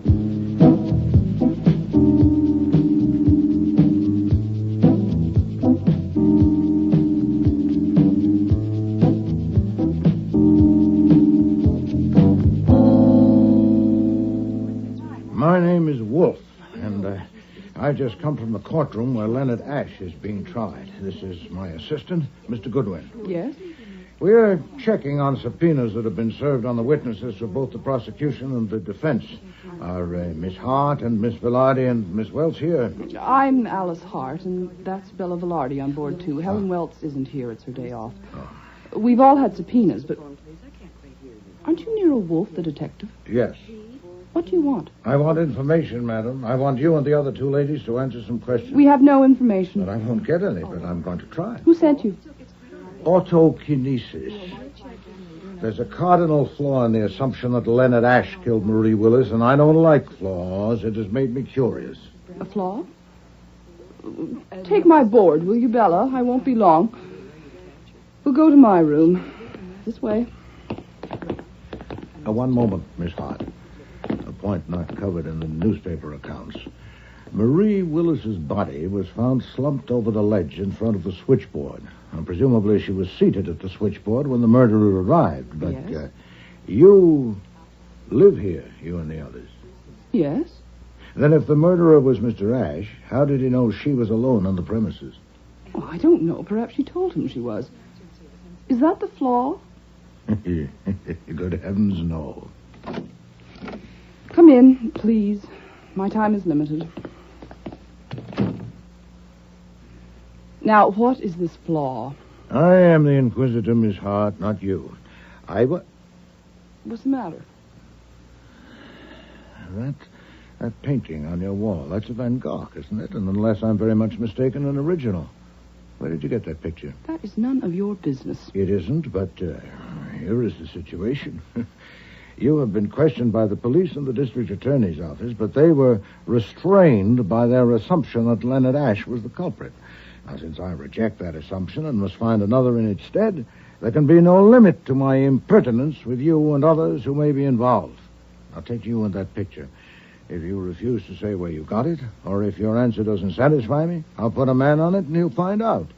You can't escape being badgered, madam. The question is whether you suffer it here and now by me, or face a prolonged inquiry among your friends and associates by more meddlesome men. What does it matter where I got that picture? Probably it doesn't. Possibly nothing about you matters. But that picture is a treasure, and this is an odd address for it. Do you own it? Yes, I bought it. When? About a year ago from a dealer. The contents of this room were yours? Yes, I like things that... Well, this is my extravagance. It's my only one. How long have you been with this firm? 5 years. What's your salary? $150 a week. Not enough for your extravagance, An inheritance, perhaps? Alimony? No, I have never married. Mr. Wolfe, if you save for 15 years, I think you do have a right to something. You have indeed. Where were you the evening that Marie Willis was killed? I was out in Jersey in a car with a friend, Bella Velarde, to get cooled off. It was a hot night, all right? We got back after midnight. Of course, the police have asked if you know of anyone who might have had a motive for killing Marie Willis. Do you? No. Were you friendly with her? Yes, friendly enough. Has any client ever asked you to listen in on calls to his number? Certainly not. Did you know Miss Willis wanted to be an actress? Yes, we all knew that. Mr. Bagby says he didn't. He was her employer. I don't suppose he did know. When did you talk with Mr. Bagby? I didn't. Heard him on the witness stand.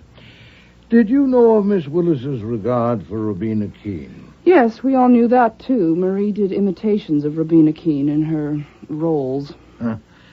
When did she tell you of her decision to inform Robina Keene that her husband was going to monitor her telephone? I didn't say she told me. Did she? No. Did anyone? Yes, Miss Velarde. Marie had told her. You can ask her. I shall.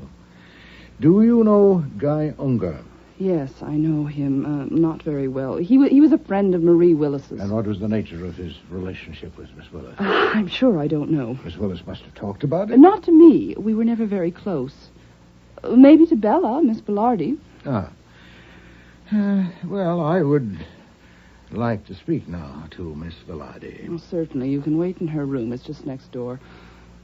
Go ahead in. I'll send her along.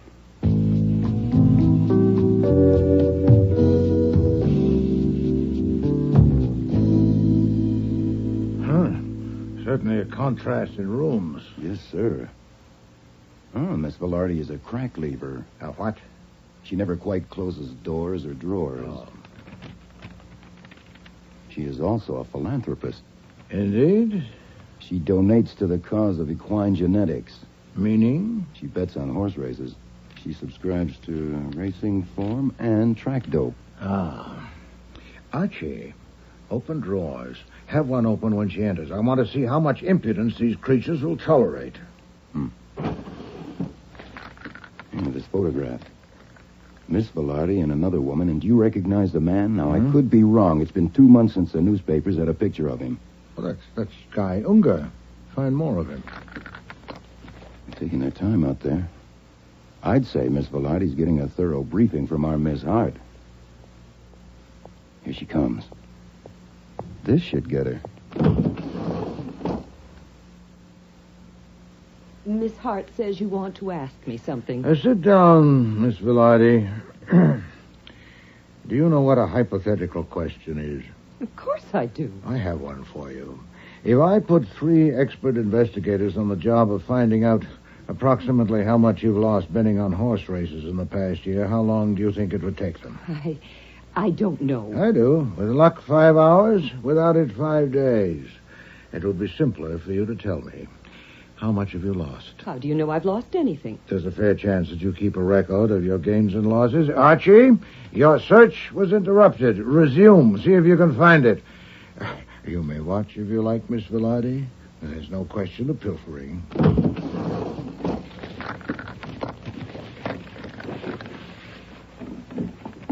Look, Mr. Wolfe, there's no secret about my liking to bet on the races. But the amounts I bet, that's different. You see, I have friends who, well, they don't want people to know they bet, so they give me money to bet for them. So it's about $100 a week, and sometimes more, maybe up to $200. I see. What's your salary? Oh, it's only $120, so of course I can't bet much myself. Of course.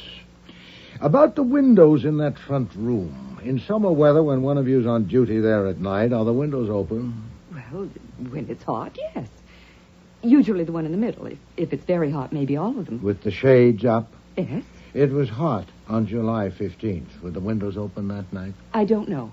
I wasn't here. Where were you? I was out in Jersey, in a car with a friend, Alice Hart, to get cooled off. Now, we got back after midnight. Yeah. If the windows were open and the shades up on the evening of July 15th, as they almost certainly were, would anyone in her senses have proceeded to kill Marie Willis so exposed to view? What do you think? I know. That would have been... No, I don't think so. Yeah. Then she or he must have closed the windows and drawn the shades before proceeding.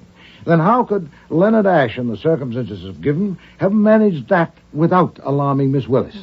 I don't know. He might have... No, I don't know. You might have what? Nothing. I don't know. How well do you know Guy Unger? I know him fairly well. You seen much of him in the past 2 months? No, very little. When was this snapshot taken? Oh, that. You took that from my drawer. What else did you take? You get out of here. Get out and stay out. Come, Archie. There seems to be a limit, after all. Wait.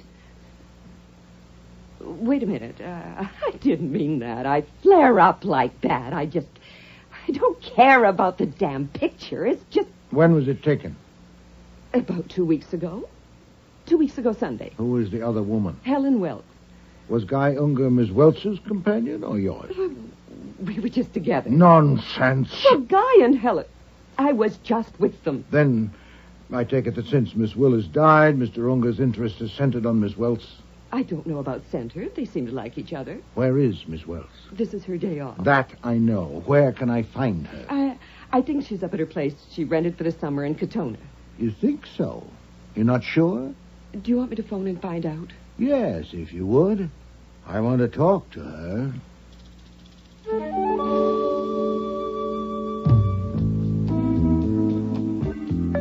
Nero Wolfe refuses to ride in the front seat of a car because when the crash comes, the broken glass will carve him up. Also, it takes most of the back seat to hold his bulk. And he rarely talks in a car because he sits with his fists and jaws clamped tight as a vice. Is that a siren, Archie? Yeah. It's a Parkway police car coming up behind us. You know, when you were having the car sent down, I phoned home. Fritz said there'd been 4 calls, one from an officer of the court, one from the DA's office, and 2 from Inspector Kramer. Oh, swell. Would Kramer have sent out an alarm? Well, the way he'd like to pin your scalp to his wall, I wouldn't put it past him. And we're about to find out.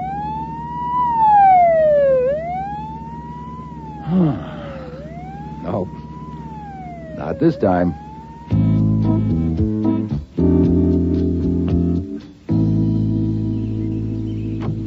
Archie Goodwin, I'm Helen Welch. Mr. Wolfe? Yes. Give me a hand, Archie. It's a real pleasure. This is Guy Unger. How'd you do? Hello. Let's sit in the shade of the old apple tree, shall we? Oh, thank you. I prefer to sit.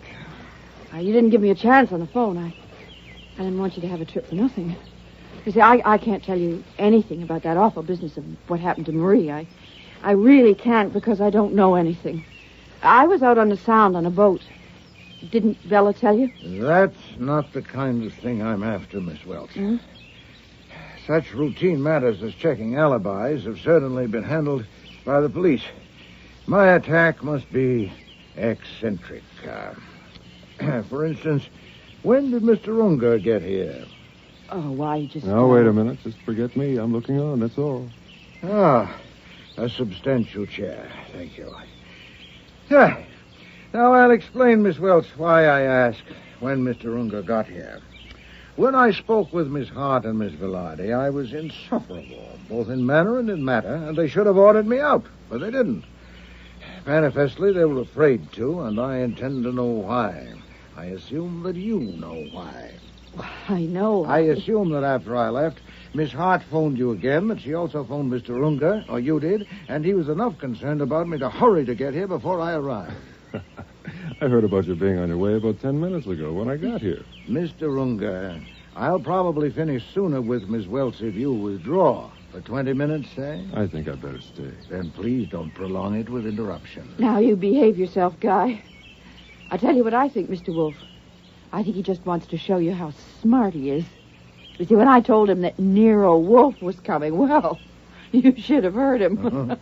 He said maybe you're famous for brains and he isn't, but he'd like to hear you prove it. Oh, you did. Something like that, anyway.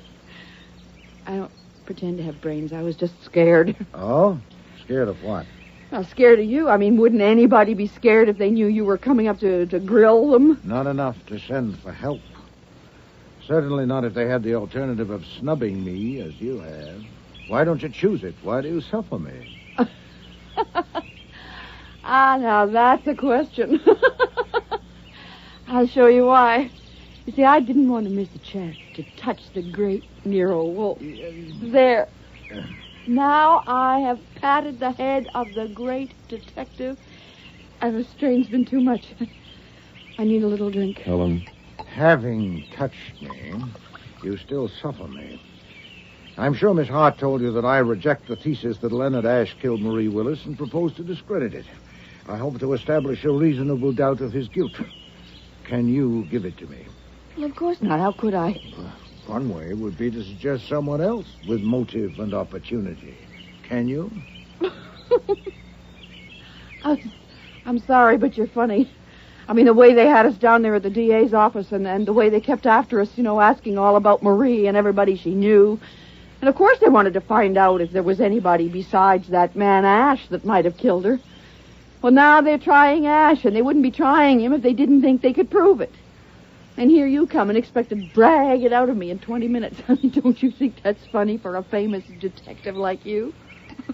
Because I do. Helen, I think you've had enough to drink. No, Miss Welch, no.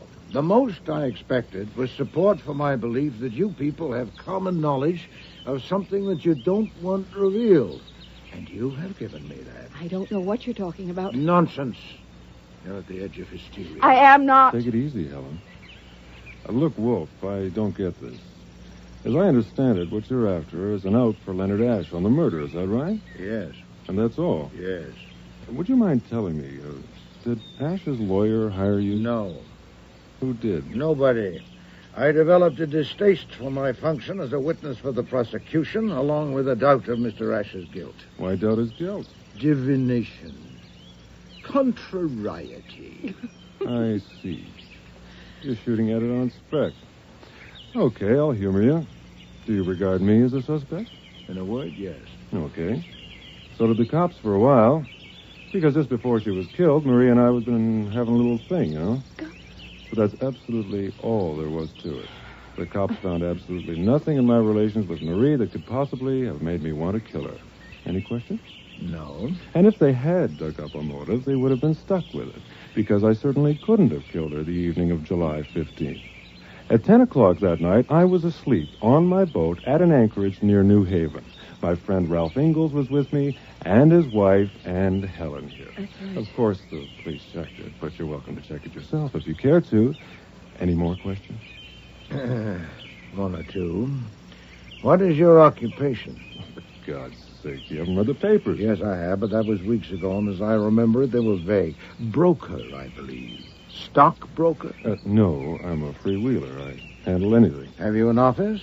I don't need one. Have you handled any transactions for anyone connected with Bagby Answers Incorporated? Any kind of transaction? That's a funny kind of question. Why do you ask that? Because I suspect the answer is yes. Why? Just for curiosity. Now, Mr. Unger, do you suppose I would have made this excursion completely at random? If you find the question embarrassing, don't answer me. It's not embarrassing. I'll tell you. I think you got a hold of some crazy idea somewhere. God knows what that is. And I want to speak to you privately. Let's take a little walk. No. I don't like conversing on my feet. If you want to say something without a witness, Miss Welch and Mr. Goodwin can leave us. Archie? Miss Welch, let's go and pick flowers. Mr. Unger will want me in sight and out of hearing. All right. You seem to be, Now, the goldenrod I know, but what are the blue ones? I don't know.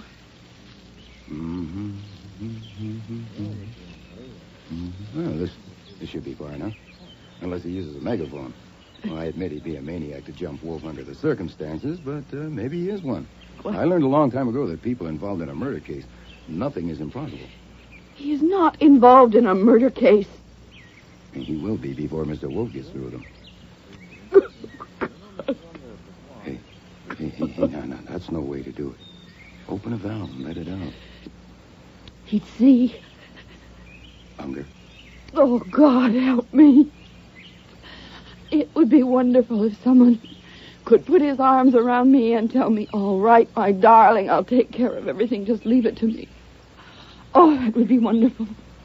I may try it if you'll brief me on what I'd have to take care of. God, I'm a fool. You saw my car out front. The yellow Jag. I am going to burn it. How do you set fire to a car? You pour gasoline on it, all over the inside, toss a match in, and jump back faster. You'll singe your eyelashes. Is it a bluff? Is Wolf just trying to scare something out of us? No, not just. If he scares something out, fine. If not, he'll get it the hard way. If you're sitting on a lid you don't want opened, my advice is to move. Now, the sooner the better, or you may get hurt. I am already hurt. Then hurt worse. I guess I can be.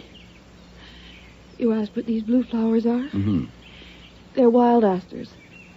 Just the color of my eyes. Mm-hmm. Well, I already know what I'm going to do, and I decided walking over here with you. What time is it? It's 3:15. Well, let's see, it's 4 hours. Where can I see Nero Wolfe? Around 9 o'clock in town. Well, his address and number are in the book, but he may not be there this evening. But I've got... Phone and ask for Fritz. Fritz? Tell him you're the Queen of Hearts. And he'll tell you where Wolf is. Now, if you don't say you're the Queen of Hearts, he won't tell you anything, because Mr. Wolf hates to be disturbed when he's out. Look, but why not save time and trouble? No. Now, evidently, you've decided to tell him something, and there he is. Come, and we'll tell him now. I can't. You see, I don't dare. On account of Unger? Yes. Uh-huh. Well, if we'll go and we'll come back after Unger leaves. He is not going to leave. He's going to ride to town with me. Then record it on tape and use me for the tape. You can trust my memory. I guarantee to repeat it to Mr. Wolf word for word. When you phone this evening, you'll have had time to think. Come on, he's afraid I'm talking. If you tell him, I'll deny it. Are you going to tell him? Wolf, yes, but Unger, no. Yes, if you do, I'll deny it. Then I won't.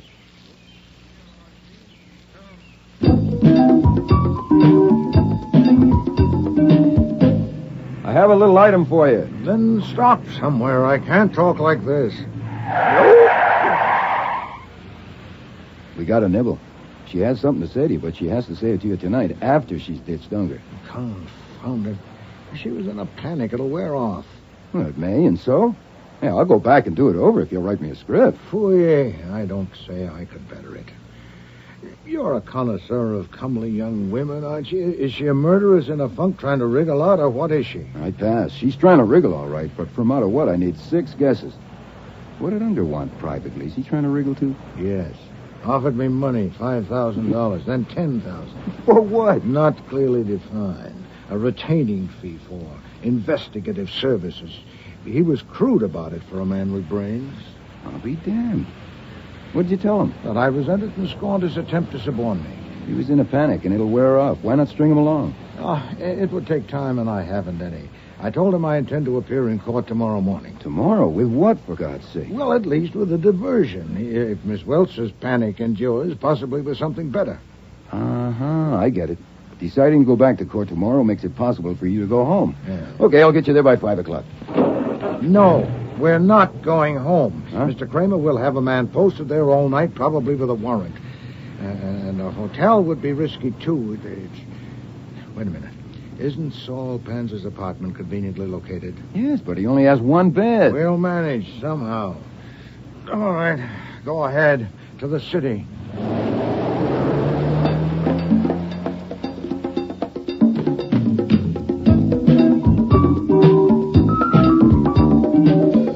And to our right, you will be able to see our destination as we approach. The beautiful downtown residence of this country's second-best private investigator, Saul Panzer. Thank heaven. Fasten your seatbelts and no smoke. Jeez.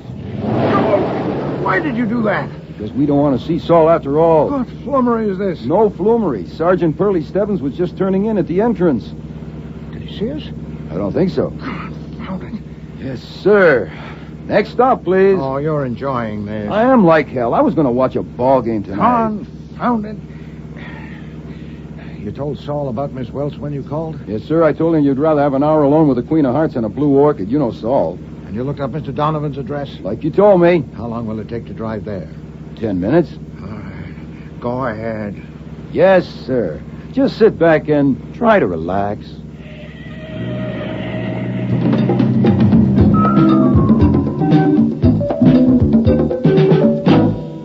Nero Wolfe and Archie Goodwin.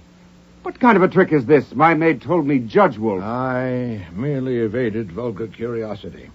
I had to see you, Mr. Donovan. But you can't see me. It's highly improper. You're a witness for the prosecution, and I'm the defense attorney. Also, a warrant has been issued for you. I'll have to report I'm this. not here as a witness for the prosecution. I don't intend to discuss my testimony with you. I have become aware of certain facts which I think your client, Leonard Ash, should know about, and I want to tell him. I suppose it would be improper for me to tell you more than that, but it wouldn't be improper to tell him. He's on trial for first-degree murder. You know damn well you can't see him. I can if you arrange it. Early tomorrow morning will do, before the court sits. You may, of course, be present if you wish, but I suppose you'd prefer not to. 20 minutes with him will be enough. I can't ask you what you want to tell him. I understand that. I won't be on the witness stand where you can cross-examine me until tomorrow. No, you won't. No, I can't arrange for you to see him. It's out of the question. I shouldn't even be talking to you. It will be my duty to report this to Judge Corbett in the morning. Good evening, gentlemen.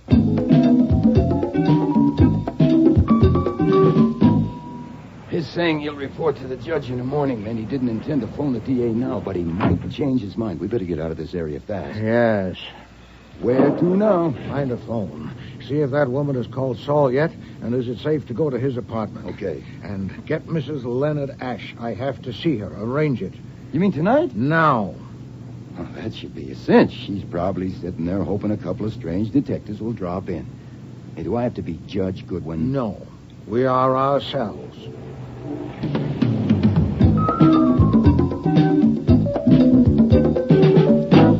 I'm dead tired, Mr. Wolfe, and empty. Completely empty. I don't think I ever... I'll make it as brief as I can.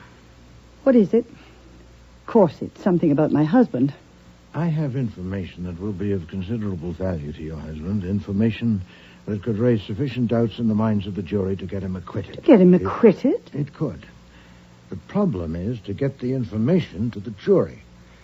It would take intricate and prolonged investigation to get it in the form of admissible evidence, and I have a shortcut in mind. To take it, I must have a talk with your husband. But he's in prison. How can you? I must.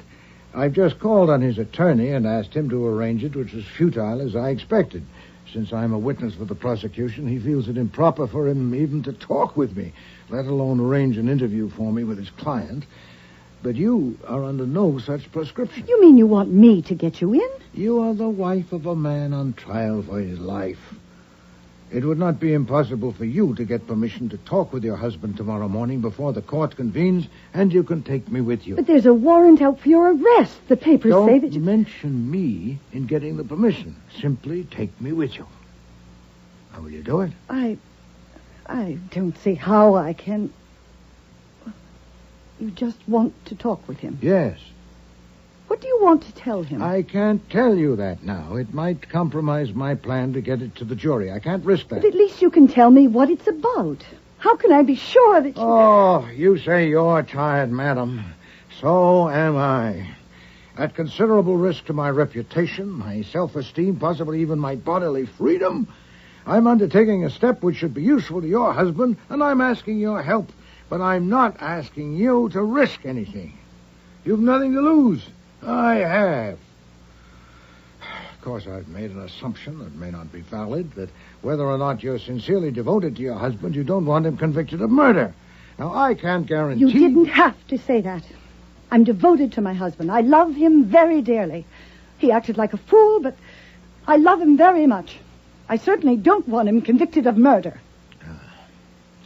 Then you'll do it? All right. I have nothing more to lose. But if I do this, I'll have to tell Mr. Donovan... No, you must not. Not only would he forbid it, he would prevent it. This is for you alone. Oh. Only you can do this. Oh, I thought I was too tired to live, and I am.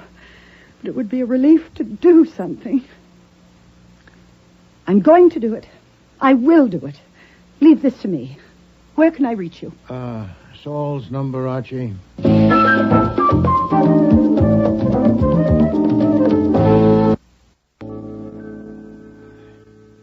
Well, a good room, Saul. I congratulate you. I'm glad it can be of use to you, Mr. Wolfe. What time is it? 20 minutes to 10. Have you heard from that woman? Mrs. Ash called. You have an appointment at 8 o'clock in the morning. Satisfactory. And Miss Welch, the... Queen of Hearts. Has she called? Not yet. It's past the time she said. Could be in the soup. Soup? Saul... I have some beer, cheese. Good cheese. Thank you, Saul.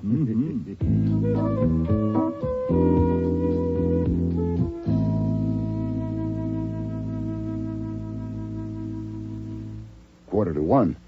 Our lady's panic wore off. Well, I'm going to bed. Afraid I haven't got any pajamas you could get into, but... I got it. This is Jackson 4, 3109. Hello, I want to speak to... this is the Queen of Hearts. It sure is. This is Archie Goodwin. Where are you? I'm in a booth in Grand Central. I couldn't get rid of him, and then he... Well, that doesn't matter now, but where are you? With Mr. Wolfe, waiting for you, close to Grand Central. I'll meet you at the information booth, upper level, in 5 minutes. Will you be there? Yes. Sure. Of course I will. Make some coffee, will you, Saul? She'll either need that or bourbon.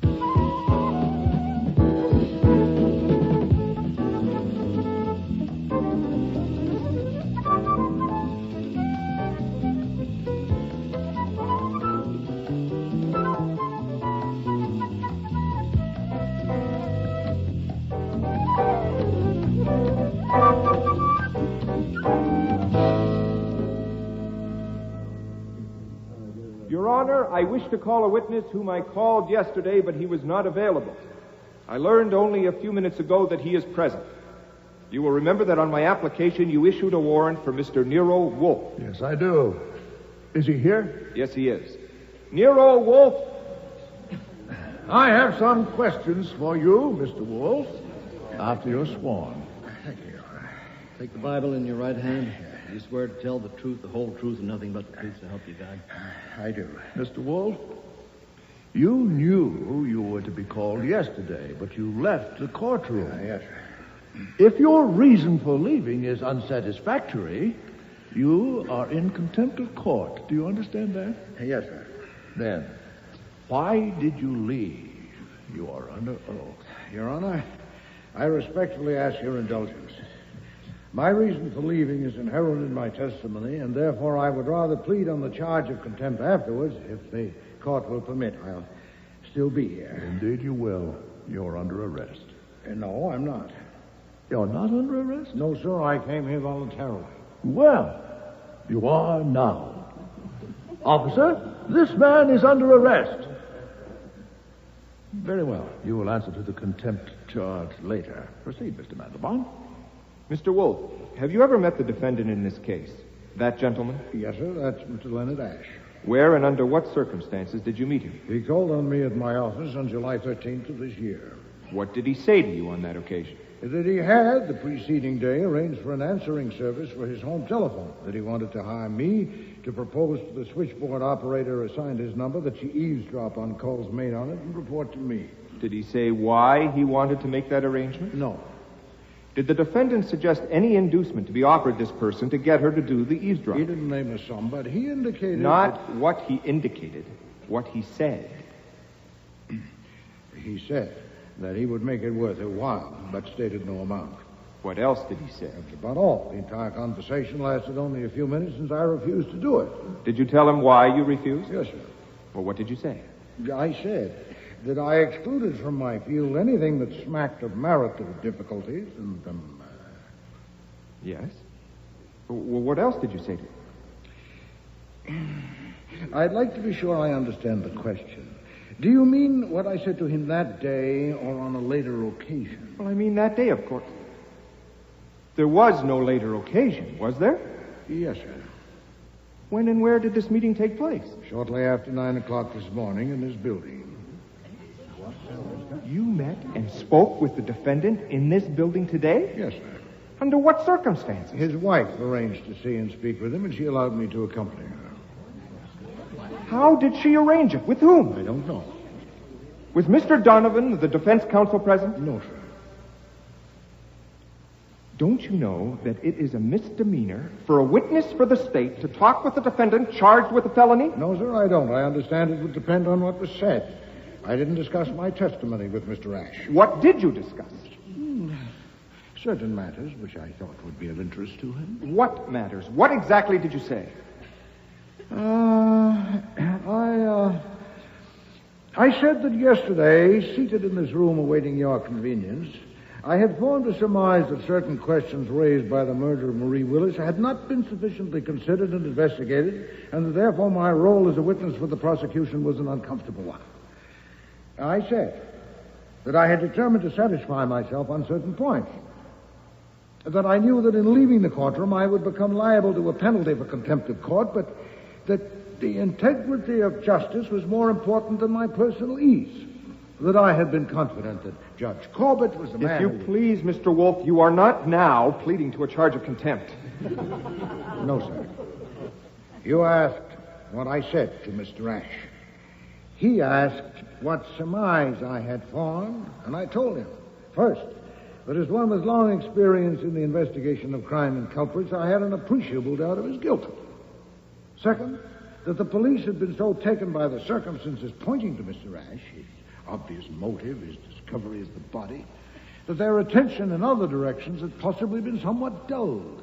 So it occurred to me... This court is not interested in what occurred to you, Mr. Wolfe, only in what you said to Mr. Ash. Yes, sir.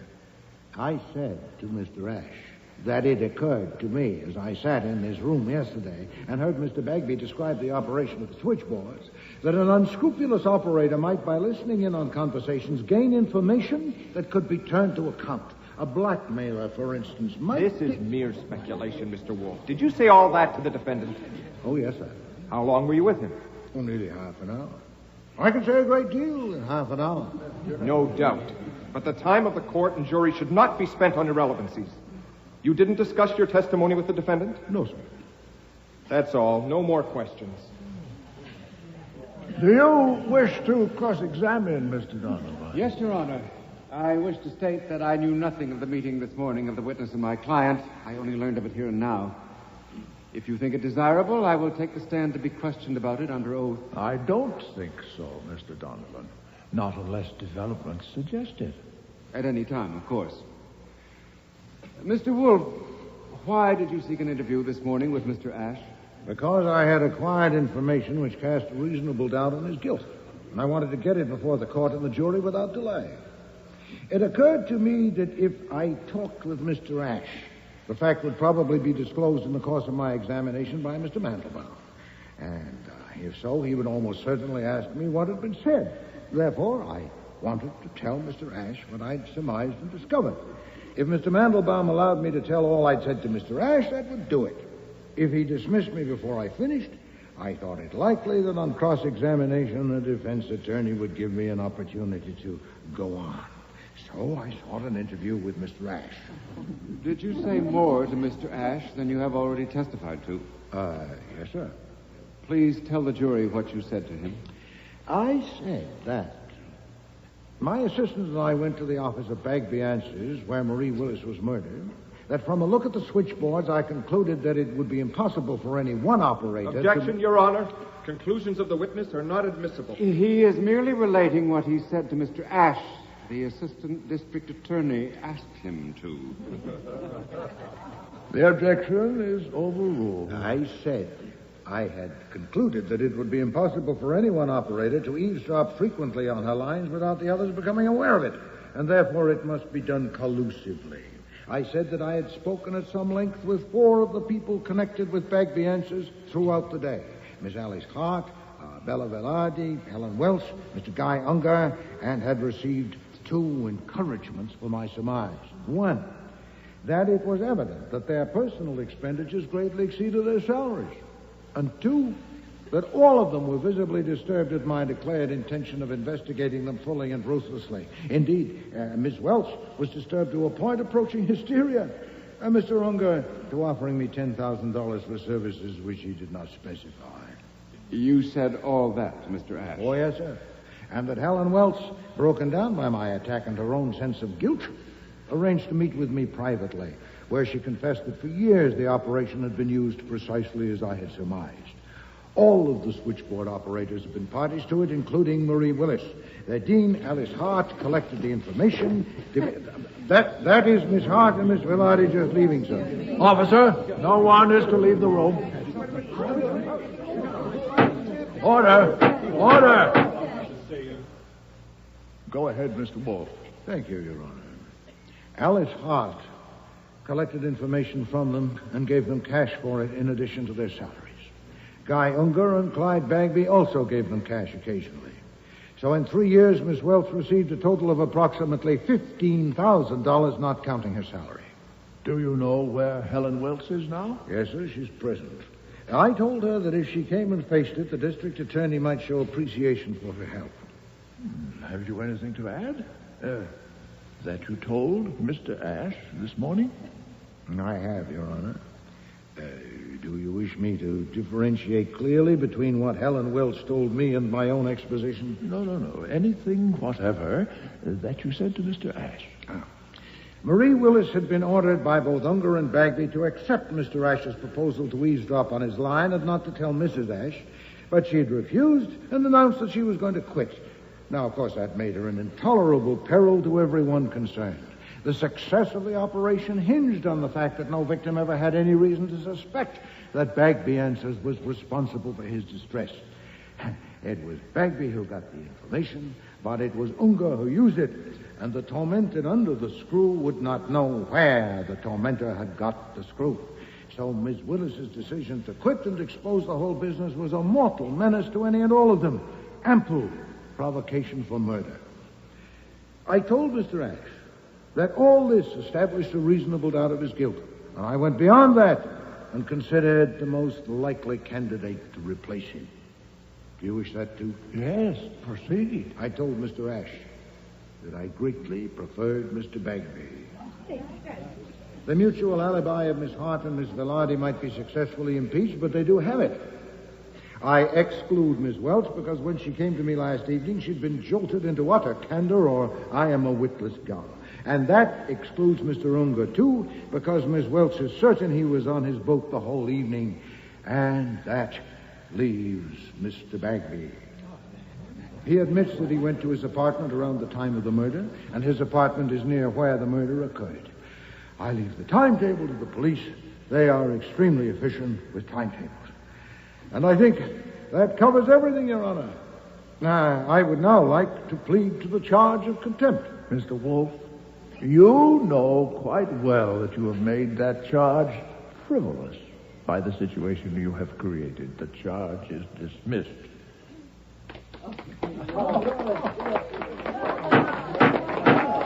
Order! I will have order in the court.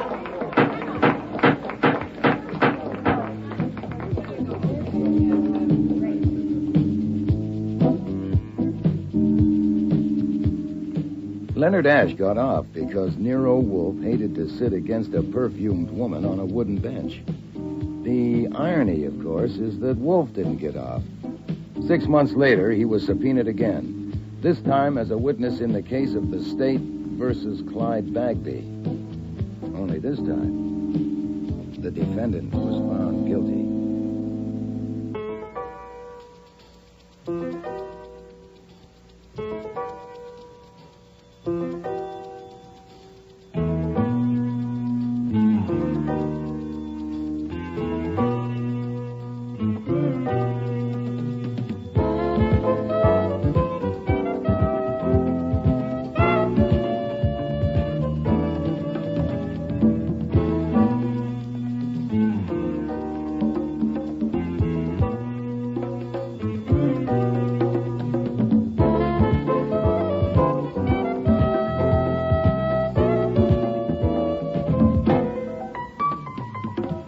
Starring in today's episode were Mavor Moore as Nero Wolfe and Dawn Franks as Archie Goodwin. Michael Ayub was Mandelbaum, Bill Lynn, Clyde Bagby, Art McDonnell, Donovan, Robert Christie, Judge Corbett, Patricia Moffat, Bella Velarde, Terry Tweed, Helen Welts, John Evans, Guy Unger, Denise Ferguson, Robina Ash, Dixie Seatle, Alice Hart, and Alfie Scott was Saul Panzer. Music was composed and conducted by Don Gillis. Technical operations were by John Jessup. Sound effects by Bill Robinson. Production assistant was Nancy McElveen, and casting consultant was Ann Weldon Tate. The Next Witness was written and produced in Toronto by Ron Hartman.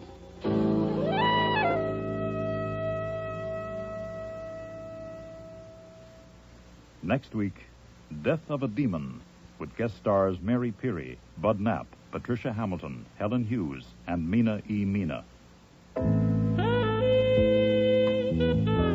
Transcribed. Ladies and gentlemen, the ringing of that phone bell brings you mystery, adventure. Nero Wolfe's office, Archie Goodwin speaking. What? Oh, Fritz. Yeah, I thought it was the outside line. Yeah?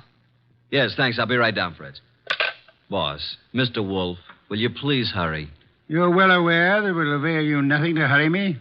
Why must the world be in such a rush today? But the car, it's downstairs waiting. Fritz is all ready. Let him wait. Isn't it enough that I've agreed against my better judgment to leave the comforts of home to go rushing through the crashing traffic of the city? To a dinner? That should be an inducement. Fritz could have prepared a delicious dinner. He has truffles in the pantry. Well, why did you promise Arthur Merle? You didn't have to accept the invitation. Quite so. He's an old friend. Besides, he does set an excellent table. It's just that I don't like the traffic. Traffic? I know why. It's that awful oxygen in the atmosphere outside. It's not the traffic. Archie, you're talking much too much. I know, boss. I'm impatient. Would you mind giving me some slight indication that you intend to move from that chair? Just as soon as I finish this beer. Sure you wouldn't care for half a dozen sandwiches before we go to dinner? If we were going anywhere other than to Arthur Merle's, I'd agree with you. He's the only person in the world I know of, except myself, of course, who has a proper appreciation and respect for the art of preparing good food.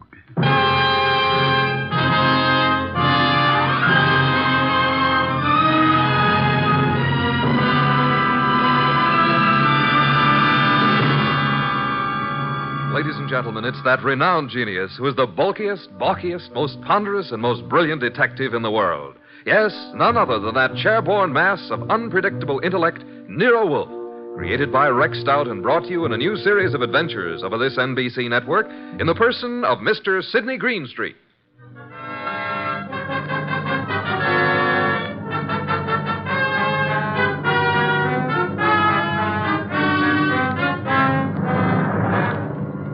We usually refer to this story as the case of the final page. Under normal circumstances, the last page of a manuscript would be absolutely worthless unless you read all the preceding pages. But in this instance, the final page held the answer to a murder. Without that page, we couldn't arrive at the solution. Actually, we didn't even know the problem. Anyhow, I finally got Nero Wolfe to the lobby of Arthur Merle's apartment building. Going up. Up, please. Are you going up, gentlemen? Are you, honey? Certainly. It's my job. Then so are we. After you, boss. When did they install women elevator operators in this building? I've been here for 2 years. Floor, please. Arthur Merle's apartment, I believe it's 814. That's right. Are you Mr. Wolfe? No, this is Mr. Wolfe. I'm Archie Goodwin. Although the name Wolfe would be much more appropriate for him than for me. How did you know he was Mr. Wolfe? Mr. Merle came in half an hour ago. He mentioned that he was expecting you. You see, Archie, you rushed me unnecessarily. We practically preceded him here, and we'll probably have to wait interminably for dinner. I just hate to be late. Arthur Merle has never been on time in his life. He's no more punctual than any other writer. He's never been known to meet a deadline on time. This is your floor, gentlemen. Arthur Merle is just down the hall to the right, 814. Thank you. And by the way, I want to compliment you on your congenial attitude, miss. I'll speak to the management. Oh, thank you, sir. Decent of you. What's your name, huh? Women are usurping everything. Really costs to live here. Merle's really in the chips. Every book he writes sells 1 million copies. Remember the last time we had dinner with Arthur Merle? I do. Delicious. Mountain quail. Shot them himself. Yeah, he's quite a marksman. Archie, such proficiency as Arthur Merle displayed in hunting is evidence of a wasted life. Sure, he probably never made over $500,000 a year in his whole life. Well, ring again. Don't just stand there. Surely he's expecting us. The elevator operator said he was? Yeah, she seemed quite well informed. If I were a judge of women, which I'm not, I'd say she has a line on every male in the building. She can get a line on me anytime she wants. Archie, your insatiable interest in the female seems sometimes to border on the psychopathic. You know a more pleasant way to go crazy? Phooey. It's strange. There's a light on in there. I can see it under the door. Shall I try the door? Do so, Archie. Thank you. Unlocked. Well, at least we can get in. He may be in the bedroom. Probably in the kitchen. I'll just sit here. I must forgo the comforts of my own home. I certainly intend to avail myself of the comforts of Arthur Merle's. Very much over-decorated. You wouldn't like heaven unless they had orchids and beer. Not a chair in the place worthy of the name. Well, I'll try that divan while you have a look around. For what? Arthur Merle, of course. Suppose you have a look in the study. Maybe writing. Have a look, my boy. I'm exhausted and thirsty. See if he has any... Boss! Boss! Good heavens, Archie, don't shout. I'm coming. It's Arthur Merle. Look, slumped over his desk, a knife in his back. Yeah, he's quite dead.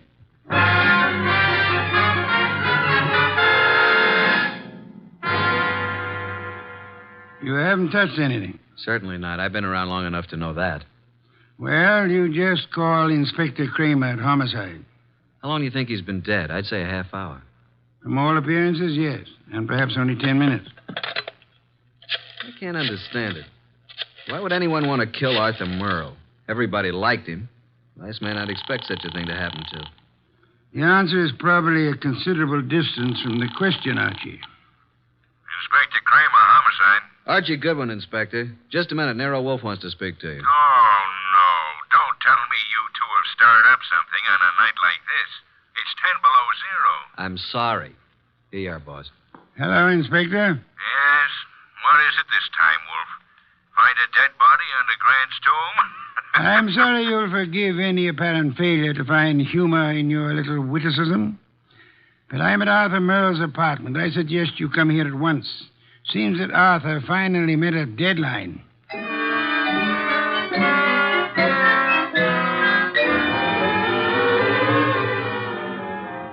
So you just walked in here and found Merle dead, huh? We were invited here for dinner. Anyone else around when you got here? No. You see anyone, Goodwin? Only the elevator operator who brought us up. Well, Mr. Wolfe, since you were in on the ground floor, maybe you've got some ideas. Sorry, Inspector. Had I been able to solve the crime so soon, I would have advised you, Inspector. Yeah. Well, it's obviously murder. Obviously. You knew him well? Quite well. Ever know of his being in any trouble? No. Everybody liked him. Arthur Merle, I felt, didn't have an enemy in the world. Is that so? I don't think anybody pulled this as a little friendly gesture. Don't jump to conclusions, Inspector, that this murder was committed necessarily by an enemy of Merle's. Meaning? It could have been an absolute stranger. A woman?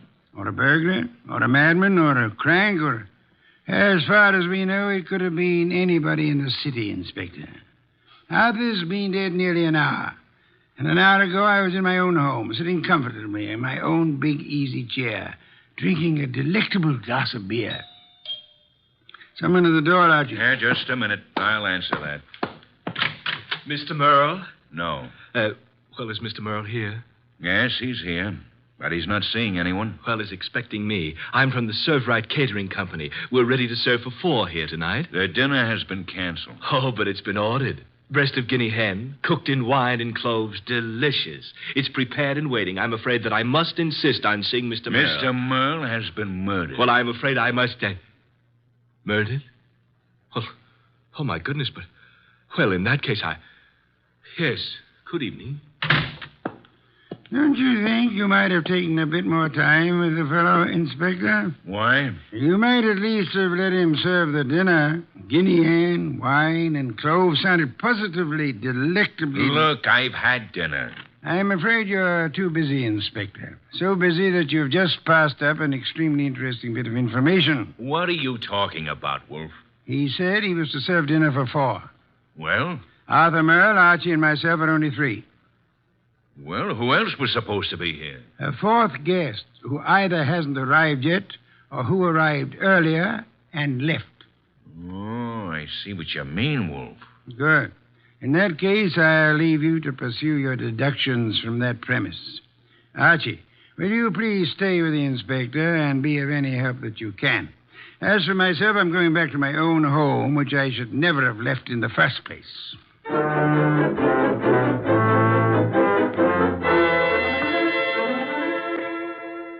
Okay, that finishes the apartment search, Goodwin. And what have we? Nothing.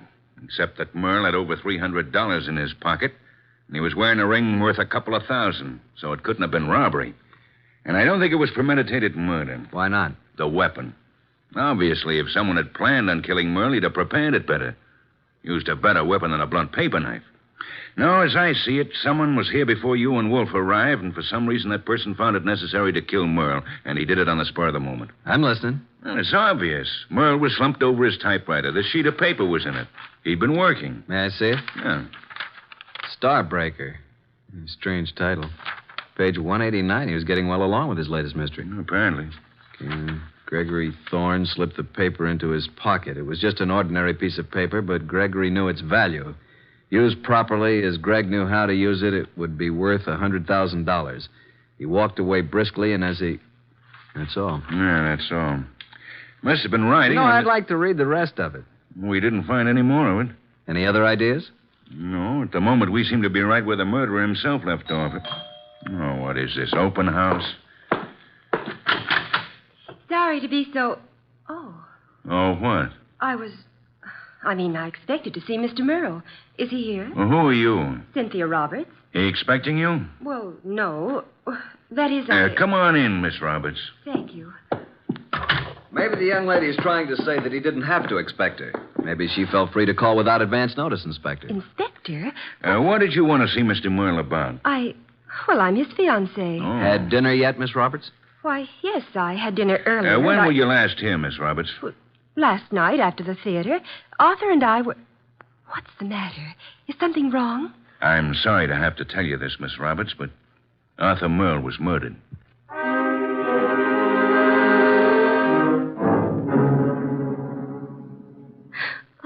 And you say you hadn't talked to Mr. Merle all evening. Is that right, Miss Roberts? Yes, that's right. You didn't have a date with him tonight? Oh, no. Then why did you come here? I told you we were engaged. I just came by, that's all. I see. Any more questions, Inspector? None for the present. How about you, Goodwin? Nope. But maybe Wolfe. Let me call him. Yes, I guess under the circumstances, we can't very well leave him out. Go ahead. Oh, Arthur, I just can't believe it. Why would anyone want to kill him? That, Miss Roberts, is a question we'd all like to know the answer to. Nero Wolfe speaking. Archie, boss, I'm still at Merle's. We haven't found out anything new except that Arthur's fiancée dropped in a few minutes ago. Did she know anything of interest? I don't think so. What does the inspector plan to do about it? Just a minute. He wants to know what you're going to do with her. Well, hold her, of course. He's going to hold her. Let me speak to him. Okay. He wants to talk to you, Inspector. All right. Hello. Inspector, I suggest you let the young lady go. Are you crazy? I haven't got enough suspects in this deal to be letting the hottest one go free. You can't consider her a suspect simply because she knew Arthur. Now, see here, Wolf. If you go around arresting people at random, you'll suddenly be tipping your hand to the real murderer, admitting that you don't have a real clue to go on. And just what do you suggest? Find a motive, Inspector, find a motive. Then, if you stumble on a suspect, you'll have some basis for making an arrest. At the moment, I suggest that you let the girl go and tell Archie to stop wasting his time down there and come home at once.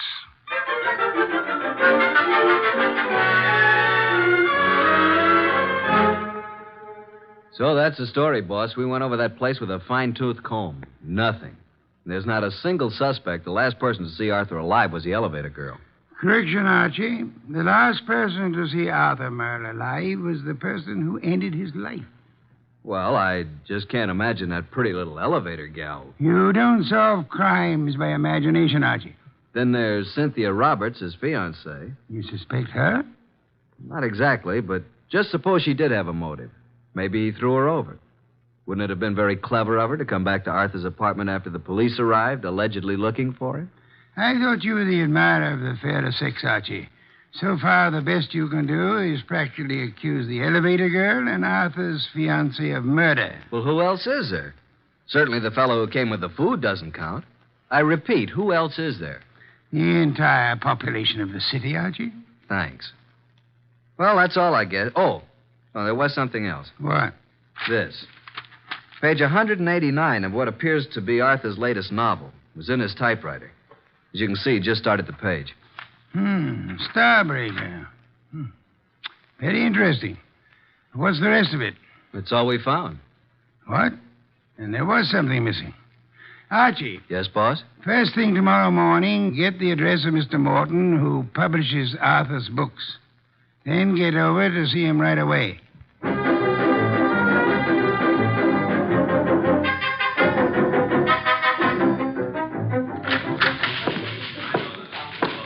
Yes, may I help you? I'd like to see Mr. Morton. Did you have an appointment? Tell him I'm from Homicide. Oh, yes, sir. Yes? Mr. Morton, I know you have someone with you, but there's a gentleman here from the Homicide Bureau. He wants to see you. Tell him I work for Nero Wolfe. My name's Goodwin. His name is Goodwin. Send him in. Yes, thank you. You may go right in, sir. The large door to your right. Thanks. Come in, Mr. Goodwin. Come in. I understand you're from Homicide. Not exactly. I'm Nero Wolfe's assistant. We're working with Inspector Kramer. And what can I do for you? You've heard about Arthur Merle. Yes, I received the word when I came in this morning. It was a great shock. Oh, excuse me, Mr. Goodwin. This gentleman is Henry Childs. How do you do, Mr. Childs? Glad to meet you, Mr. Goodwin. You're with Nero Wolfe? I'm his assistant, man Friday. Mr. Childs is a publicity agent. He handled all publicity for Arthur Merle. I've not only lost an excellent client, but a very good friend. Did you know Mr. Merle? Yes, I'd met him a number of times with Mr. Wolfe. Yes, indeed. Arthur Merle was a great writer and a fine citizen. He'll be missed by millions. Mr. Goodwin, when was the murder discovered? Last night, shortly before dinner. Well, what did the police, what do you think the motive was? Don't know as yet, Mr. Childs. A little early for that. Well, it's certainly a shame. I wanted to ask you a few questions, Mr. Morton, privately. I hope you don't mind, Mr. Childs. Oh, no, not at all. I was about to leave. I'll run along now, Mr. Morton. See you again soon, Mr. Childs. Good morning, gentlemen. Well, Mr. Goodwin? You did a lot of business with Mr. Merle, Mr. Morton? I published every one of his novels for the past 8 years. And you intended to publish his new one, the one he was working on? Yes, we had a contract. The usual agreement between you. Naturally. Although I didn't know the story, I was always sure that if Arthur wrote it, it was good. Mr. Merle's name on a novel was a guarantee that it would sell 1 million copies. You don't know what this last one was about? Haven't the faintest idea. We relied completely on Arthur's judgment. Not even any carbon copies, huh? Not that I know of. Why? When Mr. Merle was killed, the only thing missing from his apartment was the novel. The novel? The first 188 pages, all we found of it were a few lines of page 189 in his typewriter. He must have been working on it when the murderer stabbed him. The rest of it's gone. You mean, Goodwin, the novel's gone? Oh, this will cost me $1 million. Well, it cost Arthur Merle his life. Arthur Merle dead and his novel gone. I can hardly believe it. Well, thank you, Mr. Morton. Oh, I hope I've been of some help, although I'm don't sorry quite... you haven't. But we may call on you again. Before it's over, you may be a great help.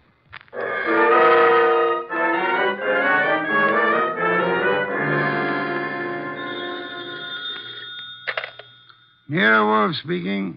Archie, boss. I just finished with Morton. He doesn't know a thing. Merle never discussed his stories with anyone, and as far as Morton knows, he never made carbons. I see. Where do I go from here, boss? See Cynthia Roberts. Oh, then you haven't dismissed the possibility that she may have had something to do with it. Being his fiancée, she probably knows more about Arthur than anyone else. She may know who the fourth guest was to have been last night, and she also may know what Merle's novel was about. Right, boss. I'm anxious to know what the novel was about, too. I personally don't give a hang what the novel was about. What I want to find is someone who does know the story. Because I have a hunch that whoever knows that is the person who killed Arthur Merle.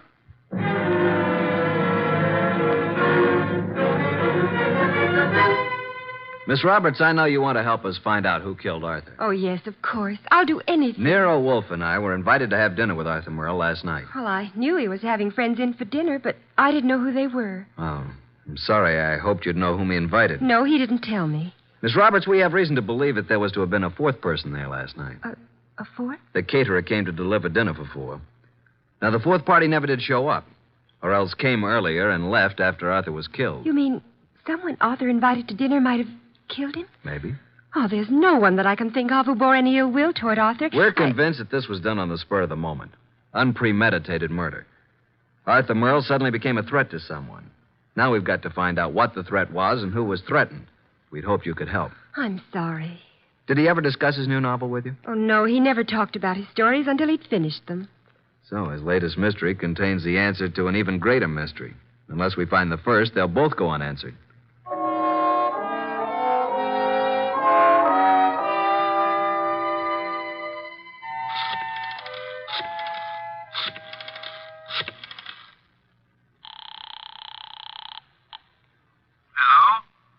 Mr. Morton? Yes? Nero Wolfe speaking. Oh, yes. Your man Goodwin was here to see me. I presume you are interested in seeing Merle's murderer brought to justice? Certainly. Arthur was a close friend of mine. And his death cost you a bestseller, I know. Now, would you be willing to help a bit? Why, yes, if I prepared a statement for the papers. I want you to call the literary editors first thing in the morning. Here's what I want you to tell them. Got a pencil and paper? Yes? And take this down. Quote, Mr. Carlton Morton announced today that the last work of the late Arthur Merle will be published according to schedule.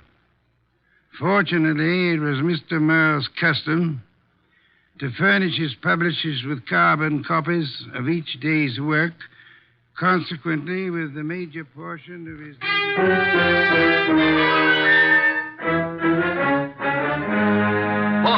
Boss! Good heaven, Archie. Please don't be so loud. Look here. In this morning's paper, why, that rat, he lied to me. That... What on earth are you talking about? That publisher, Morton, he said he didn't have copies of Merle's manuscript, that he didn't know what it was about. And listen to this. Mr. Carlton Morton announced today that the last work of the late Arthur Merle will be published according to schedule. Fortunately, it was Mr. Merle's custom to furnish his publisher with carbon copies of each day's work. Consequently, with a major portion of his latest work, Starbreaker, in the hands of his publisher, together with a complete synopsis, including the denouement, it will be possible for a ghostwriter to complete the novel. It will be published posthumously and proceeds Boss, did you hear that? I did, and it couldn't have been more to my liking if I'd written it myself. Now, excuse me. I want to make a telephone call. Who? Publisher Morton. Yeah, I'm beginning to see. He lied about the whole thing. I still don't see why he'd kill Merle, but on... Hello, Mr. Morton. This is Nero Wolfe. Yes, perfect. Now I'll call Kramer, and he and Archie will be waiting for you. Remember now, if anything comes of it, you are to say the manuscript is in the safe in your home, and you steer the party here. Say you've recently rented this place. I hope we'll be seeing you. Yes. Goodbye. Oh, and be careful. Remember what happened to Arthur. The manuscript is in my desk in the middle drawer. What the... You mean... Archie, look out of that window. Huh? Yeah? Out there is a city of some 5 million people. In that 5 million, there is one who murdered Arthur Merle. Now, we don't know who it is, so we can't go out and put a finger on him. But, Archie, since we can't go to him, we have only one other choice: make him come to us.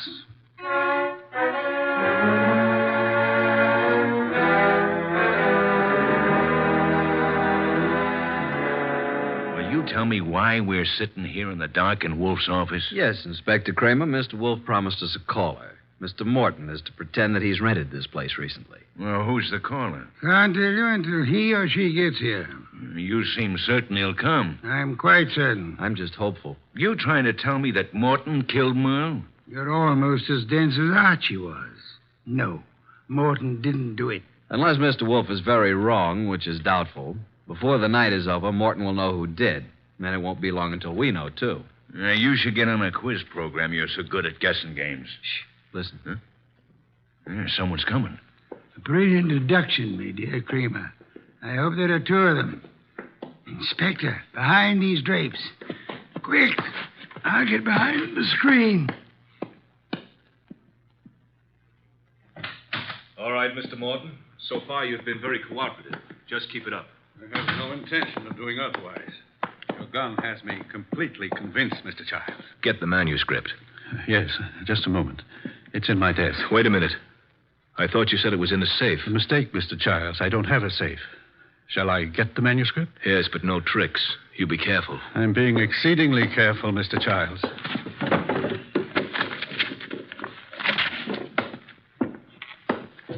There you are. Starbreaker by Arthur Merle. Yes, this is it. Thank you, Mr. Morton. Now, I trust that's all you want of me. I'm sorry. I wish that were true.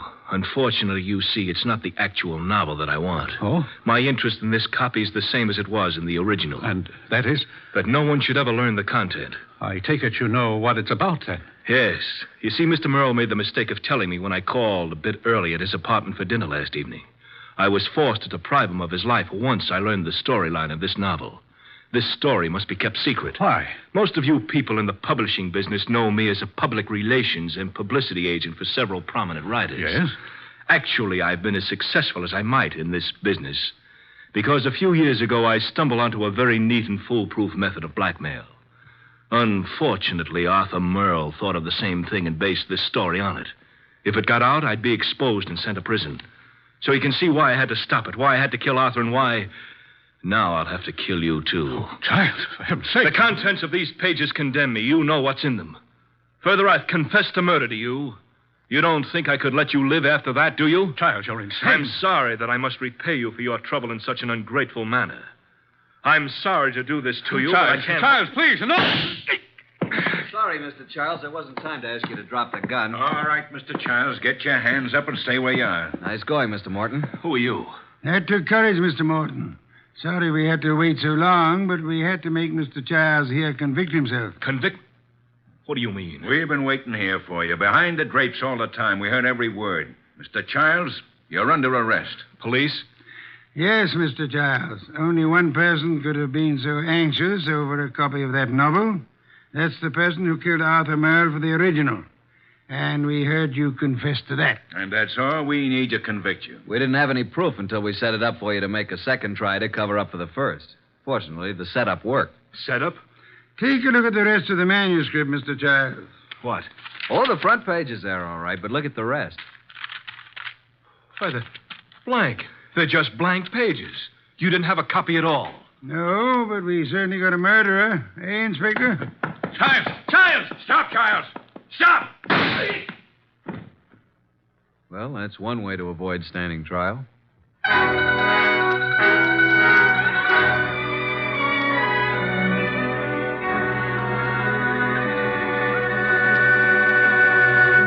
Well, Archie, I'm glad you and Kramer got Childs.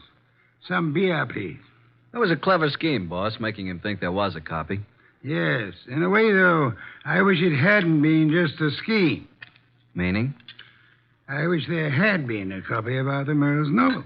Why? You never read detective stories. No, but I've drummed up so much curiosity over this one, I'd like to know exactly what that blackmail gimmick really was.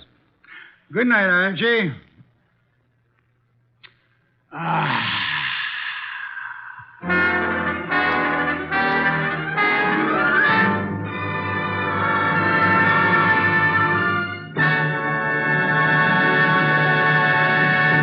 You have been listening to The New Adventures of Nero Wolfe, starring Sidney Greenstreet.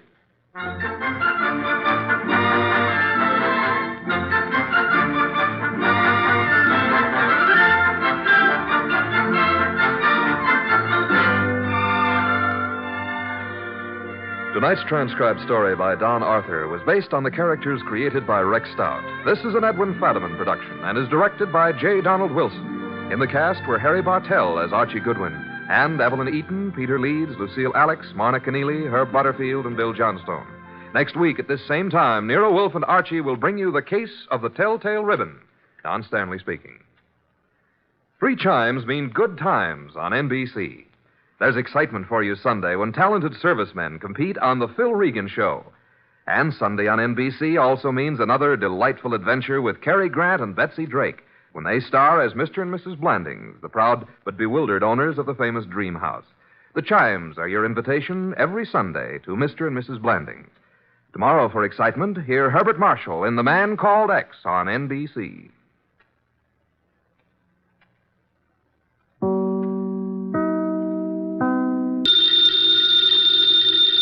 Ladies and gentlemen, the ringing of that phone bell means mystery, adventure. Nero Wolfe's office, Archie Goodwin speaking. Mr. Wolfe?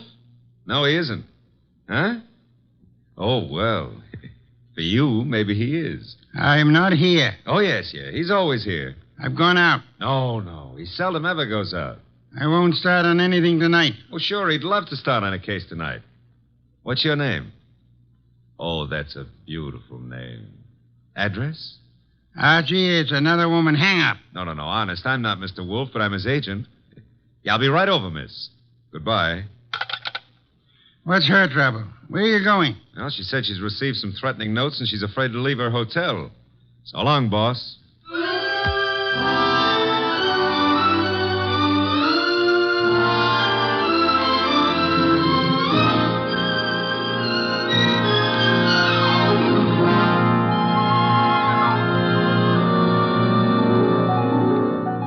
Ladies and gentlemen, it's that genius who is the bulkiest, balkiest, most ponderous, and most brilliant detective in the world. Yes, none other than that chair-borne mass of unpredictable intellect, Nero Wolfe. Created by Rex Stout and brought to you in a new series of adventures over this NBC network in the person of Mr. Sidney Greenstreet.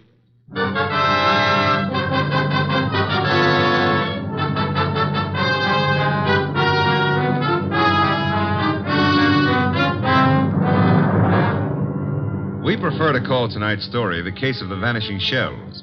It didn't seem to be difficult at first, but, well, I'm not a stupid individual, but so often I allow myself to become mesmerized by beautiful women.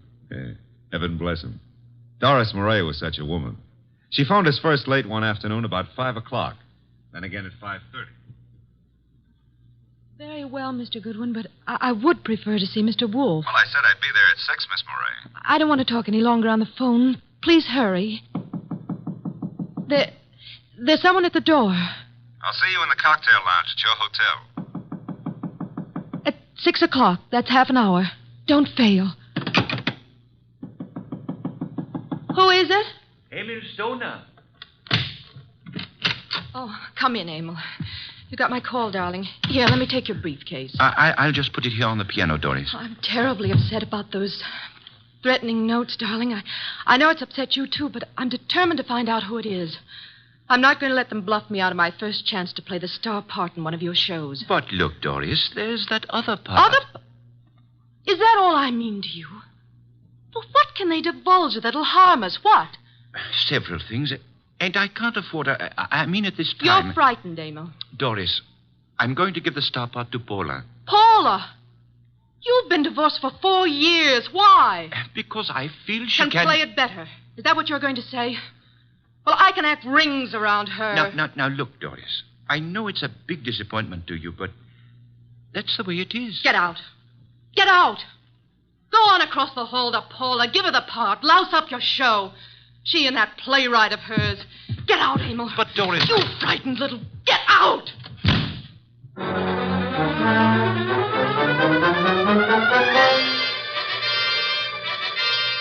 I believe, Mr. Wolfe, you're making a great mistake in not coming along. Indeed. I'm sure that what attracts you could not possibly be of interest to me. The gal needs help. Money is money. Girls, money, phooey. Yeah, well, we could have dinner out for a change. They have one of the finest chefs in town at that hotel. You're most impolite. I'm trying to read this book. Poetry. Archie. Yes, sir? Shut up. Well, we need money. That filthy green cabbage is necessary to our existence. This may be a tough case, you know. You're sufficiently intelligent. Sometimes. If I sat around like you do, I'd weigh 500 pounds, too. Archie, leave the room. Besides, it's only 300. What a way to run a business. Orchids, beer, books. Don't keep the charming client waiting. Okay, I'm going. And always remember there is a telephone.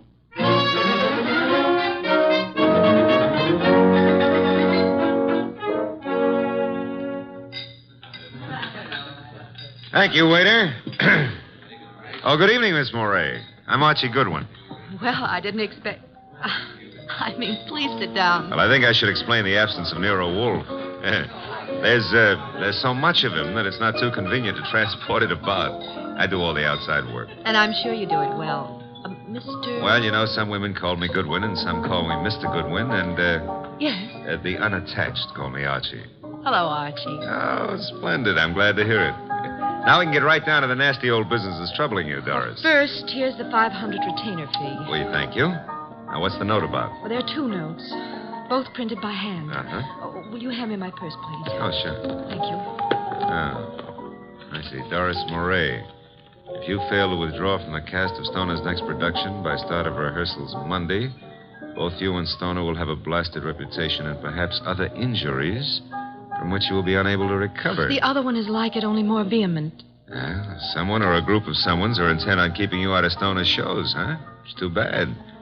His next one is said to be a sure smash hit and a star-making part for the leading woman. Yes, Emil Stoner wants me to play it. He's been planning on it ever since David Banning wrote the play. What does David Banning think of you playing the part? Well, I don't think he's too enthused about it. You see, Mr. Stoner and Paula Kenyon have been divorced for 4 years, but she has continued to be his top leading woman. Now she's engaged to David Banning, who wrote this play. Oh? Makes things a bit difficult. Well, of course, Rick Hunter, Stoner's director, is... Hunter's somewhat in favor of your playing the part. Well, Rick Hunter is very fond of my work. And very fond of you as well, huh? Yes, unfortunately. I like Rick Hunter tremendously, but Emil Stoner has been of greater interest to me. In fact, we're more or less engaged, Mr. Goodwin. Oh, well, had any words lately with the ex-Mrs. Stoner? Paula Kenyon, is that her name? Paul and I were great friends when I first joined the Stoner Productions, but I don't know, I don't think she appreciated the fact that Mr. Stoner and Rick Hunter, the director, took such an interest in me. Tell me, did you ever think you were in love with Rick Hunter? Yes, at first I was thrilled by his artistic imagination. And then as time went on, I realized that he was subject to melancholia. Mr. Stoner was more stable, and I needed someone older to advise me. Well, what's wrong with your reputation of Mr. Stoner's? Well, there's nothing I fear, but I'm afraid Mr. Stoner is somewhat disturbed by these threats. He feels there's something in his past of sufficient import to really harm him. I think it's nonsense. Well, then what we have to do is uncover this person or persons before you end up with ruined careers on Broadway. Where does the ex-Mrs. Stoner live? Well, as a matter of fact, she lives just down the hall from me. Lived here for years. Oh, well, I think it's advisable, honey, that you stay close to your room until we solve this thing. Oh, but I'm not afraid for my life, Archie. No? Well, I am. I'll see you into your room, Doris. Oh, now, please, Mr. Goodwin, if you... Oh, you don't trust the boy, huh? Oh, well, Such beautiful eyes. Oh, Lovely red hair. Yeah. You could have the lead in my new play. I never wrote one, but for you, I'll try anything. Come along. Here's your bag. Well, hello, Doris. Oh, hello, Rick. Mr. Goodwin, this is Rick Hunter. Hiya, Hunter. Nice shows you've been putting on. I've just been admiring your work, Goodwin. Yeah, oh, well, that's nice. I'm glad. Nothing like encouragement for a beginner, Mr. Hunter. You're ready for the big time from what I saw. Heard from Emil Stoner today, Doris? I talked to him once this morning. Have you been sitting in the cocktail lounge all afternoon? Yeah. That I have, honey. I want to see you play that lead, baby. And I think I just about got it all settled. Dreaming about it won't settle it. Liquor never accomplished anything in itself, Rick. Come on, Mr. Goodwin. He's a very jealous man, Doris. In fact, right now, I can feel his thoughts piercing me between the shoulder blades. Oh, excuse me. Here's a phone booth.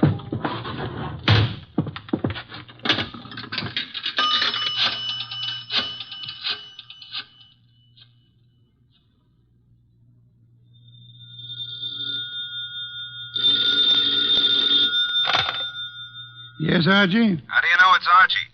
I felt the time was exactly right for you to call. I wish you felt it was time to earn some money. Is this a worthwhile case? Well, she's a beautiful redhead, and, That, of course, makes it very worthwhile. yeah, well, I got 500 as a retainer. Phooey, a pittance, and probably all you'll ever get. What do you mean by that? She's probably guilty. Now, look, boss, she's the victim. Received notes threatening her reputation and her health if she plays the star part in Emil Stoner's new production. Also, they threatened Emil Stoner likewise. The playwright, Dave Banning, is engaged to Paula Kenyon. Incidentally, she lives here at the hotel, too, just down the hall from Doris. I remember her. And the playwright wants Paula Kenyon to play the part. Well, Archie, you have only the beginning. It is probably too late to prevent whatever is going to happen. Like what, for instance?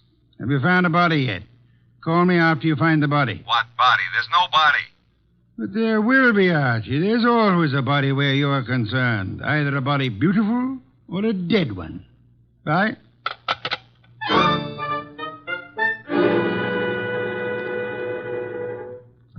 Thanks for seeing me to my room, Archie. Oh, I'm not stopping here, Doris. I'll take a look inside. But I'm not... Oh, I insist. Part of my job, you know. If I fail to take every precaution, Mr. Wolfe would never... Well, look in that chair. Emil. Emil? Emil Stoner? Oh, 3 red dots on his shirt front. Doris, hold on. I'm all right. Yes, I'm all right. All right, sit down. That's it. Now, let's see. The body's still warm. What's this crumpled in his left hand? A horoscope. Between the fingers of his right hand, an unlit cigarette. Monogram PK. Paula Kenyon. This horoscope is for March. Something he picked up from your desk here? I don't believe in astrology. Where'd he get this cigarette with Paula Kenyon's monogram? Poor Emil. Poor Emil. I didn't believe anyone would really harm us. Why was I so stubborn? When did you see him last? Please, shouldn't we do something? Call the police? No, not yet. When did you see him? Why, I saw him this morning. I'm so shocked I can hardly think clearly. Doris. Yes? There's a briefcase here on the piano with a newspaper on top of it. What? Oh, it is. Yes, it's Emil's. He must have left it here this morning. That's strange. Emil Stoner was bald, but... But what? Well, I'm sure he's a man who always wore a hat, but I see no hat. He must have come up the elevator as I went down to meet you. Who would know he'd come up here? Your director, Rick Hunter, he said he'd been in the bar all afternoon. What else was it he said? Thought he had everything just about settled. Oh, no, Rick couldn't. He just... Oh, Mr. Goodwin, I couldn't believe that. I can believe anything about anybody. I learned that the hard way. In my book, everybody's guilty until proved otherwise. Even you, baby. What? Even you. Yeah. A Herald Tribune newspaper. Are you sure you haven't seen him since this morning, Doris? What are you doing? Absolutely nothing. Someone came in here and shot him. Call the police. I insist. Maybe... What? Maybe I did leave my door unlocked.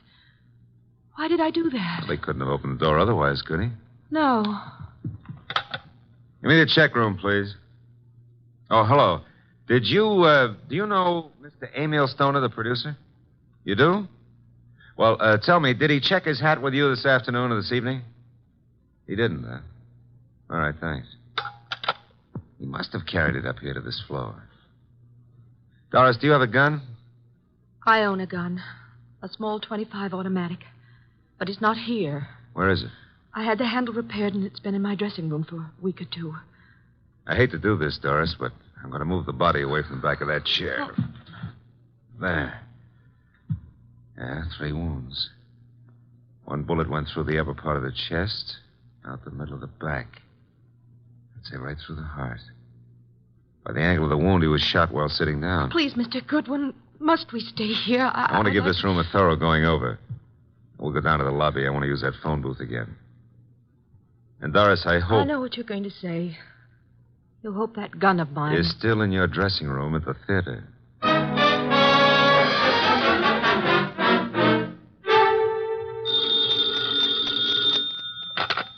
Nero Wolfe speaking. Oh, Mr. Wolfe, may I have your autograph?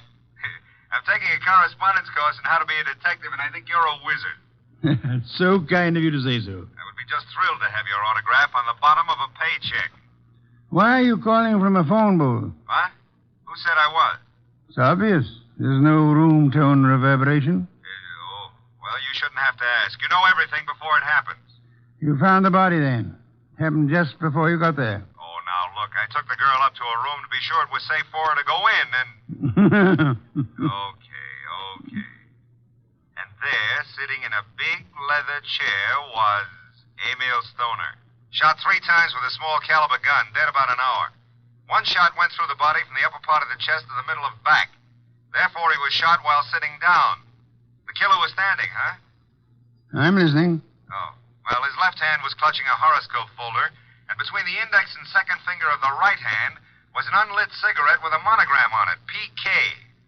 Emil Stoner is bald, but there was no hat in the room. However, on the piano was his briefcase, and on top of it, a 4 o'clock afternoon edition of the Herald Tribune. Better look in the briefcase, Archie. No weapon? No weapon. But Doris Murray says she owns a .25 caliber automatic, and it's in her dressing room at the theater. Also, she claims she hadn't seen Stoner since this morning. You found no empty shells about the floor? None. What did you do with the bullet? What bullet? The one which passed through his chest and lodged in the back of the leather chair. Are you there? Boss, I'm a very stupid fella. Stop bragging. The bullet. Boss, there ain't no hole in the back of that chair. I just realized it. Maybe he was standing up. Then the killer must have been on stilts. Archie, let us pretend, only pretend, that you're very observant. Now proceed to Paula Kenyon's apartment, just down the hall, you said, and see what she knows without divulging the fact that Stoner is dead. And look sharp. My gears must be slipping.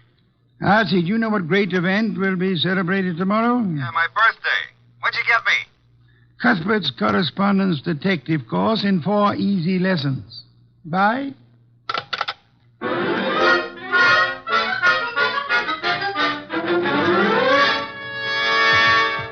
This is Paula's apartment.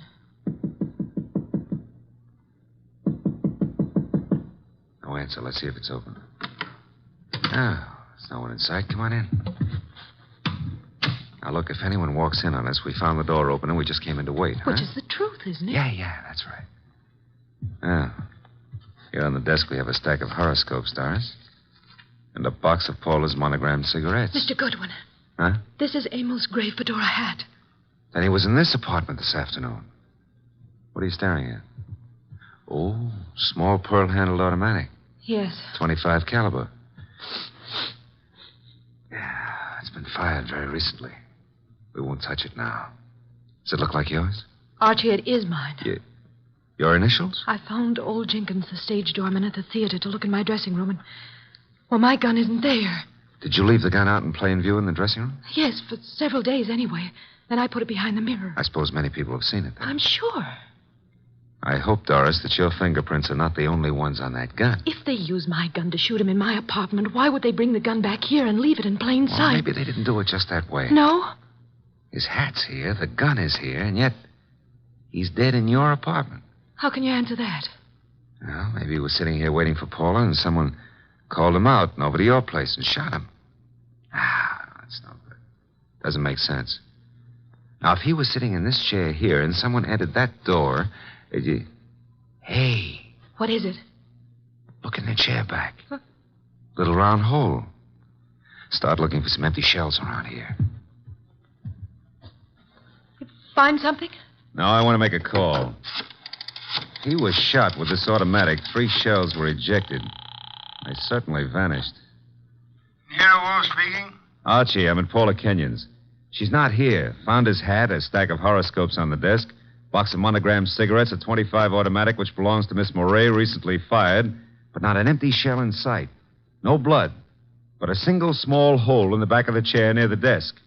Doris Moray is with me. I will call Inspector Kramer now about the body and have ballistics check the bullets with the gun. The bullet in the chair back?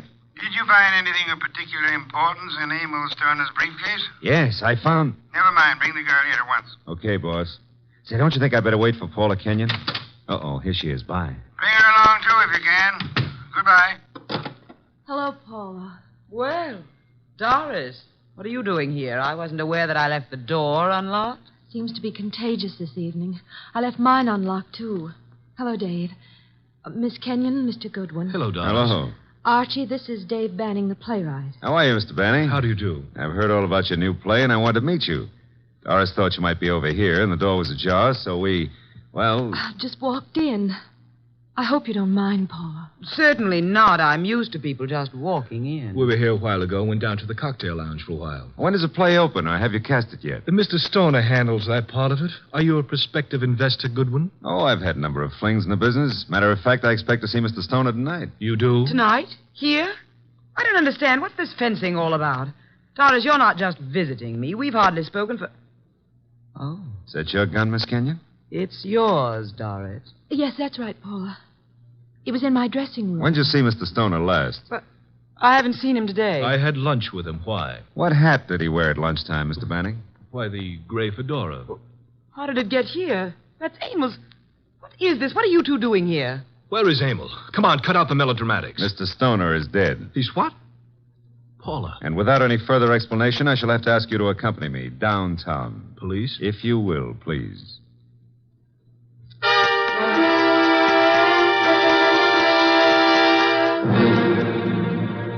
They're still in the front room, boss. I'll bring them into your office when you're ready. Yes, Archie, I am sure they're all anxious to talk. They've been sitting there for an hour now. Maybe we ought to make some sort of explanation to them, huh? Why? This sort of technique should work very well in this particular instance. Yeah, but I don't know about that director, Rick Hunter. He may be difficult. Does anyone know that you found the completed and signed contract in the briefcase? No one. Mm-hmm. Good. Now we have the threat notes, the contract, the afternoon newspaper, the briefcase, the fedora hat, the gun, no ejected shells, the horoscope, the cigarette, and the 2 chairs. One with a small hole in it. Come in. Ah, Inspector Kramer at last. What have you? Well, we covered every inch of that place and didn't find a single empty shell. There were 2 bullets in the body and the one that passed through him into the chair back in Paula Kenyon's place. They were all 3 fired from Doris Moray's little automatic. Any fingerprints on the gun? None but Doris Moray's. Not unexpected, to say the least. The bullet that was lodged in the chair in Paula's place went through his heart. Now, he was apparently shot in her room, but... But how did he get into Doris Moray's place? I'll be able to explain that when we locate those 3 empty shells, Inspector. Bring our guest in, Archie. Come in, please. Ladies and gentlemen, Mr. Nero Wolfe. Miss Paula Kenyon. Hello. Miss Doris Moray. Hello, Mr. Rick Hunter, the director. How do you do? David Banning, the playwright. How do you do? Won't you be seated, please? May I present Inspector Kramer of Homicide? How do you do, Inspector? Mr. Wolfe has asked you here to give such details as you recall, which might be of assistance to him in the solution of the murder of Emil Stoner. Mr. Hunter, as the director, whom did you favor as the star of your next production? Why, Doris Moray. You have been deeply interested in Miss Moray, Hasn't done me much good. but you do love her. I do. And you are deeply interested in the progress of her career. I am, most assuredly. Did you know that Mr. Stoner had made out and signed a contract for a certain woman to play the lead in the new show? No. You knew that Doris Murray had a gun in her dressing room. Yes? You were in the hotel cocktail lounge all afternoon until you met Doris and Mr. Goodwin. Yes. And you could have seen Emil Stoner enter the lobby and go to the elevator. I could. Could you prove that you never left the cocktail lounge until you met Doris and Archie? Maybe not. Did you see Mr. Stoner go into the elevator? I did. Mr. Banning, you wrote the new play. Were you in favor of Miss Murray playing the part? Why, no. I felt Paula Kenyon was better suited for it. You and Miss Kenyon are engaged to be married. Yes. If anything happened to Mr. Stoner, you, as next in line, could assign the role as you saw fit. That's correct. Did you know that Mr. Stoner had made a final decision on the part? I did not. He didn't tell you anything about it at lunch today? No, I made a strong plea for Paula. You know about the gun in Miss Murray's dressing room? Everyone did, apparently. Very well. Miss Kenyon, did Emil Stoner visit your apartment often? Not often. We were not on too friendly terms. Did you phone him to visit you this afternoon? No, who said I did? No one? I merely asked. Were you, by any chance, still in love with Emil Stoner? Now, see here, I don't appreciate that kind of talk. Just relax, Mr. Banning. I was not in love with Mr. Stoner. That was over. You and Doris Murray were at one time very friendly. Yes. Well, I found out how two-faced she was. Emil was a fool to fall for her, but you couldn't tell him anything. All she's interested in is a career. You're not interested in your career, Miss Kenyon? Well, yes, in a way. You wanted the star part. You phoned Stoner this morning. Yes, but he said he was going to give it to her. You knew about Doris's gun? No, I You didn't. recognized it immediately, boss. Well, yes, I knew. What if I did? Then you wrote these threatening notes to Miss Murray. I did not. I did not. You didn't know the contract had already been signed? No. Then you still had a motive to kill him. I wrote those notes. She had nothing to do with it. You can check them on my typewriter. We know, Mr. Banning. We've already done it. I know how it looks, but Paula didn't do it. I knew he was coming to her place. I called him. I knew Paula was out. I did it. If so, what did you do with the ejected shells? I threw them away. How many? 3. Oh, no, David, please don't. I don't believe you, Mr. Banning. Miss Murray, did you know the contract had been made out and signed? No. You're lying, Miss Murray. You said you didn't see Stoner this afternoon. I didn't. You called him and asked him to visit you. You did get the threat notes, and they frightened you. But you didn't know they would frighten Stoner. I did not phone him, nor did I see him. Yes, you did. His briefcase was on the piano. And he was there in the late afternoon because he brought with him a 4 o'clock edition of the Herald Tribune. What if he was there? I didn't kill him. He told you then about his decision. He left hurriedly, forgot the briefcase, and went to Paula's apartment to wait for her. That's not true. That's not true. Filled with rage, you got your gun, which you said had disappeared from your dressing room, then calmly put it into your bag, walked across the hall, and shot him as he sat reading a horoscope. No. Archie, her handbag. Thank you. Notice, I run my finger through a hole in the corner. She fired through the bag. And see, 3 empty shells. No. And here's a contract made out to Paula Kenyon. Too bad, Miss Murray.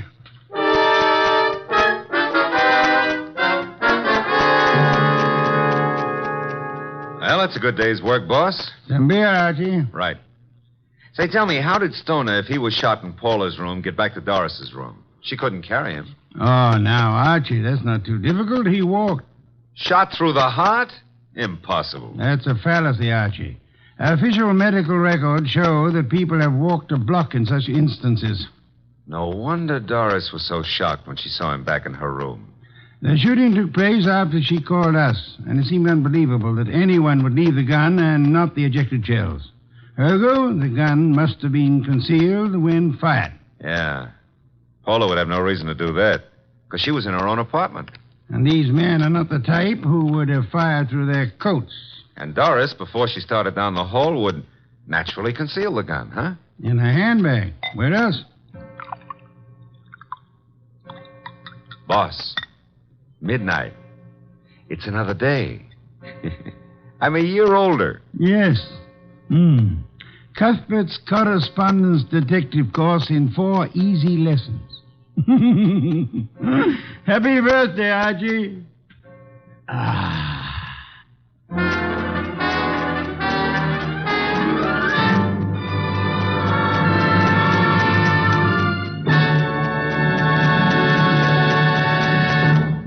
been listening to The New Adventures of Nero Wolfe, starring Sidney Greenstreet.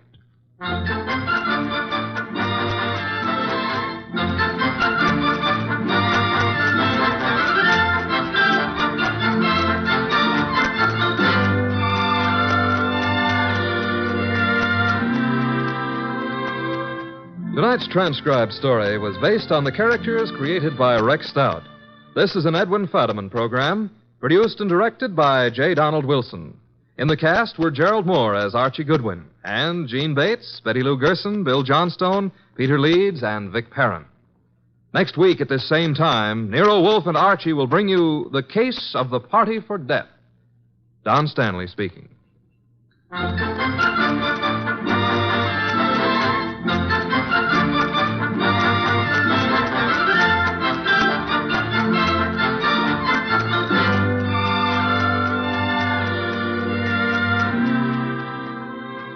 Three chimes mean good times on NBC.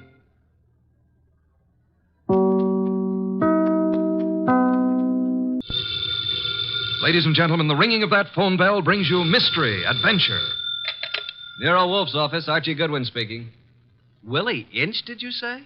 Just a second. Do you want to talk to a fellow named Willie Inch, which I doubt? No. He says he's got to see you. Got to. Who is he? Well, I'll ask.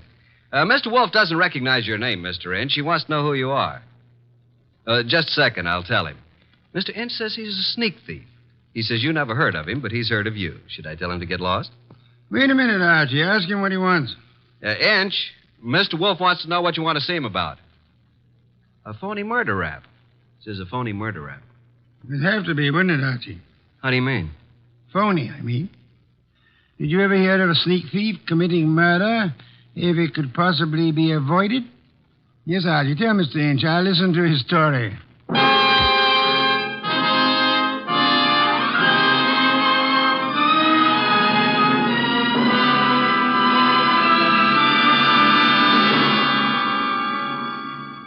Ladies and gentlemen, it's that renowned genius who is the bulkiest, balkiest, most ponderous, and most brilliant detective in the world. Yes, none other than that chair-borne mass of unpredictable intellect, Nero Wolfe, created by Rex Stout and brought to you in a new series of adventures over this NBC network in the person of Mr. Sidney Greenstreet.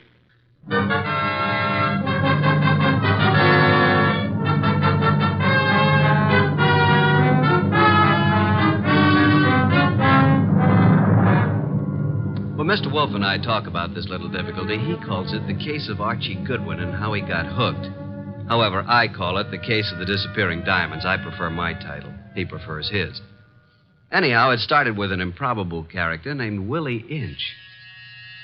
That'll be our sneak thief, Archie. Let him in. Okay, boss. Okay? Inch? Yeah. Come in. In there. I'll follow you. Mr. Wolfe, this is your client. Mr. Inch? Yeah. Tall fellow. Must be over 6'6". Sit down. Where? Archie? Here, Mr. Inch. This ought to be comfortable. Well, Mr. Inch? Look, Mr. Wolfe, they're going to claim that I killed a woman I never even touched. And I'm going to fry for something I never even done. All right, Mr. Inch, how did you kill her? I didn't. I never killed nobody in my life. Mr. Inch, you say you're a thief. Can you prove it? I got a record. Why? I was wondering about that bulge in your pocket. Oh, here? It's a silver cigarette lighter, ain't it? I guess it sort of dropped into my pocket as I was going by. You see the way it happened. Never mind, Mr. Inch. Now tell me how you didn't kill the woman for whose murder you will fry. Well, Mr. Wolfe, sir, it was like this. There was a window half open, you see, and I happened to crawl inside the house. But hey, now. Well, Mr. Inch? This is just between us, ain't it? Possibly. How do you mean? Explain, Archie. Mr. Wolfe said possibly. Oh. Well, okay. So I happen to find myself in the bedroom, see? So I happen to sort of roam around, and I hear there's like a party going on. You know, people and music. So I lock the door. So go on. Let him tell it his own way, Archie. Well, Mr. Inch? So that's the mistake I make. Mistake? Maybe I leave my fingerprints on the door. So? So later, a dame gets herself knocked off in the same room, and they look for fingerprints, and they find mine. I'm it. That's all. I got a record. So the chair. I see. Pitiful case, isn't it, Archie? Very, very mournful. Inch. Yes, sir. I presume you came away with some souvenirs? Oh, nothing. It wasn't worth the trouble. You know, just odds and ends, junk. Have you got the junk with you? Yeah. Let me see. Here. Cigarette case, platinum. Lighter, gold. Vanity case, gold. That's all? Positively. Junk, the man says. I promise nothing, Mr. Inch, but it might be better if you told the truth. Me? You. Oh, well. One square-cut emerald ring. I just happened to find it. Here's something more. A pewter ashtray. Look, the room is dark. I can't see. Piles of coats under beds and hats and handbags. I take what I find. Why didn't you turn on the lights? One of these big standing lamps. You know what I mean. Go on. I bump into it, and it scares the living... I mean, it scares me. So? I turn the switch. It don't work. Archie. That sounds like the law, boss. The law. Stay right where you are, Willie. May I suggest that there is a way to find out, Archie? Okay. We don't want any. Good morning, Goodwin. You remember me, your old friend, Inspector Kramer? 2 gentlemen with me are also with the department, Pearlie and Ostrakovich. May we come in? What do you want? We want a murderer, and we want some rocks worth $250,000. Does that answer your question? What makes you think you'll find all those goodies here? Come in, men. We know Willie Inch is here. Where is he? Now, just a second. We're coming with you, Goodwin. Okay, Inspector, come along. Well, Archie? The law. That's Willie Inch. Frisk him. No weapons? Okay, just put the cuffs on him. Inspector Kramer. Oh, yes. Hello, Wolf. I want to tell you something about this man whom you and your men have so bravely captured in my office. You don't need to tell me about him, Wolf. We know about him. Do you indeed? Yes. We know he killed Mrs. Florence Avery March and stripped $250,000 worth of diamonds off her. That's all we need to know. I didn't do no such a thing. Where's the ice, Willie? I never even seen none, honest. Take him away, boys. I'll make the charge when I get back to my office. Wait. Mr. Wolf, sir. Take him. Look, I ain't done nothing, I tell you. Inspector Kramer. Yeah. We're going to have a little talk now, aren't we? If necessary. How do you mean? Explain, Archie. Mr. Wolf means you're going to have a little talk, if necessary. Very funny. I will now draw up a chair and show you why it's necessary. In the first place, $250,000 worth of diamonds makes it necessary. Archie, if you please, a bottle of beer. Okay. Will the inspector name his poison? You know I never drink on duty. And just for me, Archie, please. On my way.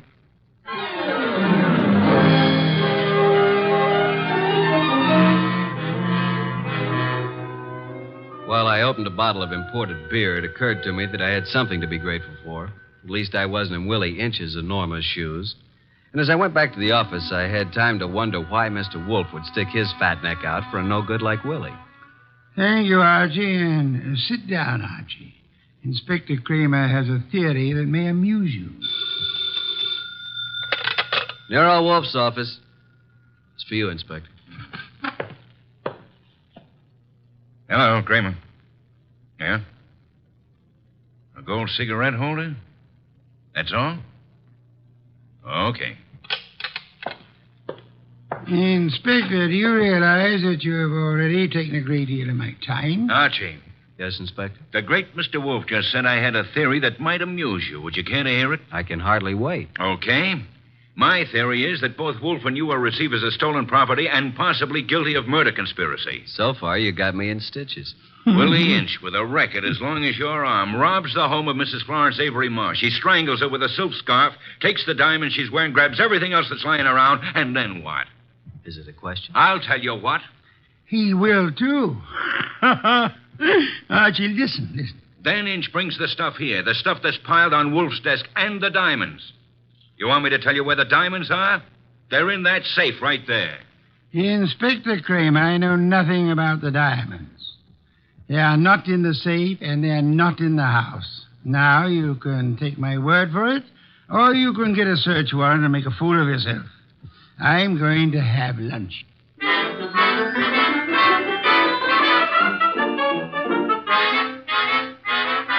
By 2 o'clock, the newspapers were full of the murder of Mrs. Florence Avery March.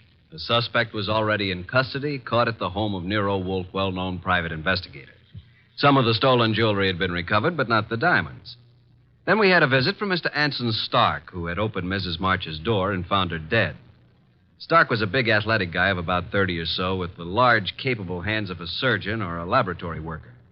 He seemed annoyed at the inconvenience we caused him, but that was only natural. That's the story, Mr. Wolfe. I don't see how I can add anything more to it. You had known Mrs. March for several years, huh? Casually. When you broke the door open, was it difficult? Not very. You were the first into the room? There were 3 or 4 of us. We pushed in together. You saw the body of Mrs. March immediately? She was lying across the bed that was heaped with coats and hats and handbags. You knew she was dead? Of course not. In fact, somebody else discovered that she had been choked to death. And who discovered that the diamonds were gone? I don't know. I didn't. Were there many diamonds, Mr. Stark? No, just a few, but big ones. She wore them on a pendant around her neck. Mr. Stark, I want to thank you again for having been so patient. I have been patient, Mr. Wolfe. I have my own business to attend to. Which is? Oh, I have a small but hopeful enterprise. Electronics, tubes for radio and television, mostly experimental. Well, that reminds me, Mr. Stark. When you entered the bedroom, was the light on or off? Let me see. Of course, it was on. It must have been on. Why? Just curiosity, Mr. Stark. Oh? Anything more? That's all, except thank you for coming here. Archie, will you take Mr. Stark to the door?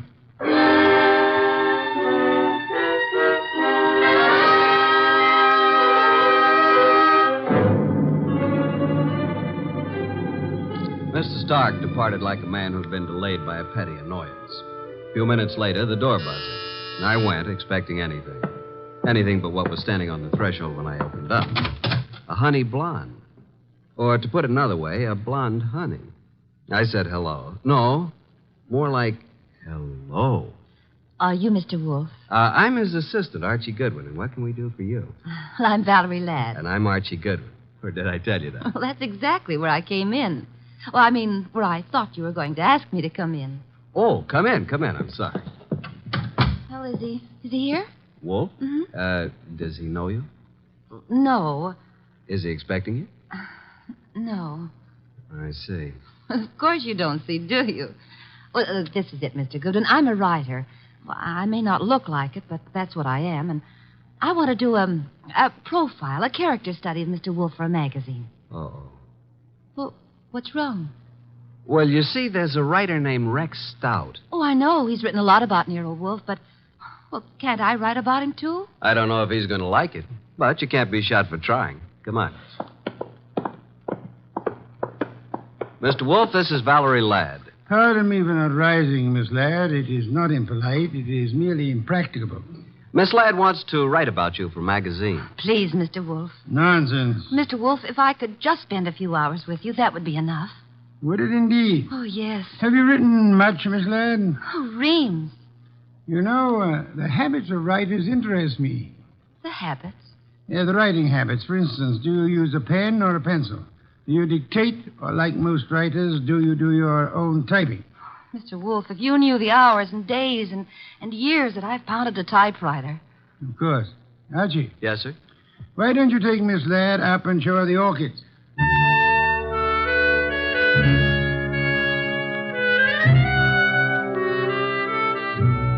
You never know about Nero Wolfe. At least I never do. This was something I would have bet against 1,000 to 1. Couldn't understand it. But I certainly couldn't complain. Archie, look at this one. Oh, did you ever see anything so gorgeous? Very pretty. They're all just beyond belief. Yeah? But you're not even looking at them, Archie. What? Oh. Archie, are you always like this? What do you mean like this? Well, so distant and preoccupied. Honey, you got me wrong. Completely. I was thinking. Oh. Yeah, about telephone numbers. It's a lovely thing to think about. What can you think about telephone numbers? I was thinking how some girls have them and some don't. Oh, I see. Archie, I apologize. For what? I did have you wrong. You're not a bit distant. I can be a lot closer than this, honey. What is it? What's what? The number? Oh, well, it's in the book. Yeah? No wonder. Sound as if you don't believe me. Oh, I believe you, but here's a telephone book here. Let's look it up together, shall we? Archie, Yeah. I'm afraid I lied to you. I was afraid of that, too. Are you angry? Well, I can take no for an answer, honey. Even when it's hard to take. Archie, I've changed my mind. I want you to have my number. And I want you to use it, too. You know, honey, I'm beginning to take an interest in this dialogue. Let's have it. Okay. Olympia 93659. And a very, very pretty number it is. Valerie Ladd, 2 D's. Mm-hmm. Olympia 93659. Honey blonde, gorgeous. Oh. Spelled gorgeous. There. What are we doing tonight, Olympia 9? And I said that you were distant and preoccupied. We were talking about tonight. All right, Archie. Yes, I'd love it. Oh, these orchids, they're really beyond belief. And you won't even look at them. True. I'm too busy looking at you. Well, how do I look, Archie? Beyond belief, honey. Beyond belief. Well, there goes the Goodwin luck again. It's a house phone, partner. Mm-hmm. Yes, sir. Okay. He wants us to come down. Archie, Yes, dear. even if he says no, we still have a date? Honey, though the heavens fall.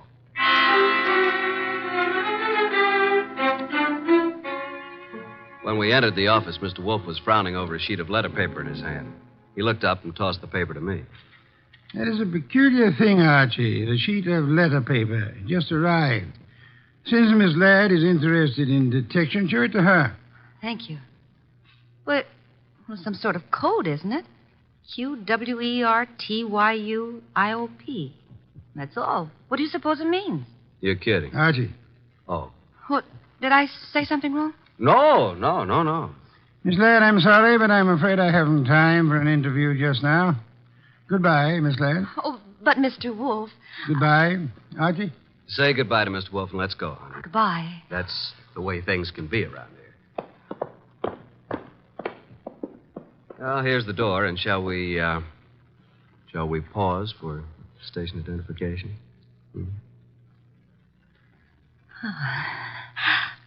I'll wipe it off, Archie. There. Thanks. Well, what happened, Archie? Yes, indeed. Yeah, Mr. Wolfe, I mean. Oh. Why did he suddenly want me to go? Well, I'll tell you, though I don't know whether I should. That code message he showed you? Yes. QWERTY up. You remember. Yeah, sure. Because I use a typewriter. From left to right, it's the first bank of letters on any typewriter. I see. It was a test. Ah. And you flunked it, baby. You're no writer. Archie, I can explain Sure. it. Tonight. Tonight, Archie.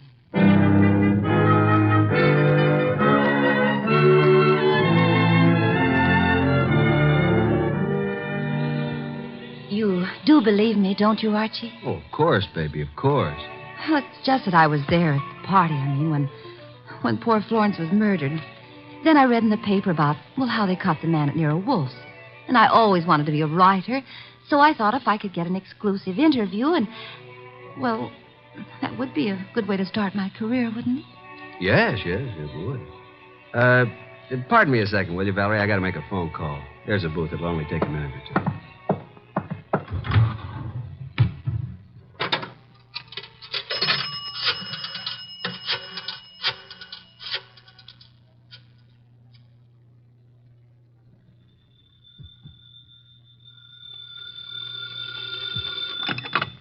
Nero Wolfe speaking. Archie, I'm at the Riviera with Valerie Ladd. I'm happy for you, Archie. I will remind you that I have not seen you since Valerie left the house. I was otherwise occupied, Archie. With orchids. With orchids? What do you want, Archie? Look, with that typewriter gag, you practically told me she was a phony, didn't you? Of course. Just for the record, how did you know? Have you looked at her fingernails? She never touched a typewriter in her life. I wanted to be sure. Okay, now do you want me to tell you something? You mean that your charming companion Valerie was at the party when Mrs. March was murdered? How did you know that? Simple, Archie. I got a list of the guests from Inspector Kramer. Among them was the name of Valerie Ladway. Simple? Ladway. Lad. Yeah, sure. Okay, what am I supposed to do about it? Just hang on, Archie. Just hang on.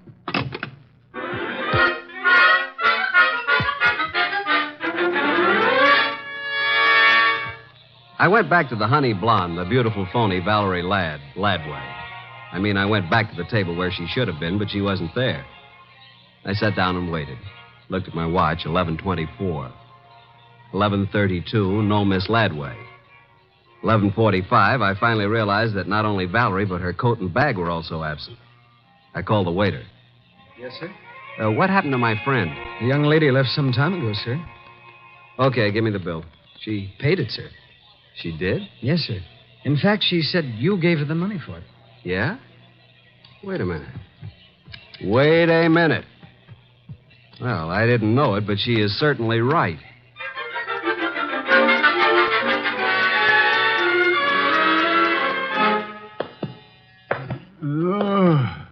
Oh, my. Well, Archie, this is most thoughtless of you. Sorry, I lost my keys. My money, too.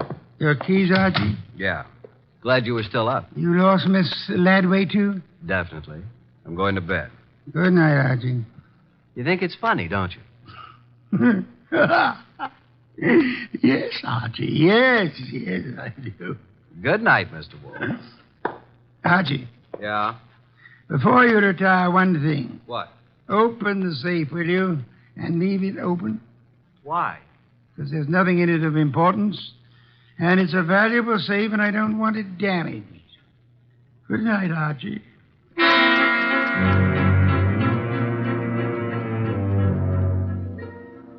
At about 2 o'clock in the morning, I thought I heard a noise. I got up, put on the rest of my pajamas, picked up my gun, and went down to the office.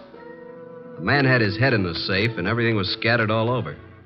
I stepped inside the door. Put your hands behind your back and stand up. Huh? Okay. Now, just what are you after, Bud?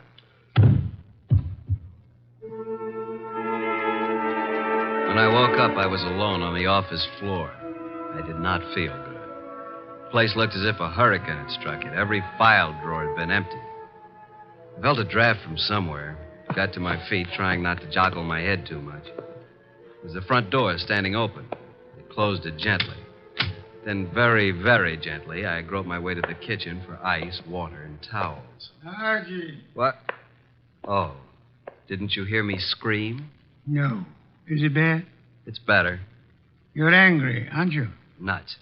What, Archie? I said nuts, Mr. Wolfe. Nuts.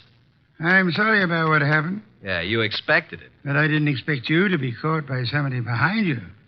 You must have known there would have been two of them. Now, how would I know that? How? Think of Mr. Ladway's delicate hands.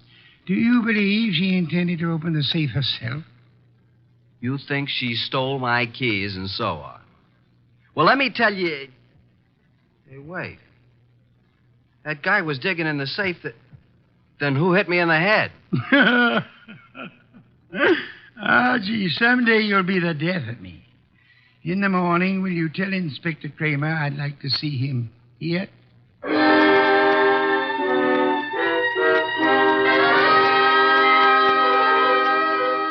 Fuming and protesting, Kramer arrived about 1:30. When I led him into the office, Mr. Wolfe was gazing thoughtfully at the ground floor plan of the house of the late Mrs. Florence Avery March.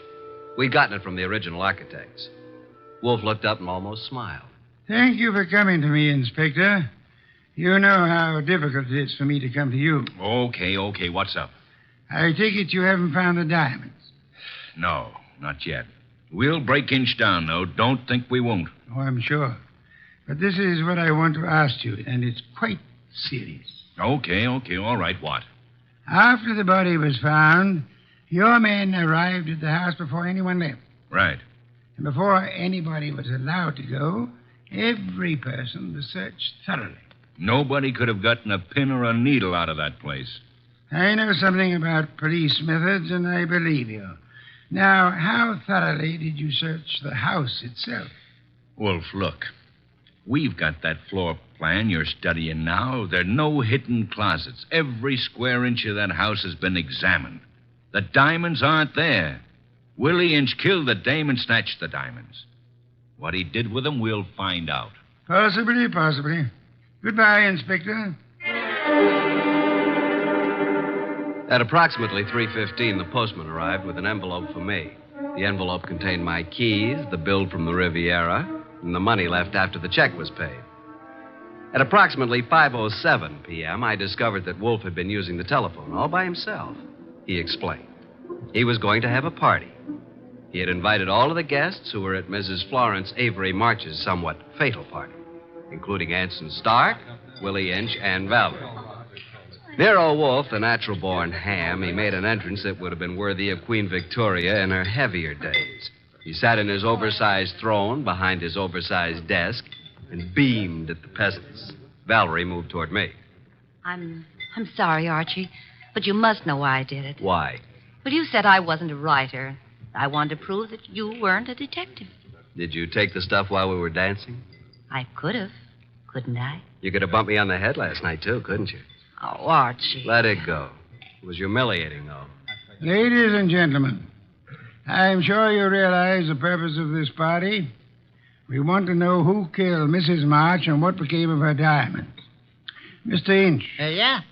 When you visited the room where the body was found, the room was dark? The bulb was burned out. I tried to turn it on.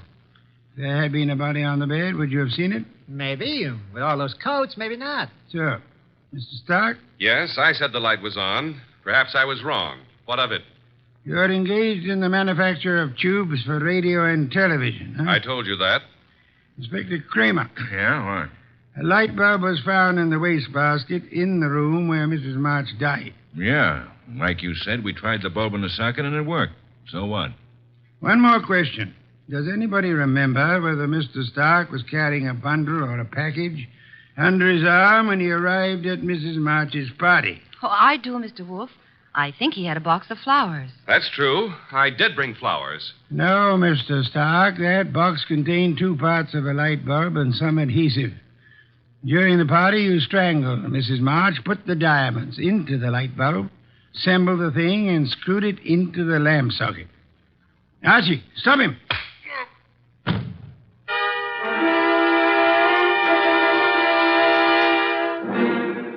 Really, Archie, it was quite simple.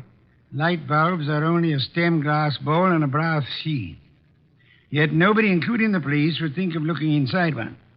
Mr. Stark could come back and collect his treasure any time after the excitement had died down. What's the matter, Archie? I got a headache. Valerie Ladby. Poor girl. She and whoever the man was with her must have thought the diamonds were here. That bump on your head will be better in the morning. A bottle of beer, please, Archie.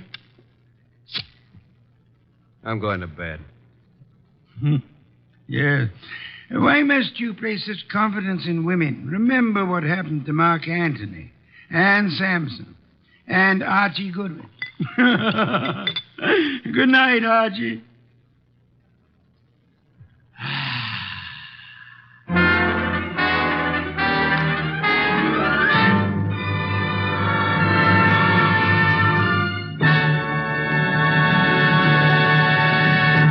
You have been listening to The New Adventures of Nero Wolfe, starring Sidney Greenstreet.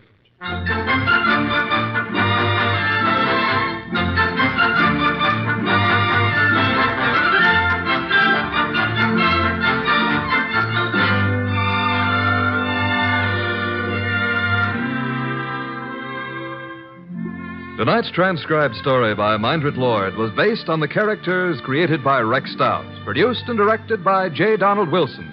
This is an Edwin Fadiman production. In the cast were Harry Bartell as Archie Goodwin, and G.G. Pearson, Bud Heaston, Gray Stafford, Dick Ryan, and Bill Johnstone. Next week at this same time, Nero Wolfe and Archie will bring you The Case of the Midnight Ride. Don Stanley speaking.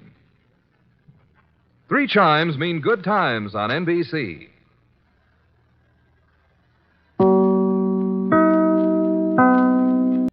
Stay tuned for Nero Wolfe. Saturday night chimes on NBC mean a full hour of fun with Dennis Day and Judy Canova. Dennis always appears perplexed and bewildered. But one thing that doesn't perplex him is how to make a popular ballad come to life in his thrilling tenor voice. And there's music also on the Judy Canova Show, plus comedy in the mischievous Canova manner. That's Judy Canova and Dennis Day, tomorrow night over most NBC stations. My boss is the smartest and the stubbornest, the fattest and the laziest, the cleverest and the craziest, the most extravagant detective in the world, Nero Wolfe.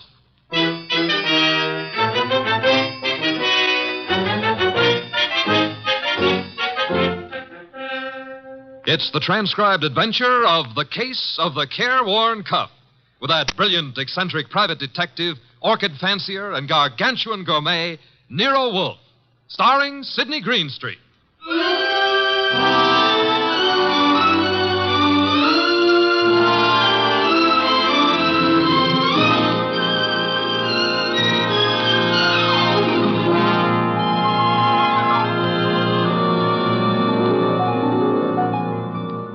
The place is Nero Wolfe's office. At the moment, the world's greatest motionless detective is sitting in the chair which was built especially to support his 300 pounds. His eyes are closed, and he's making sounds through his nose.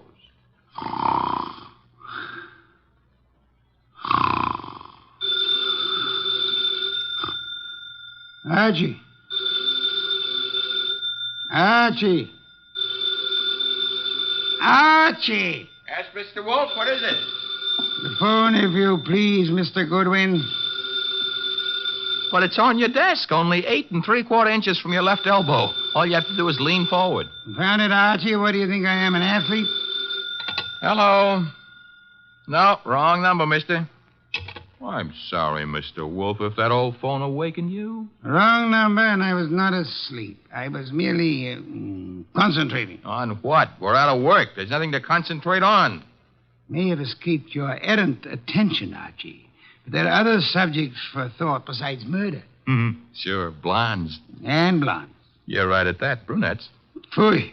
That's not a nice thing to say about any girl, even if she does happen to be a brunette. Archie. Yes, sir? Go away. You annoy me. Suppose I did. It would get you beer for you. Fritz. Tonight happens to be Fritz's night off. However, you can always get your beer for yourself. Don't be an idiot. There are exactly 23 steps between here and the kitchen. As you very well know, I abominate strenuous physical activity. 23 steps times 2 is 46. You could walk very slow. Nonsense.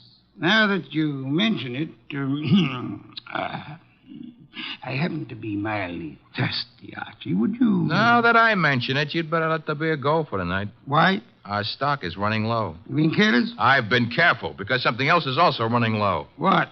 Money? Fiddlesticks, there's plenty in the bank. Sure, but very little of it is yours. Mr. Wolfe, do you remember that batch of orchids you bought last week? Of course I do. Magnificent and very rare specimens. I got a magnificent bill for him this morning, too. It was large? It was large. Confound it, Archie. I shall have to do some work. You turned down half a dozen cases in the last few weeks. One of them may still require me. Most of them hired other detectives. However, there is a Mr. Wenceslas who might still be in need. His problem is what? As I remember, he's being followed by midgets. He wanted you to do something about it. Not that he minded the midgets so much. It was the elephants they were riding. The man needs a psychiatrist, not a detective. Anyone else? I can check my files, but I don't think... Ha-ha! Saved by the bell. Another cliche like that, and I shall... Answer the phone yourself? Assassinate. You see what it is. Okay. Hello? Yes, Mr. Wolfe is in. Yes, he'll be in. He always is. What? But... That was a Mr. Charles Porter. He was in a hurry. He's on his way over right now. Should be here in 10 minutes. Prospective client, I trust? $1,000 worth of prospective client. Splendid, Archie, my beer. Okay, but, look, I'm not sure you're going to accept his offer. Indeed? What does he want me to do for his paltry fee? That's the point. If I heard him right, he wants you to do nothing.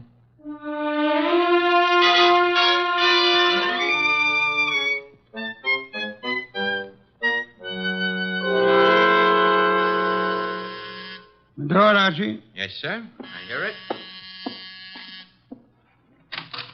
Mr. Porter? Naturally, I'm Charles Porter. Who else would I be? It's a large field. Never mind. Come on in. I'm Archie Goodwin. Where is Wolfe? Mr. Wolfe is in here. Mr. Wolfe, this is Mr. Porter. Good evening. Fat, aren't you? It's moderately noticeable. Archie, a chair for Mr. Porter. Don't bother. I'm too impatient to sit. When I have business to take care of, I take care of it quickly. Very well. Send him out of the room. Mr. Goodwin, nonsense. He's my assistant. He remains. I don't like it. Archie, show Mr. Porter out. Now, wait. There's no need to get temperamental. Perhaps I'm a little abrupt. Rude. I'm a worried man. And impatient. You're wasting time, Mr. Porter. I suppose I am. The reason I came to you... Young man, what are you doing with that notebook? Getting ready to make marks in it. But... Oh, never mind. Mr. Wolfe, you have a client named Dorothy Spencer. Have I? There's no need to be coy about it. I happen to know. Then you know. I want you to drop her. Drop her? Refuse to handle her case. Close the books on her. You know what I mean. Why should I? The girl has no money. I have. That doesn't answer my question. Perhaps this will. Appear to be a small package of dollar bills. It happens to be $1,000. Archie, will you? I will. It is $1,000. Thank you. Mr. Porter. Yes? You're paying me $1,000 in order that I refuse to act for Miss Spencer. Nothing more. That's right. What does she suspect you of? I said nothing about... Well, that is... You must know that as well as I do. Possibly, and nevertheless, what does she suspect you of?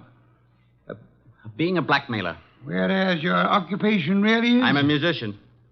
Pianist. I'm appearing nightly at the Windsor Hotel. Archie, have you made out a receipt for Mr. Porter? Yep. Give it to him and show him to the door. Okay. Mr. Porter? Mr. Wolfe, I want your assurance that the entire affair is definitely finished. My association with Miss Spencer, you mean? You have my assurance that it is. You will forgive a classical illusion. The carver. Thank you. Good night. Mr. Wolfe, I have a secret about Mr. Porter. He smells. Some perfume or other. More important, his right coat cuff is more worn than his left cuff. And a carver happens to be a musical term meaning start again from the beginning. Oh? Porter thought it'd been finished. Therefore, Mr. Porter is a liar. His ignorance of common musical term indicates that he's not a musician. The worn right coat cuff, that he is an office worker. That's kind of leaping to a deduction. But even if Porter's a liar, Mr. Wolfe, there is something else. He paid you $1,000 to drop a client named Dorothy Spencer. Mr. Wolfe, you never had a client with that name.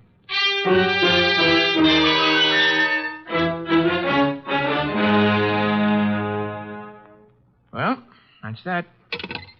Dorothy Spencer is not in. Anyway, she's not answering her phone. Mr. Wolfe, I said... I know what you said. Pah. That a comment? I'm worried.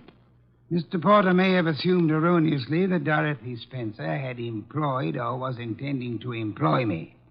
That does not explain why he lied about his occupation. Maybe he didn't lie. After all, your deductions could be wrong. Phooey. Okay. Take care of that right now. I'm phoning her. Hello, Windsor Hotel? Get me the manager's office. Thanks. Could you tell me if a Charles Porter plays the piano at... Uh-huh. She sounds blonde. I see. Thanks a lot. What do you do after work? Oh, so long. She goes home and beats her husband. About Porter, Archie. Bad news. He does play the piano at the Windsor in the move room. So where does that leave your deductions? Untouched, of course. Let me think.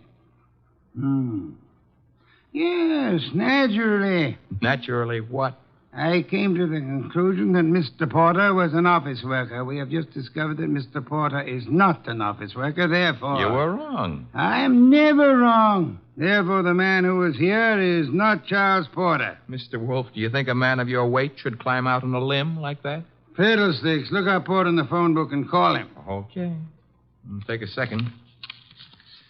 Archie, the phone company's best friend. Yep, here he is. What do I ask him?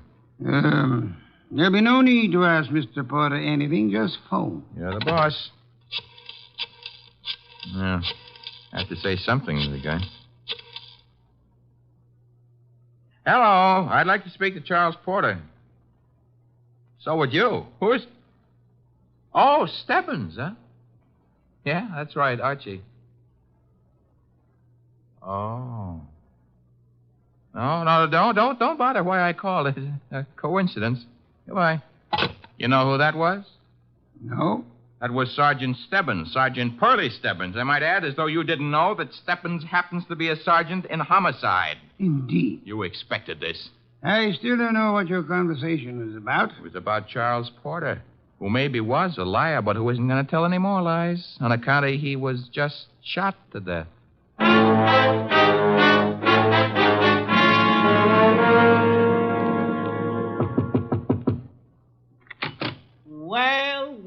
Well, if it ain't Archie Goodwin. Come in, Goodwin. Thank you, Sergeant Stebbins. I've been expecting you. Oh, that's sweet of you to say that, Pearlie. Why did you phone Porter? His right coat cuff was more worn out than his left. So for that, you had to kill him? No, actually, I killed him because he didn't know his da capo. Hey. Yeah, hey. He don't look good anymore, huh? Guys who stop bullets with their face never look good. Pearlie, you've been robbed. I did. That corpse is not Porter. Now, relax, Goodwin, relax. His fingerprints were on file, and they check. His girlfriend says he's Porter. If he could get up and talk, he'd tell you he was Porter. And what makes you think he isn't? Well, because when he visited us earlier tonight, he looked different. Not much, but... You said girlfriend? Yes, I said girlfriend. She's in the next room mopping up. She kind of broke down when we brought her here. You brought her here? Now, don't tell me what her name is. Why shouldn't I? It's Spencer. Dorothy Spencer. Ooh, that's what I was afraid of. Sergeant, Oh. Ignore him. He comes with the woodwork. His name is Goodwin, Miss Spencer. Archie Goodwin. Find what you were looking for? What I was looking... Somebody's gone through this place like a minor league hurricane. You? What business is it of Of yours? mine? None, maybe. On the other hand, Nero Wolfe might have other ideas. Matter of fact, I'm sure he'd have. Miss Spencer, why don't you go see him? The address is 601 West 35th Street. I don't see why. You want your boyfriend's murderer found, don't you? Now listen, Goodwin, the police are working on this. Sure, they'll see to it nobody harms a corpse. Goodbye, Miss Spencer. Don't forget that address, 601 West 35th Street. Believe it or not, you used to be a client of ours.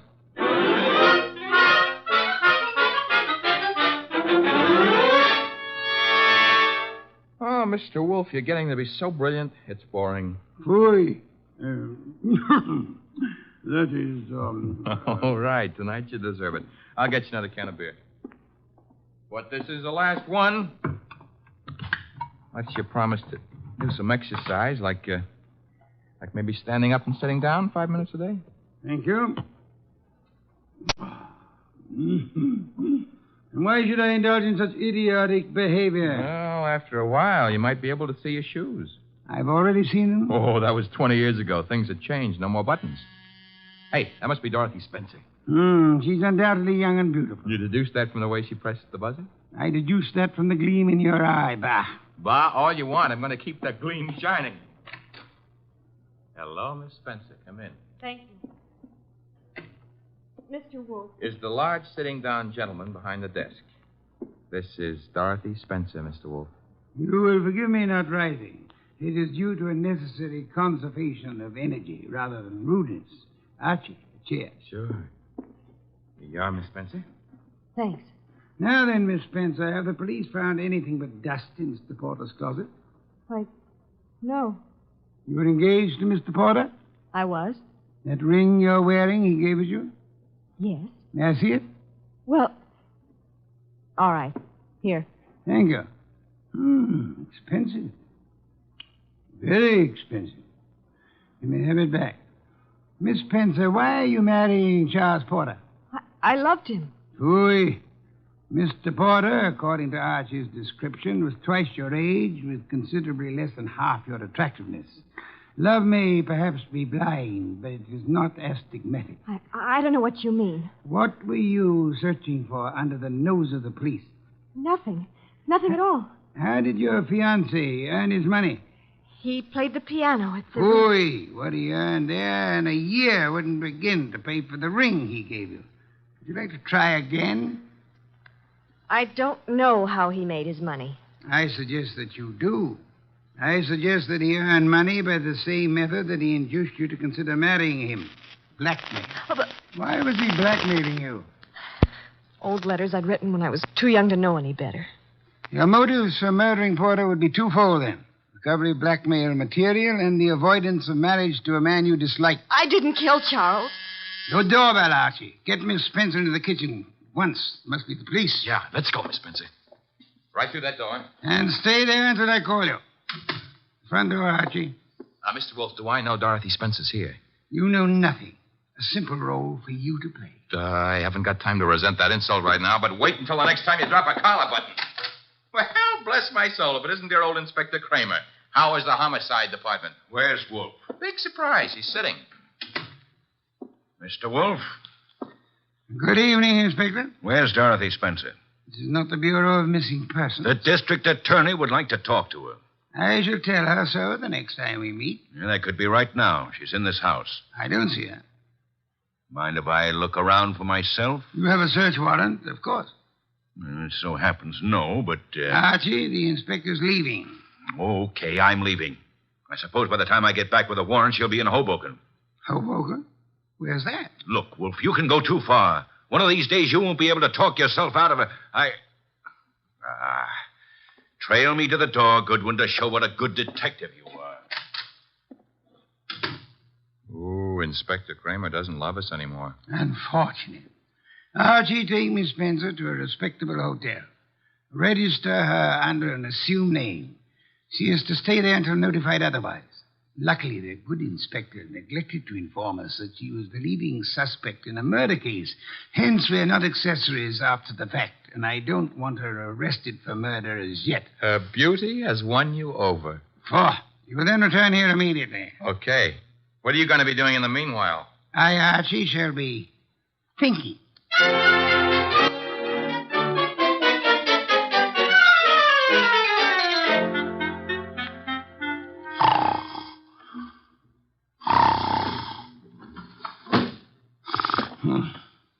Archie?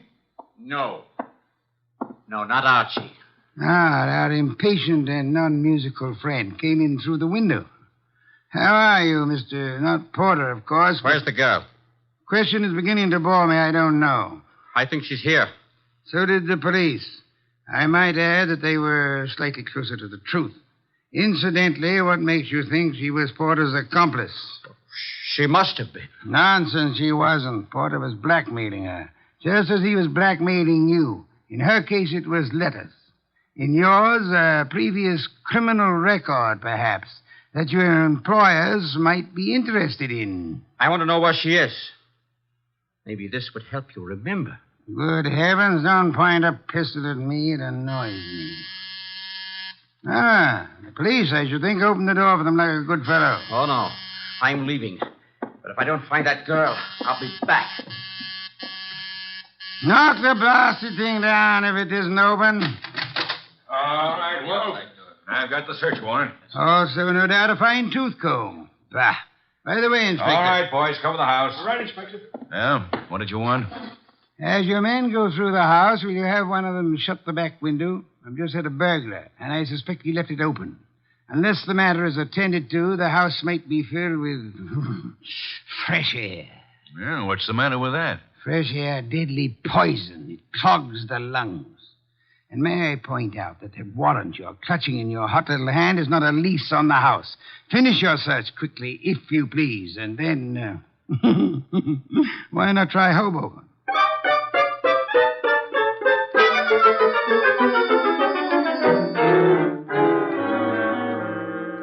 So I just missed the inspector, huh? You did? That I can stand. I'm sorry about the burglar, though. Perhaps we can arrange to have you meet him in the morning. He left his calling card with name and address on it? He dropped his handkerchief here on my desk. Oh. It's a handkerchief. It smells. So it does. But, all of our unknown friends' clothes carry the odor. Therefore... Yeah? You will go out immediately to the nearest drugstore, buy a specimen of every cake of soap manufactured in this country.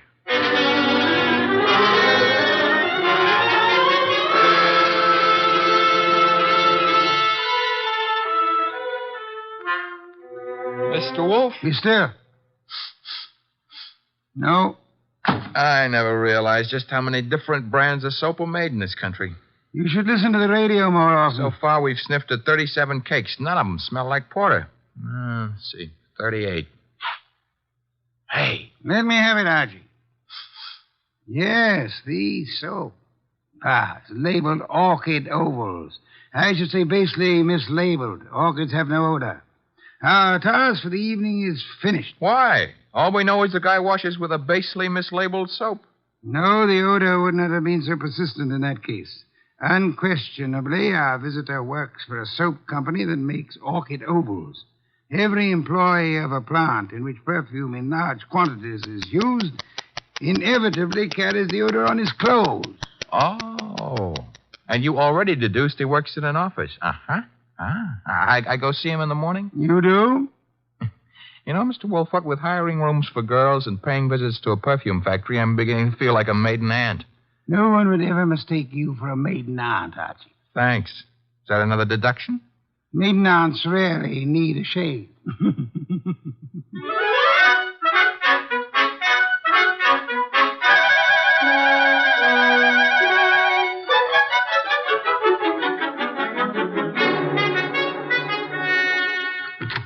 Orchid Ovals, good morning. One moment, please. Oh, can I do anything for you, sir? Yeah. That is, let's postpone that question and slip in another one. I'm looking for one of your office people. In his 40s, 5'10", brown hair and eyes, speaks in a sharp, quick voice. He owes you money, too. Who owes me money? Mr. Wheeler, the man you were describing. He owes everybody money, in spite of the fact that he's office manager and makes lots and lots of money. How much does he owe you? Oh, not an awful lot. It won't break me if I don't get it. Is he in yet? Well, he was, but he went home. He was sort of sick. Sort of. He got a phone call from somebody and rushed out. Too bad. Well, I better scram. Well, you didn't answer my question yet. I'm off at 5. My name's Gwen. Goodbye.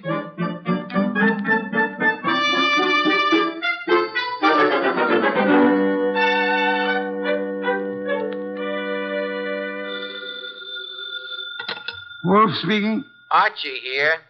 Unknown's name is Wheeler. He left the office this morning sick after he got a mysterious phone call. Bad, probably. Get to Dorothy Spencer at once and bring her here. Right. I'm at Wheeler's house now. Thought I'd better check. His wife's here, too. Blonde? Uh-huh. How could you tell? Fatuous smirk in your voice. Get out of there fast, and don't stop to console Mrs. Wheeler.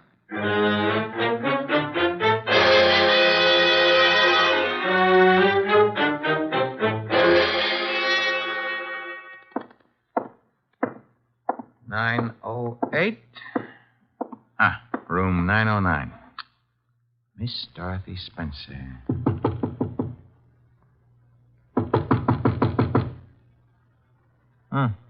Nobody home. Shut that door behind you, Goodwin. Never mind pulling triggers. I'll shut it. Oh, Archie. I would prefer silence. Keep your hands high, Goodwin. It's unhealthy. All the blood had run into my head. Archie, he murdered Charles. He did. Tut, Mr. Wheeler. You really shouldn't have. It's against the law. Get into the bathroom, both of you. I already shaved. I phoned him. I thought maybe he had my letters. Porter couldn't keep his mouth shut about his other He victims. was going to force Dorothy to marry him. Did you find his material, Wheeler? Yes, in an office. He read it as a front. It's all burned. And why all the melodrama? You know about me, so does she. I can't trust anyone. Get into the bathroom, I said. Look, let's not lose our heads about this. Get moving, Goodwin. I like it here. All right, then. Here is where you'll get it. Hey, wait a minute. Something's wrong. I got shot and Wheeler fell down. I shot him, Goodwin. Stebbins. Dear Sergeant Stebbins. Oh, you little flat-footed angel. It's lucky for you my flat feet got staked out here in time. Just for that, I'll buy you a pair of arch supports for your next birthday. But I'm beginning not to believe this. You had it all figured out? Well, not exactly. Well, that is, Wolfe sent you here. Well, he kind of phoned in and suggested one of us shoot down here and do some rescue work. That old devil. Hey, you're not kidding. What are you laughing about? Wolf wasn't sure whether you'd need rescuing from Wheeler or... Stop killing yourself with your own jokes. Or whether Miss Spencer would need rescuing from you.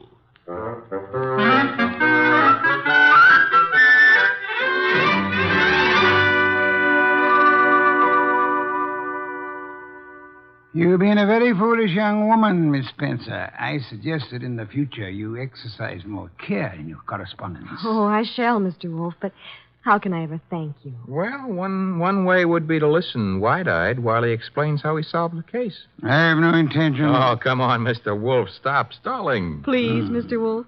Well, I'd be very happy to. As a matter of fact, I'd like to see anyone try to stop me. A man came to me, offered me $1,000 to drop a client I didn't have. Why? Because obviously he wished to direct my attention to that client. Me? You, Miss Spencer. Now then, he identified himself as Charles Porter, a musician. But I tested him and discovered that he knew nothing of music. Ah, the da capo routine. Precisely. Therefore, he was an imposter. His purpose? Yeah? To indicate by no means subtly that enmity existed between Porter and Dorothy Spencer. Huh? Thus, when Porter was found murdered, I would presumably be convinced that Dorothy Spencer, balked in her effort to enlist my aid against Porter, had resorted to most foul and bloody murder. Most foul and bloody murder is very fancy, Dorothy. Shows he likes you. I thereupon asked myself, why should an unknown seek to convince me that Dorothy Spencer was Porter's murderer? And you answered yourself? One reason only, because he himself intended to murder Porter, as he did. For which peccadillo he has, thanks to Sergeant Stebbins' accuracy with a revolver, already paid with his own life. Quodirat demonstrandum. Latin for that's what you wanted to know. I think you're wonderful, Mr. Wolfe, and I'm going to... Ah, be careful. Kiss you. Archie, Miss Spencer is a very dangerous young woman. Today I feel brave. Do you, Archie? Very brave. What are you doing tonight? Nothing. Let's do it together. Bah. Oh, is that Mr. Wolfe? I said bah. Would you very much mind conducting your romance elsewhere? I would not. And do so at once. I have a very important matter to attend to. Goodbye, Mr. Wolfe. Goodbye. Night, sir. Very important. Very important.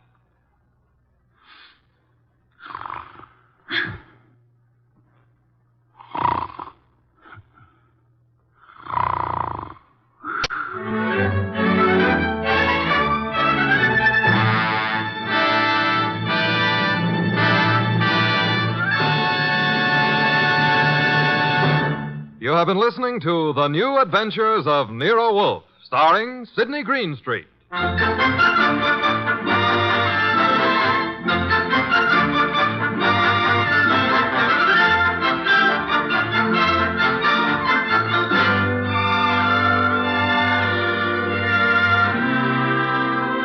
Tonight's transcribed story was based on the characters created by Rex Stout, produced and directed by J. Donald Wilson. In the cast were Lamont Johnson as Archie Goodwin, and Jane Webb, Peter Leeds, Bill Johnstone, and Wilms Herbert. Next week at this same time, Nero Wolfe and Archie will bring you The Case of the Dear Dead Lady. Don Stanley speaking.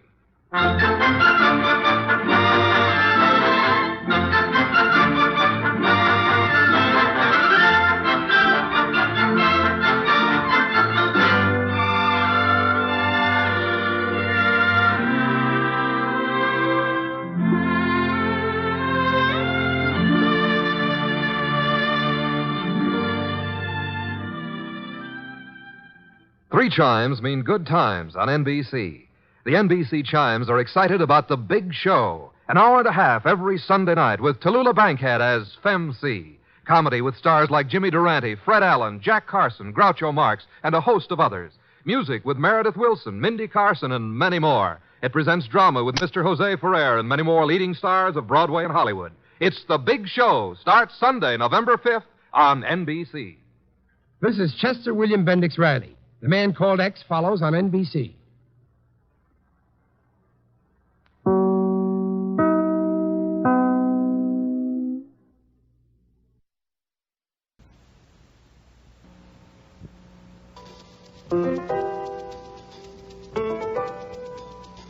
Rex Stout's Nero Wolfe.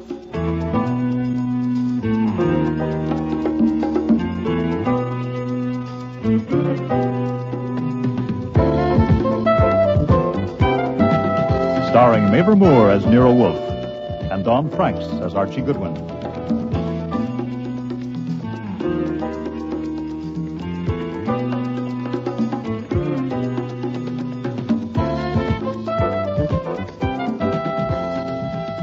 Today's episode, The Cop Killer, with special guest stars Jackie Burrows, Brian George, Arch McDonnell, and Marion Waldman.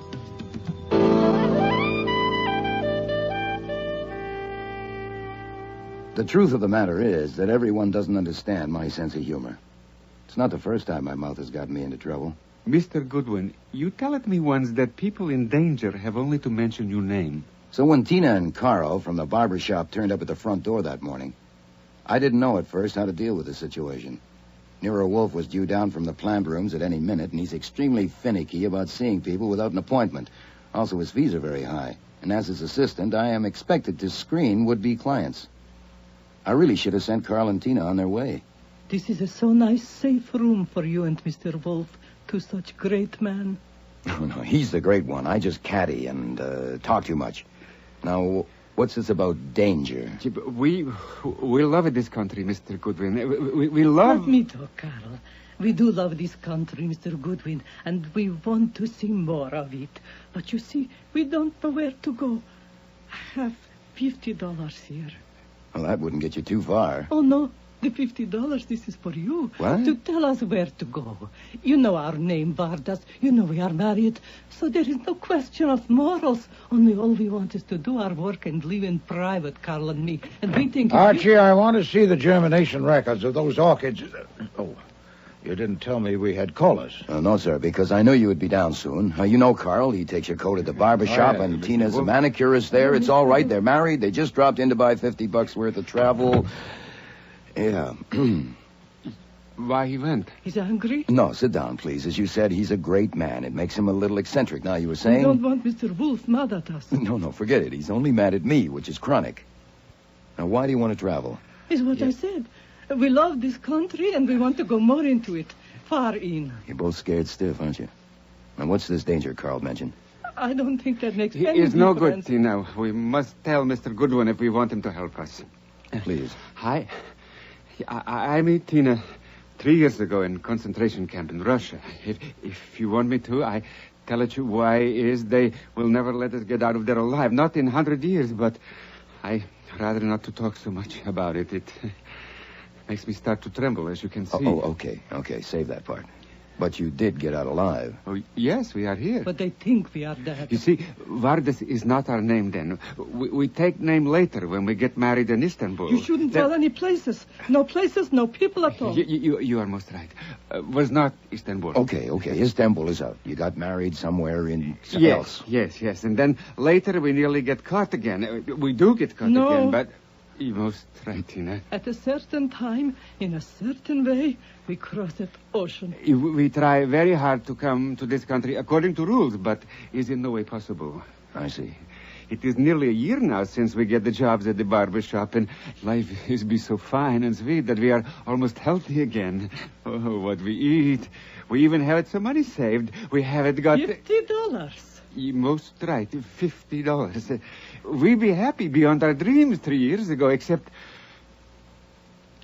we don't know what minute someone comes and asks us how we get here. Ah, so the danger is... We will be sent back. Right. And we know exactly what will happen to us there. I am not surprised if you feel deep contempt when you see me trembling the way I do, but to understand a situation like this, I believe you have to be somewhat close to it. As I am, as Tina is. The danger has come, Mr. Goodwin. This morning, a man came to barber shop and asked us questions. An official. What kind of an official? Was he wearing a uniform, you mean? No, in regular clothes. But he showed us card from police department. His name was on it. Jacob Wallen. What time this morning? Little after 9 o'clock, soon after shop open. He talked first with Mr. Fickler, the owner, and Mr. Fickler bring him around behind partition to my booth, and the man, he take out notebook and ask me questions. What kind of questions? My name, where I live, where I came from, how long I've been working there, all that kind. And then, about last night. Last night? Yeah, where I was and what I was doing last night. Did he say why he was curious about last night? No, he just asked questions. Did he ask to see your papers? No, that will come next. That's why we can't go back there. We have to leave here today, now. Did he question Carl, too? Yes. Right after me. And after Carl came out, he sent in Jimmy, but Carl and I knew we had to get out. So we wait till Mr. Fickler went to backup shop for something, and then we just walk out. And you came here? No, first we went to our room where we live, and we pack our stuff. Yeah, but then we realized that we don't know about where to go, and we might make some terrible mistakes, so we talk it over. We decide that best thing will be to come to you and pay you to help us. Why me? Because we don't know many people here, and you are a professional detective. And anyway, Carl like you, best of all customers. You don't tip him much, so it's not that. I have noticed you myself, the way you look. You look like a man who would break some rules, too, if you had to. Thanks. Ah, damn it. Now, why did you have to beat it? That alone fixes you. What else we can do? Well, he was questioning the others, too. He was concentrating on last night. What about last night? Now, what were you doing? Out there breaking more rules? Oh, no, we don't. We go straight home and eat in our room as usual. Then I wash some clothes. And I read book. About 9 o'clock we go for And walk. we are in bed by 10:30. Our usual time. Well, then why did you run this morning? Mr. Goodwin, policemen asking questions has different effect on different people. Right. If you have a country like this one and you are innocent of crime, all the people of your country are saying with you when you answer the questions. Uh-huh. But two people alone can't answer policemen's questions anywhere in the world. Takes it whole country to speak to policemen, and Tina and I, we don't have it one. The country we had once, it is no longer a country. It is just a place to wait to die. Only if we are sent back there now, we will not have to wait. Please, Mr. Goodwin, take it $50. Take and tell us where to go. All little facts that will help us. Perhaps you can give us letter to some friends. It's not going to do any good. Now, if they're really after you, you'd be throwing your money away. Save it for a lawyer. Who are you phoning? Mr. Wolfe, in the kitchen. Yes? Are they gone? No, sir, they got themselves into a mess. I'm putting them in the front room till I get back. Where are you going? To get a shave. You can dock me. All right, you two. All right, in here. And keep away from the window, and don't budge from this room till I get back. Oh no. I don't think we can't. Carl? I like him.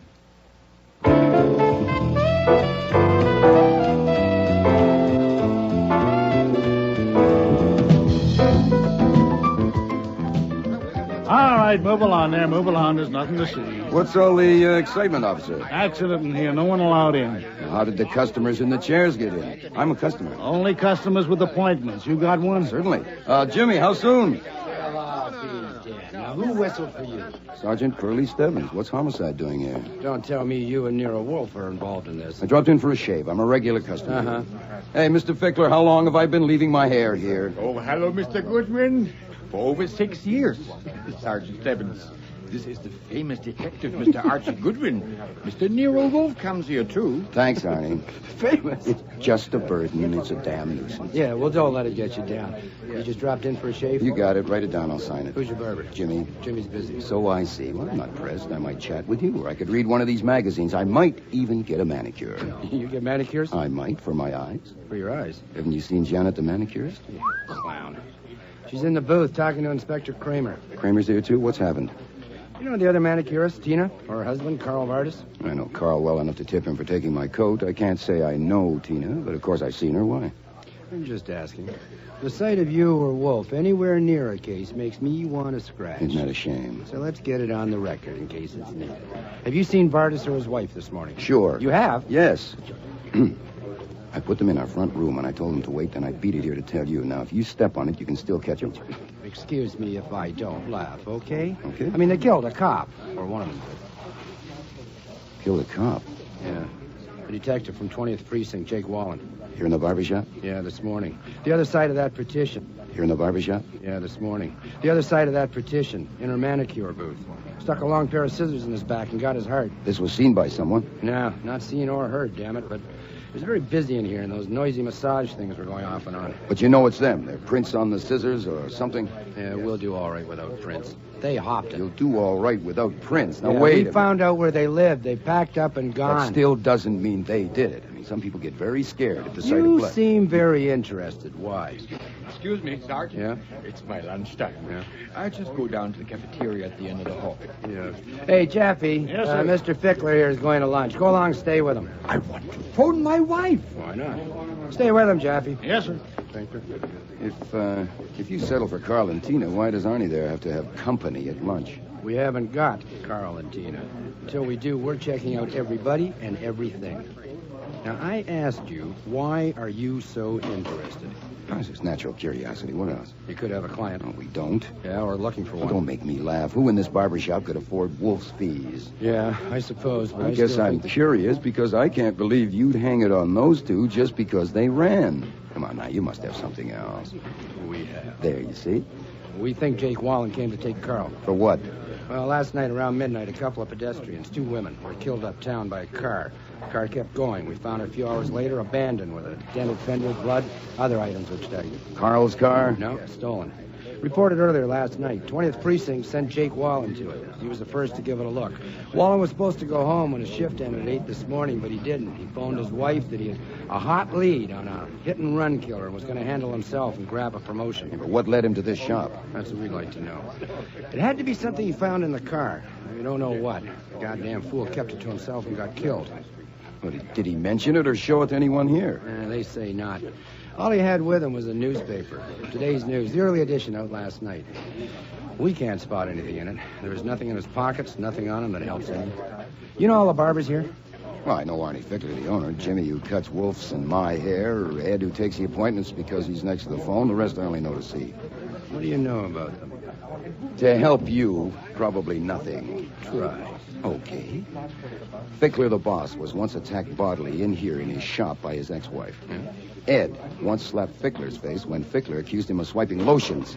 Jimmy has been here a year now, and he's the best barber, which is why Wolf and I go to him.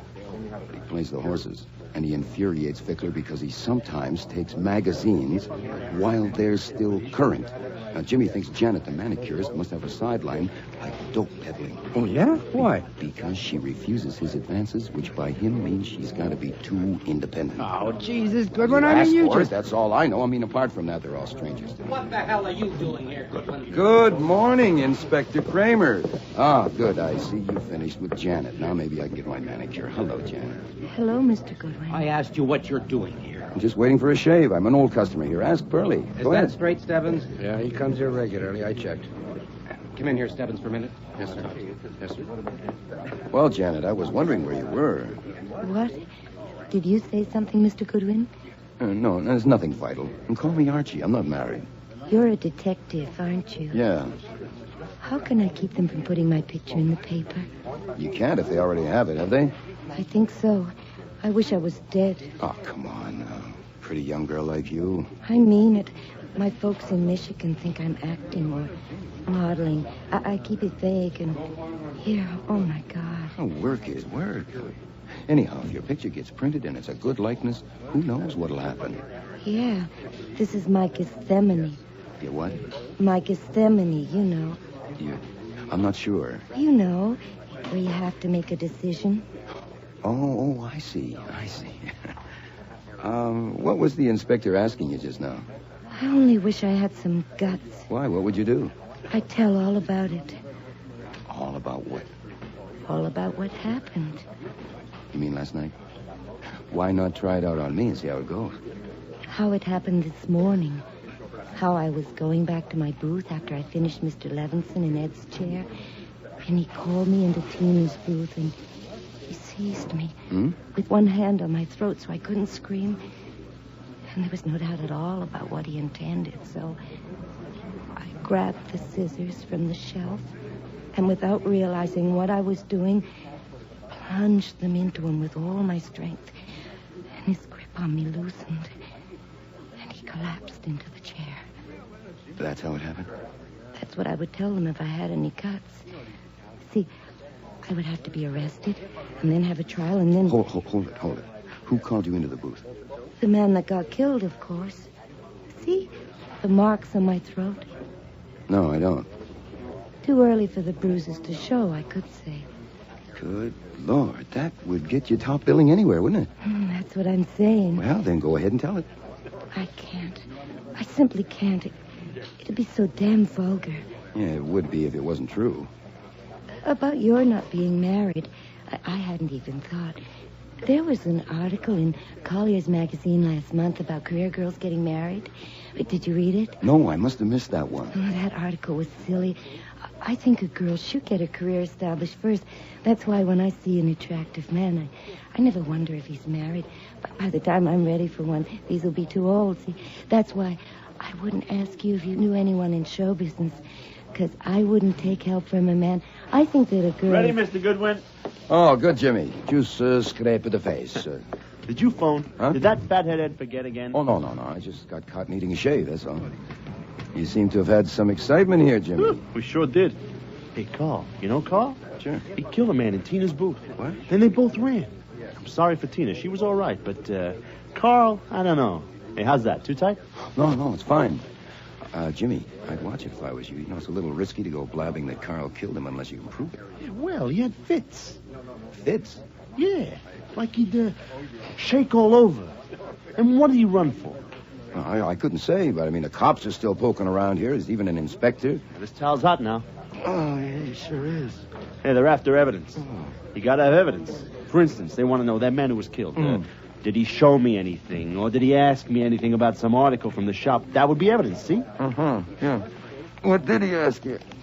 Hell, what didn't he ask? You'd think I was taking out insurance or something, you know? I told him where to get out. Oh, yeah? Yeah. He asked me what was I doing last night. Do you believe it? Come on. Yeah. Oh, you didn't tell him, eh? Yeah. He kept on at me, so I figured, what the hell, and told him. Why not? That's my philosophy, Mr. Goodwin. Why not? It saves trouble. As long as my wife doesn't find out, huh? Yeah, all of us in there asking questions. One at a time. Janet was the last. Well, who found him dead? Fickler. 10 or 15 minutes later, geez, he come yelling out of there. I damn near nicked my customer. How's the razor, all right? It's fine, just fine. Yeah, then the cops come. Man, it's been nothing but questions ever since. Who went behind the partition after Janet came out? They want to know. I tell them, how do I know? I had a customer at the time. When exactly did Carl and Tina leave? They must have asked me that 20 times. But I can't say and I won't say. Carl did it all right. But they can't prove it by me. They got to have evidence, right? But not me. Good one. Inspector Kramer don't like you being here. Neither do I, Sergeant. Neither do I. Yeah, thank God this didn't happen to be Wolf's day for a haircut. You never would have believed it. Speed it up just a little, Jimmy. Mr. Wolfe hates to wait lunch.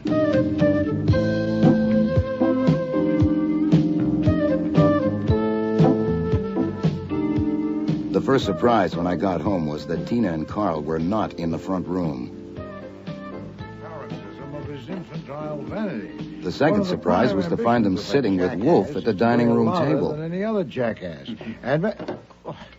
You're just in time, Archie. You like veal and mushrooms. I asked the Vardas to wait in the front room till I got back. I invited them to join us. I don't sit at my table alone when there are unfed people in my home. Yes, sir, but there's a problem. Yes, Archie. I know you have a paroxysm if I try to bring up business during meals, but 18,000 cops would give a month's pay to get their hands on Carl and Tina, your guests. Oh, indeed. Why? Have you talked with them? No, I merely invited them to lunch. I see. I ran into Kramer and Stebbins at the barber shop. Oh, confound it. Yes, sir, and the rest of their squad that handles only one kind of case. It's quite interesting, really, but first lunch, of course. I'll go and put the chain bolt on. Please dish me up some veal.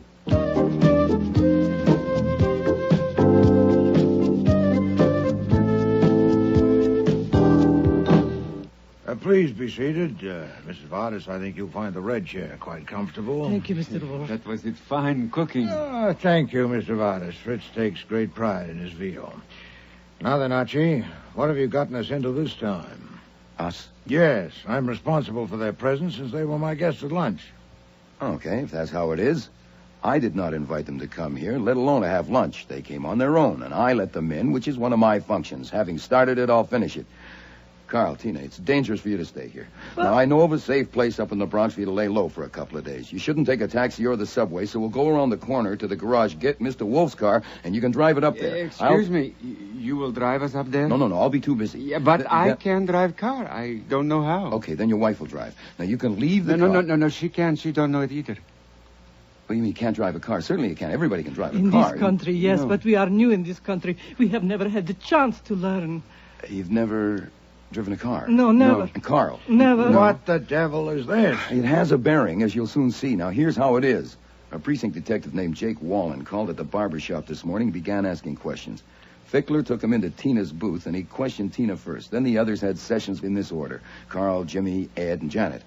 After Janet came out, there was a period of 10 or 15 minutes when Wallen was in the booth alone. Then Fickler went to see, and what he saw was Wallen's body with scissors buried in his back. Carl! No. Oh, no. Oh, Carl, you didn't. Archie, make us Tina, stop. Mrs. no. Vardis, please. You understand? No. Mrs. No. Vardis. Stop. And that man was killed there in Tina's booth? Yes. Then, of course, this is end for us. But please, I ask you not to blame my wife, because we go through many things together. She thinks I can do things that are not possible for me. But I do not kill that man. I do not touch him. About driving a car. Was that flummery? No, sir, that comes next. Last night around midnight, a hit-and-run driver in a stolen car killed 2 women up on Broadway. The car was found parked at Broadway 96th Street. Wallen from the 20th Precinct was the first one to look it over. In it, he apparently found something that led him to the Goldenrod barber shop. He showed up there and called the roll, as described, with the result also as described. Now, Kramer has bought it that the hit-and-run driver found himself cornered and used the scissors. And Kramer, don't quote me, is not a dope. Now, to qualify as a hit-and-run driver, you must meet certain specifications, and one of them is knowing how to drive a car. Then the best plan would be for Mr. and Mrs. Vardis to go back to the shop at once and submit to Mr. Kramer's questioning. Except for 2 things. What? 1, the fact that they landed will make it very tough. And 2, even though it is settled that they didn't kill a cop, their lack of documents will fix them anyhow. Wait, their lack of documents... Yes, sir, they're in the country illegally. They escaped from a concentration camp in Russia. Oh, confound it. An interesting angle is that you are harboring fugitives from justice, and I am not. I told Pearlie they're here. You what? That's the advantage of having a reputation for gags. You can say practically anything if you handle your face right. Oh. I told him they were here in our front room, and he sailed right over it. So I'm clean, but you're not. If you don't want to call Kramer yourself, which I admit would be a little thick since they were your luncheon guests, I could get Pearlie at the shop, tell him that they're still here, and why hasn't he sent for them? It might be better if you let us go ourselves, no? No. There is another alternative to consider. Oh, yes, sir. What? Since Mr. Kramer and Mr. Stebbins are still there at work, they may at any moment disclose the murderer. Oh, I doubt it. They settled for Carl and Tina, and what they're looking for is evidence, especially what it was that led Wallen to the shop. Mrs. Vardis, except for Mr. Fickler, that man questioned you first, is that right? Yes, sir. Did he produce any object? Did he show you any object whatever? No, I'm sure he did not. He had the newspaper in his hand. Yes, he asked about no object, anything in the shop. No. He took nothing from his pocket? No. The newspaper he had, did he take that from his pocket? No, he had it in his hand when he came in from the booth. In his hand or under his arm? In his hand, I think. Yeah, I'm sure. Was it folded up?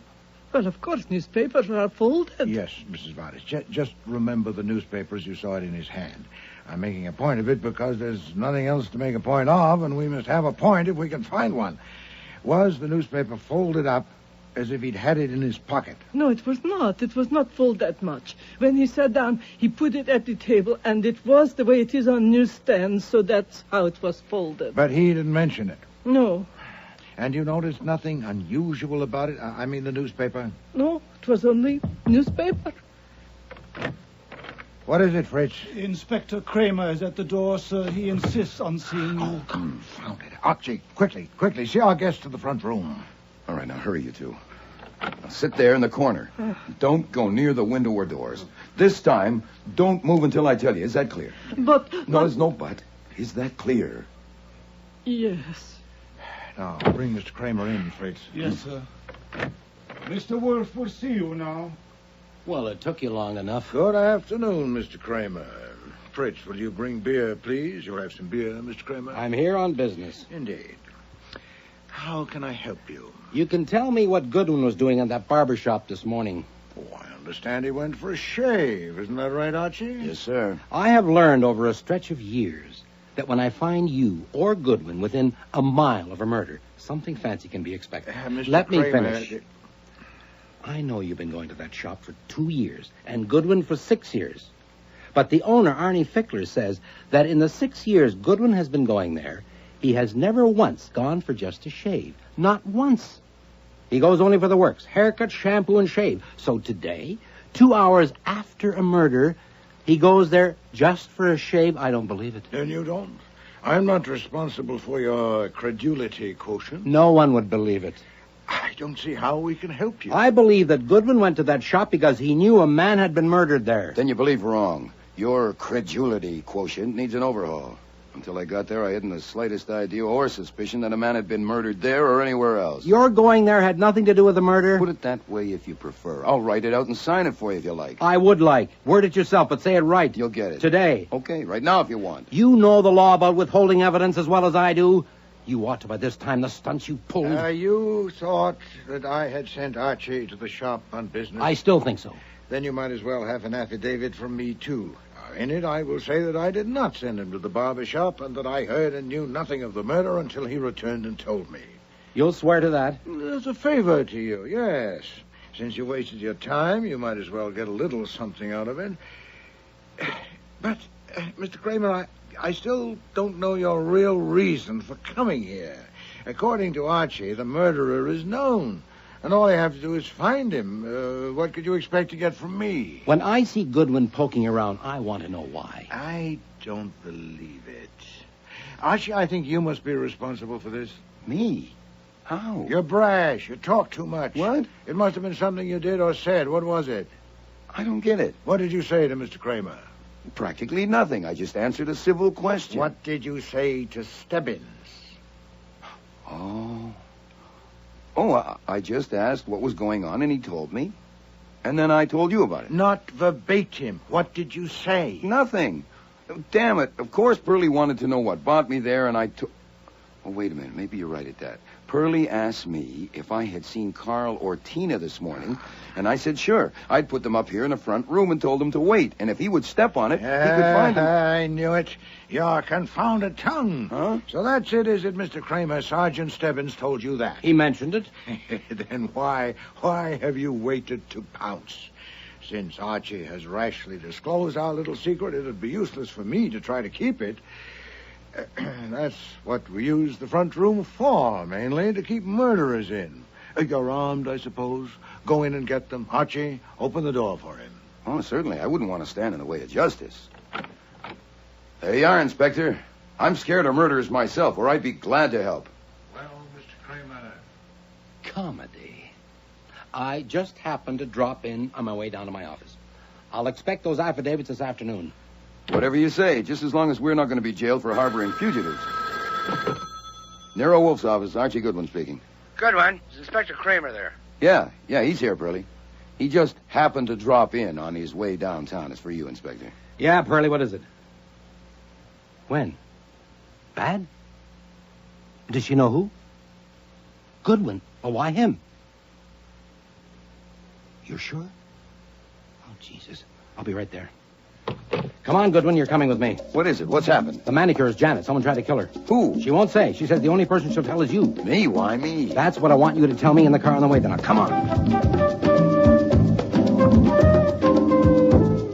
She was found on the floor of her booth out cold from a blow on her head. We brought her to, and she can talk, but she won't. She says she won't talk to anybody except her friend Archie Goodwin. How long have you known her? Until today, I merely leered at her.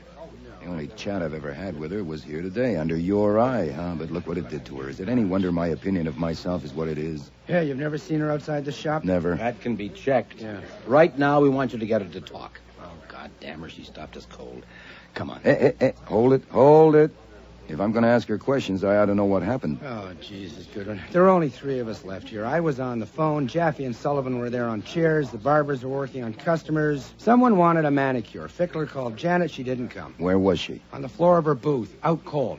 She'd gone there maybe 15 minutes before. Alone all that time? Well, I think all the barbers had gone back behind the partition at least once during that time. You think?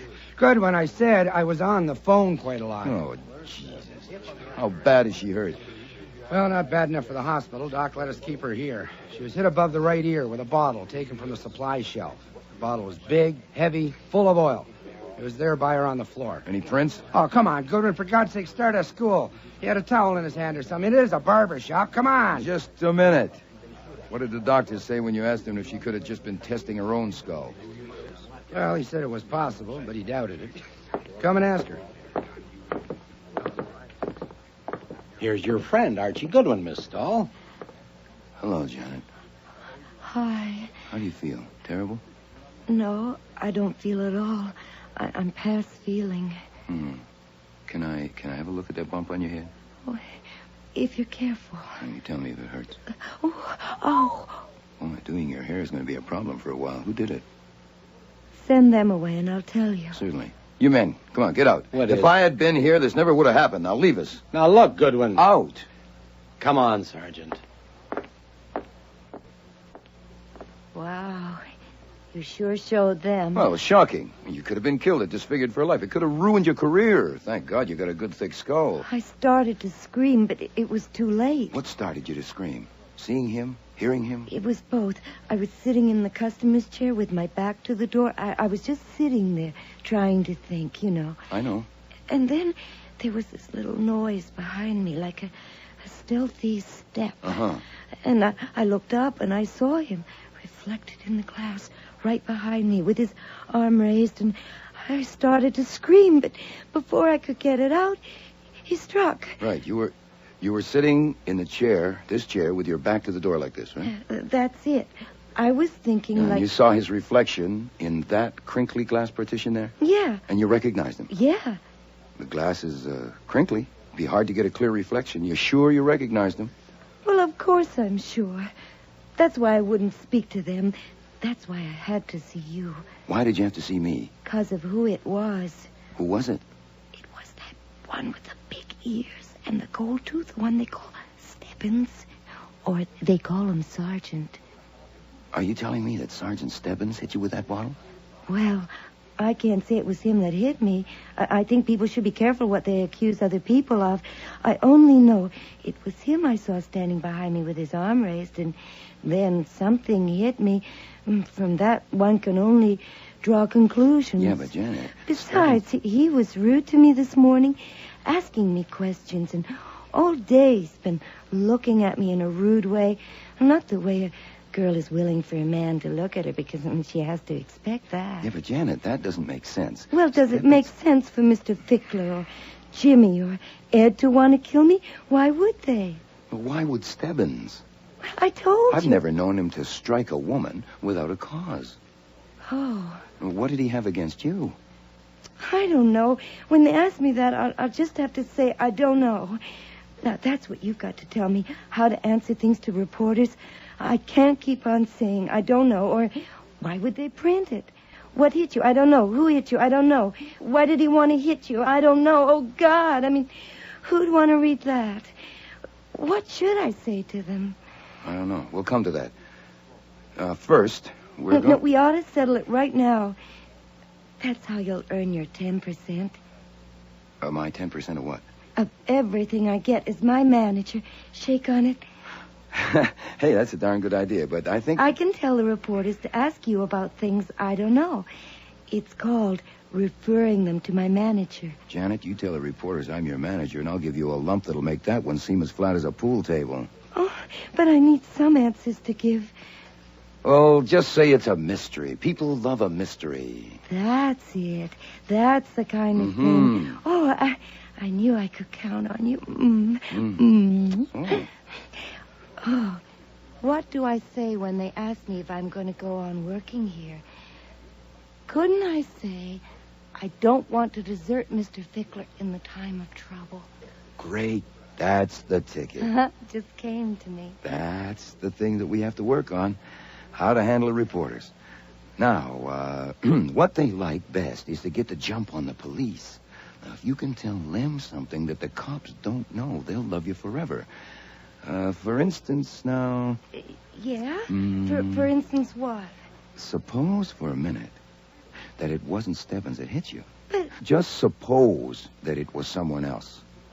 Why would someone want to get you? I don't know. Maybe, just maybe, you do know something. But you don't know that you know it. You see what I mean? No. Well, maybe sometime today you saw or heard something, and this person, now let's call him X. X? Yeah, X. And if X knew that you told about it, that would put him on the spot, so that's why he had to kill you. Oh, I get you. You mean a motive. Exactly. It's just like a motive. Now, here's the point. If you can remember what it was you heard or saw that scared X, wow, those reporters will be your friends for life. Now, for God's sake, don't miss the chance. Concentrate. Okay. Remember everything you saw or heard here today and tell it to me now. Right. I don't remember anything. Concentrate. It was probably some little thing that didn't seem important to you at all. Maybe I could say that... No, it's got to be true. Oh, Well, let's... 49. I'm always punctual. Swell. Were the others here already? Some were and some weren't. Who was and who wasn't? Good Lord, I don't know. If you're going to expect me to remember things like that, then we might as well just quit. When I came to work, I was thinking of something else. A lot of the time, I'm thinking of something else, so how could I notice? I'll tell you what. I think you're ready. I'm going to send in a reporter. A reporter? Oh, God, I'm not ready. Sure you are. Just use your common sense and stick to facts. Oh, give me a minute. I want to fix my... You heard. We heard. I had to come up for air. If you shoot her, send her brain to Johns Hopkins. We can find it. Gee, did she knock herself out? I doubt it. It was a pretty solid blow to raise that lump. You didn't find her prints in the bottle. Bothering about prints has been either. You better pick someone good to be that reporter from the Gazette. Can I go home now? No, she might insist on seeing her manager again. Oh, come on. Oh, well. I'll have to call Mr. Wolfe and let him know. I do work for him, you know. So I dialed the number that I knew best and reported. And then I waited. I waited for nearly 2 hours while they brought in a detective that Janet might think was a reporter. I think he came out even more confused than she was.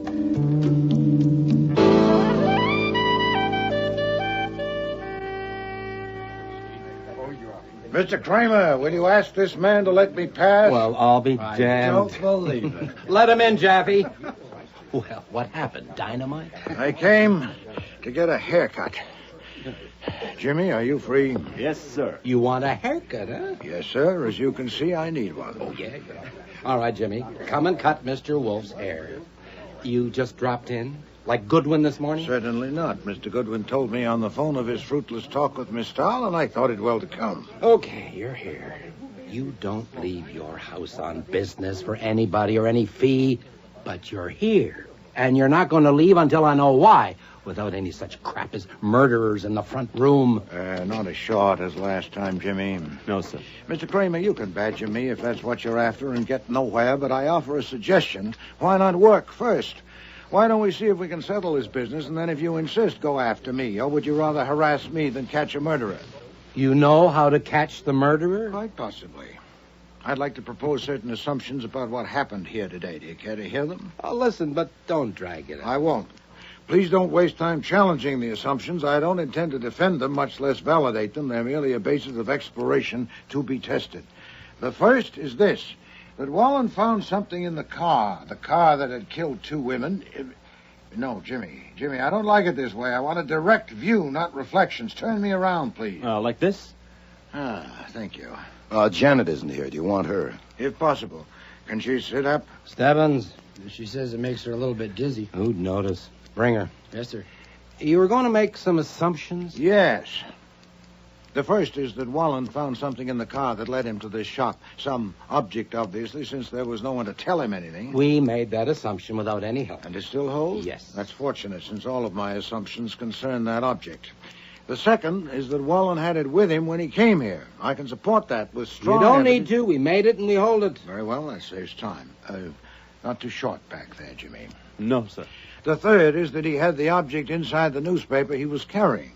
It was an early edition of the news on sale last evening, not on sale this morning. He had it in his hand, folded to approximately the size of 12 inches by 9 inches. You know a lot about it. I know nothing you don't know. It's difficult to account for his carrying a stale newspaper in that manner unless it was a container for some object. At least the assumption is good enough to work on. The fourth is that whatever the object was, the murderer got it and disposed of it, because no object that could have led Wallen to this shop was found on his person or in the booth. The fifth assumption is that the murderer was neither Carl nor Tina Vardis. How do you know that? I shall want to know not why support that assumption. Don't waste time clawing at me.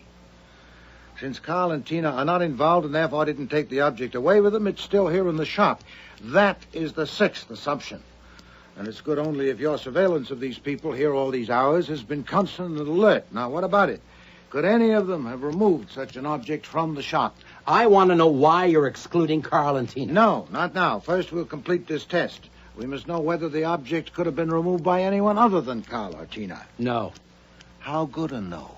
Good enough for me. No man has stepped outside this shop alone. Something could have been slipped to a customer, but that's stretching it. And we've had them under our eyes. Not apparently the one who assaulted Miss Stahl. That was in the shop. Is that a point? I suppose not. Then we assume that the object is still here. The seventh assumption is this, that no proper search for such an object has been made. Have you searched thoroughly, Mr. Stebbins? We've looked. Carl and Tina had to have taken it. Yes, but granting my assumption which excludes their taking it, has there been a proper search? No. Then it's about time. Mr. Fickler. Yes, Mr. Wolfe? You run this place and you can help us. But I address all of you who work here. Put your minds on this. You too, Jimmy. Stop a moment. Listen. Hell, I can work and listen too, Mr. You Wolfe. cannot. I want full attention. Okay. Miss Stahl, are you listening? What? What we're after is an object with something on it that identifies it as coming from this shop. Ideally, it should be the name and address or phone number, but we'll take less if we have to. We are supposing that it was inside the newspaper as Wallen was carrying it, so it should be flat and of those dimensions. Now, all of you went to the booth and were questioned by Wallen, but he showed you no such object and mentioned none. Is that correct? Yes. Yeah. No, he didn't. Then only the murderer saw it or was told of it. And later, when the opportunity came for him to dive into the booth and kill Wallen, he got the object and disposed of it somewhere in this shop. Now, I put it to you, and especially to you, Mr. Fickler, what is it and where is it? Maybe it was the newspaper itself.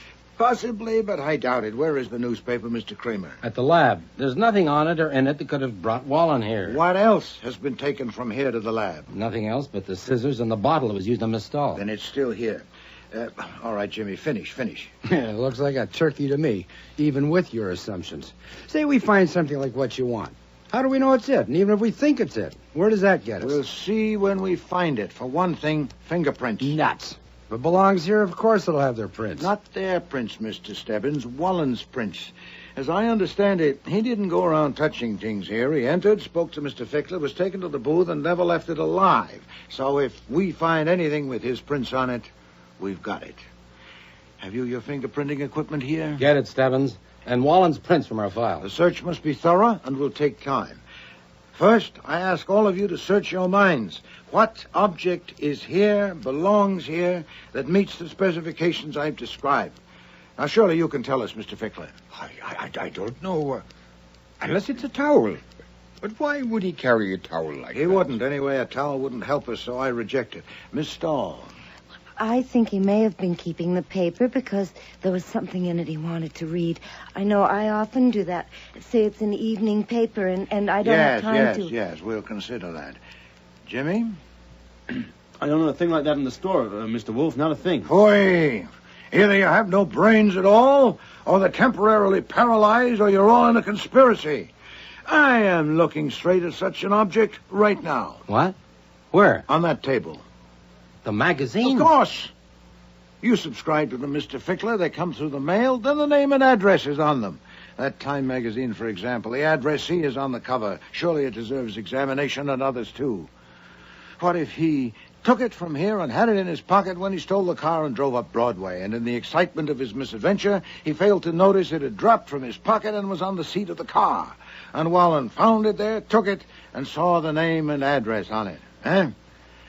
You sent for the equipment and the prints, Mr. Stebbins? Then we ought to be Oh, able... I remember. You remember, Jimmy? This morning I was standing here, and you came in with a hot towel, and you had that magazine. You tossed it under there, and then you asked... Shut up, I you asked you, you've been stupid steaming fool. it. You... Too late, What? Jimmy. We all... Dumb had it. brawler. Get those scissors from him. I don't want anything else to happen.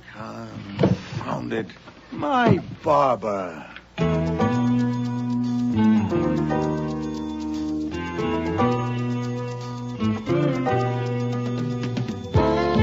As stubborn as Kramer was, he never did learn why Wolfe went to get a haircut that day. But he did learn plenty about Jimmy Corelli.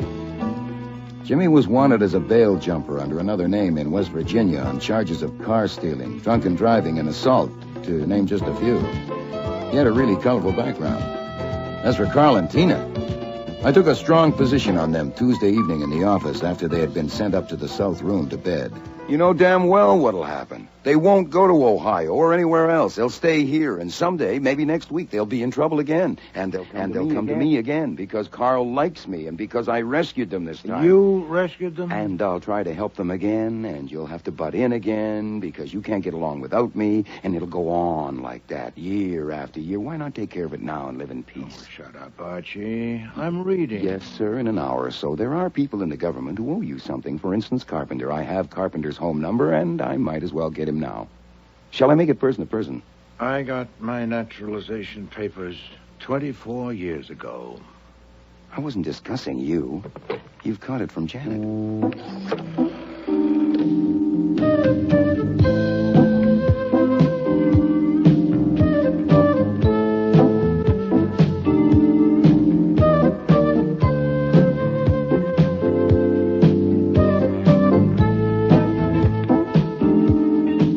Starring in today's episode were Mavor Moore as Nero Wolfe, Don Franks as Archie Goodwin, and Cece Linder as Inspector Kramer.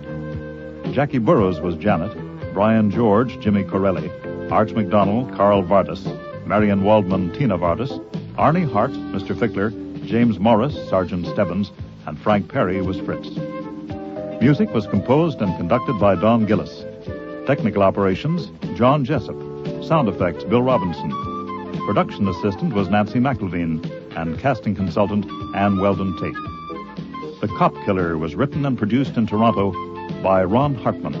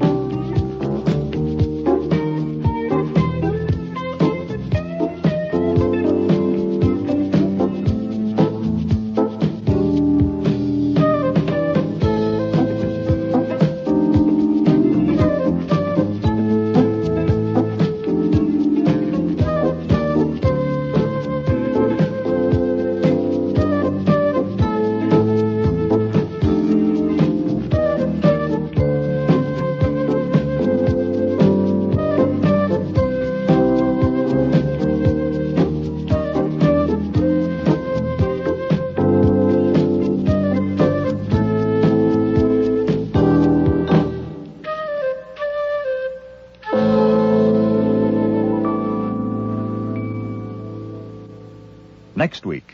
What's this? Well, as you see, it's a marriage license for Archie Goodwin and Margot Dickey. It cost me $2. Flummery. No, sir. No flummery. I could be mushy about it, but I won't. I will only say that I'm hooked at last. Margot intends to spread the tidings at the Christmas office party, so I have to be there. You are deranged. Sit down. I suppose it is a form of madness, but there, I've got it. It's like what Margot was reading to me the other night, some poem. I think it was Greek. Oh, love, resistless in thy might, thou mightest Shut shine. up and even... sit down. Yes, sir. We haven't set the date yet. We don't want to rush it. I don't believe it. You will. Archie goes to a Christmas party. There. That makes it unanimous. Thank you, Alf. My secret public price. I'll start again.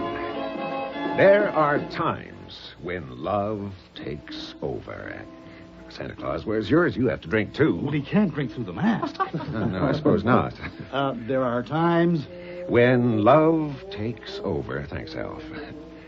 There are times when the little demons disappear down their rat holes, and ugliness itself takes on the shape of beauty. When the darkest corner is touched by light. When the coldest heart feels the glow of warmth. When the trumpet call of goodwill and good cheer drowns out all the babel of mean little noises. This is such a time. Merry Christmas. Merry, merry, merry, merry Christmas. What a lovely toast, Kurt. Simply lovely. Well, I must write it down and have it printed. That part about the trumpet call. Kurt! Oh, Kurt, what is it, Kurt? Merry. Next week, Rex Stout's Christmas Party with guest stars Marty Maradon, Linda Sorensen, Patricia Hamilton, Gordon Thompson, and John Granick.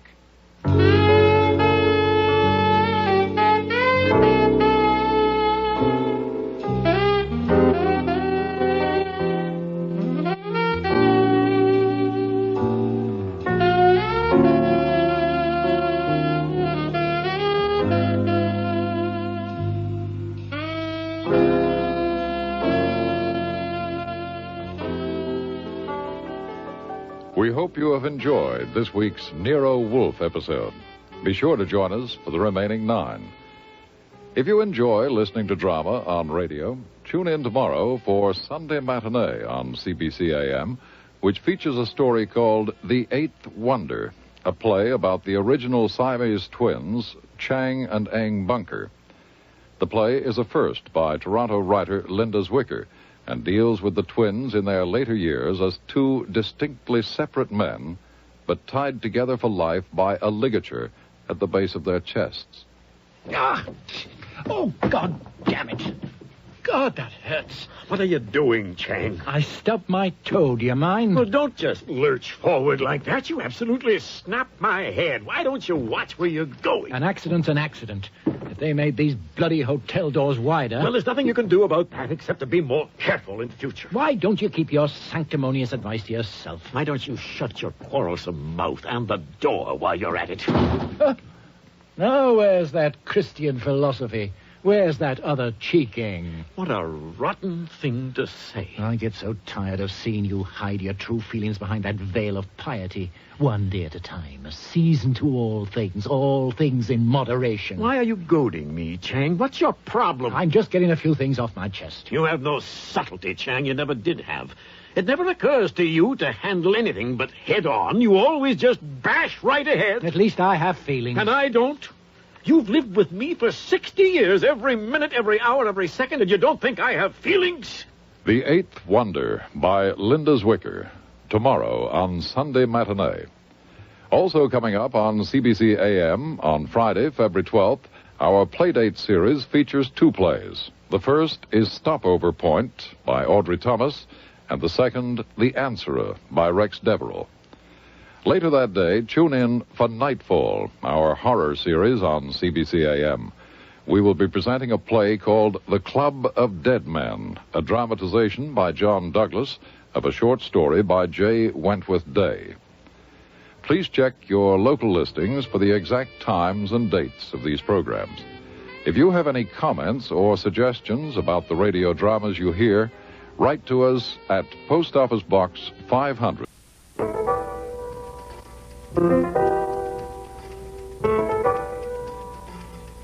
Rex Stout's Nero Wolfe.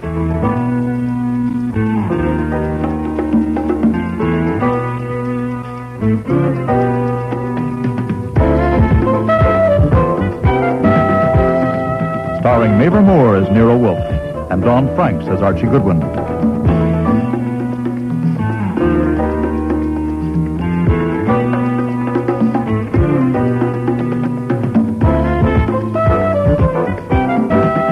Today's episode, cordially invited to meet death, with special guest stars Barbara Hamilton, Terry Tweed, Lynn Darragon, Ken James, and Tom Harvey.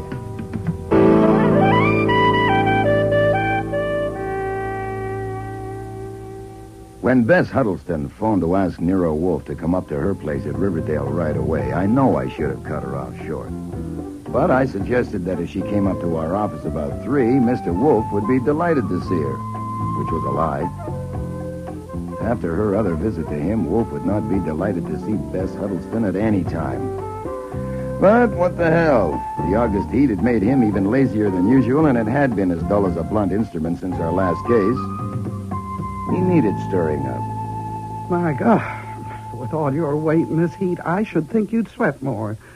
You remember me, Mr. Wolfe? Oh, indeed I do. You're the woman who came here 2 years ago and tried to bribe me to play the clown. Bribe? That's silly. I offered you $2,000 to come to a party and be the detective in a murder game. $2,000 and all the beer you could drink for a few hours' work. Now, surely that was a reasonable offer. If you have come, madam... Relax. I don't want you for a party this time. I wish I did. Someone is trying to ruin me. Ruin you? What, financially, physically? Just ruin me. You know what I do? I do parties. I know what you do. Very well. My clients are rich and important people. So what do you think the effect would be? Wait, I'll show you. Oh, you dropped something. Oh, down there. That's nothing. Just toss it in the wastebasket. Oh, into the wastebasket. Here it is. What do you think of this letter? Archie. This is confidential. So is Mr. Goodwin. Read it to me, Archie. The envelope is addressed to Mrs. Jervis Horrocks, New York City, and the message reads, was it ignorance or something else that caused Dr. Brady to prescribe the wrong medicine for your daughter? Ask Bess Huddleston. She can tell you if she will. She told me. It's all in fancy type and there's no signature. There was another one, but I haven't got it. It was sent to a very rich and prominent man, and it said, where and with whom does your wife spend most of her afternoons? Ask Bess Huddleston. She told me. The man showed it to me. His wife is one of my Please. Are you consulting me or hiring me? I'm hiring you to find out who sent those things. It's a mean kind of job. Often next to impossible. Nothing but greed could induce me to tackle it. Certainly. I know how to charge, too. I expect to get soaked. But where will I be if this isn't stopped, and stopped quickly? Very well. Your notebook, Archie. I can save you some time. The paper and envelopes are the kind used by my assistant, Janet Nichols. Your assistant at... At arranging parties. Very clever girl, really. She thought of the Stryker Giant and Dwarf party. Giant and Dwarf... Go on, please. Both messages were typed? On my typewriter, owned by me, I should say. It's used by my secretary, Mariella Timms. Both of the girls live in my house. And both had access to the typewriter? Oh, yes. My office is never locked. Anyone else? Servants? No use to bother about servants. No servant ever stays long enough to develop a grudge. Yes, the newspapers are full of the stories of the alligators, bears, and other disturbing elements in your home. Publicity is important in my line of work. You grow plants. I grow orchids, but not for publicity. Does anyone else live in your house? Well, there's my nephew, Larry. He's on my payroll, too, but there's no point in even thinking about him. He'd never do a thing like that. What about the insinuations in the letters, the wrong medicine and the questionable afternoon? I know nothing about those things, and anyway, they're irrelevant. The point is that some malicious person is trying to ruin me by spreading hints that I'm blabbing secrets about people. Whether the secrets are true or not has nothing to do with it. Okay. Now, forget about where Mrs. Richman spends her afternoons. Maybe at the ball game. But just as a matter of record, did Mrs. Jervis Horrocks have a daughter? And had she been sick and had Dr. Brady attended her? Yes, Mrs. Horrocks' daughter died a month ago, and Dr. Brady was her doctor. Died of what? Tetanus. She scratched her arm on a nail in a riding academy There is stable. no wrong medicine for tetanus. It was terrible, but it has nothing to do with this. The point is that someone is trying to ruin me, and it's got to be stopped. And if you're as smart as you're supposed to be, you can stop it. Of course, I ought to tell you, I know who did it. You know? Yes, I think I know. No, I do know. Well, then why, madam, are you annoying me? Because I can't prove it.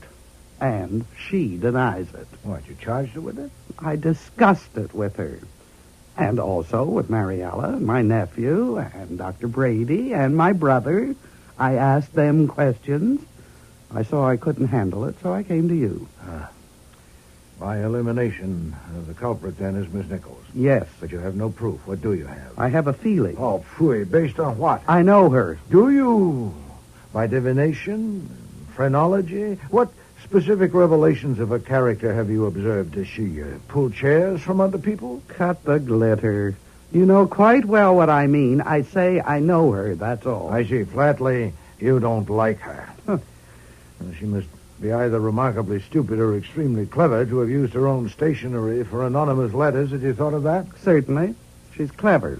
How long has she worked for you? 3 years. You pay her adequately? I certainly do. Then why does she want to ruin you? Sheer cussedness? She thinks she has a grievance. Which is? A private matter. Wouldn't help you any. Look, I'm willing to pay you for finding out who sent those letters and getting proof. You mean you pay me for fastening the guilt on Miss Nichols? Not at all. On whoever did it. No matter who it is? Certainly. But you're sure it's Miss Nichols? I'm not sure. I said I have a feeling. Look, I have to go. I'll be late for an appointment.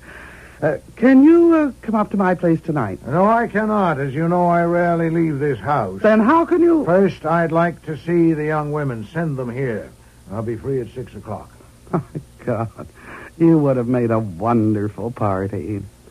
If I could sell it to the Crothers, I could make it $4,000. Good day, Miss Huddleston. Don't bother to see me out. You couldn't move fast enough to suit me anyway. Archie. The reason I gave her an appointment was quite simple. You haven't accepted a case Bring since... me that thing that she dropped. Well, the thing I threw in the wastebasket? Yes. What is it? Well, it's a snapshot of a girl's face. Nothing special to my taste. Trimmed off so it's six-sided in shape. It's about the size of a $50. Interesting. You want it for your album? See that those young women are here at 6 sharp, Archie.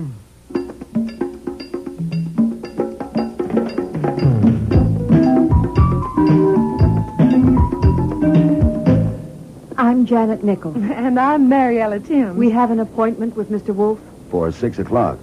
You're late. I'm sorry. It's my fault. Well, come in. We'll go into the office.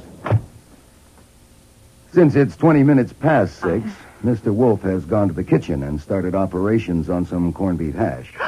You mean he's eating corned beef hash? No, that comes later. He's concocting it. Now, I really am sorry. I didn't get back until after 5, and I was in riding clothes and had to change. If you ladies will, just wait a minute. Make yourself comfortable, please. I'll see if I can pry him out of the kitchen.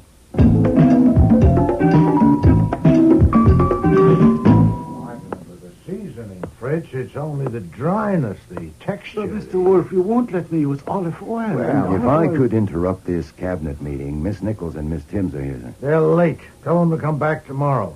Fritz, I will not allow you to put olive oil. Well, I hear y'all making corned beef hash. Archie.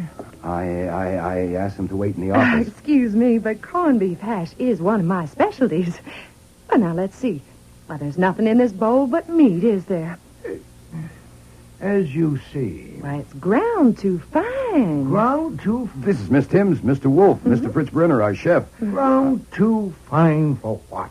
This is not a tender, fresh meat with juices to lose. Oh, now, honey, you just calm down. It's not ruined, only it's better if it's coarser. Oh, and that's far too much potatoes for that meat. But if you don't have chitlins, well, then you can... Chitlins? Fresh pig chitlins, of course. Well, that's the secret of it. Fried shallow in olive oil with onion juice. Good heavens. I've never heard of it. It's never occurred to me. Fritz? It might go. We can try it as an experiment. Yeah. Archie, go to Kretzmeyer and see if he has pig chitlins. 2 pounds. Oh, you better let me help, Fritz. It's sort of tricky.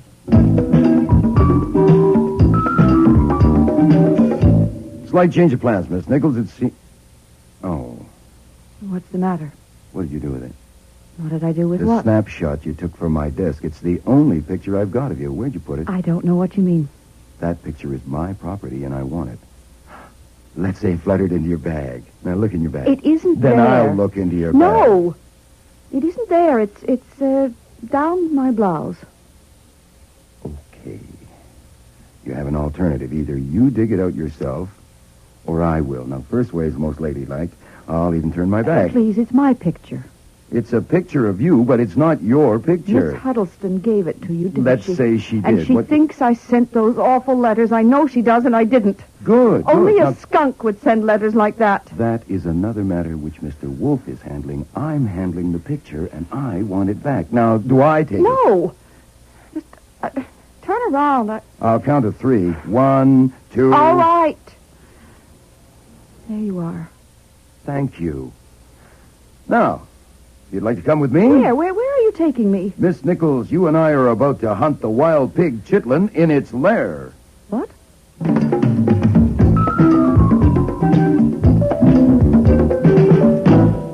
I won't have any hash, thank you. No hash? No, thank you. Could I have Fritz slice some ham for you? Oh, yes, thank you. You won't eat the hash because I cooked it. That is not so. I just don't like corned beef. But it has pig chitlins. I don't like pig chitlins either. Mr. Wolfe, I thought we came here to discuss those letters. After dinner, Miss Nichols, I never discuss business at a meal. I have an engagement at 9.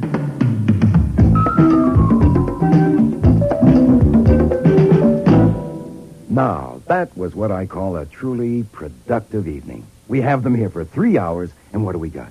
Janet doesn't like corned beef hash. Mariella doesn't like Janet. Fritz doesn't like Mariella. I think Mariella's kind of cute. I just love the way she pops her eyes when she says corned beef hash. Oh, shut up. That's what the whole evening has been. Hash.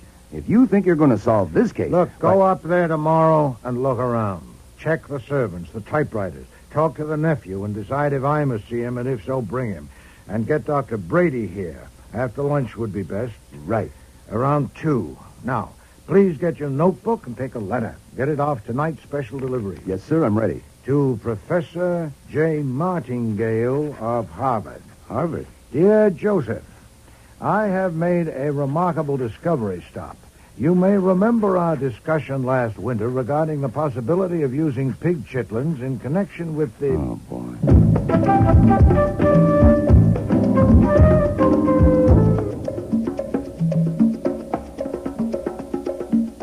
If I had taken a gun with me that afternoon, I swear I would have found a use for it. Since I read newspapers, the trick fence at Bess Huddleston's estate in Riverdale was no surprise to me.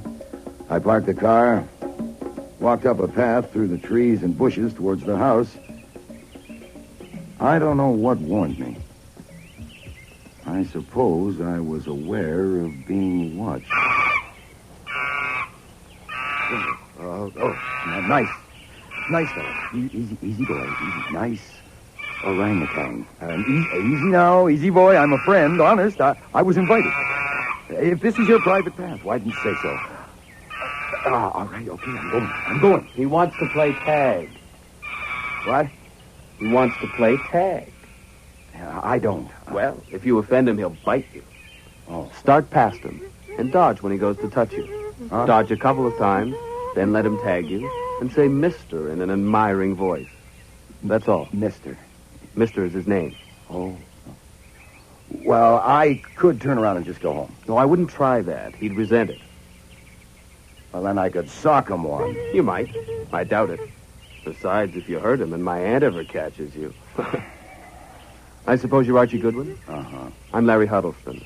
I didn't send those letters and don't know who did. My aunt is upstairs arguing with her brother Daniel, but I can't invite you in until you get past Mister.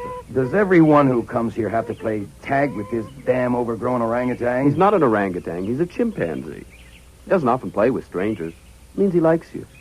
Oh, swell. Here, mister. Come on, catch me. You missed. Ha, ha, ha. Try again. Whoa, look, you caught me. Oh, mister. Nice, mister. Oh, God, I feel like a damn fool. Very good. You've made a friend for life. Oh, great. My heart bleeds. Here's my hand. Oh, did he bite you?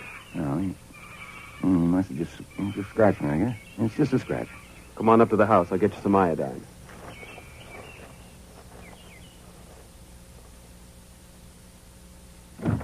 You keep a first aid outfit beside the front door? We keep iodine in every room. Why? On account of Mister. He never bites deep, but he often breaks somebody's skin. Then Logo and Lulu, sometimes they take a little nip. Logo and Lulu? The bears? Oh, yeah, the bears, yes. Where are they now? Having a nap somewhere. They always nap in the afternoon. They'll be around later. Great, I can't wait. That's all there is to This it. is my I've aunt told you now. 1,000 times.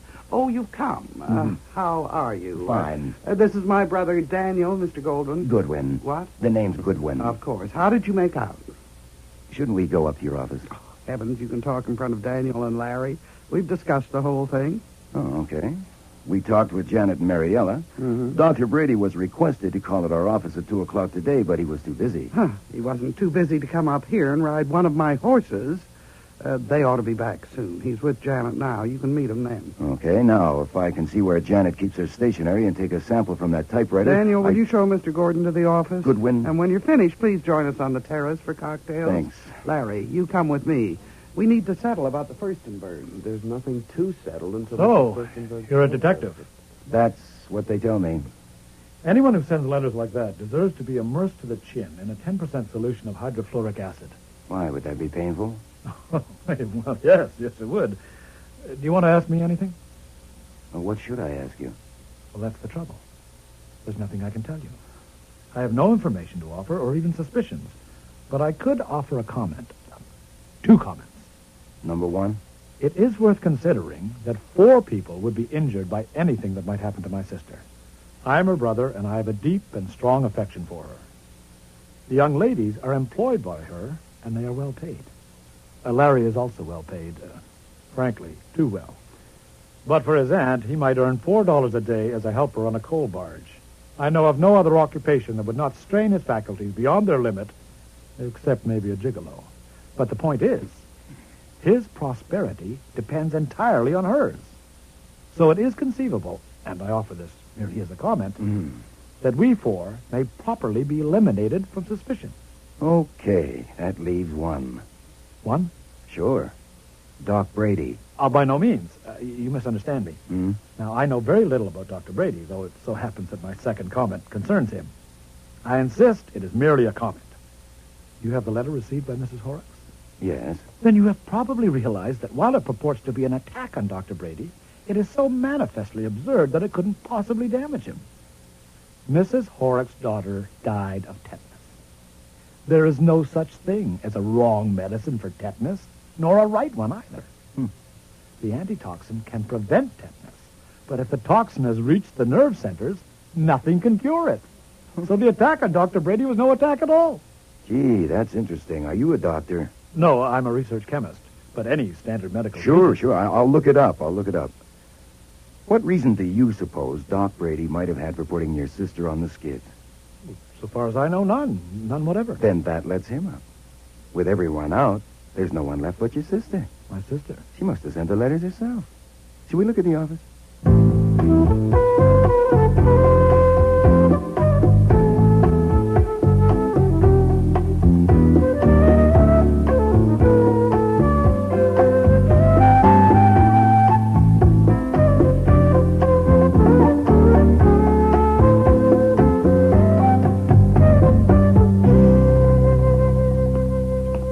Oh, there you are. And just in time. Haskell will bring drinks out in a minute. You know the girls and Larry, of course, and I hear you've met Mister.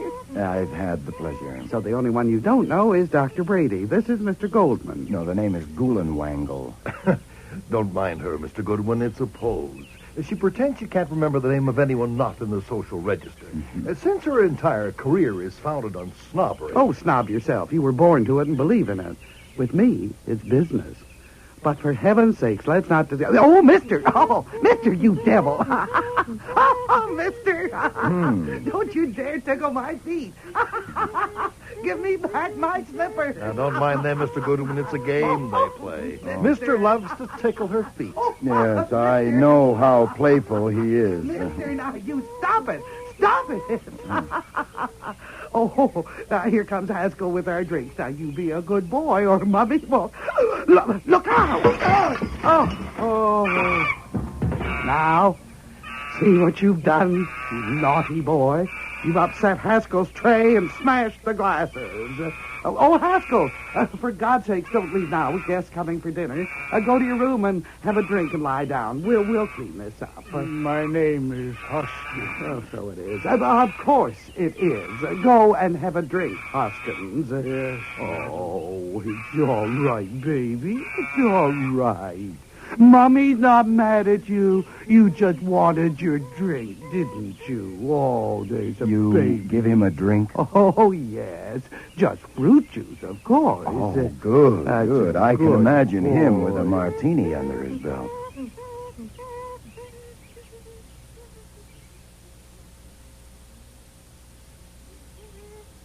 There we are. Everything cleaned up, and Mummy's big boy has his drink. Everything's better now. It seems to be a day for breaking things. Someone broke my bottle of bath salts, and it splattered all over the bathroom. And whoever did it just left it that way. Who, mister? Oh, I don't think so. He never goes in there. I didn't care to ask the servants.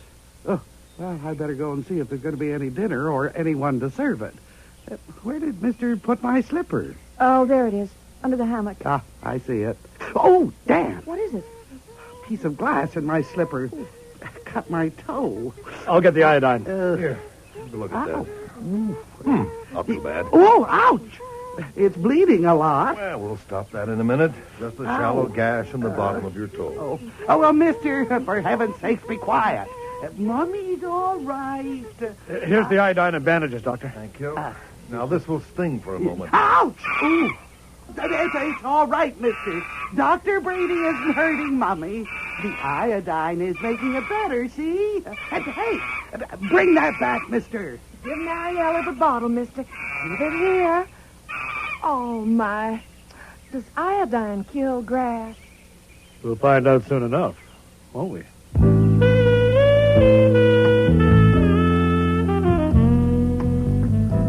That was Tuesday, August 19th. On Wednesday, the 20th, Dr. Brady came to the office for an interview with Wolfe. The next day, Brother Daniel and nephew Larry came. But all we got out of that was that among the men, nobody liked anybody. Wolfe was fed up and refused to budge further on the case.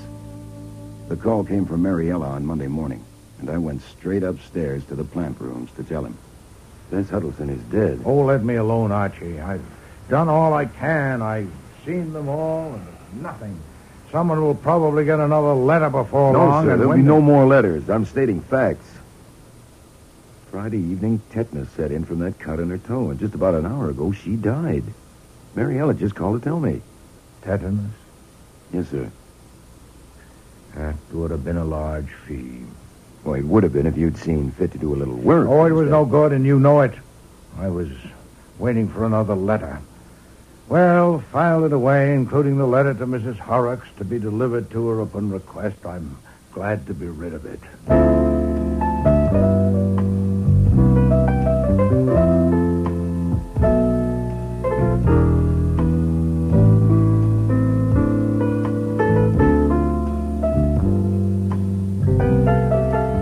The funeral service was on Wednesday afternoon, and of course there was a big crowd, even in August, for Bess Huddleston's last party. Cordially invited to meet death. I decided to go. Call it a hunch. Not that I saw anything criminal, only something incredible. There it was at the foot of the casket. 8 black orchids that could have come from nowhere else in the world, and a card with his initials the way he scribbled them. N.W.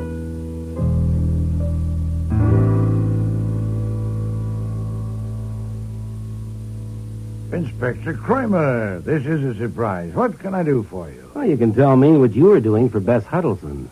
You? The Homicide Bureau? Why do you want to know? Because a guy is making himself a pest down at headquarters. Her brother. He says she was murdered.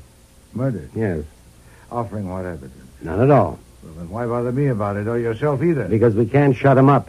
There's an argument. Oh, yeah? Look, I don't need to tell you about that cut on her toe, since Goodwin was there. Yes, I've heard about it. The brother Daniel says she couldn't have got tetanus from that cut. He says it was a clean piece of glass that dropped into her slipper when that tray of glasses fell on the terrace. He saw it. Yeah, so did I. And the slipper was nearly new and clean. And she hadn't been walking around barefooted. Now, he claimed there couldn't possibly have been any tetanus germs in that cut. At least not enough to cause so violent an attack so soon. You had the slippers tested? And the bandages, even the iodine in the house. No tetanus. So, under the circumstances... Subsequent bandages? No. The dressing Brady found on it when he was called up there Saturday was the one he had put on it originally. Wait, well, listen. I know. When that damn orangutan tickled her No, feet. we went into that, too. Highly unlikely. Now, even if it could have had enough germs on its paw, Dr. Brady cleaned the wound and applied iodine. But he didn't give her antitoxin. No, and he regrets he didn't. But he doesn't blame himself because no doctor alive would have done so. By Saturday, the poison had reached the nerve centers, and it was too late for antitoxin, though he tried it. I asked you again, Mr. Kramer, why do you bother me with all this? All yourself?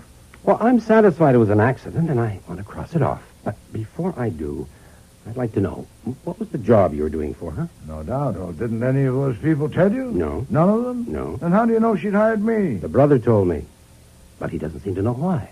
You say you're satisfied that the death was accidental? You've no evidence of a crime? That's right. Then I can't answer you. Miss Huddleston hired me for a confidential job. Her death does not release me. It merely deprives me of the job. My God, you can be honorable when you want to be. Inspector, Let me ask you a question, a plain question. Do you think she was murdered? No. What the hell do you think? Nothing at all about that. I know nothing about it. I have no interest in it. The woman died as all women do, may she rest in peace. And I lost a fee. Now, why didn't you ask me this? If you knew what I know, if I told you all about the job she hired me for, would you feel that her death required further investigation? Okay, I ask. The answer is no, since you've discovered no single suspicious circumstance. Now, would you have some beer? No, I don't want any beer, damn it. And don't bother to see me out. You know, I think he's miffed. Well, you were a little patronizing after all. He was just being thorough. Phooey. Either he didn't have sense enough to learn everything that happened that afternoon, or he missed his best chance to expose a crime if there was one. It hasn't rained the past week, has it? No. Then he wasn't being thorough.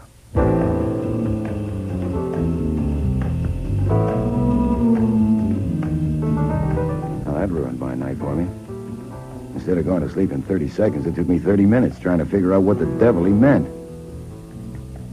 Next morning, I got stubborn. I sat at my desk and went over that party at Riverdale in my mind second by second as I reported it to Wolfe. And I got it. Suddenly, there it was, as obvious as lipstick. And that's when Brother Daniel arrived. My sister was murdered. Mr. Huddleston, Mr. Kramer was here. He told me what you believe. And not just what I believe, not anymore. It's what I can prove. Indeed. What have you You see, found? this morning, everything fell into place for me. My brain seemed to be working again. You know, it'd been such a shock. Mr. Huddleston, I Luckily, it understand hadn't your concern, rained. but... What did you say? I said, luckily, it hadn't rained. Go on. So I got a garden trowel, and I lifted out the piece of turf where the orangutan poured the iodine. I also took pieces from each side of it for comparison. That was sensible. But did you analyze them yourself? Well, certainly not. I took them to Fisher Laboratories and had them do it. Now, read this report. Not a trace of iodine and millions of tetanus bacilli, hundreds of millions, all concentrated in that one piece of turf.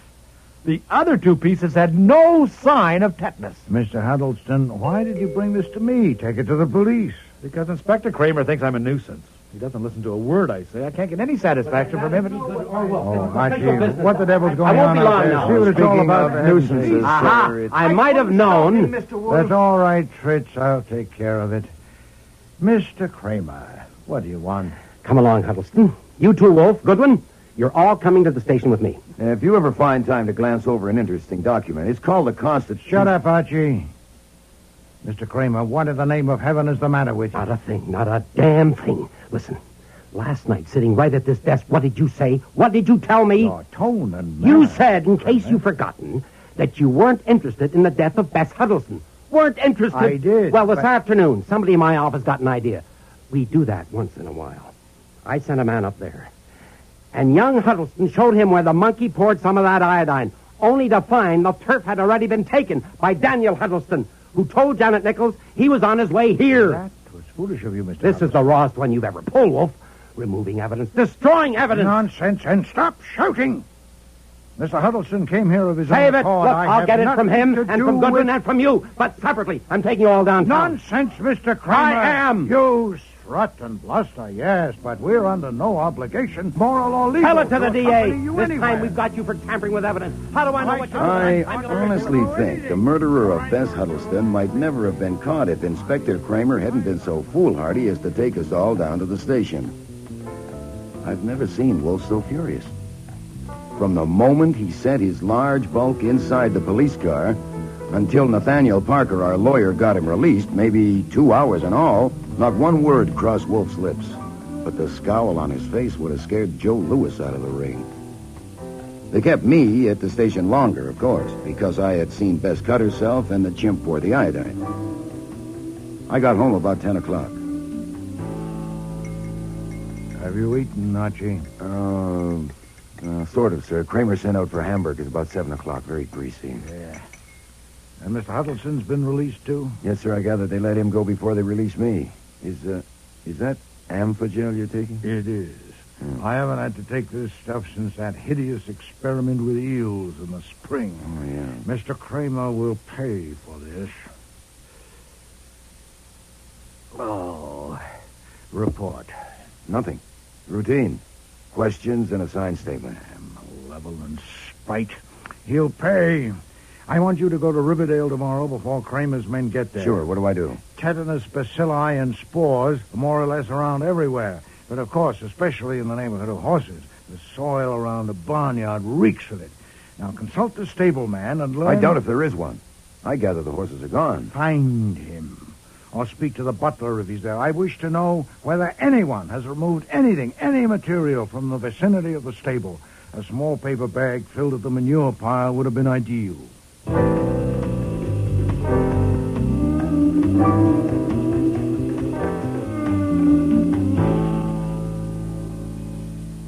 The only container I could find was a candy box. Dr. Brady said that would do. The stableman helped him fill it. Where'd he take it from? The stall? No, sir, from the pile. Oh. He dug into the middle of the pile. Did he say why he wanted it? He did explain, sir. He said he wanted it for a test. One of his patients had died of tetanus. I forget her name. When was this? About a month ago, perhaps a little more. I remember rather clearly. It seemed such an unusual thing to do. Mm-hmm. Who was with him that day? One of the girls? No, he was alone when he did that. I forget who he had been riding with. Who's that? There's nobody in but Miss Nichols. She's in her room. Where? Last door on the right. Come on, Hoskins.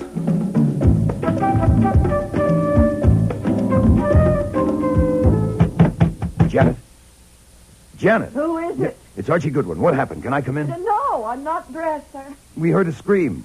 Do you need any rescuing? No, I'm all right now. Really. What happened? Well, it's nothing serious. I was having a bath and I cut my arm with a piece of glass. You what? I'm coming in. No. Don't look, I'm not Hoskins. dressed. sir. Please. Here, now put this towel around yourself, Janet. I'm It all protects right, civilization. Now, let me see that arm. It's not much, really. It's barely an inch long. Are you going to faint? No, I'm all right you? now. I never scream, really. I never do, but it just seems so, cutting myself with glass so soon after Miss Huddleston. Yeah, well, just take it easy. I didn't scream when I cut myself. I'm not quite that silly, really. I I'm not. know, I But know. I screamed when I saw the piece of glass lodged in the bath brush. It seemed so... Here, let me see that. There, see. Gee. Have you got any idea how this could have gotten in the brush? No, nothing's been broken in here. I'll take it. And let me have that iodine bottle. It's all right, really. I've already put some on. Yeah, I can see that. I'll take this iodine, too. Hoskins, I want you to bandage your arm as tightly as possible to stop the bleeding. Girlie, I do like you in that towel, but I think you better get dressed. I'm going to take you for a shot of antitoxin. Antitoxin? Just a precaution. It's nothing to worry about. I'll be making a phone call downstairs. Did you smell the iodine? I did. There's no odor at all. Whatever's in that bottle isn't iodine. Then get her away from there. Yes, sir. This is my intention. At once, and Archie. Please, she's naked. Now, I haven't got a white horse, and she hasn't got that much hair, so as soon as she's dressed, we're off. I'll phone ahead to Dr. Vollmer to have the antitoxin ready, and also to the Fisher lab to prepare for a test of that iodine. Now, go straight there after you leave Dr. Vollmer. Yes, sir. Stay there while they do the test and phone me as soon as they have the results. Okay, here it is. What was in the bottle is a substance called argyrol, which stains like iodine. And it's alive with tetanus bacilli. Of course. And I didn't tell you earlier because of all the rush, but Dr. Brady took a sample of that barnyard soil about a month ago. Satisfactory. Come home at once, Archie, and bring Miss Nichols with you. Miss Timms, Dr. Brady, and the two Mr. Huddlestons are on their way here now at my urgent request. I'll delay proceedings until you arrive. Proceedings? What's going on? I am about to unmask a murderer. Please hurry.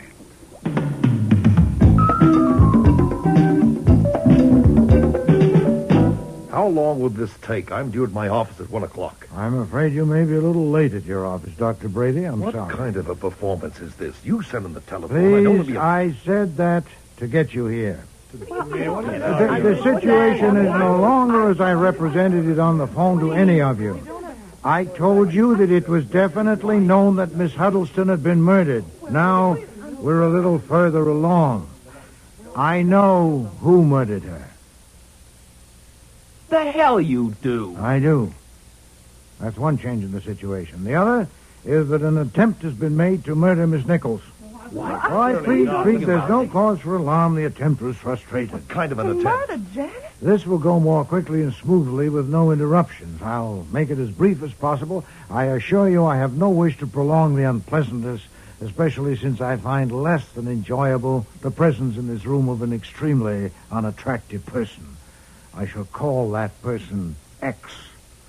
Now, as you all know, X began with an effort to injure Miss Huddleston by sending anonymous letters. Nothing of the sort. We don't know that one of us sent those letters, and neither do you. Put it this way, Mr. Huddleston. I make statements. You suspect beliefs. In the end, there'll be a verdict, and you will concur or not. Now, X sent those letters. Then I am forced us to exclude women, at least temporarily, by the pronominal inadequacy of our language. Then he became dissatisfied with the results, or something happened, no matter which. In any case, X decided on something more concrete and conclusive: murder. The technique was unquestionably suggested by the recent death of Miss Horrocks by tetanus. A small amount of material procured at the stable, immersed in water, furnished the required emulsion. It was strained and mixed with argyrol, a substance that stains like iodine but is odorless. The mixture was put in a bottle with an iodine label, and the bottle was substituted for the iodine bottle in the cabinet in Miss Huddleston's bathroom. In a bathroom? Well, you mean just in case? Yes, Miss Timms, yes. But X was not one to wait indefinitely for some accidental disjunction in Miss Huddleston's skin. He carried the preparations further by smashing her bottle of bath salts and leaving slivers of glass all over her bathroom. That did happen. She told us about it that day. Please. A beautifully simple method for murder. If she cut herself, there was the iodine bottle. If not, no harm done. Try again. Nuts. How can you possibly know that... Those were the preparations. Now, as we all know, the first attempt failed. But chance presented itself again that very afternoon on the terrace. A tray of glasses was upset, and the pieces flew everywhere. X conceived a brilliant improvisation on the spot. Helping to collect the broken glass, he deposited a sliver in Miss Huddleston's slipper, and entering the house on an errand, as all of you did in connection with that minor catastrophe, he got the bogus bottle of iodine and placed it in the cupboard in the living room, removing the genuine bottle kept there. It would take only half a minute, and as you know, it worked. Miss Huddleston stuck her foot in the slipper and cut her toe. Her brother brought the iodine, Dr. Brady applied it, and she got tetanus and died. By the way, Doctor, that suggests a question. Is it worthy of remark that you failed to notice the absence of the characteristic odor of iodine? I merely ask. There was a breeze on the terrace. It would have been difficult to notice any odor. Oh, no, I'll accept that, Doctor. So X's improvisation was a success. From his standpoint, it was next to perfect. Might indeed have been perfect, invulnerable to any inquest, if the chimpanzee hadn't poured some of that mixture on the grass. And if X hadn't been foolish enough to try again. Yesterday, he put some of the bogus iodine in the cabinet in Miss Nichols' bathroom and wedged a piece of glass in her bath brush. can't believe And it. this morning, Miss Nichols got in the tub, cut her arm, took the bottle from the cabinet, and applied the iodine. Good God, then she must get some medicine. Calm yourself, Doctor. Calm yourself. Antitoxin has been administered. By whom? By a qualified person. Please be seated. Thank you. Miss Nichols does not need your professional services, but I'd like to use your professional knowledge. Archie, have you got that brush? Yes, sir. Here it is. Now, you use a bath brush, don't you? Show us how you manipulate it. On your arm. Well, up and down like this. Yeah, that'll do, thank you. No doubt all of you, if you use bath brushes, wield them in a similar manner. Not with a circular motion or around the arm, but lengthwise, up and down. So the cut on Miss Nichols' arm, as Mr. Goodwin described it to me, runs lengthwise about halfway between the wrist and the elbow. Is that correct, Miss Nichols? Yes. And it's about an inch long, a little less? Yes. Thank you. Now for you, Doctor, your professional knowledge to establish a premise invulnerable to assault. Why did Miss Nichols carve a gash nearly an inch long on her arm? Why didn't she jerk the brush away the moment she felt her skin being ruptured? For the obvious reason that she didn't feel it. Didn't feel it? Certainly not. I don't know what premise you're trying to establish, but with the bristles rubbing her skin, there would be no feeling of the sharp glass cutting her, none whatever. She wouldn't know she'd been cut until she saw the blood. You're sure of that? You'd testify to it? I would, positively. And any other doctor would? Certainly. Then we'll have to take it that way. Now, Miss Nichols, you have no idea who tried to kill you this morning. No, I haven't. None. You, Mr. Huddleston? I don't know a damn thing. You don't. Dr. Brady? No, certainly not. But you said you know who murdered Miss Huddleston, so if you would just I explain... prefer to do it this way, Doctor. Have you anything to tell me? No. Nothing with any bearing on any aspect of this business? No. What about the box of stable refuse you procured for the purpose of extracting tetanus germs from it? Oh, I admit I should have told you that. Well, is that all you have to say about it?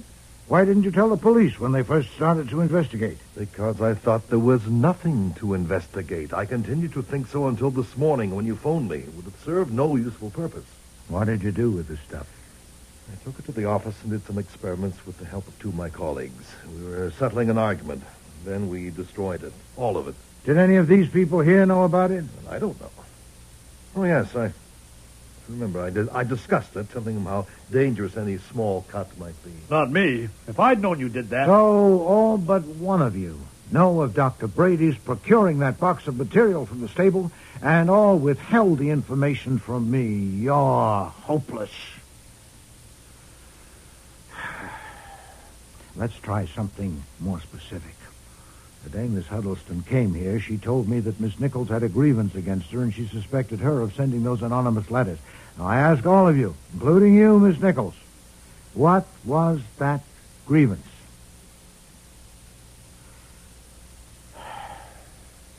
No one?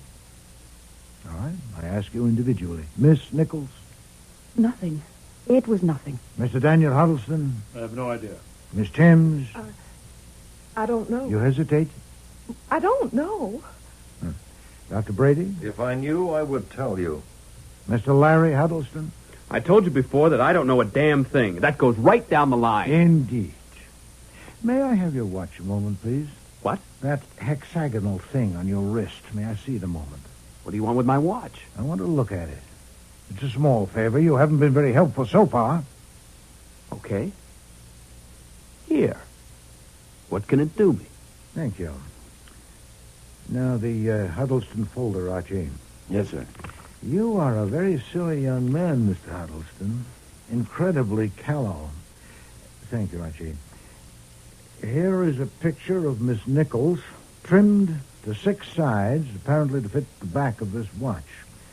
This point could be definitely determined by opening the watch case, but I'm not going to do it because it'll be opened later and microscopically compared with the picture to prove that it did contain it. You give me that. Stop him, Archie. All right. Sit down, Bud. I suggest that it's time for you to help us a little, Mr. Huddleston. When did your aunt take that picture from you? You fat bastard. I'll try once more, sir.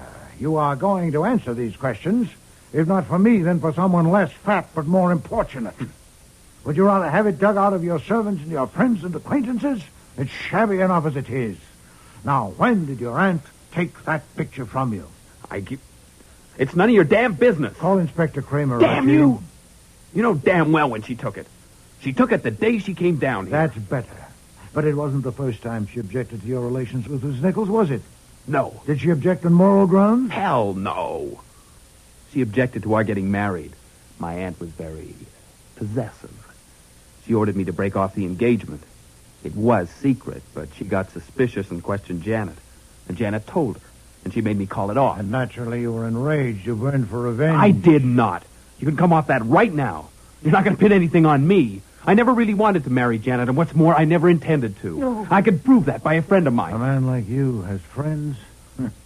But after your aunt made you break the engagement, you still kept the picture in your watch? Yes, I had to. I mean, I had Janet to deal with, too, and it wasn't easy living right there in the house. I was afraid of Janet. You don't know her. I opened the watch case purposely in front of my aunt so she'd take that damn picture. Janet seemed to think that the picture meant something, and I thought when she knew it was gone... Did you know that Miss Nichols sent the anonymous letters? No, I didn't. Maybe I suspected, but I didn't know. Did you also suspect when your aunt... Stop it. A little too much for you, is it, Miss Nichols? Stop it. As I expected, you're all rubble inside. There's nothing left of you. Huh. Well, the simplest way is for me to dictate a confession and you sign it. And I'll send a copy of it to a man I know, the editor of the Gazette, and it'll be on his front page this evening. He'd like an exclusive picture of you to go with it, and Mr. Goodwin will be glad to take it. I know you'll like that. Stop it. For your satisfaction, I ought to tell you that your guilt was by no means obvious. I became aware of it only when Mr. Goodwin telephoned me from Riverdale this morning. Your performance today was the act of a nitwit. I presume you were struck with consternation yesterday when you saw that piece of turf being removed and realized what the consequences would be. So you attempted to divert suspicion by staging an attack on yourself. No, that's not true. Did you know what I was getting at a while ago when I asked Dr. Brady why you didn't jerk the brush away the instant you felt the glass puncture your skin? And he replied, as of course he would, that you didn't feel the glass cutting you. That was precisely the point. You see, the cut should have been much longer. You jerked the brush away when you pulled it along your arm less than an inch because you knew this piece of glass was there and was cutting you. You put it there yourself. Give me that. Archie. Stop her. Keep away from me. I'll show you. I'll show you. Come on, hey. I've got her. Let me go.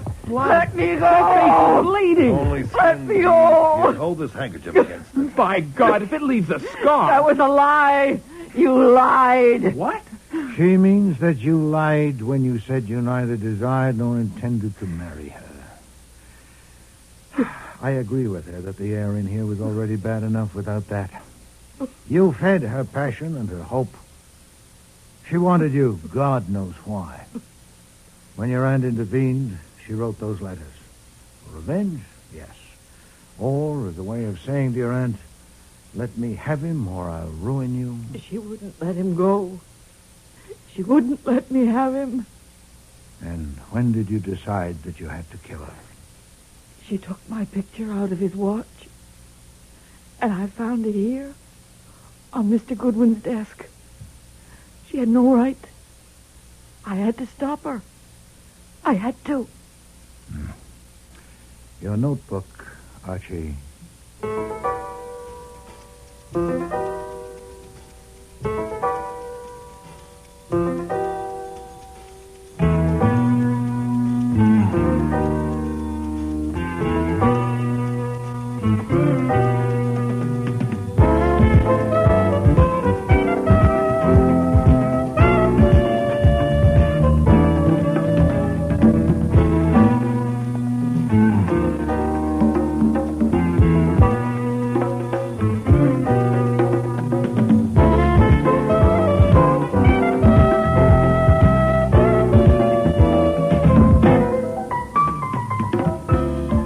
Starring in today's episode were Mavor Moore as Nero Wolfe and Don Franks as Archie Goodwin.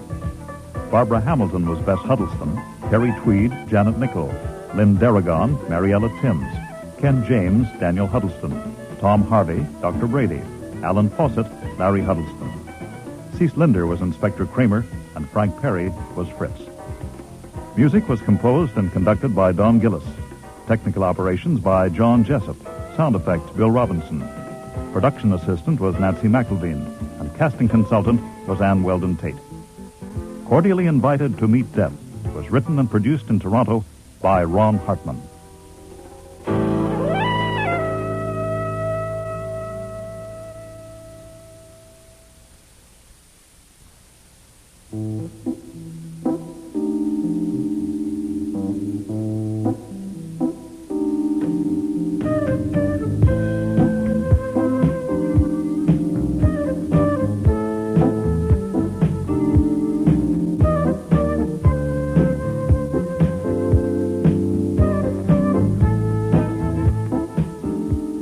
Next week.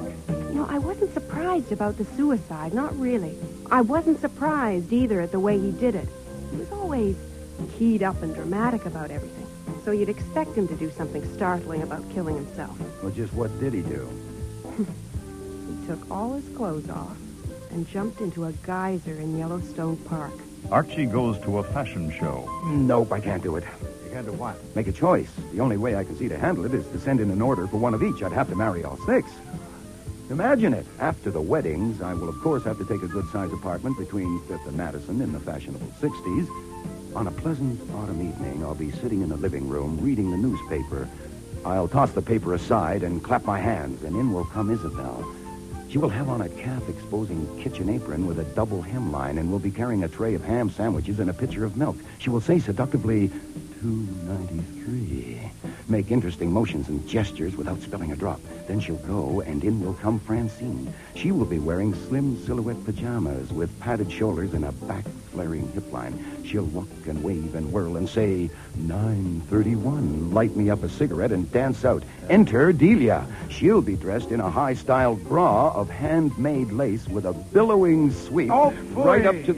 Enter another naked, carrying a basket full of bills and your checkbook. The latest fashion was murder.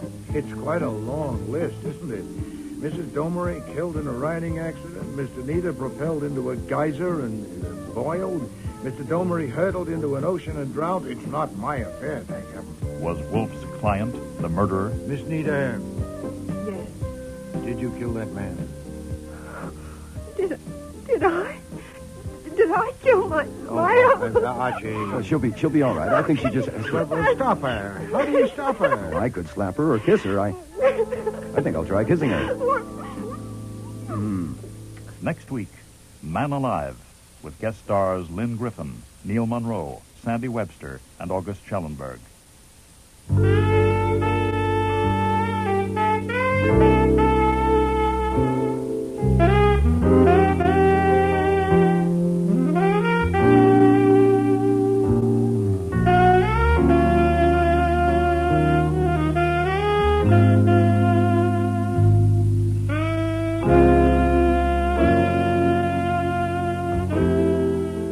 Stay tuned for Nero Wolfe, which follows transcribed in 30 seconds. What's on the menu at Duffy's Tavern tonight? Well, there's a full serving of laughs with Archie the manager, played by Ed Gardner, and his unpredictable friends, Miss Duffy, Clifton Finnegan, and Eddie the waiter. It's Duffy's Tavern later this evening over most of these NBC stations. And this Sunday, the big show comes your way once again with Bob Hope, Jimmy Durante, Perry Como, Jose Ferrer, Mindy Carson, Eddie Cantor, Meredith Wilson and his orchestra, and many, many more. And, of course, your MC once again will be Tallulah Bankhead. That's this Sunday for the big show. Now, ladies and gentlemen, we take you to the most famous brownstone house in New York City, the one located at number 601 West 35th Street. Oh, Mr. Wolfe. Mr. Wolfe. Want something, Archie? Would you be interested in taking on a case involving a woman who was found stabbed to death in one of New York's fancier men's clubs? Can't you see I'm already occupied, Archie? My Oncidium hybrid is ailing. But, sir, cash. C-A-S-H. Remember, you need it to live on. Well, you're actually learning to spell. You'd better learn to count. We're broke. Thank you, Mr. Goodwin. Now, if you'll just go away and stop interfering. Oh, just a minute. Yes, sir? On your way out, switch on the fan.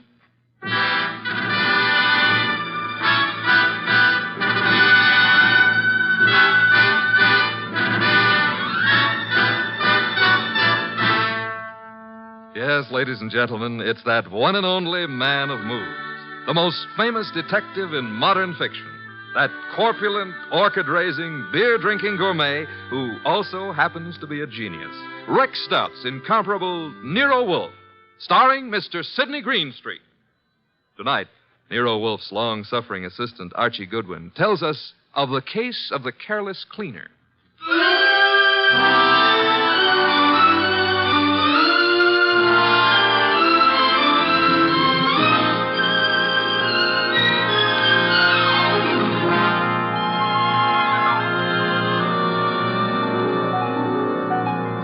We didn't know Clay Michelson very well at the time, though Mr. Wolfe had hung one of the Michelsons' paintings on the library wall. But then I guess we should have considered ourselves lucky not to have known him or his wife, Phila. 2 weeks ago, they had a quarrel. Oh, Clay, darling, I didn't expect you home so soon. I thought you were going to the museum to see the Van Goghs. I decided not to, Phila. Oh. Well, if you plan to paint this afternoon, I'll get out of the studio. I want to run some errands anyway. Why don't you make your phone call from here, Phila? Phone call? Who is he, Phila? He? Who were you waiting for this afternoon? Please, Clay, don't start that jealousy routine again. Don't try to kid me. You're being stupid, Clay. I'm stupid, all right, but I'm getting wise pretty fast. I'm through, Phila. I've had enough. I'm leaving you. So stay out of my way and keep your boyfriend out of my way, too, whoever he is, or I'll kill him.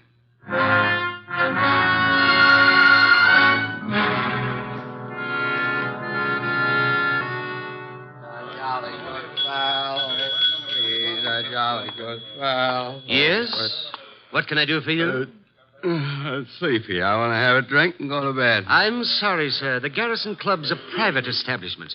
No rooms available to the public. You think I'm drunk? Oh, no, sir.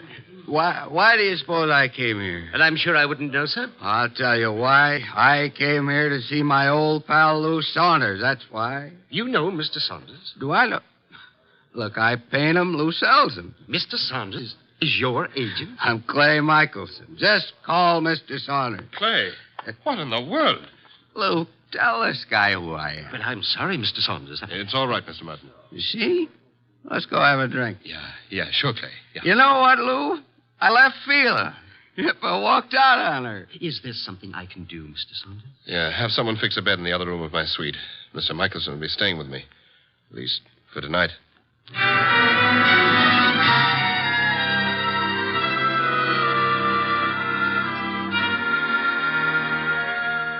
Mr. Wolfe, Yes, Archie?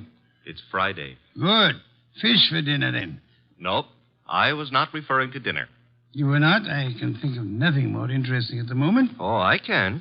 My salary. Of course, according to the Julian calendar. We're on the Gregorian, so let's stick to it. Today is Friday. Today I get paid. Archie, there's a drop. Oh, don't exaggerate. You can't be getting the cold shutters just because I'm asking for my money. I can distinctly feel fresh air flowing into the room. Well, it's possible I might have opened a window 6 inches. You're insane. Shut it at once. Nope. Are you trying to blackmail me? Think it might work? Never. Then the window stays open. You're fired. I accept your offer. All you have to do is pay up. I've hired you again. Oh, Mr. Wolfe, you've cleaned out the bank balance again? Well, that is... Well, have you seen those Miltonians? Would I have voluntarily given up my paycheck for them? Orchids are very beautiful, Mr. Wolfe, but blondes are... The door, Archie. I am unemployed. Found you'd maybe a client, and if it is, and we can extract a fee. You follow me, Archie? I'm already on my way to the door. Mr. Wolfe, I've got to see him at once. Well, come in. Thank you.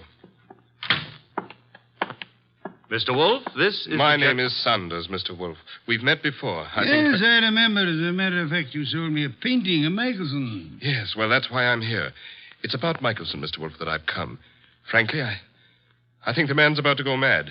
He and his wife have split up, and Such a splendid artist, too. A pity. I don't know what to do. He's drinking like a fish. For 2 weeks, I've been letting him live in part of my suite at the Garrison Club, but he's just steadily getting worse. I try a hospital. I can't. The publicity. Mr. Wolfe, Clay admired you so that time we all had dinner after the painting transaction. I thought maybe you could talk to him. Maybe you could get him on his feet again. I'm not a doctor, Mr. Saunders. But I'm sure he'd listen to you. Excuse me a moment, Mr. Saunders. Nero Wolfe speaking. Inspector Kramer. Good evening, Inspector. Got a guy called Lou Saunders at your place? Garrison Club said he'd gone to your place. Yes, he's here. Well, see to it that he doesn't leave until I get there. I could hardly do that, Inspector. I have no reason to detain Mr. Saunders. There's plenty of reason. It so happens a woman's just been murdered in his suite. Murdered? Yeah. A Miss Hilda Lundgren. What's happened? Now will you hold him? Do you know a Miss Hilda Lundgren, Saunders? Hilda Lundgren? I've never heard of her. She seems to have chosen your suite to be murdered in. I'd better get right over there. Mr. Saunders says to tell you he'll be right over, Inspector. Now listen, Wolf. Good day, Inspector. Murdered? Murdered in my suite? Mr. Wolfe, you've got to come with me. Mr. Goodwin will accompany you after the formality of a retainer, Mr. Saunders. Oh, anything you say. Here, I'll write a check. Good. 500. 500? Fine. My friend and assistant, Mr. Goodwin, will go with you. I have great confidence in his ability to bring back every detail of a murder, particularly where a woman's involved.